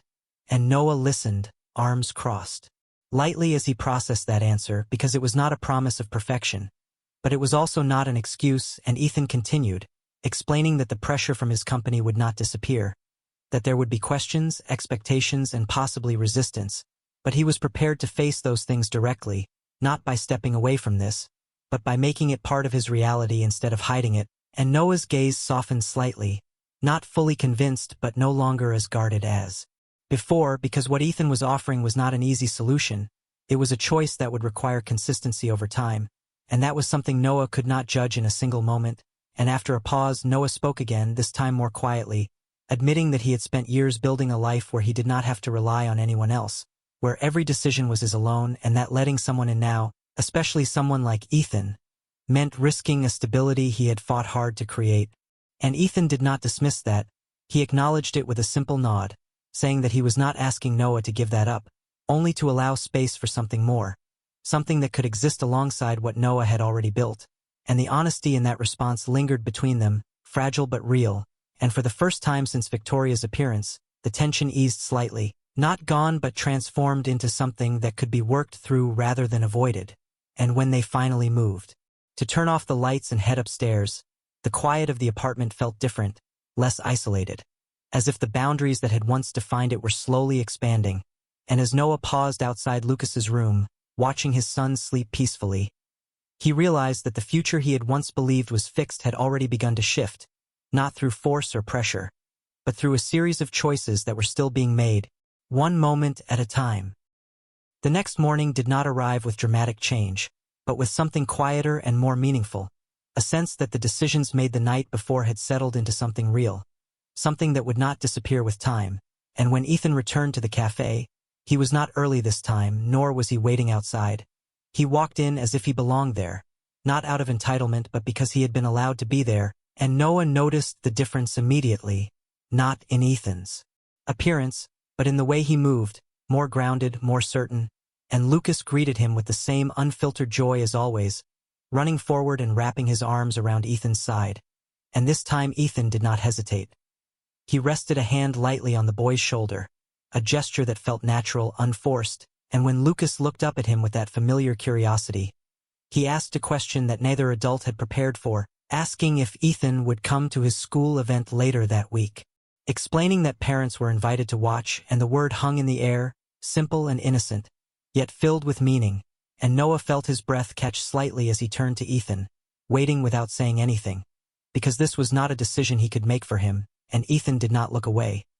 He met Lucas's gaze directly and answered without hesitation, saying yes, that he would be there, and Lucas smiled in a way that made the answer feel final, as if no further confirmation was needed. And as the day continued, the cafe filled and emptied, conversations flowed, routines carried on, but beneath it all there was a steady shift taking place, something that no longer felt fragile or uncertain. And later, when the afternoon quiet returned and Lucas sat drawing once again, this time with 3 figures standing side by side, Ethan stood beside Noah at the counter, not speaking immediately, because some things no longer needed to be explained in words, and after a moment Noah glanced at the drawing, then at Ethan, and there was no resistance in his expression this time, only a quiet acknowledgement of what was already happening, and Ethan spoke softly, not as a declaration but as a promise, saying that he would not disappear again, not from Lucas and not from Noah, and Noah held his gaze for a long second before giving a small nod,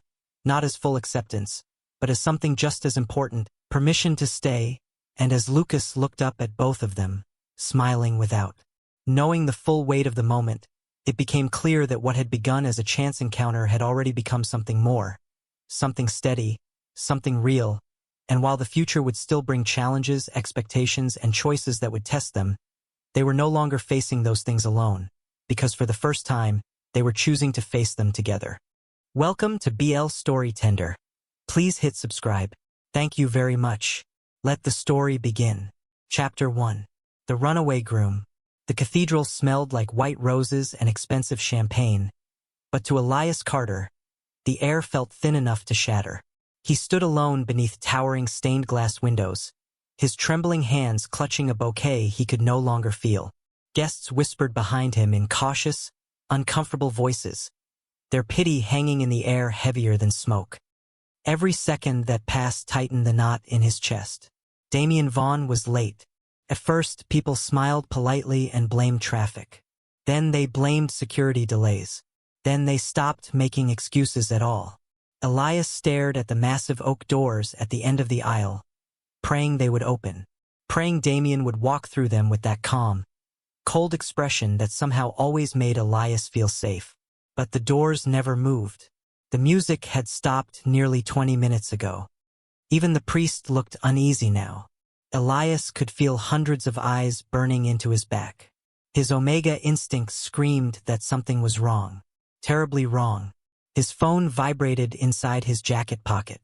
Hope exploded inside him so violently it almost hurt. Damian. Elias pulled out the phone with shaking fingers. One message. Just 6 words. I cannot do this. Forgive me. Elias read the sentence once, then twice. His mind refused to understand it. The world around him became muffled and distant, like he had fallen underwater. Someone near the front row gasped softly. Another guest whispered, "He left him." Elias could not breathe. His knees weakened beneath him as humiliation spread through his body like ice water. This was not just heartbreak. This was public destruction. The Vaughn family sat motionless in the front pews, their expressions cold and unreadable. Damien's father did not even look ashamed. He simply stood, adjusted his cufflinks, and quietly walked out of the cathedral with his security team following behind him, as though none of this mattered, as though Elias was nothing. A sharp wave of nausea twisted violently through Elias's stomach. He stumbled backward, nearly dropping the bouquet before turning away from the horrified crowd. He could hear people calling his name, but shame pushed him forward faster. He hurried through the marble hallway toward the restroom, fighting to keep himself upright. The moment the door shut behind him, his body finally gave out. He collapsed beside the sink, gripping the edge of the counter as another dizzy wave crashed through him. His breathing became uneven. His skin burned strangely hot beneath his wedding clothes. Elias stared at his pale reflection in the mirror.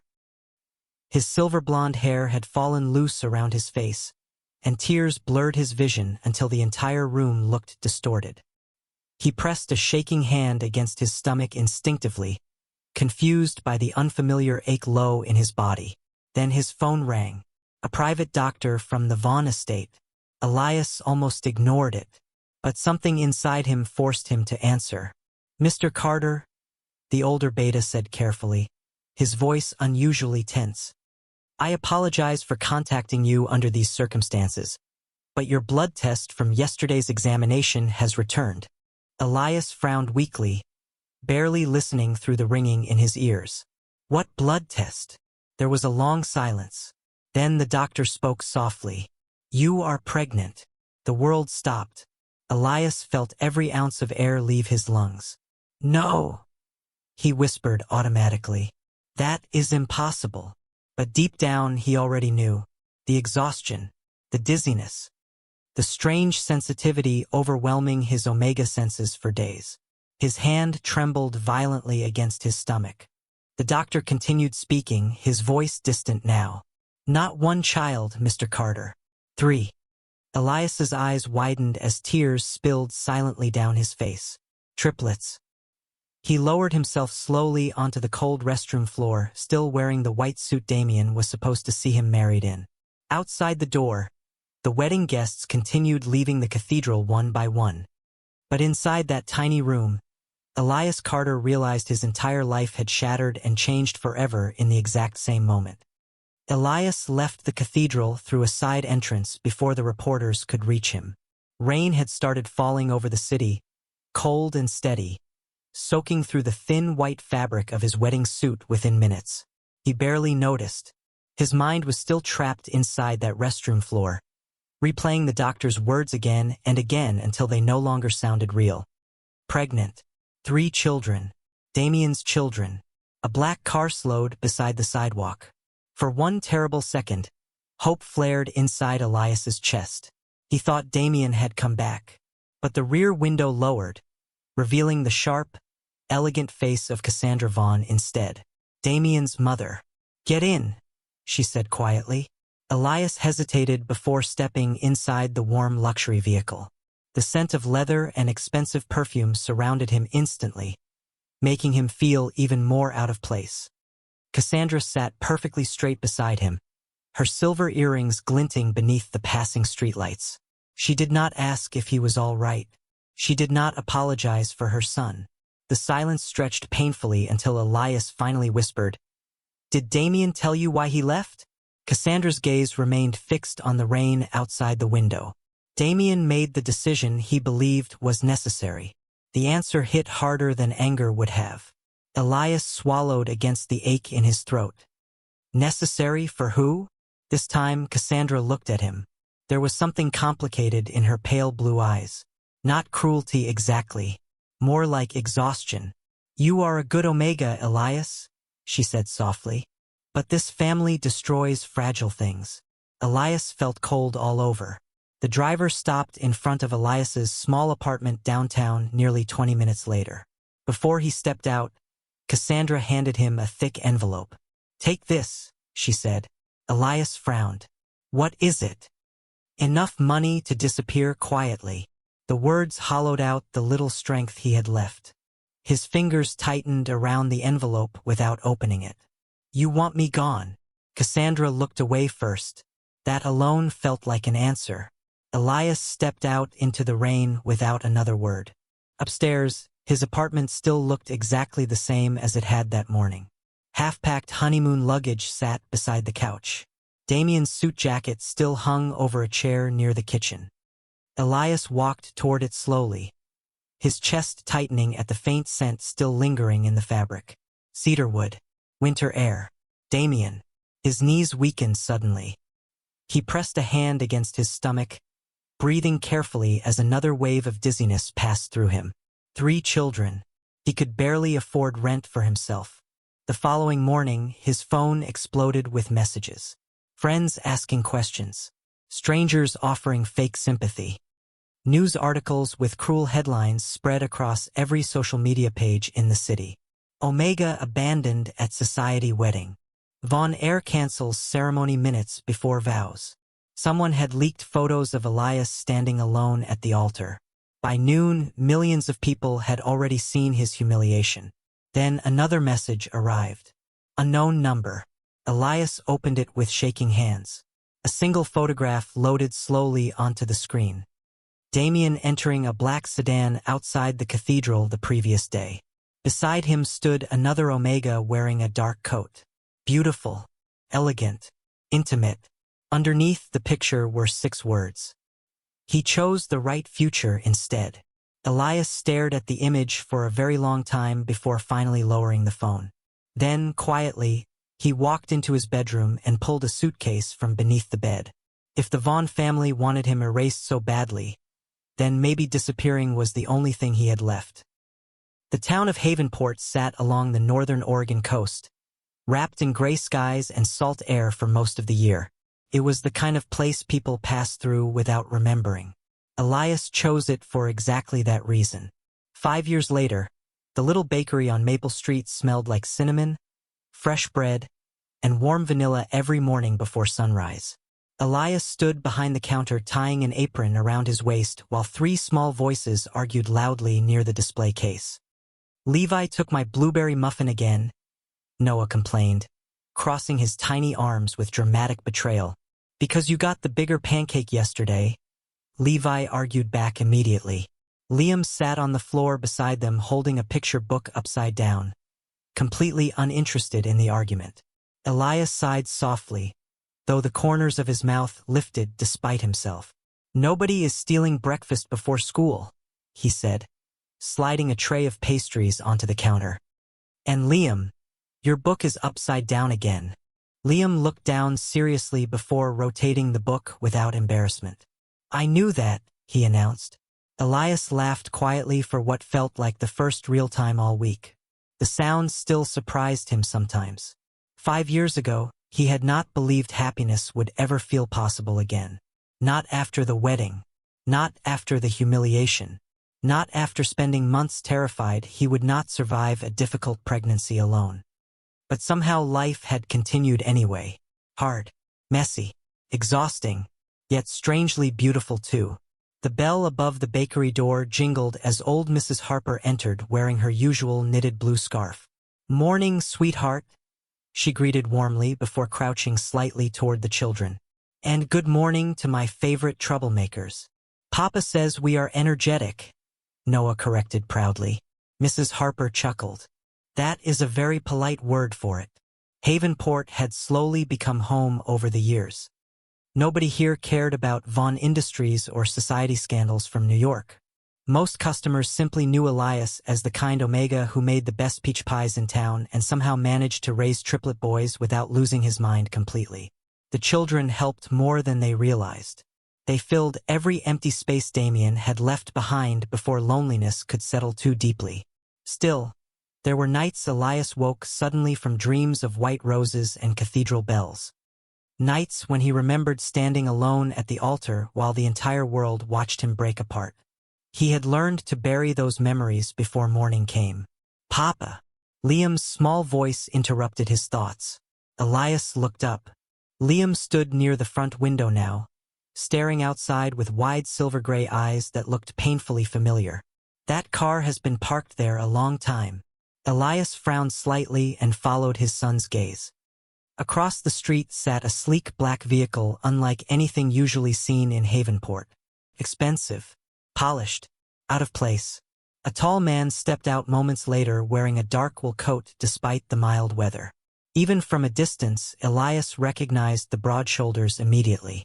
His entire body froze. Damien Vaughn lifted his eyes slowly toward the bakery window. And for the first time in 5 years, their gazes met again. Chapter 2. The Man Who Came Back Too Late. Elias forgot how to breathe for a moment. Damien stood across the street like a ghost pulled from the worst years of his life, tall and impossibly familiar beneath the cloudy Oregon sky.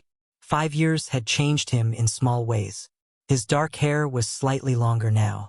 There were faint lines near his eyes Elias did not remember before.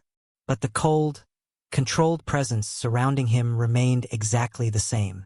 Dangerous, elegant, impossible to ignore. Noah pressed his hands against the bakery window excitedly. "Papa, that man looks like me." Elias's stomach dropped so fast it hurt. Damien's gaze shifted downward toward the children beside the glass. Elias saw the exact second recognition flickered across his face. Confusion first, then disbelief, then something far more fragile. The bakery suddenly felt too small, too warm, too exposed. "Boys," Elias said carefully, forcing calm into his voice, "go finish your breakfast in the kitchen."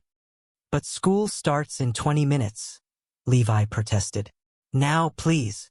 The seriousness in Elias's tone made all 3 children obey without argument. Liam looked back curiously one last time before disappearing through the swinging kitchen door behind his brothers. Outside, Damien still had not moved. Rain drifted lightly through the street between them, soft enough to blur the edges of the world. Elias's pulse hammered painfully against his ribs as he untied his apron with trembling fingers. Part of him wanted to lock the doors and run. Another part wanted answers he had spent 5 years trying not to need anymore. Before he could decide, the bell above the bakery entrance rang softly. Damien stepped inside. The entire room changed instantly with his presence. Customers near the corner tables glanced up automatically, sensing the quiet gravity he carried into the space. Damien's eyes never left Elias. "You disappeared," he said at last, his voice rougher than Elias remembered. Elias almost laughed at the absurdity of it. "You left me at the altar." Damien flinched slightly. It was such a small reaction most people would never notice it. But Elias did. Silence stretched painfully between them. Behind the kitchen door, the children laughed about something completely ordinary, and the sound nearly shattered whatever fragile composure Elias still had left. Damien's gaze shifted toward the noise instinctively. "Those children," he said slowly. "How old are they?" Elias crossed his arms tightly over his chest. 5. Damien went very still. Elias watched realization begin unfolding behind those silver-gray eyes. The timing, the resemblance, the impossible mathematics neither of them needed spoken aloud. Damien lowered his voice almost to a whisper. "Elias?" Before he could finish, the kitchen door burst open again. Noah ran out first holding half a muffin in his hand. "Papa, Levi says octopuses have 9 brains and that is not biologically possible." Noah stopped abruptly when he noticed Damien standing there. The little boy blinked once before tilting his head thoughtfully. Then, with complete innocence, he smiled. "Oh," Noah said brightly, "you are the man from Papa's picture." The color drained from Damien's face. Damien stared at Noah as though the ground beneath him had disappeared. The little boy looked so painfully familiar that it almost felt cruel. The same silver-gray eyes. The same dark hair falling slightly over his forehead. Even the tiny crease between Noah's brows mirrored Damien's expression exactly when he was concentrating. Elias stepped forward immediately, placing himself between them on instinct. "Noah," he said gently, "go get your brothers. It is time for school." Noah blinked in confusion but nodded obediently. "Okay, Papa." Before leaving, he glanced back toward Damien again with innocent curiosity. You really do look alike, though, he added brightly before disappearing into the kitchen. The silence afterward felt unbearable. Damien lowered himself slowly into the nearest chair, as though his legs no longer trusted him. He looked pale now. Not cold pale like a powerful alpha untouched by emotion. Truly shaken. Elias had never seen him like this before. You kept my picture? Damien asked quietly. Elias looked away first. The boys found an old magazine years ago, he admitted. I could not exactly explain why the man on the cover had their eyes. Damien pressed a hand against his mouth briefly, struggling to steady himself. His gaze drifted toward the kitchen door again, where the children's muffled laughter still echoed softly. Triplets, he whispered to himself, almost like he still could not believe the word existed. Elias crossed his arms tighter. You lost the right to be surprised 5 years ago. The guilt that crossed Damien's face was immediate and sharp. Elias, I did not know. You did not come back. Damien stood abruptly. I came back the next morning. Elias froze. The words hit him so unexpectedly that for a second he genuinely thought he had misheard. Damien's jaw tightened. My father told me you left during the night. He said you wanted nothing to do with me after what happened. Elias stared at him in disbelief. Your family gave me money to disappear. Damien looked stunned. Truly stunned. What? Your mother came to me herself. Damien took a slow step backward, shock flickering visibly across his expression now.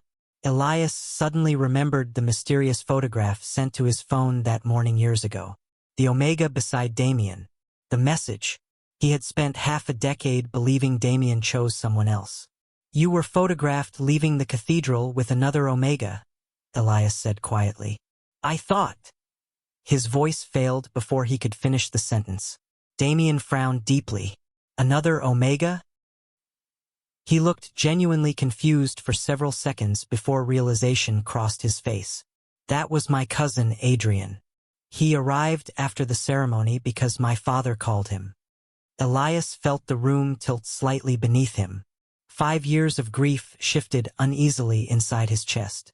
Not gone. Never gone. But suddenly unstable. The front door opened behind Damien just as neither of them knew what to say next. Mrs. Harper stepped inside carrying a grocery bag and stopped immediately at the tension filling the bakery. Her eyes moved between them once before widening slightly in recognition. Oh dear, she muttered under her breath. Damien turned toward her politely, automatically falling back into the composed manners of a Vaughn heir. I apologize if we are disturbing business. Mrs. Harper studied him carefully. Then her gaze slid toward the kitchen where the children remained hidden. You should probably sit down before those boys come back out here, she said bluntly. Because if you think seeing one child shocked you, young man, you are about to have the full experience. Mrs. Harper was right. Damien was not prepared. The kitchen door swung open seconds later, and Levi immediately ran straight into Elias's side, while Liam followed more carefully behind him with his tiny backpack half unzipped. The moment all 3 boys stood together in front of Damien, the resemblance became impossible to ignore. It was not just their eyes anymore. It was the shape of their smiles, the dark waves in their hair, the tiny expressions that flickered across their faces before they spoke. Damien looked at them like someone trying to process a miracle and a tragedy at the exact same time. Noah pointed toward the front counter. Papa, can we take cookies for lunch today?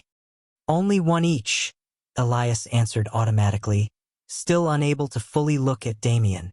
Levi finally noticed the strange silence in the room. His silver-gray eyes narrowed suspiciously. Why is everybody acting weird? Mrs. Harper patted his shoulder gently. Because adults are dramatic, sweetheart. Liam wandered closer to Damien without fear, staring up at him curiously. You smell like Papa's old sweater, he announced with complete honesty. Elias nearly choked on air. Damien looked equally unprepared for that sentence. Then, very slowly, something inside his expression softened in a way Elias had never seen before. Liam tilted his head. Are you famous? Damien blinked once. Sometimes. Papa says famous people are exhausting, Noah added helpfully from behind the pastry counter. Mrs. Harper burst into laughter while Elias covered his face briefly in defeat.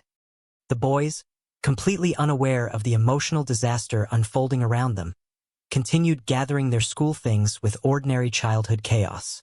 Damien watched every movement closely, like he was trying to memorize years he had never been allowed to see. 5 years of birthdays, 5 years of first words, first fevers, nightmares, school mornings, all gone. Elias saw the realization settling heavier and heavier inside him with every passing second. They like astronomy, Elias said quietly before he could stop himself. Damien looked up immediately. What? Elias swallowed hard. The boys. Noah wants to be a marine biologist this week. Levi changes careers every 2 days. Liam likes drawing maps of places he thinks exist somewhere. Damien listened carefully, almost painfully carefully, as though every detail mattered more than breathing. And you remembered all of that? The question escaped him before he could seem to stop it. Elias frowned slightly. Of course I did. They are my children.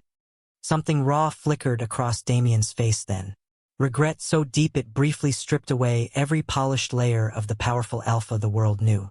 Noah suddenly walked directly toward Damien holding a chocolate chip cookie. You can have half, he offered seriously. Papa says sharing fixes bad moods. Damien stared at the small cookie in the child's hand for several seconds before carefully accepting it like it was something fragile. Thank you, he said quietly. Noah smiled brightly. You are welcome, mystery guy. Then the bakery bell rang again as the school bus pulled up outside. The boys rushed toward the door all at once, grabbing coats and backpacks while Elias hurried after them. In the chaos, Liam paused beside Damien one last time. Then, with complete innocence, he asked the question that shattered whatever composure Damien still had left. If you are not our father, Liam said softly, then why do you look at us like you miss us already? Chapter 3. The children he never held. After the school bus disappeared down Maple Street, silence settled heavily inside the bakery. Elias stood near the front window with his arms folded tightly across his chest while Damien remained beside the empty table where Noah had left half of his cookie behind. Neither of them spoke for several long seconds. Outside, rain tapped softly against the glass. Inside, the scent of cinnamon and coffee suddenly felt painfully intimate. Damien looked down at the tiny bite marks in the cookie before speaking quietly. Liam asked me that question like he already knew the answer. Elias let out a tired breath. Children notice more than adults think.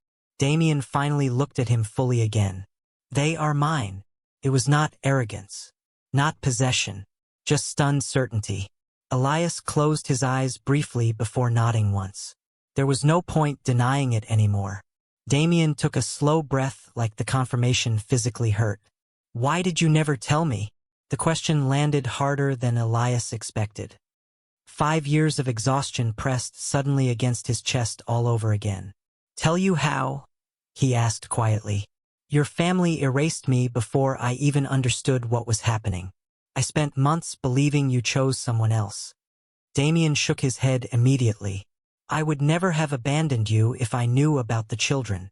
Elias laughed softly then, though there was no humor in it. But you did abandon me. The truth settled heavily between them. Damien looked away first this time. His voice dropped lower when he finally spoke again.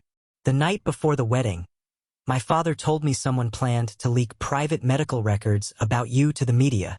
Elias frowned slightly. What records? Your suppressants. Damien's jaw tightened visibly. He said if the scandal broke publicly, the stress would destroy you. He convinced me disappearing temporarily was the only way to protect you until he handled everything quietly.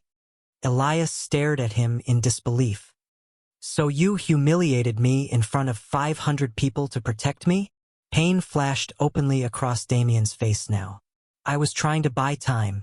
I came back the next morning to explain everything. Elias swallowed hard against the sudden ache rising in his throat. 5 years.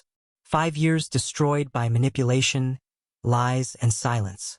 Before either of them could speak again, the bakery phone rang sharply near the register. Elias answered automatically, grateful for the interruption. Maple Bakery, this is Elias. A small pause followed. Then Elias's expression changed instantly. What happened? Damien straightened immediately. Elias listened for another few seconds before grabbing his coat from the chair nearby. I am coming right now. He hung up quickly, already moving toward the door. Damien stepped forward instinctively. What is wrong? Elias's face had gone pale. Levi fell during recess. Damien's entire posture shifted at once. Is he hurt? The school nurse said he hit his head. Elias's hands trembled slightly while searching for his car keys. Without hesitation, Damien reached forward and gently took the keys from him. You are shaking, he said firmly. I will drive. Elias opened his mouth to protest automatically, but fear for Levi swallowed the argument before it could form. Minutes later, they were already speeding through the rain together toward Havenport Elementary, while the silence inside the car filled with something dangerously unfamiliar again. Not hatred, not grief, something far more complicated. The school nurse met them at the front office with a calm smile that immediately eased some of the panic crushing Elias's chest. He is all right, she reassured gently. Just a small bump and a lot of dramatics. Elias exhaled shakily for what felt like the first time since the phone call. Damien stayed close beside him as they hurried down the hallway together. Children's artwork covered the walls in bright, uneven colors, while distant classroom chatter echoed softly through the building. The normalcy of it all felt strangely surreal after the emotional storm still hanging between them. Levi sat on a cot inside the nurse's office holding an ice pack against his forehead with exaggerated suffering. The moment he spotted Elias, he groaned loudly. Papa, I almost died. Elias crossed the room immediately and crouched beside him. You tripped over your own shoelaces. It was a very dangerous floor, Levi insisted seriously. Damien laughed before he could stop himself. The sound surprised everyone in the room, including Damien himself. Elias looked up instinctively. For one strange second, they both froze there together beside their son, while something warm and painfully familiar passed between them. Levi noticed immediately. Oh, he said slowly, eyes moving between them. You smile the same too. Damien sat carefully in the chair beside the cot while Noah and Liam rushed into the office moments later after being released from class early. Noah looked horrified. Are you concussed? Levi straightened proudly. Probably.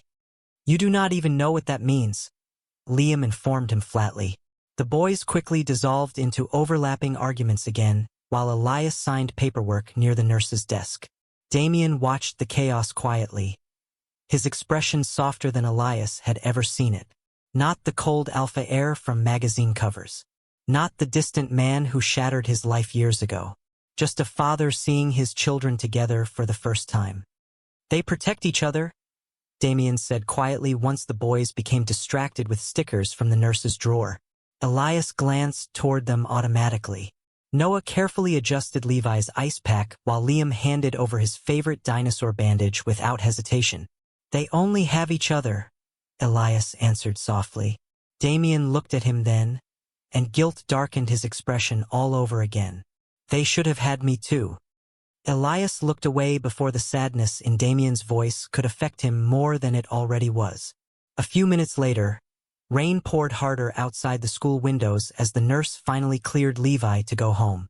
Noah immediately grabbed Damien's hand without thinking, while pulling him toward the hallway. Come see our classroom, fish, before we leave. Damien froze briefly at the unexpected contact.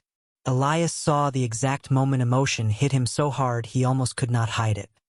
But Noah simply kept pulling his hand impatiently like it was the most natural thing in the world. And after only the slightest hesitation, Damien followed.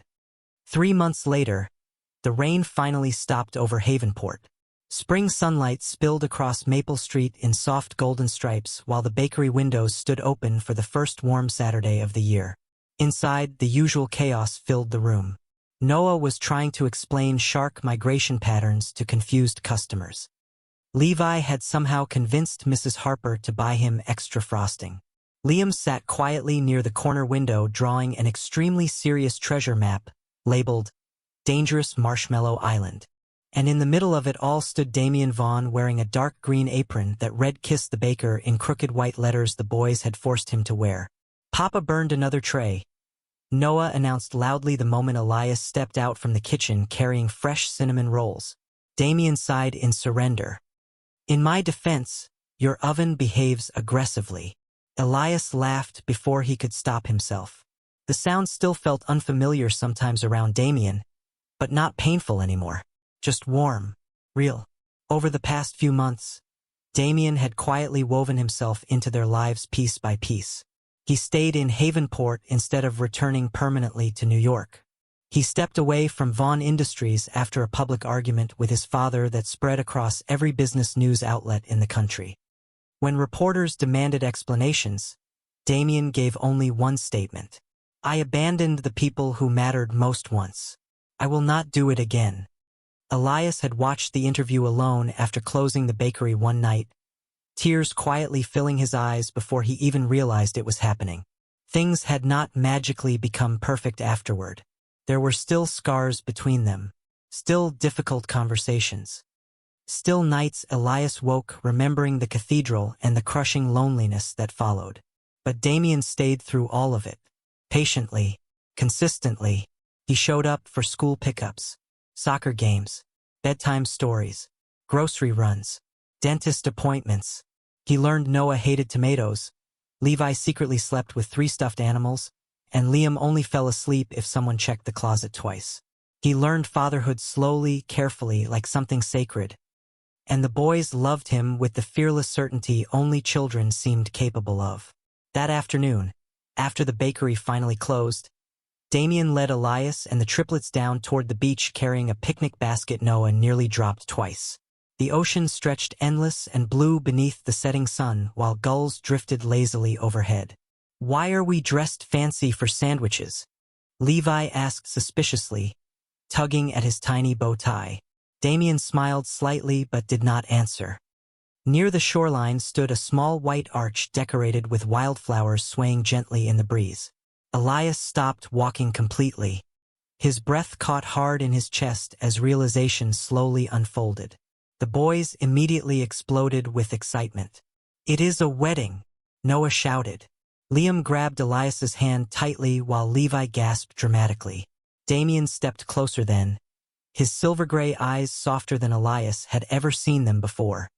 "5 years ago," Damien said quietly, "I let fear and other people destroy us. Cannot change that. But if you let me, I want to spend the rest of my life earning back what I almost lost forever." Elias felt tears burn behind his eyes as the ocean wind curled gently around them. The boys waited nearby, practically vibrating with excitement. For one long moment, Elias saw the broken cathedral in his memory again. The empty aisle, the silence, the humiliation. Then he looked at the family standing in front of him now. Noah smiling hopefully, Levi trying not to cry despite clearly crying already. Liam holding both their hands together like he had decided the outcome himself. And Damien, still waiting, still choosing them. Elias laughed softly through tears before whispering the words Damien had once failed to give him. "You came back this time." Damien's expression finally broke completely at those words. He pulled Elias into his arms as the boys cheered loudly around them and the Oregon sunset painted the entire shoreline gold. Welcome to BL Storytender. Please hit subscribe. Thank you very much. Let the story begin. Chapter 1. Blood on the Stairs. Rain hammered against the towering windows of Blackwood Manor, turning the world outside into a blur of silver and darkness. Elias Hart stumbled through the grand hallway, with one trembling hand wrapped protectively around his pregnant belly, while the other pressed against the cold marble wall for support. His breathing came in uneven gasps. The scent of cedarwood and smoke still lingered heavily in the air, mixed now with something sharper, fear. Behind him, voices echoed through the mansion. Servants whispered in panic. Security guards rushed across polished floors. Somewhere upstairs, Someone shouted for a doctor. Elias could barely hear any of it over the violent pounding of his own heartbeat. Just minutes earlier, Damien Blackwood had been standing in front of him beneath the crystal chandelier at the center of the manor staircase. Tall, impossibly calm. Silver eyes locked onto Elias with that familiar intensity that had once made him feel safe no matter how cruel the world became. Damien had reached for him slowly, his palm brushing against Elias's stomach as their unborn child shifted beneath the fabric of his sweater. The baby kicked again, Damien had whispered softly, the rare warmth in his deep voice melting years of loneliness inside Elias all over again. Then everything changed. A loud crack echoed from above. Damien turned sharply toward the second-floor balcony, just as the chandelier chain snapped loose. Instinct took over. Damien lunged forward, shoving Elias backward out of danger. The massive chandelier crashed into the staircase in a burst of shattered crystal and sparks. Elias screamed as Damien lost his footing. His body slammed violently against the marble steps before collapsing at the bottom of the staircase, completely still. The memory replayed inside Elias's mind again and again as he reached the main foyer. His knees nearly gave out beneath him. He could still see Damien lying there motionless while blood slowly spread beneath dark hair. "Mr. Hart." A cold voice cut through the panic. Elias turned sharply. Victor Blackwood stood near the entrance hall with several members of the Blackwood family behind him. Damien's older cousin looked perfectly composed despite the chaos surrounding them. His expensive charcoal suit remained untouched, his expression unreadable except for the faint accusation hidden inside his pale blue eyes. "You should not be here," Victor said quietly. Elias stared at him in disbelief. "Damien needs me." Damien is unconscious.